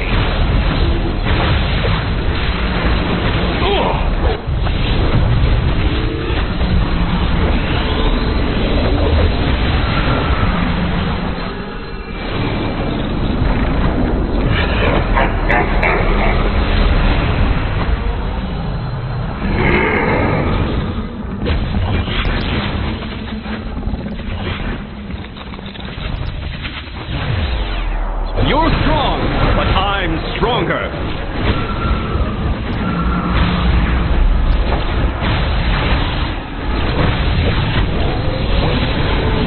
That's not nice.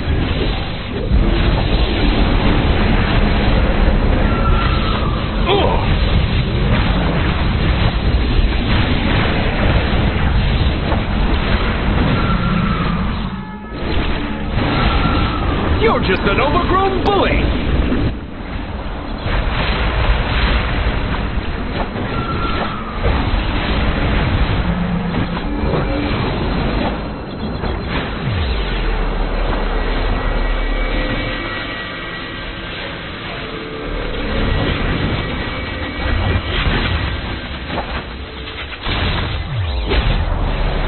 You're strong, but I'm stronger.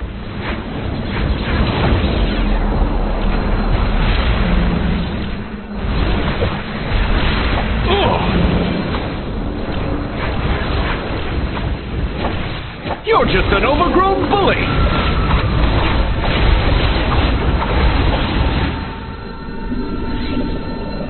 Ah, blimey! Little bugger doesn't want to open for me. Shazam, we need your help. Clarion broke in here first. We followed him, but he got away. We think he's tied to the entity in the sky over Gotham. I'm sorry, I got a little carried away with defending this place. What's happening in Gotham affects us all. I'd be happy to help, so long as Johnny Conjob leaves my stuff alone.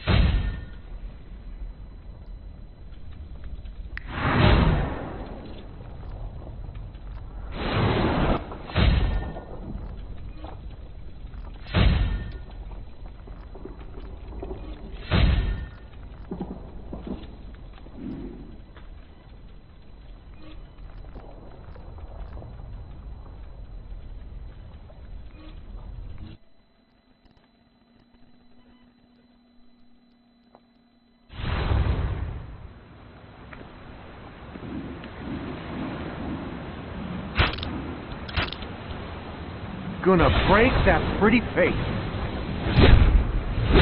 Just tiring you out.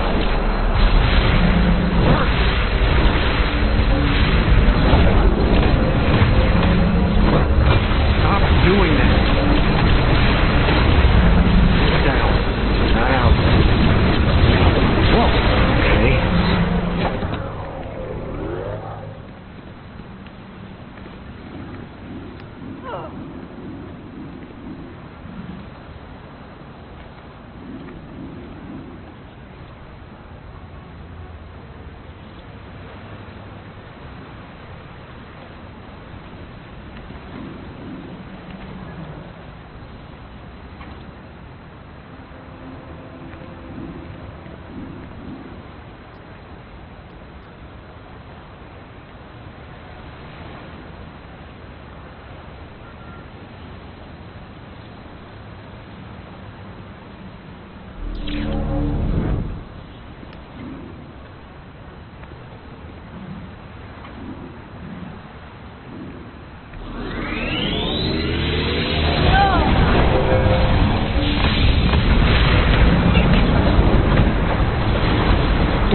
Do that. Forget. Destroy Element, obey! Carry the zero, carry the heel. Same thing, right? Blood will prevail. I'll kill.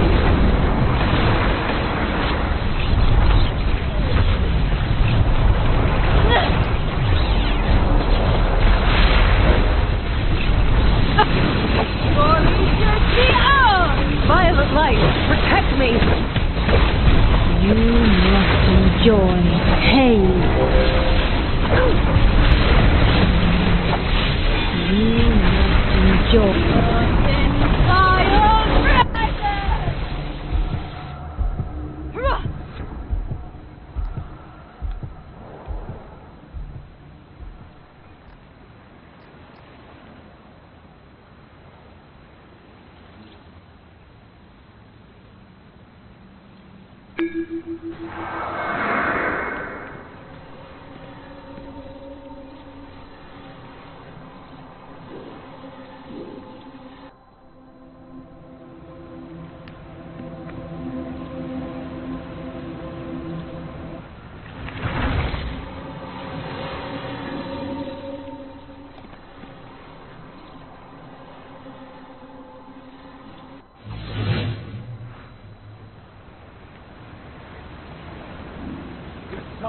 Will open your mind. Untapped is above the attack.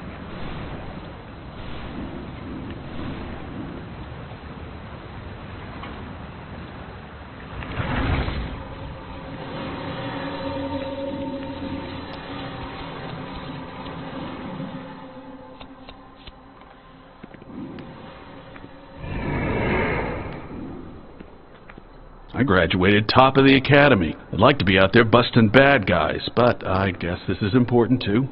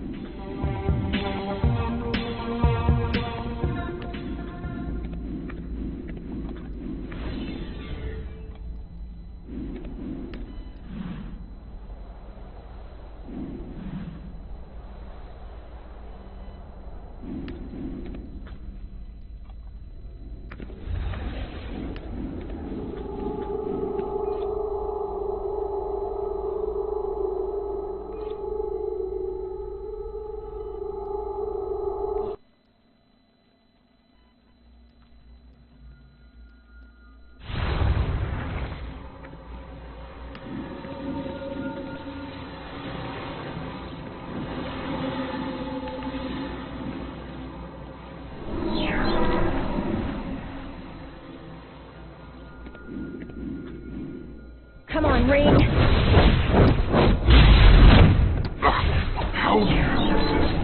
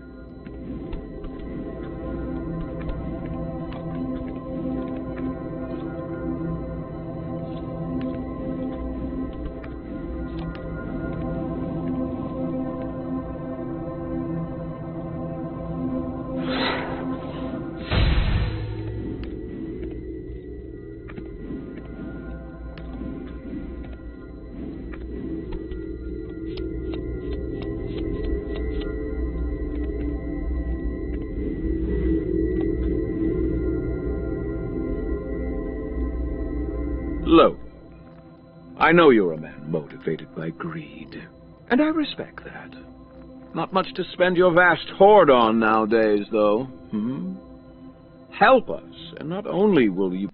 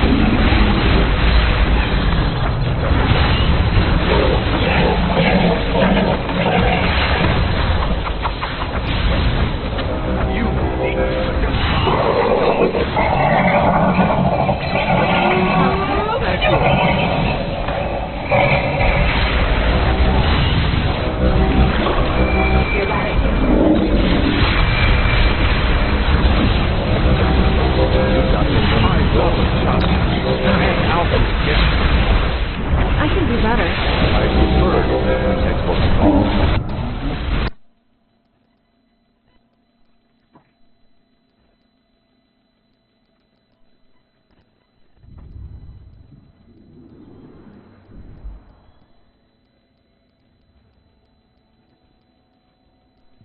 And her little upstarts have invaded. We must drive them back. Regain control of the bazaar, then work your way to the Queen's palace. Prove yourself an ally I to will the distract Queen, enemy airships and you will reach be with the palace rewarded. gate. Show them no mercy.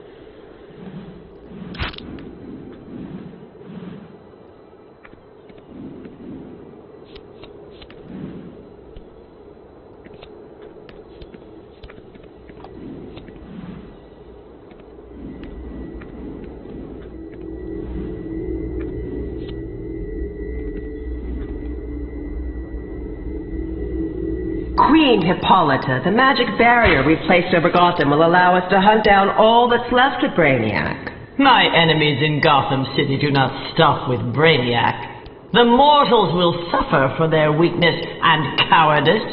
I will bring them a war they will never forget. Why, Your Majesty, that sounds positively divine.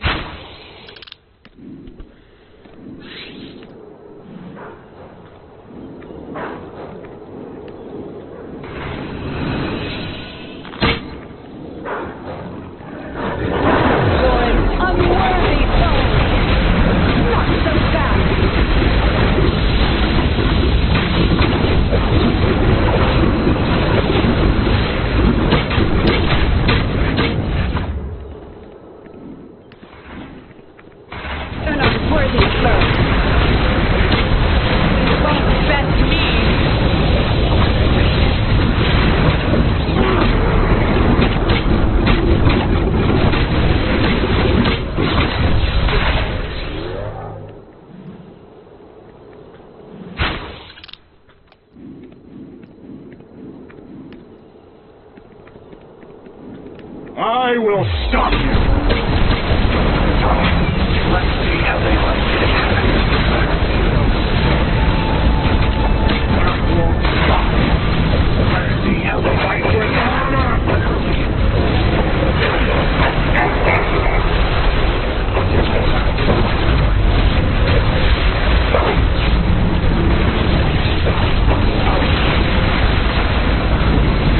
Come, protect me! That won't stop me.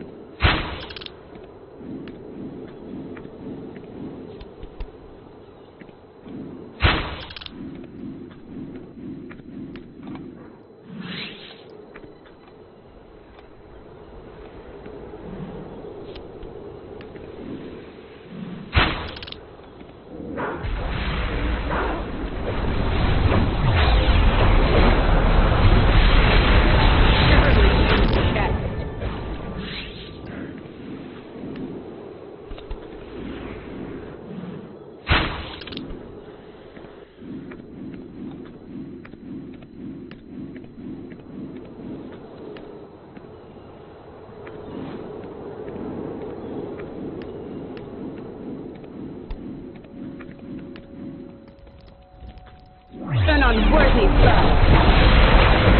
Unworthy soul. Try again.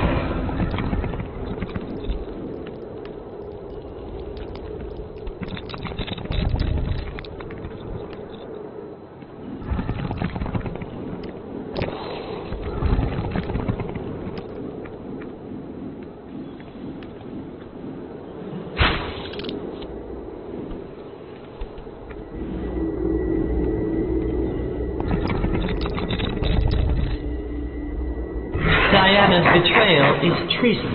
Once captured, she will be imprisoned at the gate of Tartarus, as a warning to all who defy me. Hippolyta, if I may say, you've grown quite the appetite for war and death. Don't get me wrong, it's quite becoming of you.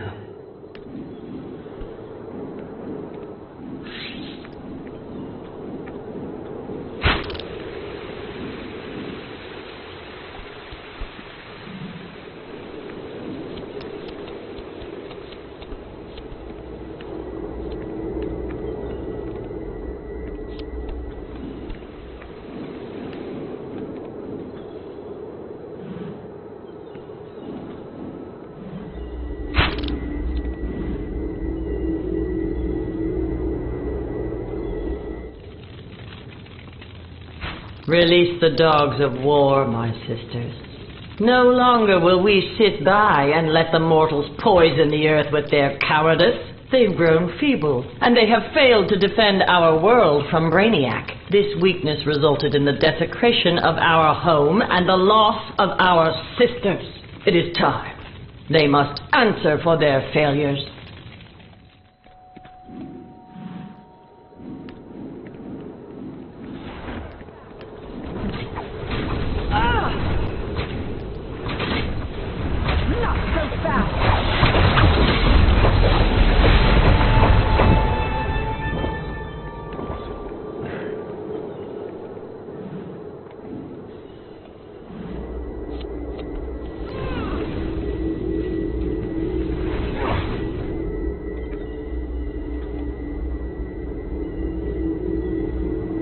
For many, the Palace of Themyscira represented nobility, wisdom, and strength.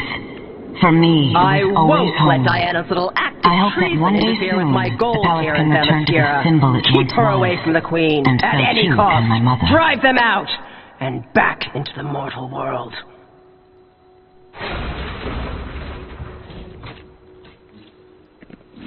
You won't stop me.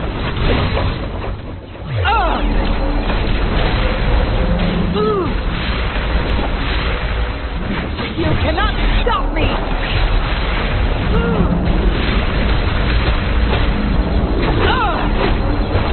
An unworthy foe.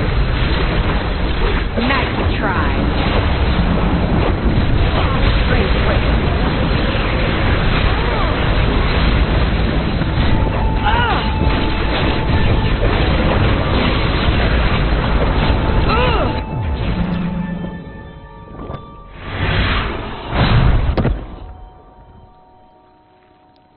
Your arrival is well timed.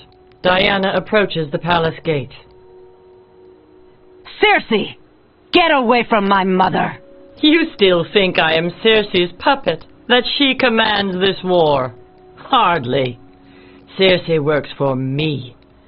My own daughter has chosen the mortal world over her people. Get her out of my sight. With great pleasure.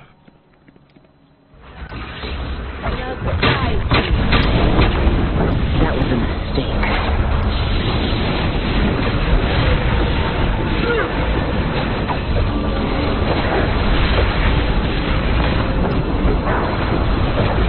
Now, you'll pay.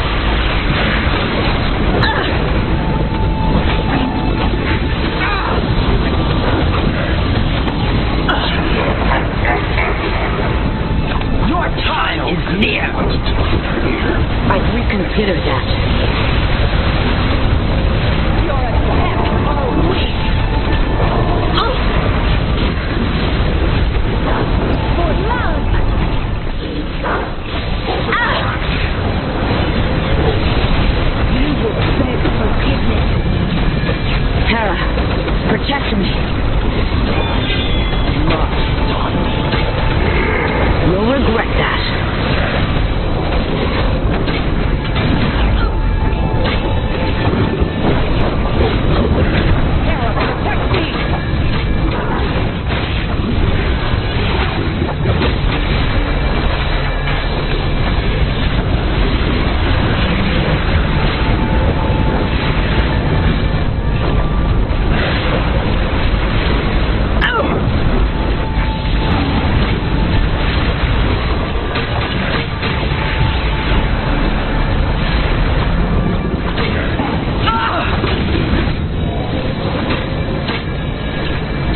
I will stop you both. You cannot stop war and death, Diana.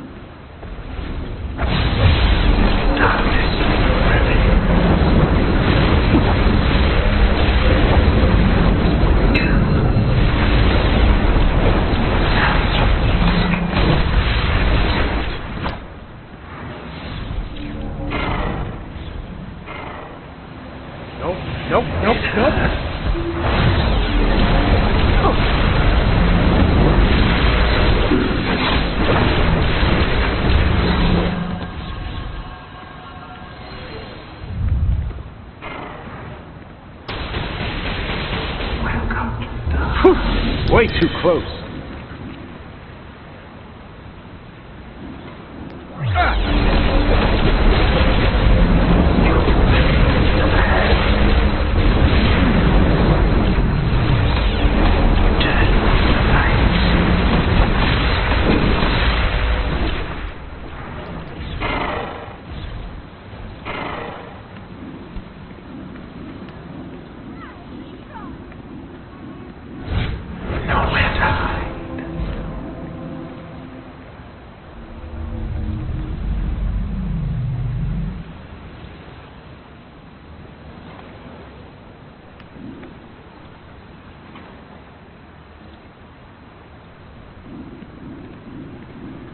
I'll just heal. Don't do something you'll regret.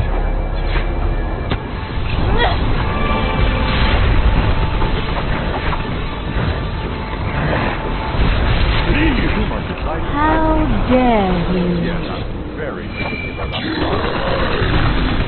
my exercise. I feel like my new habits are getting And God, defend your will.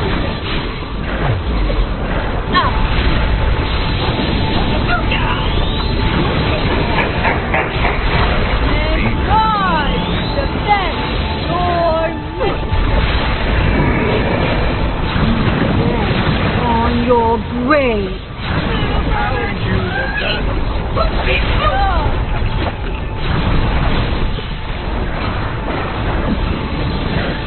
Don't do that again.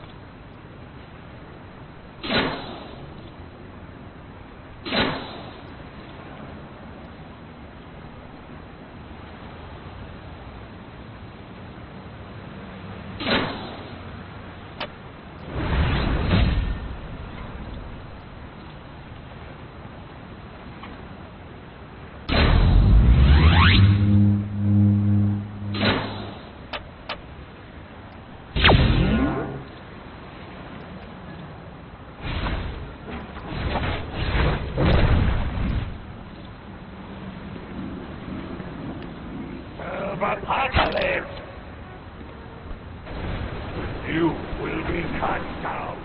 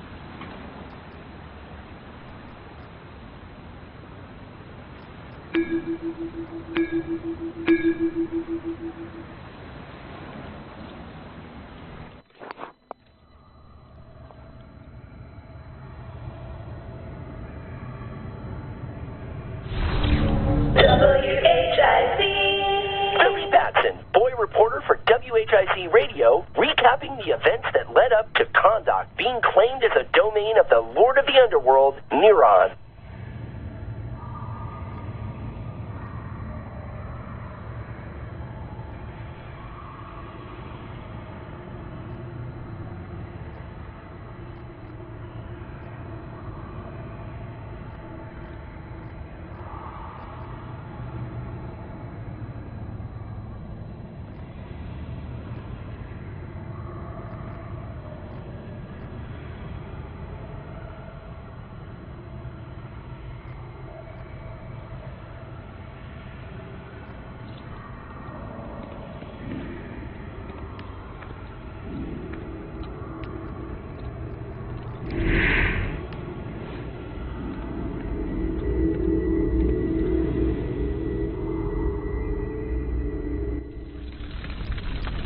I'm greedy. I just want everything for myself.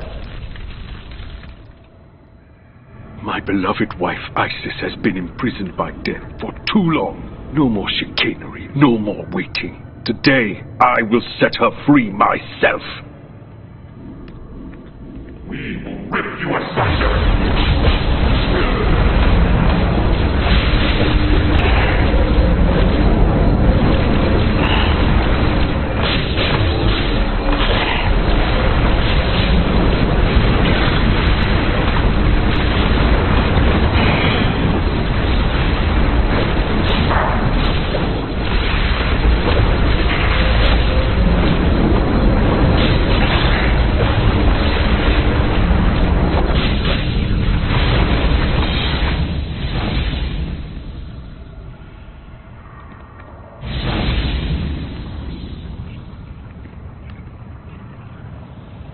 It seems as though your quest to take a soul has awakened, well, greed. A deadly enemy, to be sure. Greed consumes.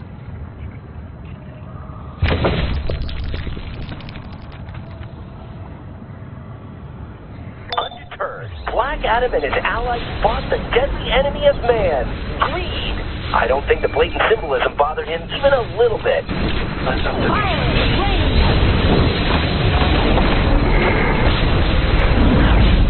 This is Silk. Come on. Get your own.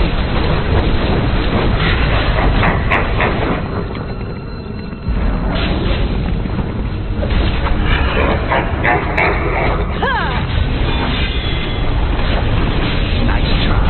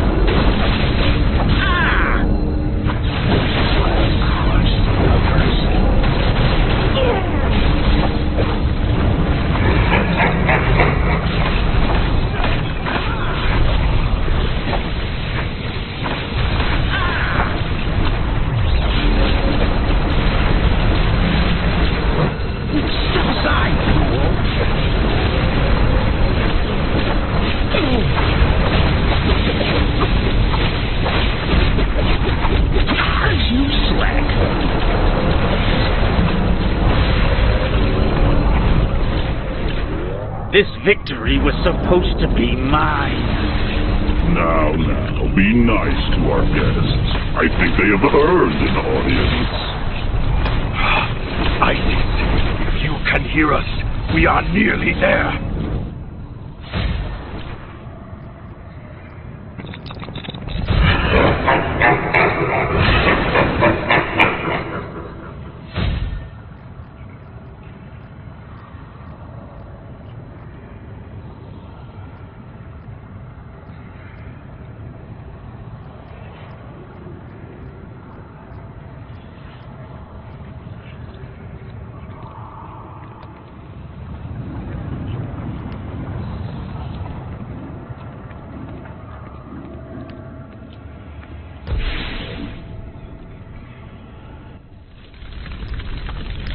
Souls of the departed and undeserving are my domain, and I am never denied.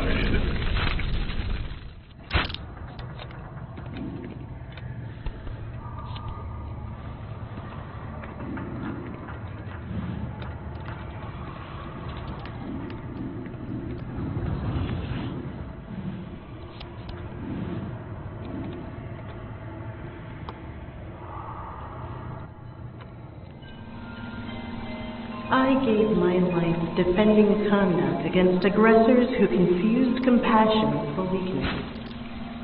My beloved, if I return, it will be to a world where compassion is as needed as it ever was. I am ready.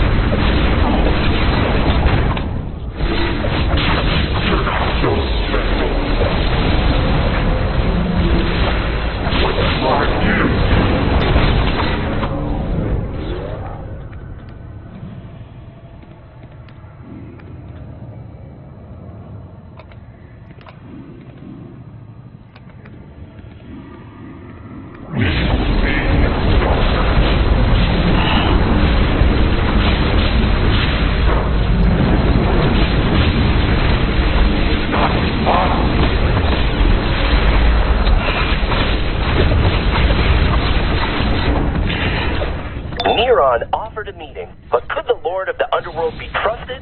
Not in the slightest. You smart listeners can spot Neron's weasel words.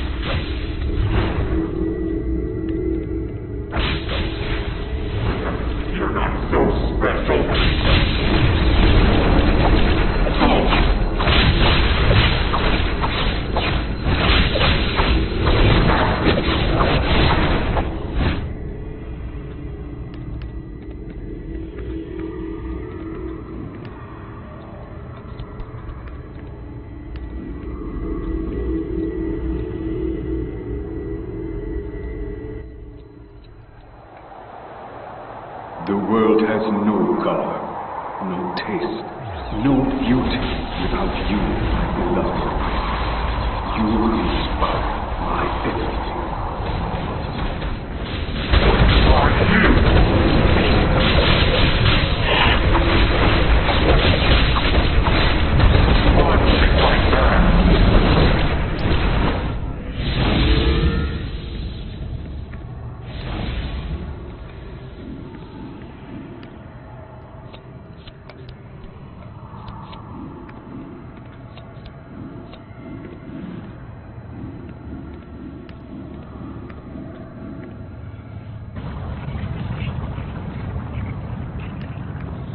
Beloved Isis, at long last. I knew you would free me one day. I'm afraid I just can't give up a soul.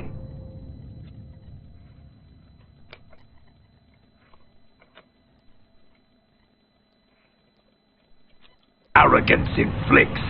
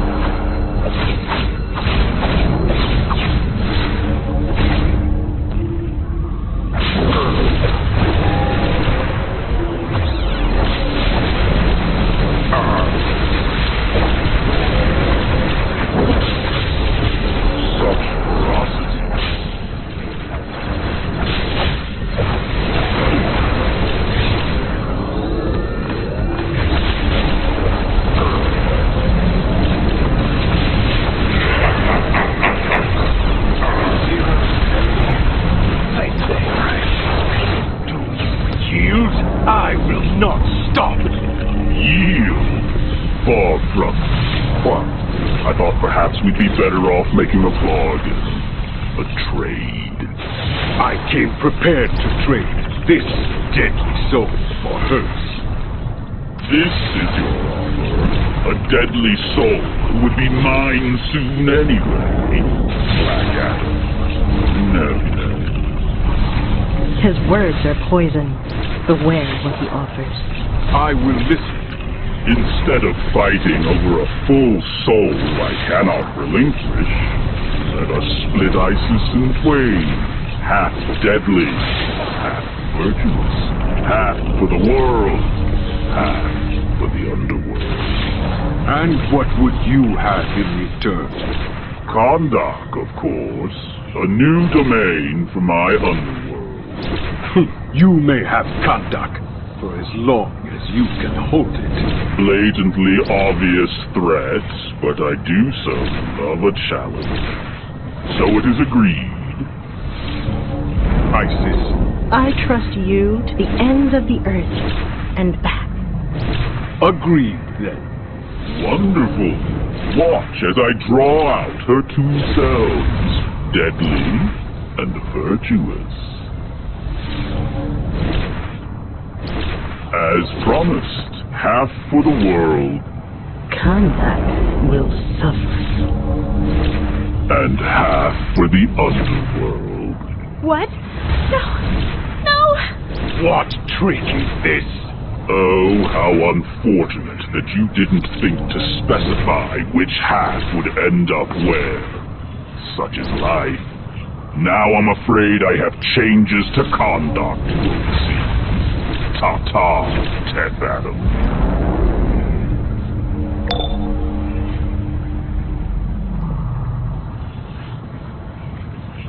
And that's how it happened, listeners. Now Black Adam has to figure out how to save Kondak and rescue Isis all over again. Boy, it's a real puzzle. One that the brave hero Shazam is sure to be on hand to help solve.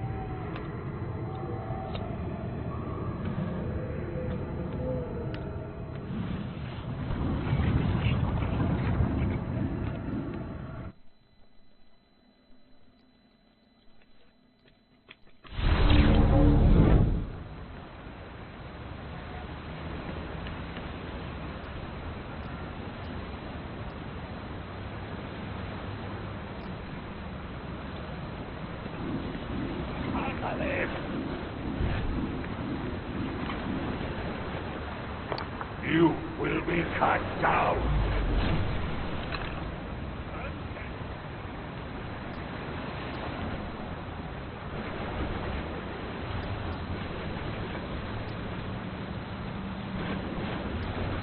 We were once as you. The thought will open your mind.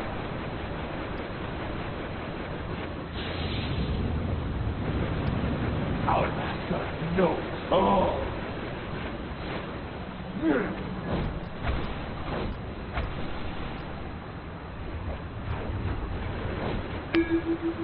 We serve Apocalypse!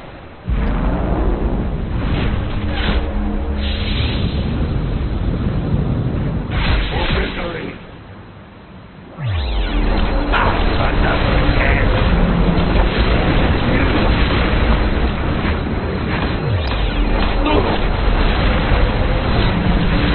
Your side was your strength! I can endure far more.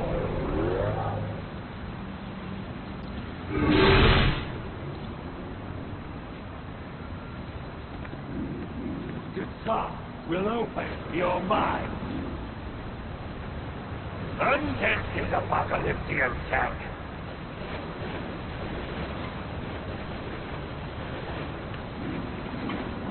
You will be cut down.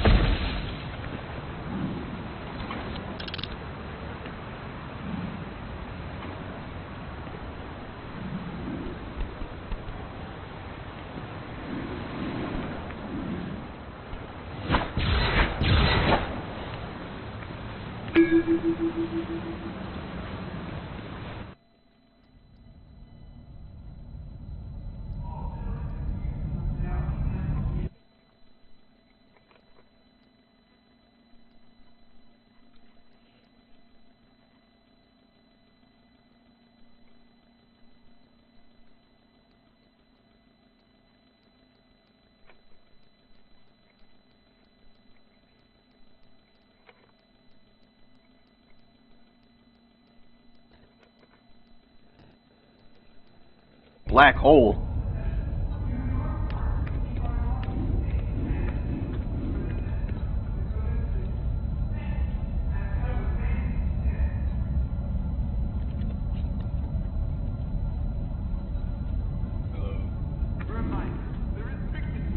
On it.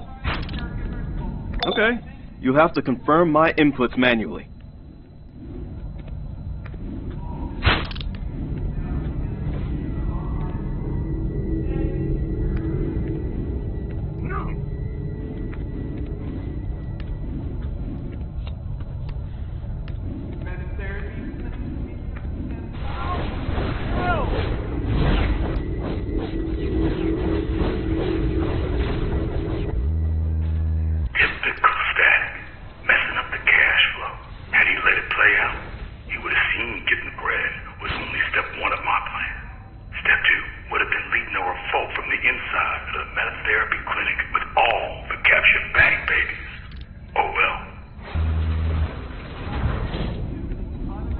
Got it. If you need anything else, give me a call, okay?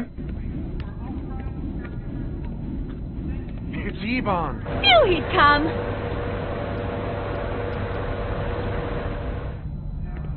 Of course. There you go.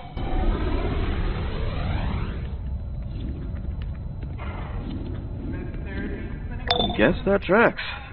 Let me get the next door for you.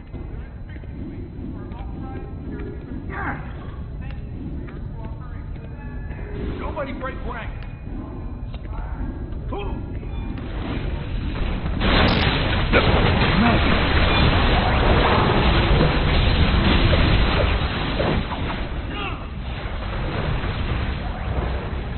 Not gonna break.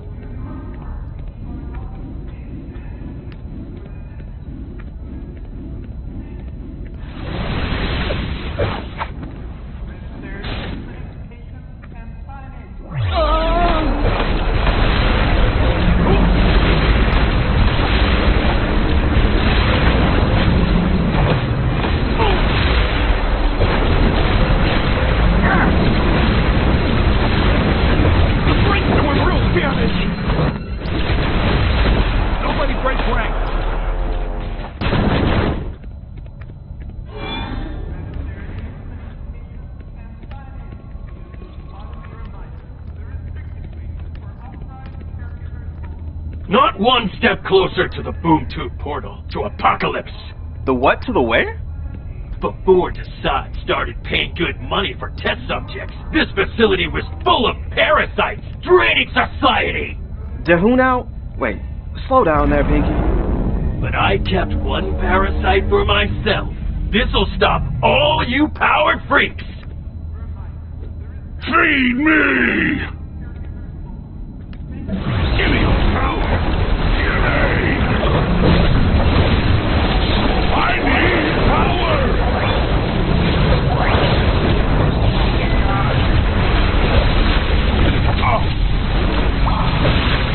You overload me, and then him.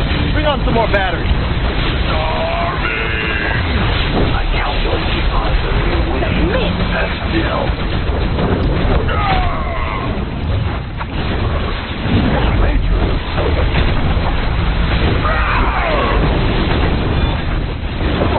Need more firepower.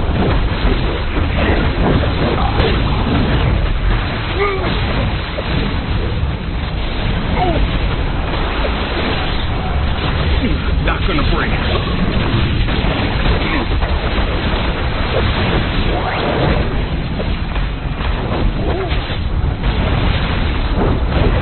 Light of love!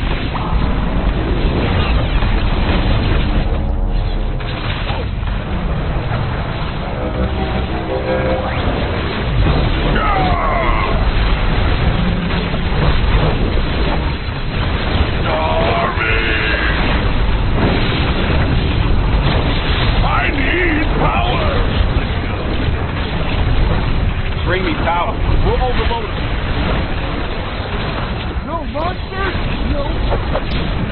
How is this possible? We call that messing around.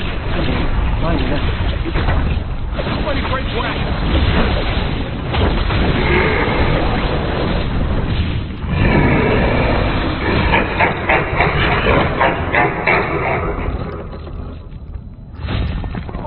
Need more firepower.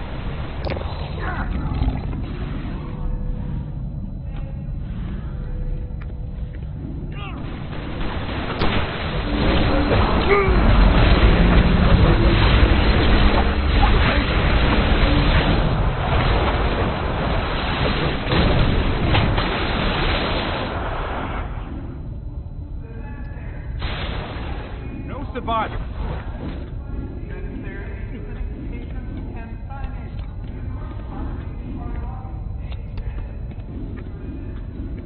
Where's my support?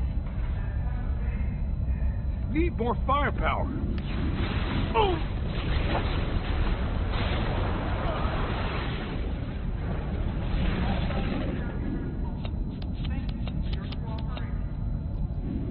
Nobody break rank.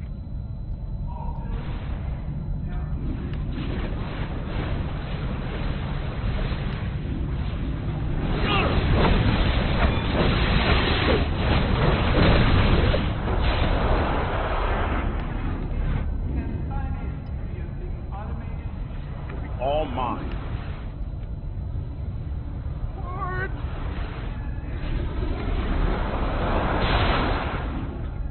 Therapy clinic patients can sign in.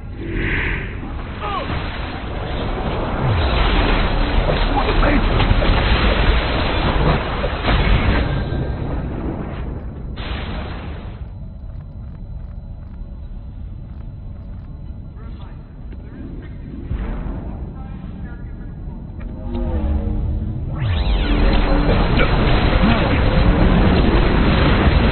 Not gonna break it.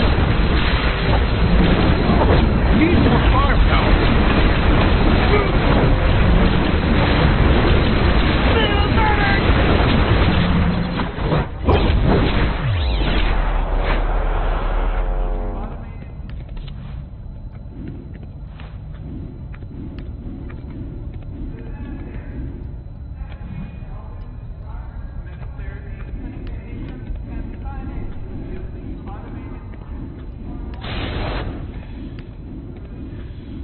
It falls on me to be the last defender of society. Of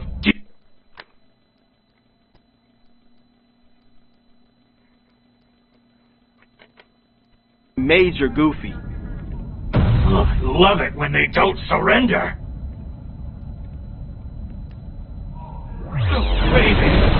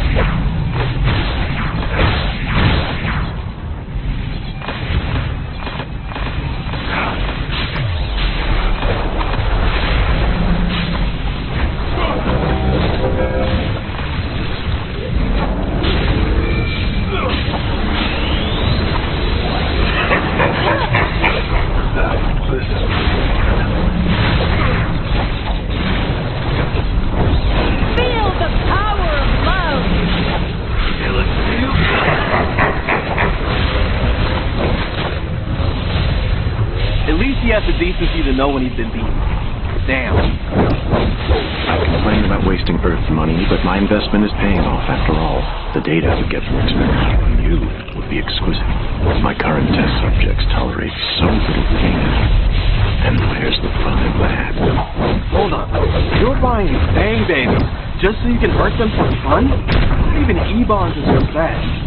It's not about deserve. It's about science.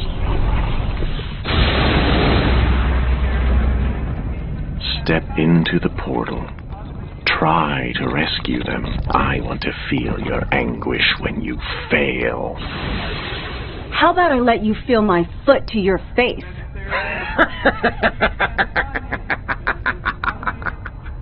Aw, man. If you had been here a minute earlier, he'd been on the floor for sure. Me and Icon were busy helping out somewhere else. He's coming too?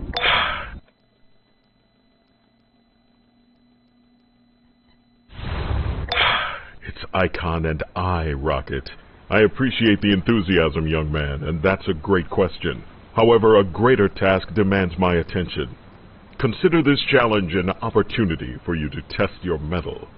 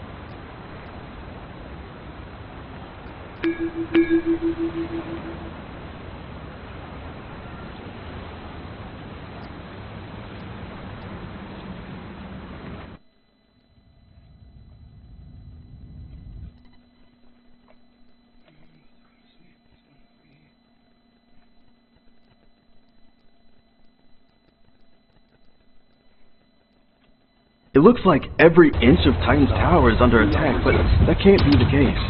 Well, maybe it can. Get to Starfire!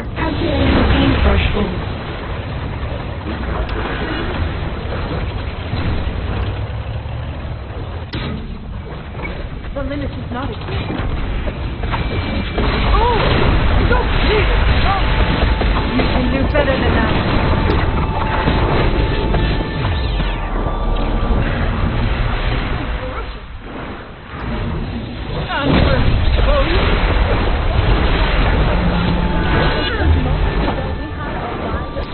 Party without presents. Plasma grenade! There's no escaping our energy trust. Oh, so big and strong. You can do better than that.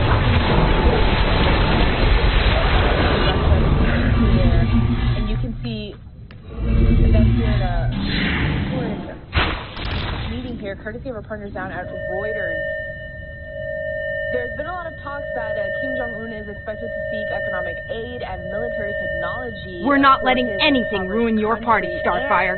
Titan, go! Putin desperately needs munitions for Russia's war with Ukraine. There has been a lot of talks about the U.S. is definitely concerned. You know, your so-called friends are only pretending. If you ever stop being useful, they'd exile you too, out of annoyance.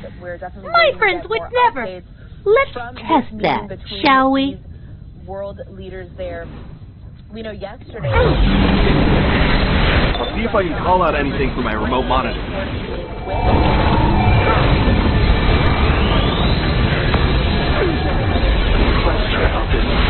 Send more reserves! Hit with the defender! Got your back. Portable shield generators.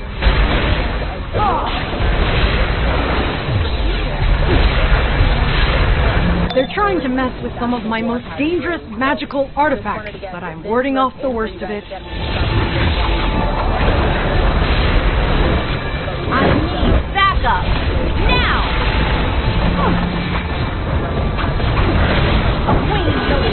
This prototype should disrupt a single energy prison. Use it wisely. This was the internet. Tabaranians! Get behind the shield! I'm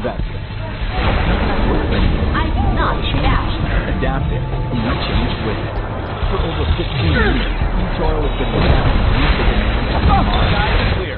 Don't you dare start the party without me! There! The option. Waiting for the act. Get behind the shield! And even with all these features, the app so anyone can get started. Not just these guys. You only won because it's impossible to lock down every single one of your friends. Built for the modern investor. That is what it is like to have so many friends. You should try it sometime. Ooh, burn. Whatever. You're still the exile. Feel free to appeal again next year. It's been fun, sister. Yes, it has, sister.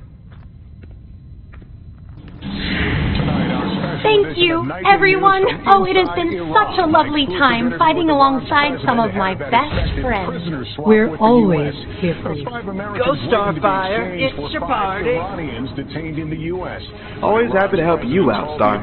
Your moves are amazing. And when they might be released. And the controversy over how he says Iran will spend $6 billion in funds the U.S. will unfreeze as part of a deal. How Washington is reacting. Also tonight, House Speaker Kevin McCarthy ordering an impeachment inquiry into President Biden and alleging a culture of corruption involving his son Hunter. Does he have the votes to impeach? Police warning that escaped killer in Pennsylvania is now armed and extremely dangerous after stealing a rifle from a garage. The homeowners even shot at him. Catastrophic floods in Libya. Thousands feared dead. A state of emergency in Massachusetts. Heavy rains washing out roads. Cars swallowed by sinkholes. The new threat on the way. Who should get the new COVID shots? The surprising guidance just out from the CDC. The FDA review finding a key ingredient in popular cold medicines doesn't work. Which drugs are affected? This is NBC Nightly News with Lester Holt, reporting tonight from inside Iran. Good evening from Tehran, the capital of Iran, a country economically isolated from much of the Western world and considered a military and geopolitical rival, some would even say enemy of the United States. I sat down with the country's president for an exclusive and extremely rare interview today, and what he told me is already sending shockwaves through Washington, D.C. We'll get to that in a moment. But the other surprise in Washington came from Speaker of the House Kevin McCarthy, announcing today that he's ordering an inquiry into impeaching President Biden. The order gives House Republicans license to investigate the president and his family's business dealings. The White House calling the move extreme politics at its worst. McCarthy alleging corruption and abuse of power on the part of the president. But does he have the evidence and the votes? Garrett Haake starts us off tonight from Capitol Hill. Tonight, House Republicans nobody should fall behind President Biden here. and his family. Speaker Kevin McCarthy directing 3 GOP-controlled committees to open an impeachment inquiry. These are allegations of abuse of power, obstruction, and corruption. And they warrant further investigation by the House of Representatives. House Republicans have alleged that the president has profited off the foreign business dealings of his son Hunter and lied about it, but have provided no direct evidence to prove those claims, which the White House has denied. There is no evidence of wrongdoing by President Biden because President Biden didn't do anything wrong. But Republicans believe elevating their investigations to an impeachment inquiry is necessary to overcome what they say is White House stonewalling in their various probes. There's enough smoke. There may be a fire there. So I think this is the logical next step. That's what leadership looks like, and it's absolutely the right thing to do. Democrats tonight rallying to the president's defense, accusing Republicans of seeking revenge for the 2 impeachments of Donald Trump. This is an illegitimate impeachment inquiry. Period. Full stop. Some openly mocking the effort as unserious, without evidence or a full House vote to support it. Oh my gosh. Bollocks. Do I look like your mum? What are you going on about? And tonight, the committee chairman leading the inquiry says his first step will be pursuing bank records for Hunter Biden and the president's brother.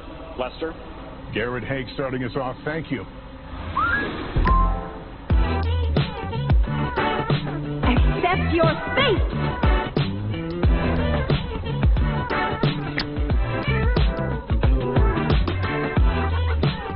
Family is blood. You do anything for family, even if they don't think they need it. Bloody heroes. Bloody villains. I think Brainiac is doing us all a favor by thinning the herd. Showing your best friend a little love, no big deal. Here you go, buddy. That's because every week, 2 days you use the most electricity. I've got calculator box up to 8 spare. Plus, you get 3 $25 bill credits to cash in during your time. With a little flex with Electric Trek, powered by 100% solar. Reliant, official energy provider of the Dallas Cowboys.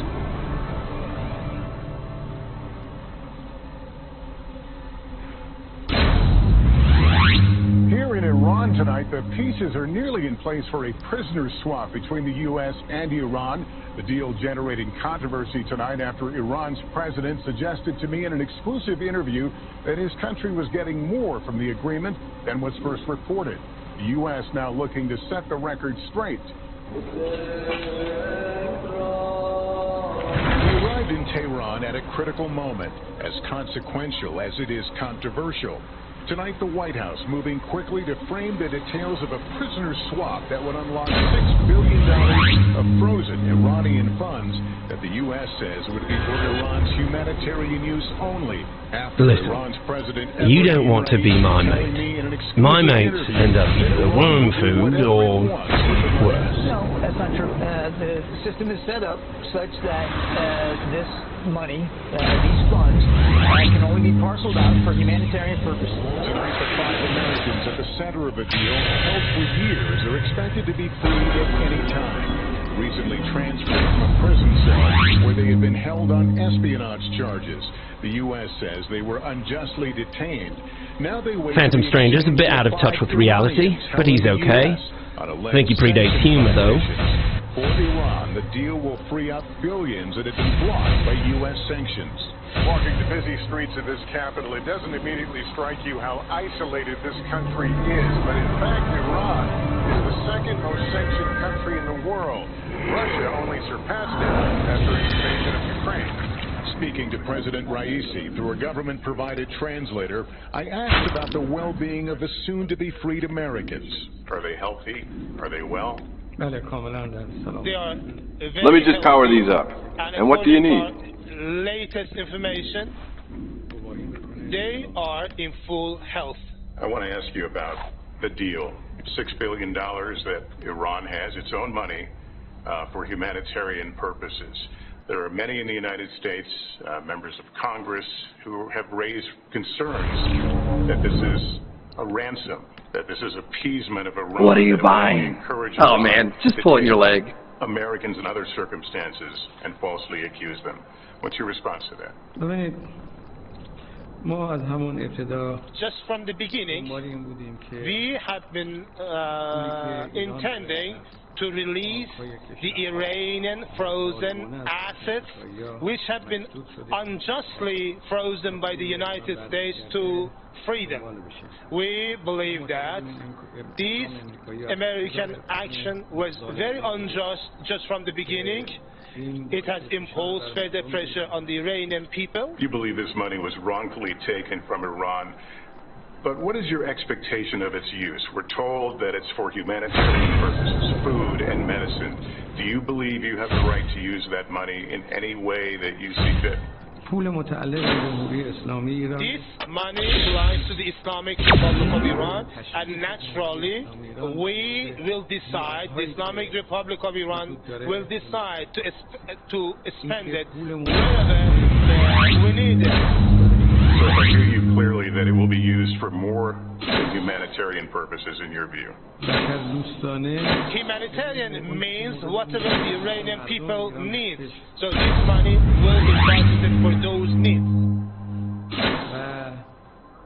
And the needs of the Iranian people will be decided and determined by the Iranian government. Meantime, Iran has faced internal troubles, namely a violent crackdown on women's rights protesters who are demanding an end to a law that requires women here to wear head coverings. The protest movement led by women here. We saw many openly defying the law. Are you at all afraid to walk down the streets without a scarf? No, I don't afraid because I'm very tired about this. I asked the president about that deadly government crackdown on those protesters. We are sitting here, Mr. President, at nearly the one-year anniversary of the death of Mahsa Amini, a young woman who was arrested by the morality police for allegedly improperly wearing her head covering.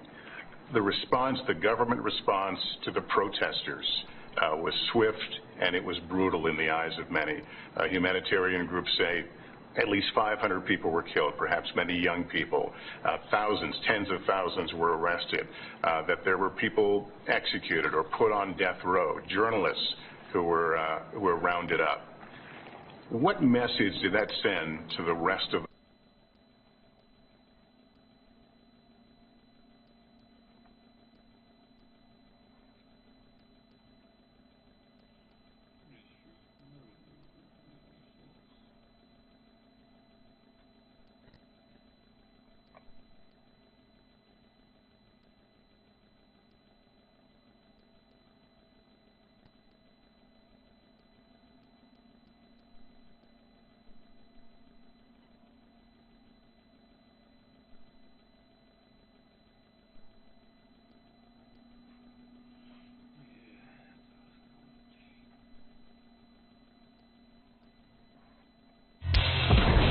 Step up now, you're in for a ride.